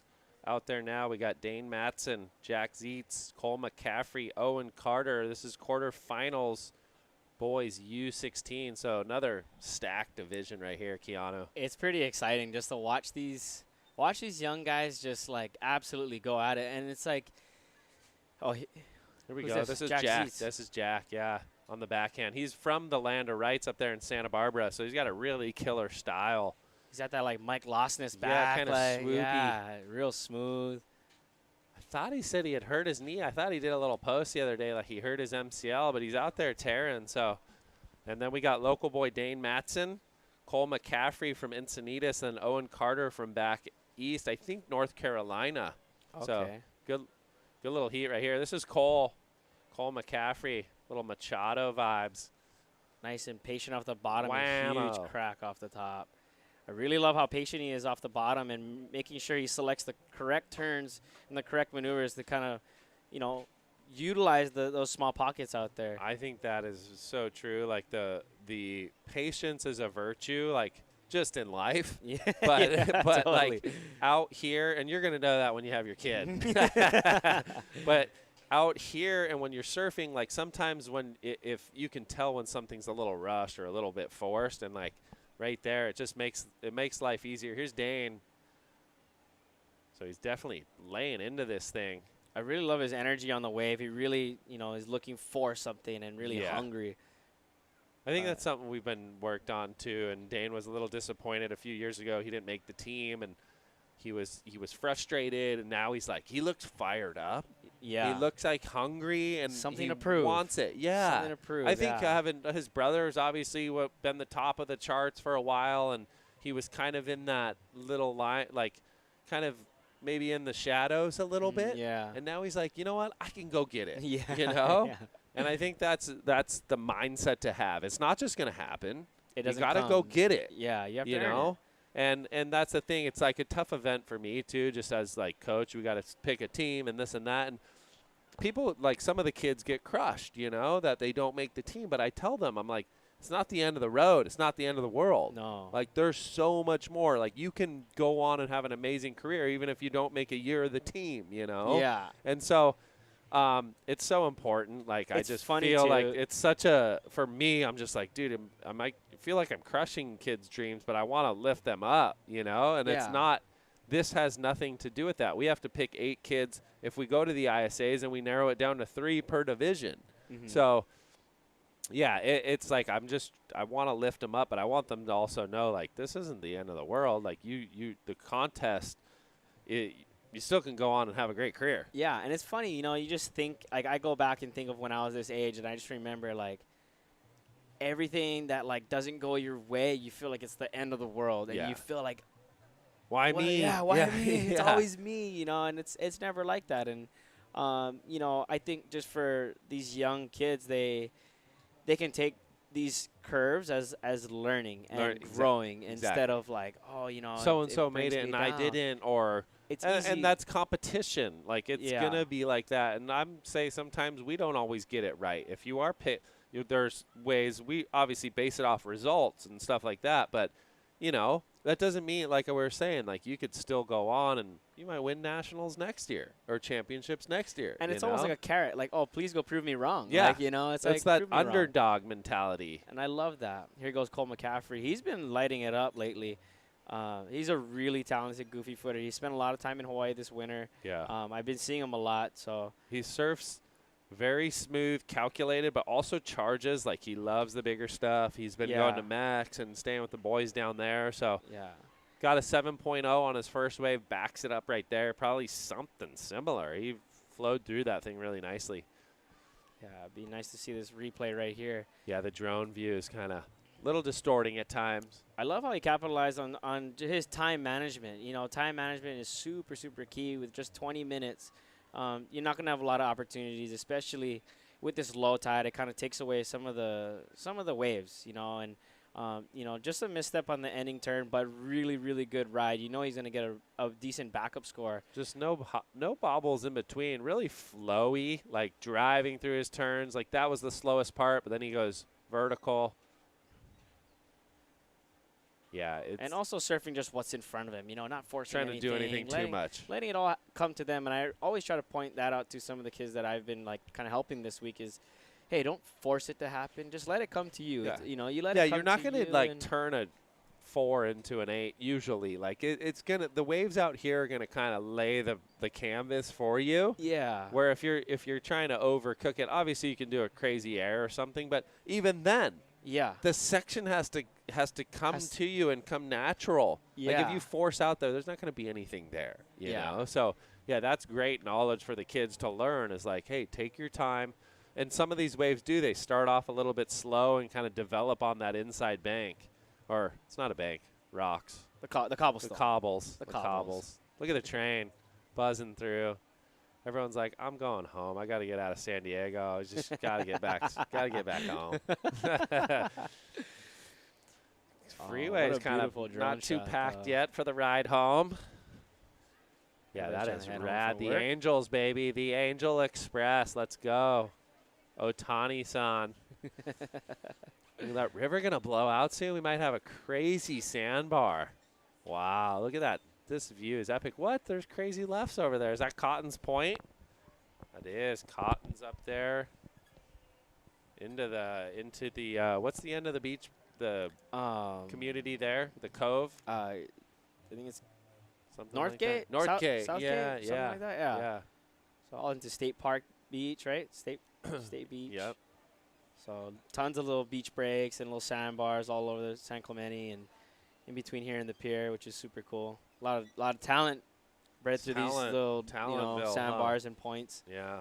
So it is a hotbed of talent, this place, San Clemente, man. Can we slow them down a little bit? Got a little slow out there, huh? Somebody turn off the music. I know. So it looks like Cole way out in front. Jack with the 4-5. All right, it looks like we got a little bit of action on the way. We see all these guys paddling out the back, trying to get in position, trying to figure out who's got priority. Next heat, we got some Hawaiian Hamas. Ryland Beavers, Kai Martin, Cheyenne Crawford, Wheeler Hasber. Wow. Some stackers. Wow. Then Luke Tima, Oliver Zeitz, Lucas Ostin, Cannon Carr to finish it off. Wow, so these heats are very important. You know, everybody trying to jam into the semis. You know, I love these kind of, you know, the way the competition kind of comes to an end, and you know, the cream rises to the top, and you're gonna see the best of the best in the quarters, the semis, the finals. You know, all these guys are fighting for their spot. You know, to try and qualify for the ISA and you know, or even the developmental programs. And I just love that about these kids. They're so hungry and they're so you know, needing of this. That's how they serve. They serve very needing of this. And, you know, here goes Dane Matson. He's looking to complete a ride. Just a little misstep, a little frustration. Body language. I think that's something that's important, you know. He's a little disappointed right now, but there's a lot of time left. He's got to shake it, you know. You know, shake it off, work through that. Yeah. You know, here's reel it in a little bit. I mean, the waves are tough right now. Look at these. They're kind of hopping up and over these little sections and little angles. Jack's like, I just got to get a score on the board. Who knows what at the end of this heat. Oh, and he leaves a little meat on the bone too. So, hey, it's a tricky chain one, reaction, you know? right now. It's a chain reaction. Yeah. You know, Cole McCaffrey kind of locked it down. He's got his 2 scores, and this is the kind of comfortability kind of heat that he's surfing. Is he's got his 2 scores. Now he's bettering off of his high of a or his low of a 617. And now those two make kind of some, you know, forced a little maneuvers. If you'd ask me, like on wave selection, and now a bomb's gonna come, you know, and he's sitting with second priority. So it looks like Owen is his chance for Owen. He's got a 4.33. It's a chance for him to strike. Jack just drops the 4. He's got a 4.57 and a 4.07. So the door's pretty wide open for this heat. Yeah, you know, it's still anyone's game. They're still trying to lock in their scores, trying to find something out there. You know, it's you know, with this wind, this chop, it's so tricky, and wave selection's a huge part of, you know, of heat strategy. Yeah, I think, you know, and you're not going to have too much chances to be on the winning waves all the time. So that's it's true. You know, how do you manage your time to find something to get you, you know, maybe the mid-range or the backup score, or I think everyone paddles out at lowers thinking you're obviously you want to get 8s, but it's easy. I always felt like those heats where you do drop the 8s, like, you're probably going to make it. It's Yeah. these ones where it might be 9 to 12 points. Can you muster it up, you know? Yeah. Yeah, I mean, I think that's super important, like, is knowing that adaptability. Adapting. Oh, it's 2 4s right now for the second spot. Obviously, Cole's got the 7-0, 6-1-7, but now it's like, hey, I don't need to go get hey, if you drop an 8, great, but get a 5 on the board. Get yourself kind of rolling, you know? Yeah, kind of reel yourself back in a little bit and kind of like, all right, let me roll up the sleeves, let me get to work and manufacture something to put kind the of hard hat on. Yeah, get me back in this thing. Yeah. You know what I mean? What I got to do to get back in this thing, and you know, times like this and heats like this is, you know, we're not in the final. Yeah. You know, so yeah, how do we just get through this one, and then so we can focus on our next one? You know, it's giving yourself a chance to get back in the heat is 100%. what my you know, what I always think and always try to believe. If there was always those events where you're like, you're a day away from finals day. You want to get to finals day. Oh, and yeah. The wheels fall off at the end, you know, the last heat of the day or whatever this is, you know. It's towards the end around those quarterfinals. You've been here all day. You're barbecued. You're just like, it's a tricky one. Here we go. Dane, I like this idea. I don't know which way he's going to go. He's going to go left. Pops a little reverse. Something like that, though, could have had him back in the game really quick. Yeah, I don't mind these left-handers kind of like looking that way. You know, there's not too much going on out there. You got short paddle back out. Yeah. You know, but sometimes this can cost you. You know, something like this where the winning Jack's wave looking. and it's inside, but it's got a lot of opportunity. Can he ride out? Oh, dude. We got to ride What do you all the think? way out. Huh? Yeah. I don't think so. We don't want to leave questions up to the kinda judges. like We kind of got to make it clear cut. Like, yeah, this is it. That was a sick turn. He had that like Wilco fin ditch. Yeah, I was right thinking there, the same thing. I was thinking little the same Wilco thing. fin ditch. He picked a little wave on the way out too. Nice hit. This was probably going to be his best ride. Snaps it right there. I love how he just rode a smooth wave. Chucked the fins. That's incomplete. Yeah, I would say that might be a little bit incomplete, but I love how that check back too. Zing. That one I love. Very good technique.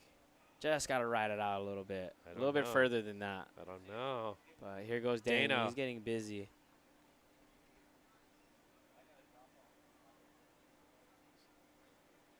All So right. a little bit better. I mean, even there, it's we got to just- ride all the way out. He's definitely know. kind of feeling a little pressed. But there's still 5 minutes, so like something like this is a good learning curve. I was just like, hey, pull it in a little bit, you know. There's a big wave Let's- right let's- here for let's Owen. focus a little bit.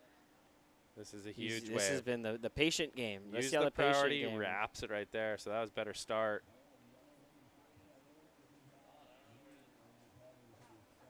So He's just waiting for it to happen. Oh, man, that in-between turn. Here we go. Cole, just see, this is rhythm surfers.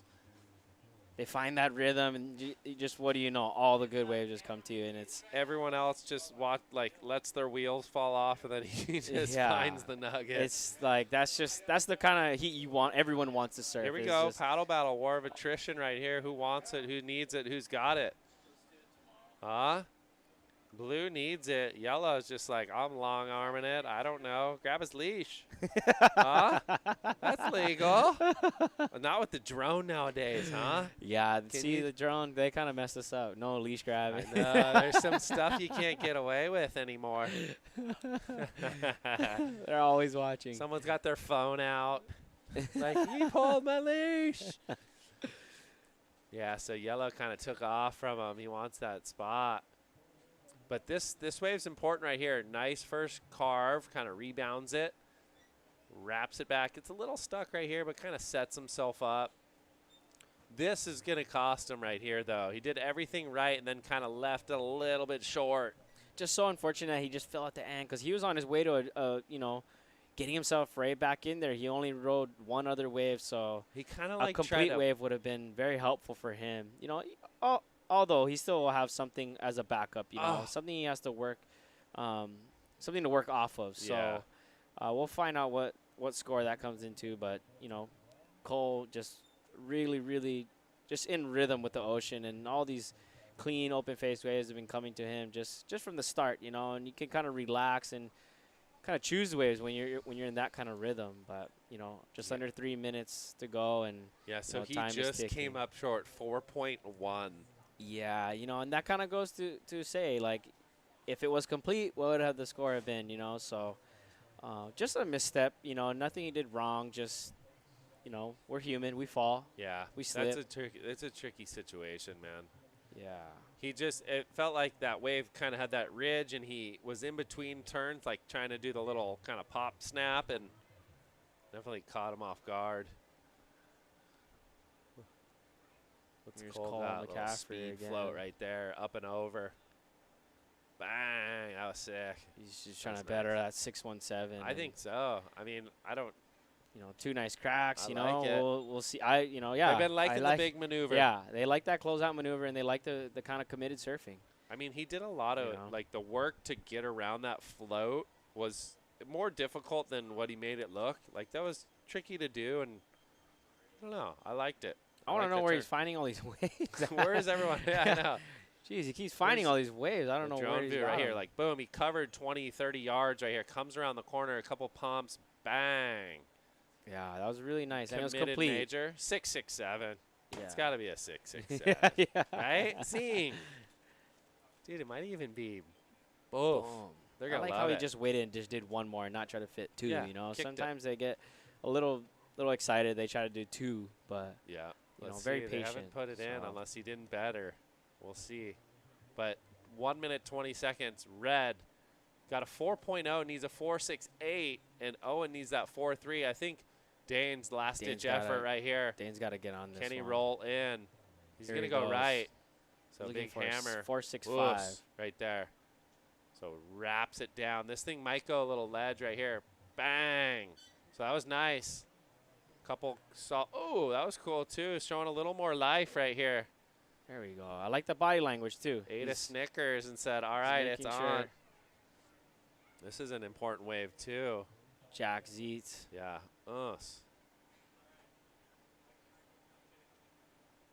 He's So looking to crack those fours. Just trying to get out those fours. He does have a knee brace on, so he is hamped up with something. Yeah, you can He's tell by feeling the way it. he's holding it right I there. feel like the explosiveness out of the lip, he's kind of not him full self. Yeah, you can tell he's probably used to those Wilco turns he was doing. Just that kind of knee, just a little bit, Like kind straight of uncomfortable maybe. Yeah. That's a terrible So, feeling. Hopefully Owen can get another opportunity here with 15 seconds. Last ditch effort. There's a Yeah. little bump out there. I hope he can get an opportunity here. He's got a backhand too. He's not gonna get it, I don't think. Oh man. So that'll do it. We're gonna wait on those last few scores. Left it up to the 5 wise men and women. Zing. So after the hooter. So we're gonna go. Oh my goodness! gosh. If we just had 5 more And seconds now for him, man. exactly, the thing Oh, closes down. We're gonna go to a quick commercial break. We'll get back to you when we return.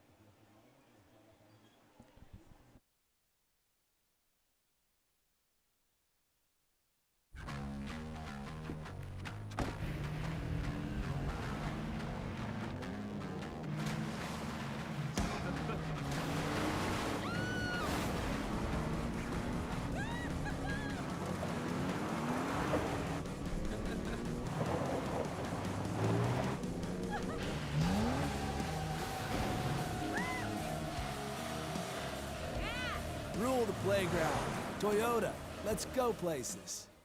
Introducing Extremes Almonds from Blue Diamond. Good for you.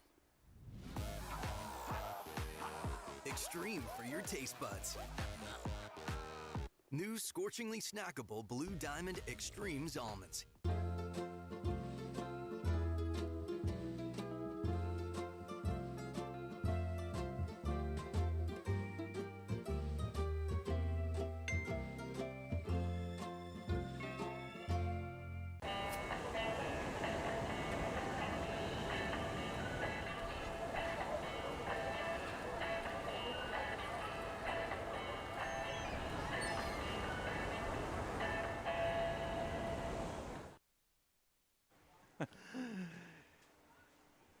Welcome back to the final 2 heats of the 2021 USA Surfing Championships presented by Toyota.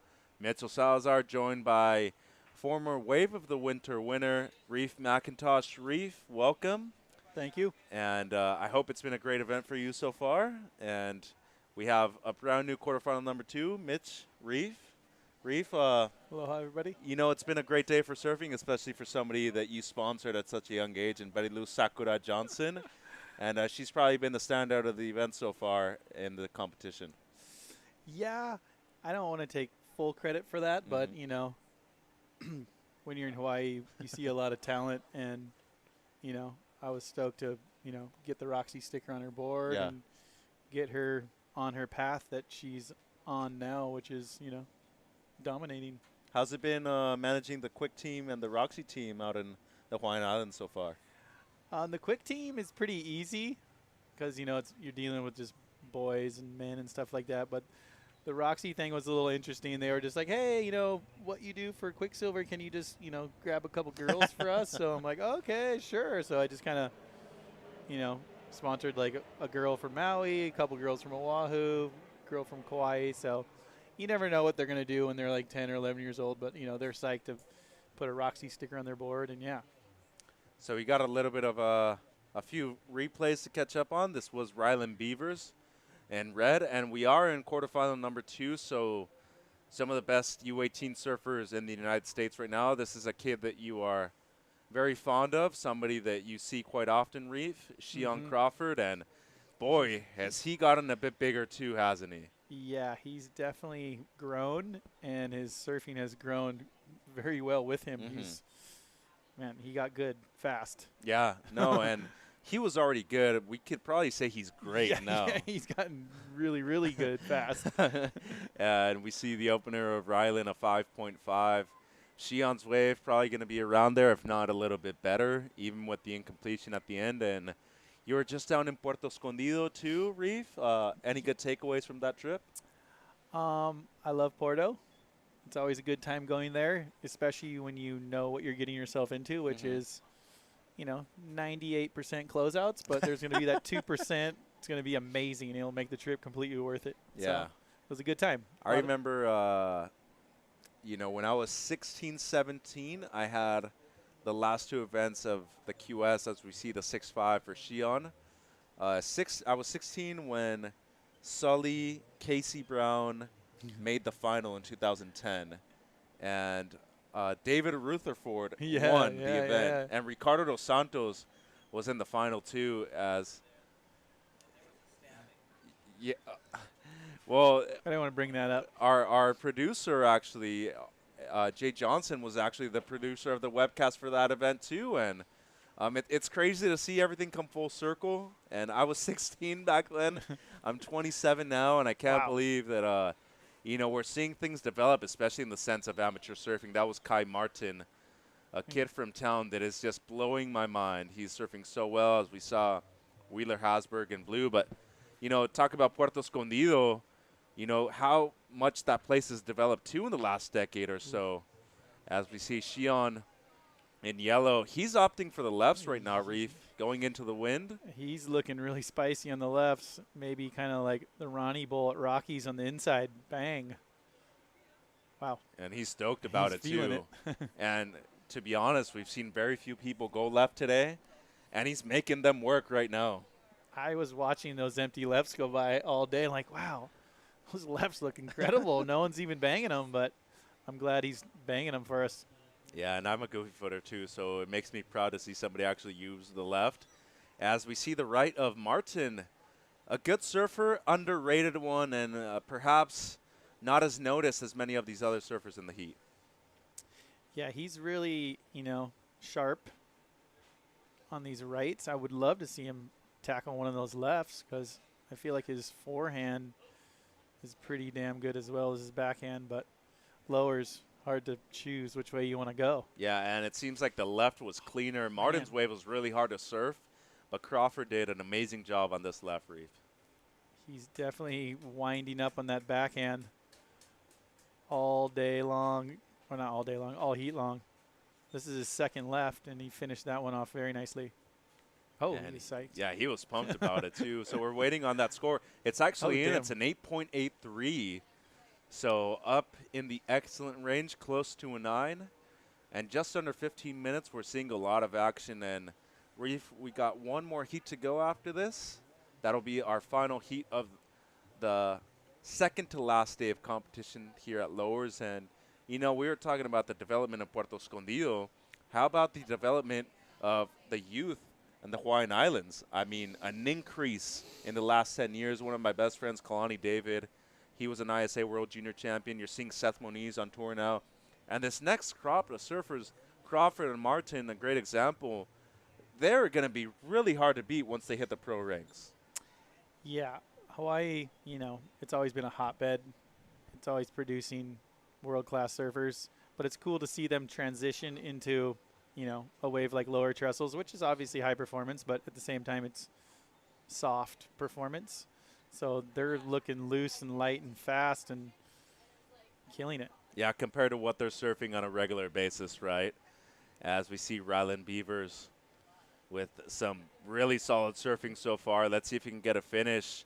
This wave has just offered section after section, and unfortunately for Ryland, not completing at the end. But, yeah, I mean, we're talking about one of the best waves in the world if you talk about Lower Trestles. And all these kids have an equal opportunity to compete both on the right and the left here at Lowers. And if we're being honest, it's been pumping all week long, too. Oh, my gosh. It's been stacked down here looking like backyards or something. Yeah, for real. Except you can actually shoot Lowers compared to backyards. Yeah. Shouldn't have said backyard. Should have said Sunset. No, but even at Sunset, you know that Boneyards wave that's closer to backyards. Very similar to the right here, except obviously at Boneyards you're finishing on dry reef. Here it's a cobblestone reef break. But, yeah, I feel like a lot of these kids have the ability to adapt even though it's a softer wave, such as Shion here. And, I mean, man, doesn't he look like the next generation of that kind of Jordy Smith era type of surfers? Yeah, I'm really digging his style because he's a bigger dude, and I'm kind of a taller dude as well. Yeah. But he's looking fast and loose and big out there doing big turns. You can appreciate it, right, as a big guy. Very much so. Especially including myself, too. I mean, I'm north of 200, 6'2", so I'm right there with you. I know how difficult it is to be able to do this on a wave like this. And, you know, we're talking about comparison to scores all the time, too. We're talking about somebody who's at least 6 feet in Crawford competing against guys that will be 5'5", 5'6" most of the time. Like Beavers looks pretty small out there on a wave, where when Crawford stands up, he looks like a tree. He's big. Yeah. But he's spring loaded. He's just springing all over the place. I can't wait to see what that right's going to drop in as a score. So as of right now, the last of Beavers, his best, a 7.73. The opener of White Martin, pretty good as well, 7.0. And the opener of Hasberg was a 5. And I believe this is the 7.73 of Ryland Beavers. Man, he probably would have got a high 8 if he would have finished this wave off, but he definitely linked some nice turns in.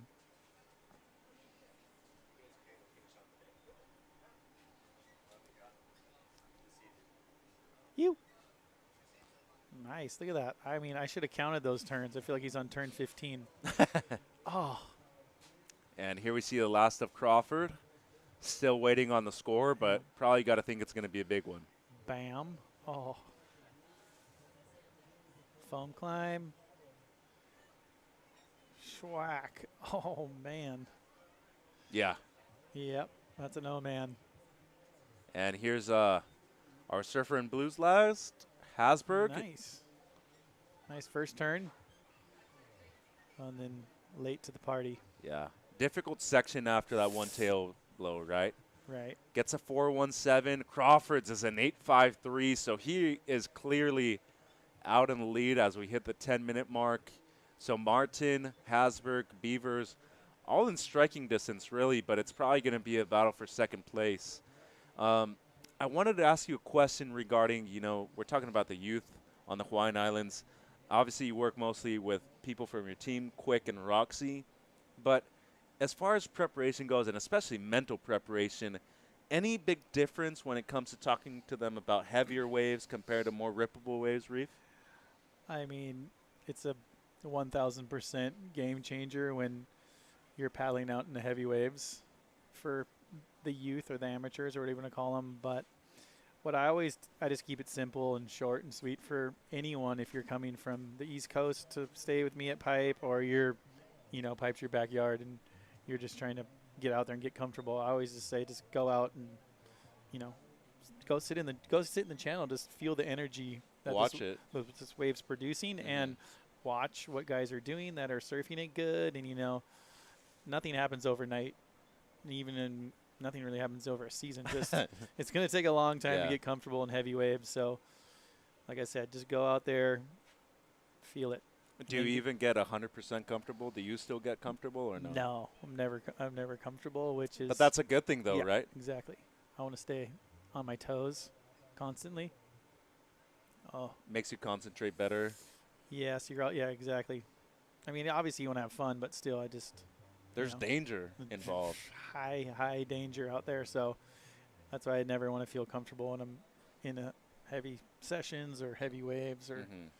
I mean, it's heavy driving on the 405 over here, so it's kind of similar to prepare myself, get in the right mindset. But yeah. You have to turn on a certain type of music too to drive to, and yeah, I just try and listen to like sports radio, so it kind of just takes my mind off of what's really going on if I'm sitting in traffic or we're driving. But yeah, with the youth and heavy waves, it's just kind of like I said, just get comfortable, and if this is your path, then you got a long path to go, and there's no rush. Well, the beautiful thing about having you involved in it is that you're constantly still pushing yourself and pursuing that.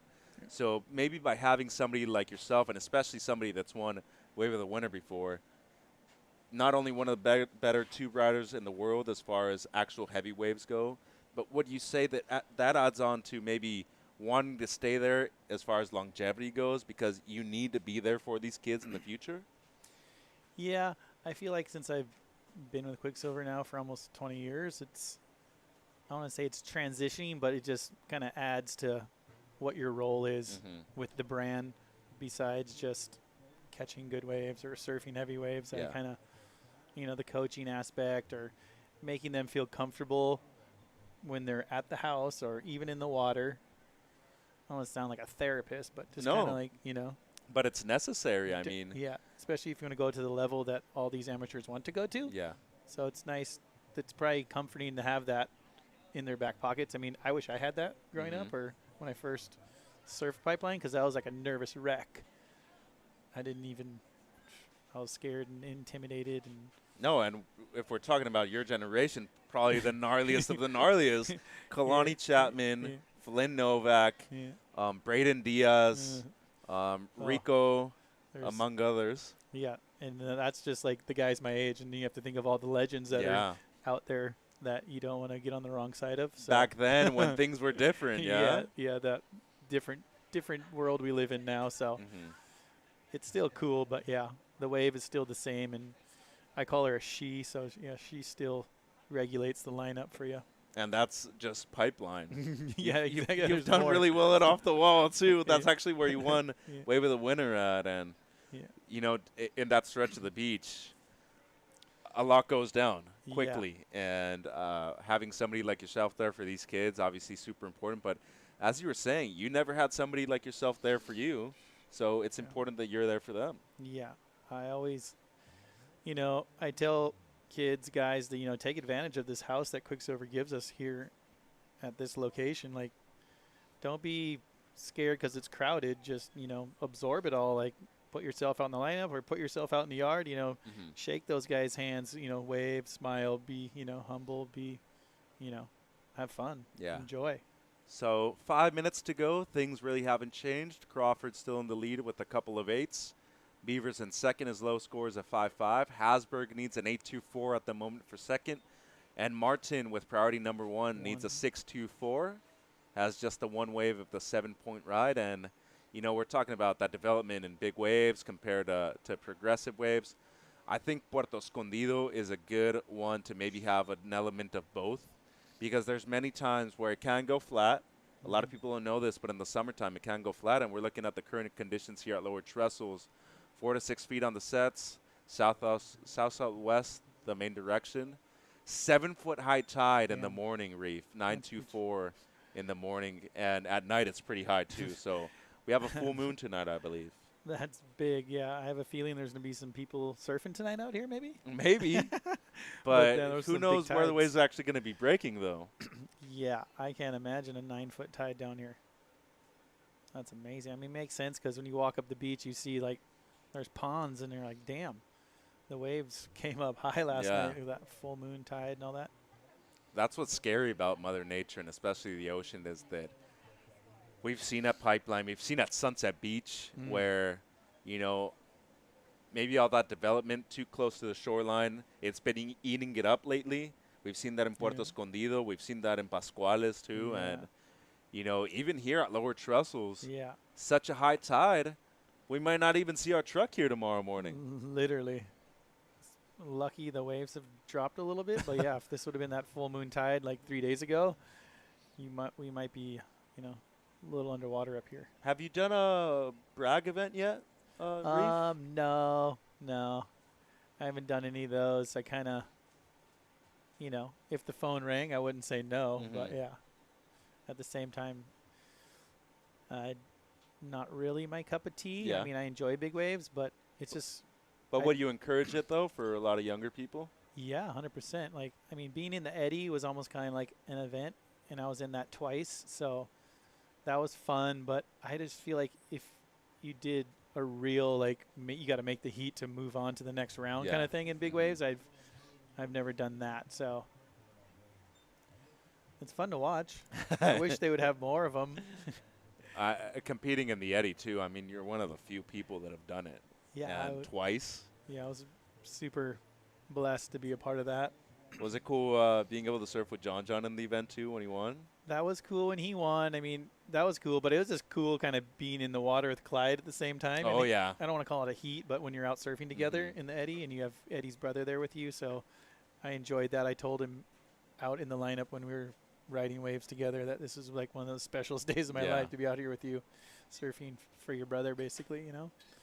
So incredible moment right there, and you know, just being able to share those significant moments in the water with somebody that you care about, especially somebody as significant as what Eddie Aikau has been for not only the surfing community in Hawaii, but overall worldwide. Yeah, definitely a global ambassador for the sport. And, you know, I had my family, my dad and my mom were on the beach, so it was probably the closest thing you could get to a stadium atmosphere, because when the sets start rolling in, the whole entire bay is just littered with people, so they're screaming, trash cans are banging, so it's an experience. Yeah. I mean, I've never played football, but I'm guessing that's how it kind of is. You were in the Super Bowl, my friend, of surfing. That's what it was like. And once you hear those waves crash, you know that something is going to happen, too. As we see an important wave here for Wheeler Hasberg.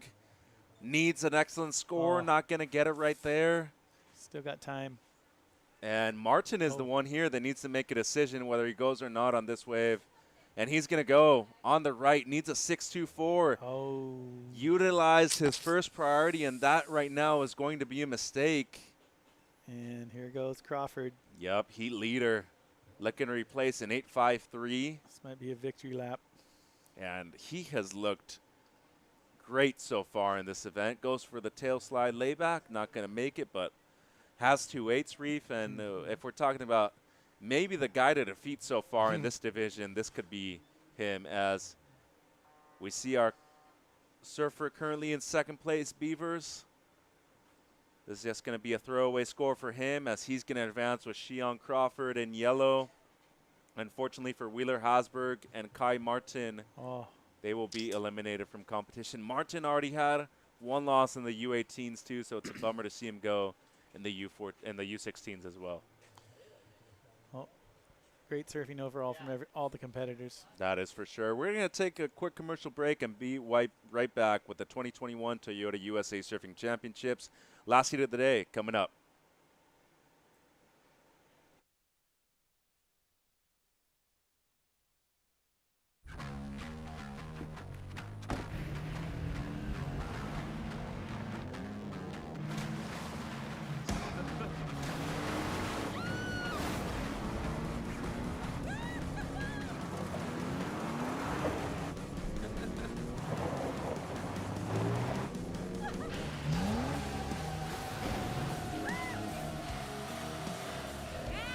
Rule the playground.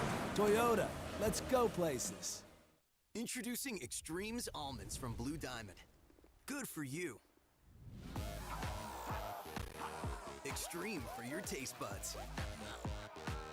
New scorchingly snackable Blue Diamond Extremes Almonds.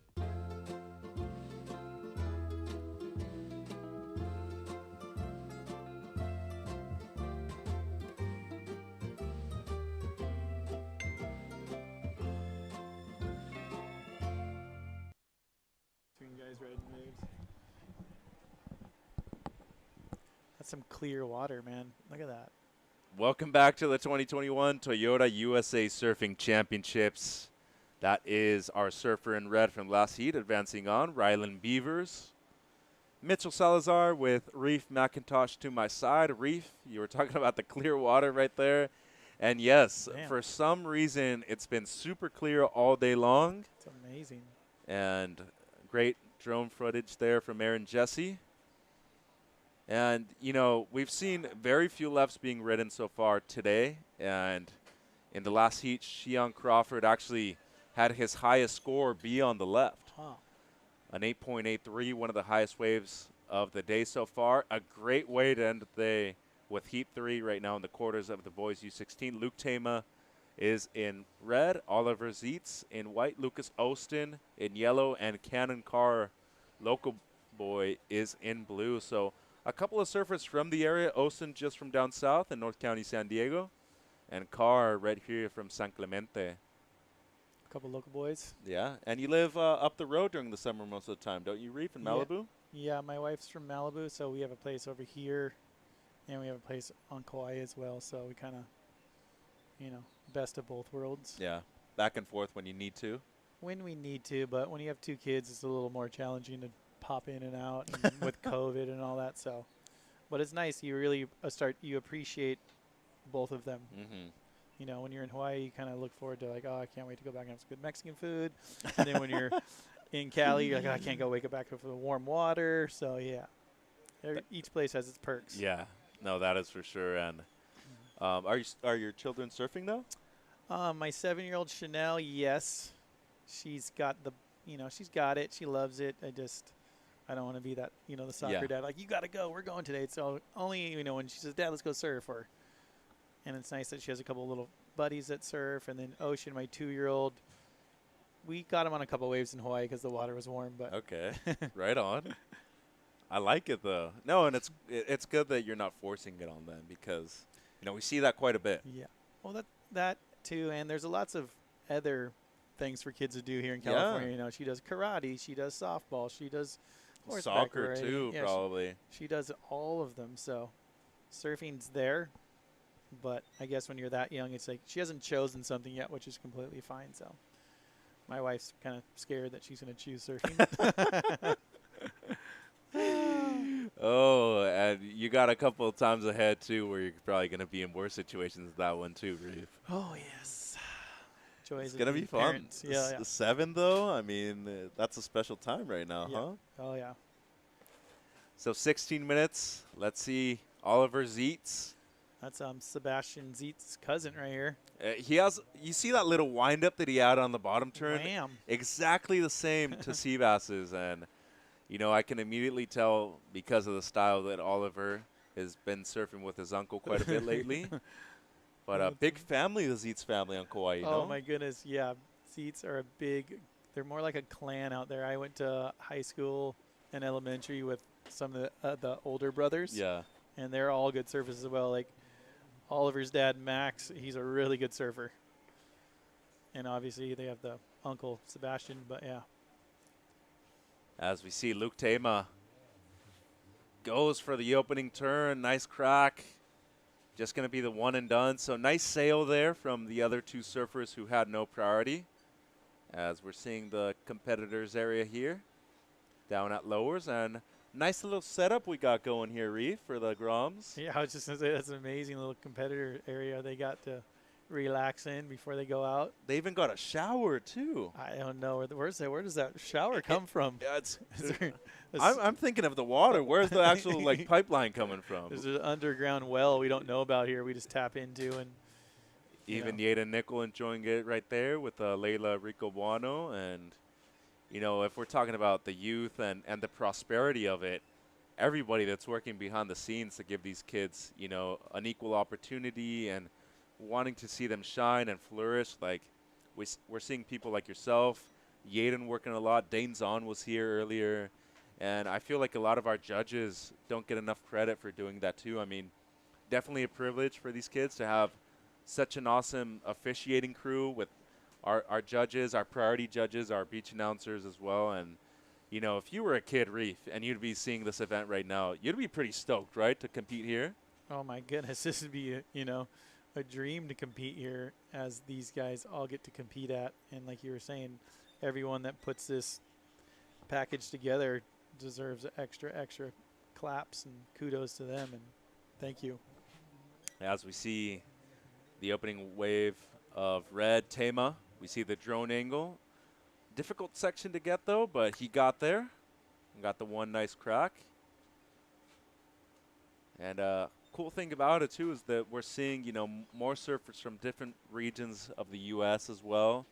You know, I was talking earlier to Shay about the development on the island of Maui as well, and how they've only really had the one CT surfer in Dusty so far, and most likely to get another pretty soon, as we're seeing Luke Tema up and riding that HIC surfboard. Nice combination there at the beginning, and good flow to this wave, Reef. Looking. Yeah, he really. Looking spicy. Took the frickin' top off at the end right there. I mean, that drone angle is pretty incredible. Yeah. So it looked good from above. Let's see it from the straight on. It probably looks even better. And a much smaller wave, too. Smaller, but running along the rocks very nicely. And he's just bang. And he's going to get another banger. Big finish. Yeah, that Arakawa looking good, huh? Yep, Eric's got some magic in his boards for lowers, that's for sure. Well, Jack Robinson been riding his boards as of late as well on the championship tour, and it was a 3.73, the opener of red. The opener of white was a 3. Expecting Luke's last wave to be the best of the heat so far, as yellow Austin and blue Carr are still waiting to catch their openers. And, you know, when we talk about the development not only in Hawaii, but you've also spent a lot of time in Mexico and abroad in Tahiti as well. Man, Mexico, I don't know if you've ever been to Pascuales recently, but Alan Cleland Jr. is phenomenal. You go to Tahiti, you see somebody like Vahine Fierro who's doing amazing things. And, you know, I think the future is in good hands. And to be honest, what we've seen out of the ladies in this event, I could really say the future is female, Reef. Yeah, surfing is definitely a global sport. That's amazing that new regions are producing amazing talent for the world to see. And, yeah, the females, I mean, they're skyrocketing. Yeah. I'm really excited to watch the next crop of female surfers to come out and perform on the big stage for everyone to see them. Yeah, pretty crazy to see somebody like Erin Brooks become an overnight sensation, huh? I mean, and then you see Sierra Kerr with her last clip, and you're like, whoa, what's going on?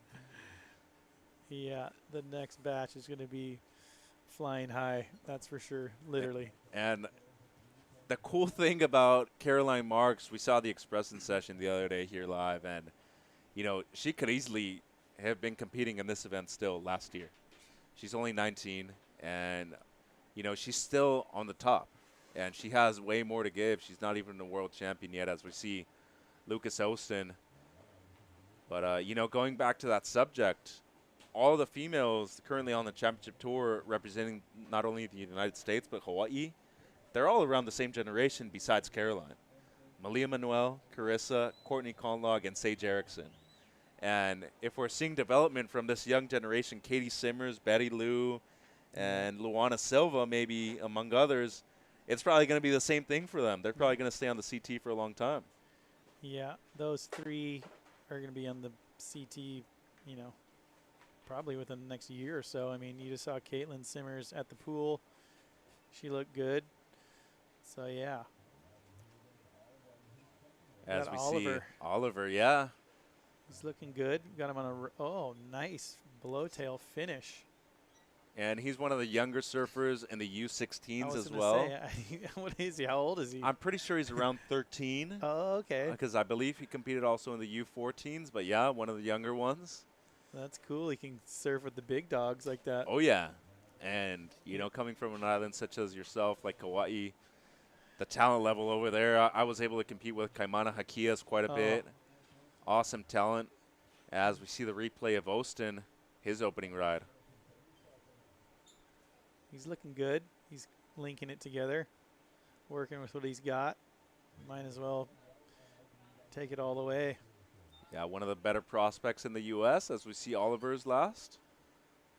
I'm still tripping out on this water clarity. I know, right? Like we're in the Caribbean or something. It's all turquoise green. Oliver, bang. Nice. And this little epoxy boy that Zeitz has, too, looking really good. It looks very kid-friendly. See that little adjustment that he does on his feet? It's the exact same as Seabass. And I think everybody in the Zeitz family has it. Like they shuffle their feet back and forth, but it's super subtle. But just from doing so many CT events and stuff like that, I can notice it immediately. Yeah. But it's so funny. Like I see Kamale and Kala do a lot of similar things too. I see John and Nathan and Ivan do a lot of similar things, and obviously they're all super different in regards to an entirety. But like it's the minute details that actually, you know, you see that they're related. As we see Oliver finish another ride, it was a 5.9 his last, trying to better a 3 on his last wave. As Austin got a 4.5, and here's the local boy, pressure on Cannon Carr. As with only 8 minutes remaining, he's needing a score, and oh boy, not going to be content with that as he had first priority and he used it maybe a little bit poorly. Well, he's got 8 minutes. Get 2 lefts. Or 1 left, 1 right. No one's going left. You don't need to worry about priority over there. Yeah, exactly, right? You just sit on the left, and unless somebody needs to block you right at the end, they can do it. But we saw Xion get a good left. One of his top 2 is actually his best. As Luke, ooh, this is a tough wave to surf. Can he make it to the open face? Not much work in there, so the heat's still wide open. We still got a wide open heat here with 7 minutes to go. Lots of time. And if we're talking about the left, what do you reckon, Reef? You can get 2 decent lefts in the span of 3 minutes, you would say? Yeah, the left paddle out is a lot shorter than the right paddle out. As we see Luke, a little stuck on the first turn. Boom. Nice second one. Only tries to better a 3.73. I think he bettered it. Go on a limb and say he did. He's still going. You got your poker chips out, Reef. I like it. As Tama. Damn, he's taking this one to the rocks. The little leg burner right there. Oof. So waiting on reds, because that's going to be an important wave considering that everybody has somewhat of a decent wave besides blue, but he might just take first all the way to the end of this heat, Reef. Yeah, he's finding those with no priority. He found that one underneath everyone, and he got a little stuck behind, but it opened back up for him, and he continued to work this wave over. We'll see what the judges give him for all that extra work he did. And now that we have another rider up, it's good to have a little bit of comparison within this heat too. Yes. At least for the judges. Looking at replays, here's Austin. Nice rail work there from Lucas. This is a hard wave to surf too, a lot flatter. He made the most of this wave, and he's still going. This will definitely be his best ride. And this is someone that surfs here quite often. Maybe a big finish. He's trying to, and he, oh, I was about to say that he got it, and outside, Oliver. Oh, well, smart decision. Get out of there fast. Yeah, especially considering that yellow might change the situation here too. And obviously as a competitor, they don't necessarily know until they actually get updated, right? So they're relying on instinct most of the time. Big time instinct. And that was a good instinctual first carve right there he threw down. And another one. But like you said, it's kind of a harder one to surf. but he does his best to Just get- really flat, huh, Reef? It was a flat one. But, you know, if he can get up into that second position, just want to advance out of this heat Yeah. and on to the next. That's all that matters. Getting one or two, regardless of two. positioning. Needed a 5.31.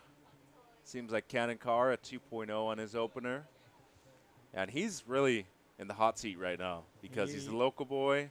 Reynos is on the beach. His dad's on the beach. Oh, in and out. Yeah, and we're going to stick with Oliver. Zeitz. Nice. Going left, following Reef's No, advice. Nice. And it's the Kauai connection. Oh, and just like his uncle, looking good on his backside. 4 minutes to go. That was nice. I know where he was surfing right now on Kauai. There's this little crumbly, crappy left on the North Shore. It's worse than this, but that was a good left for if you were surfing there. But Yeah. I know they surf there a lot because it's really weak and gutless. So Practice sessions over there, yeah, huh? that's good practice left. We won't name the name, but it's kind of like that. So Oh, it's Kapu then. a little bit. It's right on the side of the road. It's not a secret. But it doesn't like the trade wind, so that's why it's kind of always a little crumbly like this. But they spend a lot of time out there because it's like a short paddle, get a lot of waves, work on your backhand. Less quality, but a lot of quantity. Yes. Repetition, kind of what you need at this age, I would say. Especially competing in amateur events, huh? And especially if you're coming to California where the waves are softer. So that wave is relatively soft. And he looked good on that left, and he just took the lead with a 6.9. Yeah, 6.93 with just Wow. under 3 minutes. And Austin gets his best, a 6.13. As we see Carr with priority 1, he's using it. He needs 2 scores now, a 6 and a 7 basically, and Austin, who needs close to a 7, gets a check turn. He's going to need something huge here on the inside to get that score. That's not going to be it. And, you know, Tema, who was in the lead the entire heat, now down to second as Zeitz, the youngster, all of a sudden goes left on us and gets the best score of the heat. It's amazing. That was classic. He went left. It's the beautiful thing about surfing, isn't it, Reef? Especially competitive surfing. I think the rest of the heat should maybe go left. It's a little more open, I feel like. If it's working, don't change it. And here's Tema. Important way for him as he's trying to better and put more pressure on Austin. That will not improve his situation. It seems like Oliver going right now. Oof. Beautiful carve to start things off. Bang. Love his style. I mean, just that really solid connection to his board. And wow. You just see flashes of sea bass in there, and he looks great. He's definitely got it in the bloodlines, that's for sure. And he's reflecting that in his surfing. And that board he looks on is... It looks magic, huh? Pretty a magic carpet. No hiccups. Just over a minute to go. Zeitz looking to better a 5.9. Blue gets his best. He breaks combo. It's a 3.87. It needs an 8.97, basically a 9 now. But time is his enemy. 60 seconds on the clock. And unfortunately for Carr, just was never able to get into this heat, Reef. I mean, it seems like he struggled a little bit selecting his waves. Local knowledge did not prevail in this heat for once. Yeah, sometimes having priority, I'm sure we've heard this before, can be a curse because you're out there waiting for something and it doesn't come.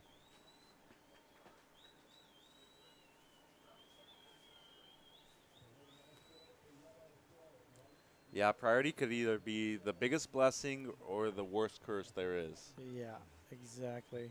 You And know, especially when conditions are difficult like this. challenging. And, well, here comes the set. You got 20 seconds. Who's out the back? Well, it seems like Blue had a look on the left, but we're going to stay with Luke Tema in red. Currently in second, he slips. And Carr not going to get the score he needs. Could Yellow be up in time? He needs to turn around and try to get up. This wave is going to count. Austin up and riding.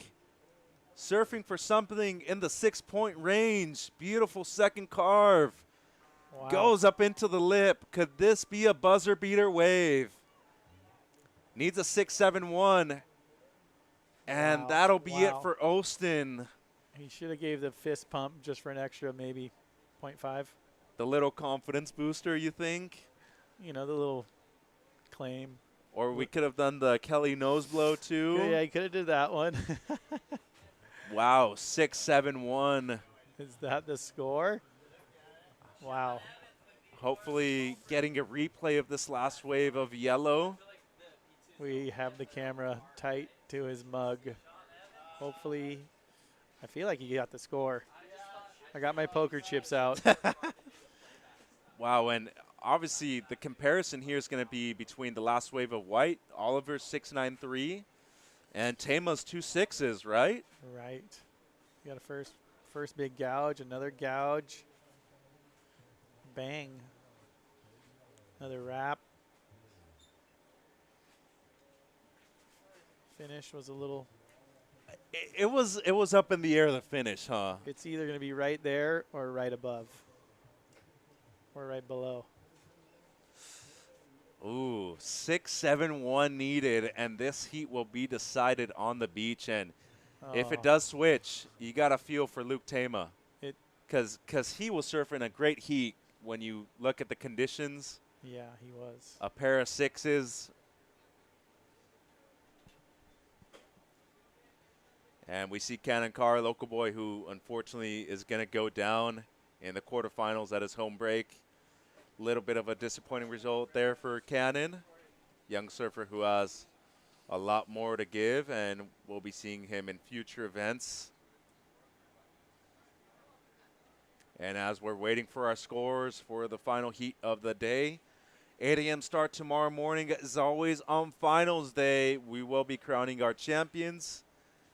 As Carr disappointed right there, but, you know, at least he's in his hometown of San Clemente.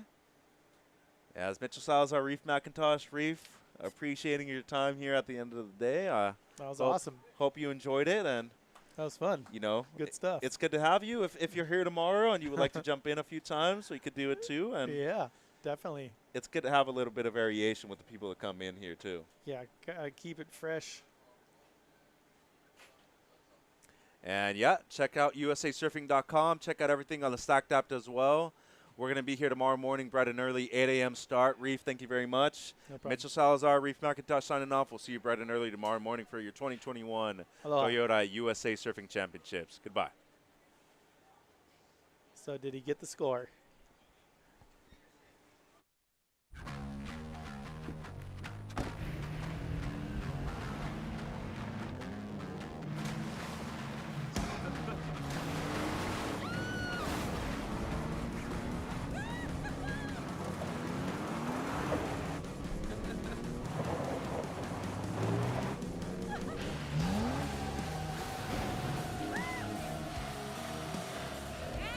Rule the playground. Toyota, let's go places. Introducing Extremes Almonds from Blue Diamond. Good for you. Extreme for your taste buds. New scorchingly snackable Blue Diamond Extremes Almonds.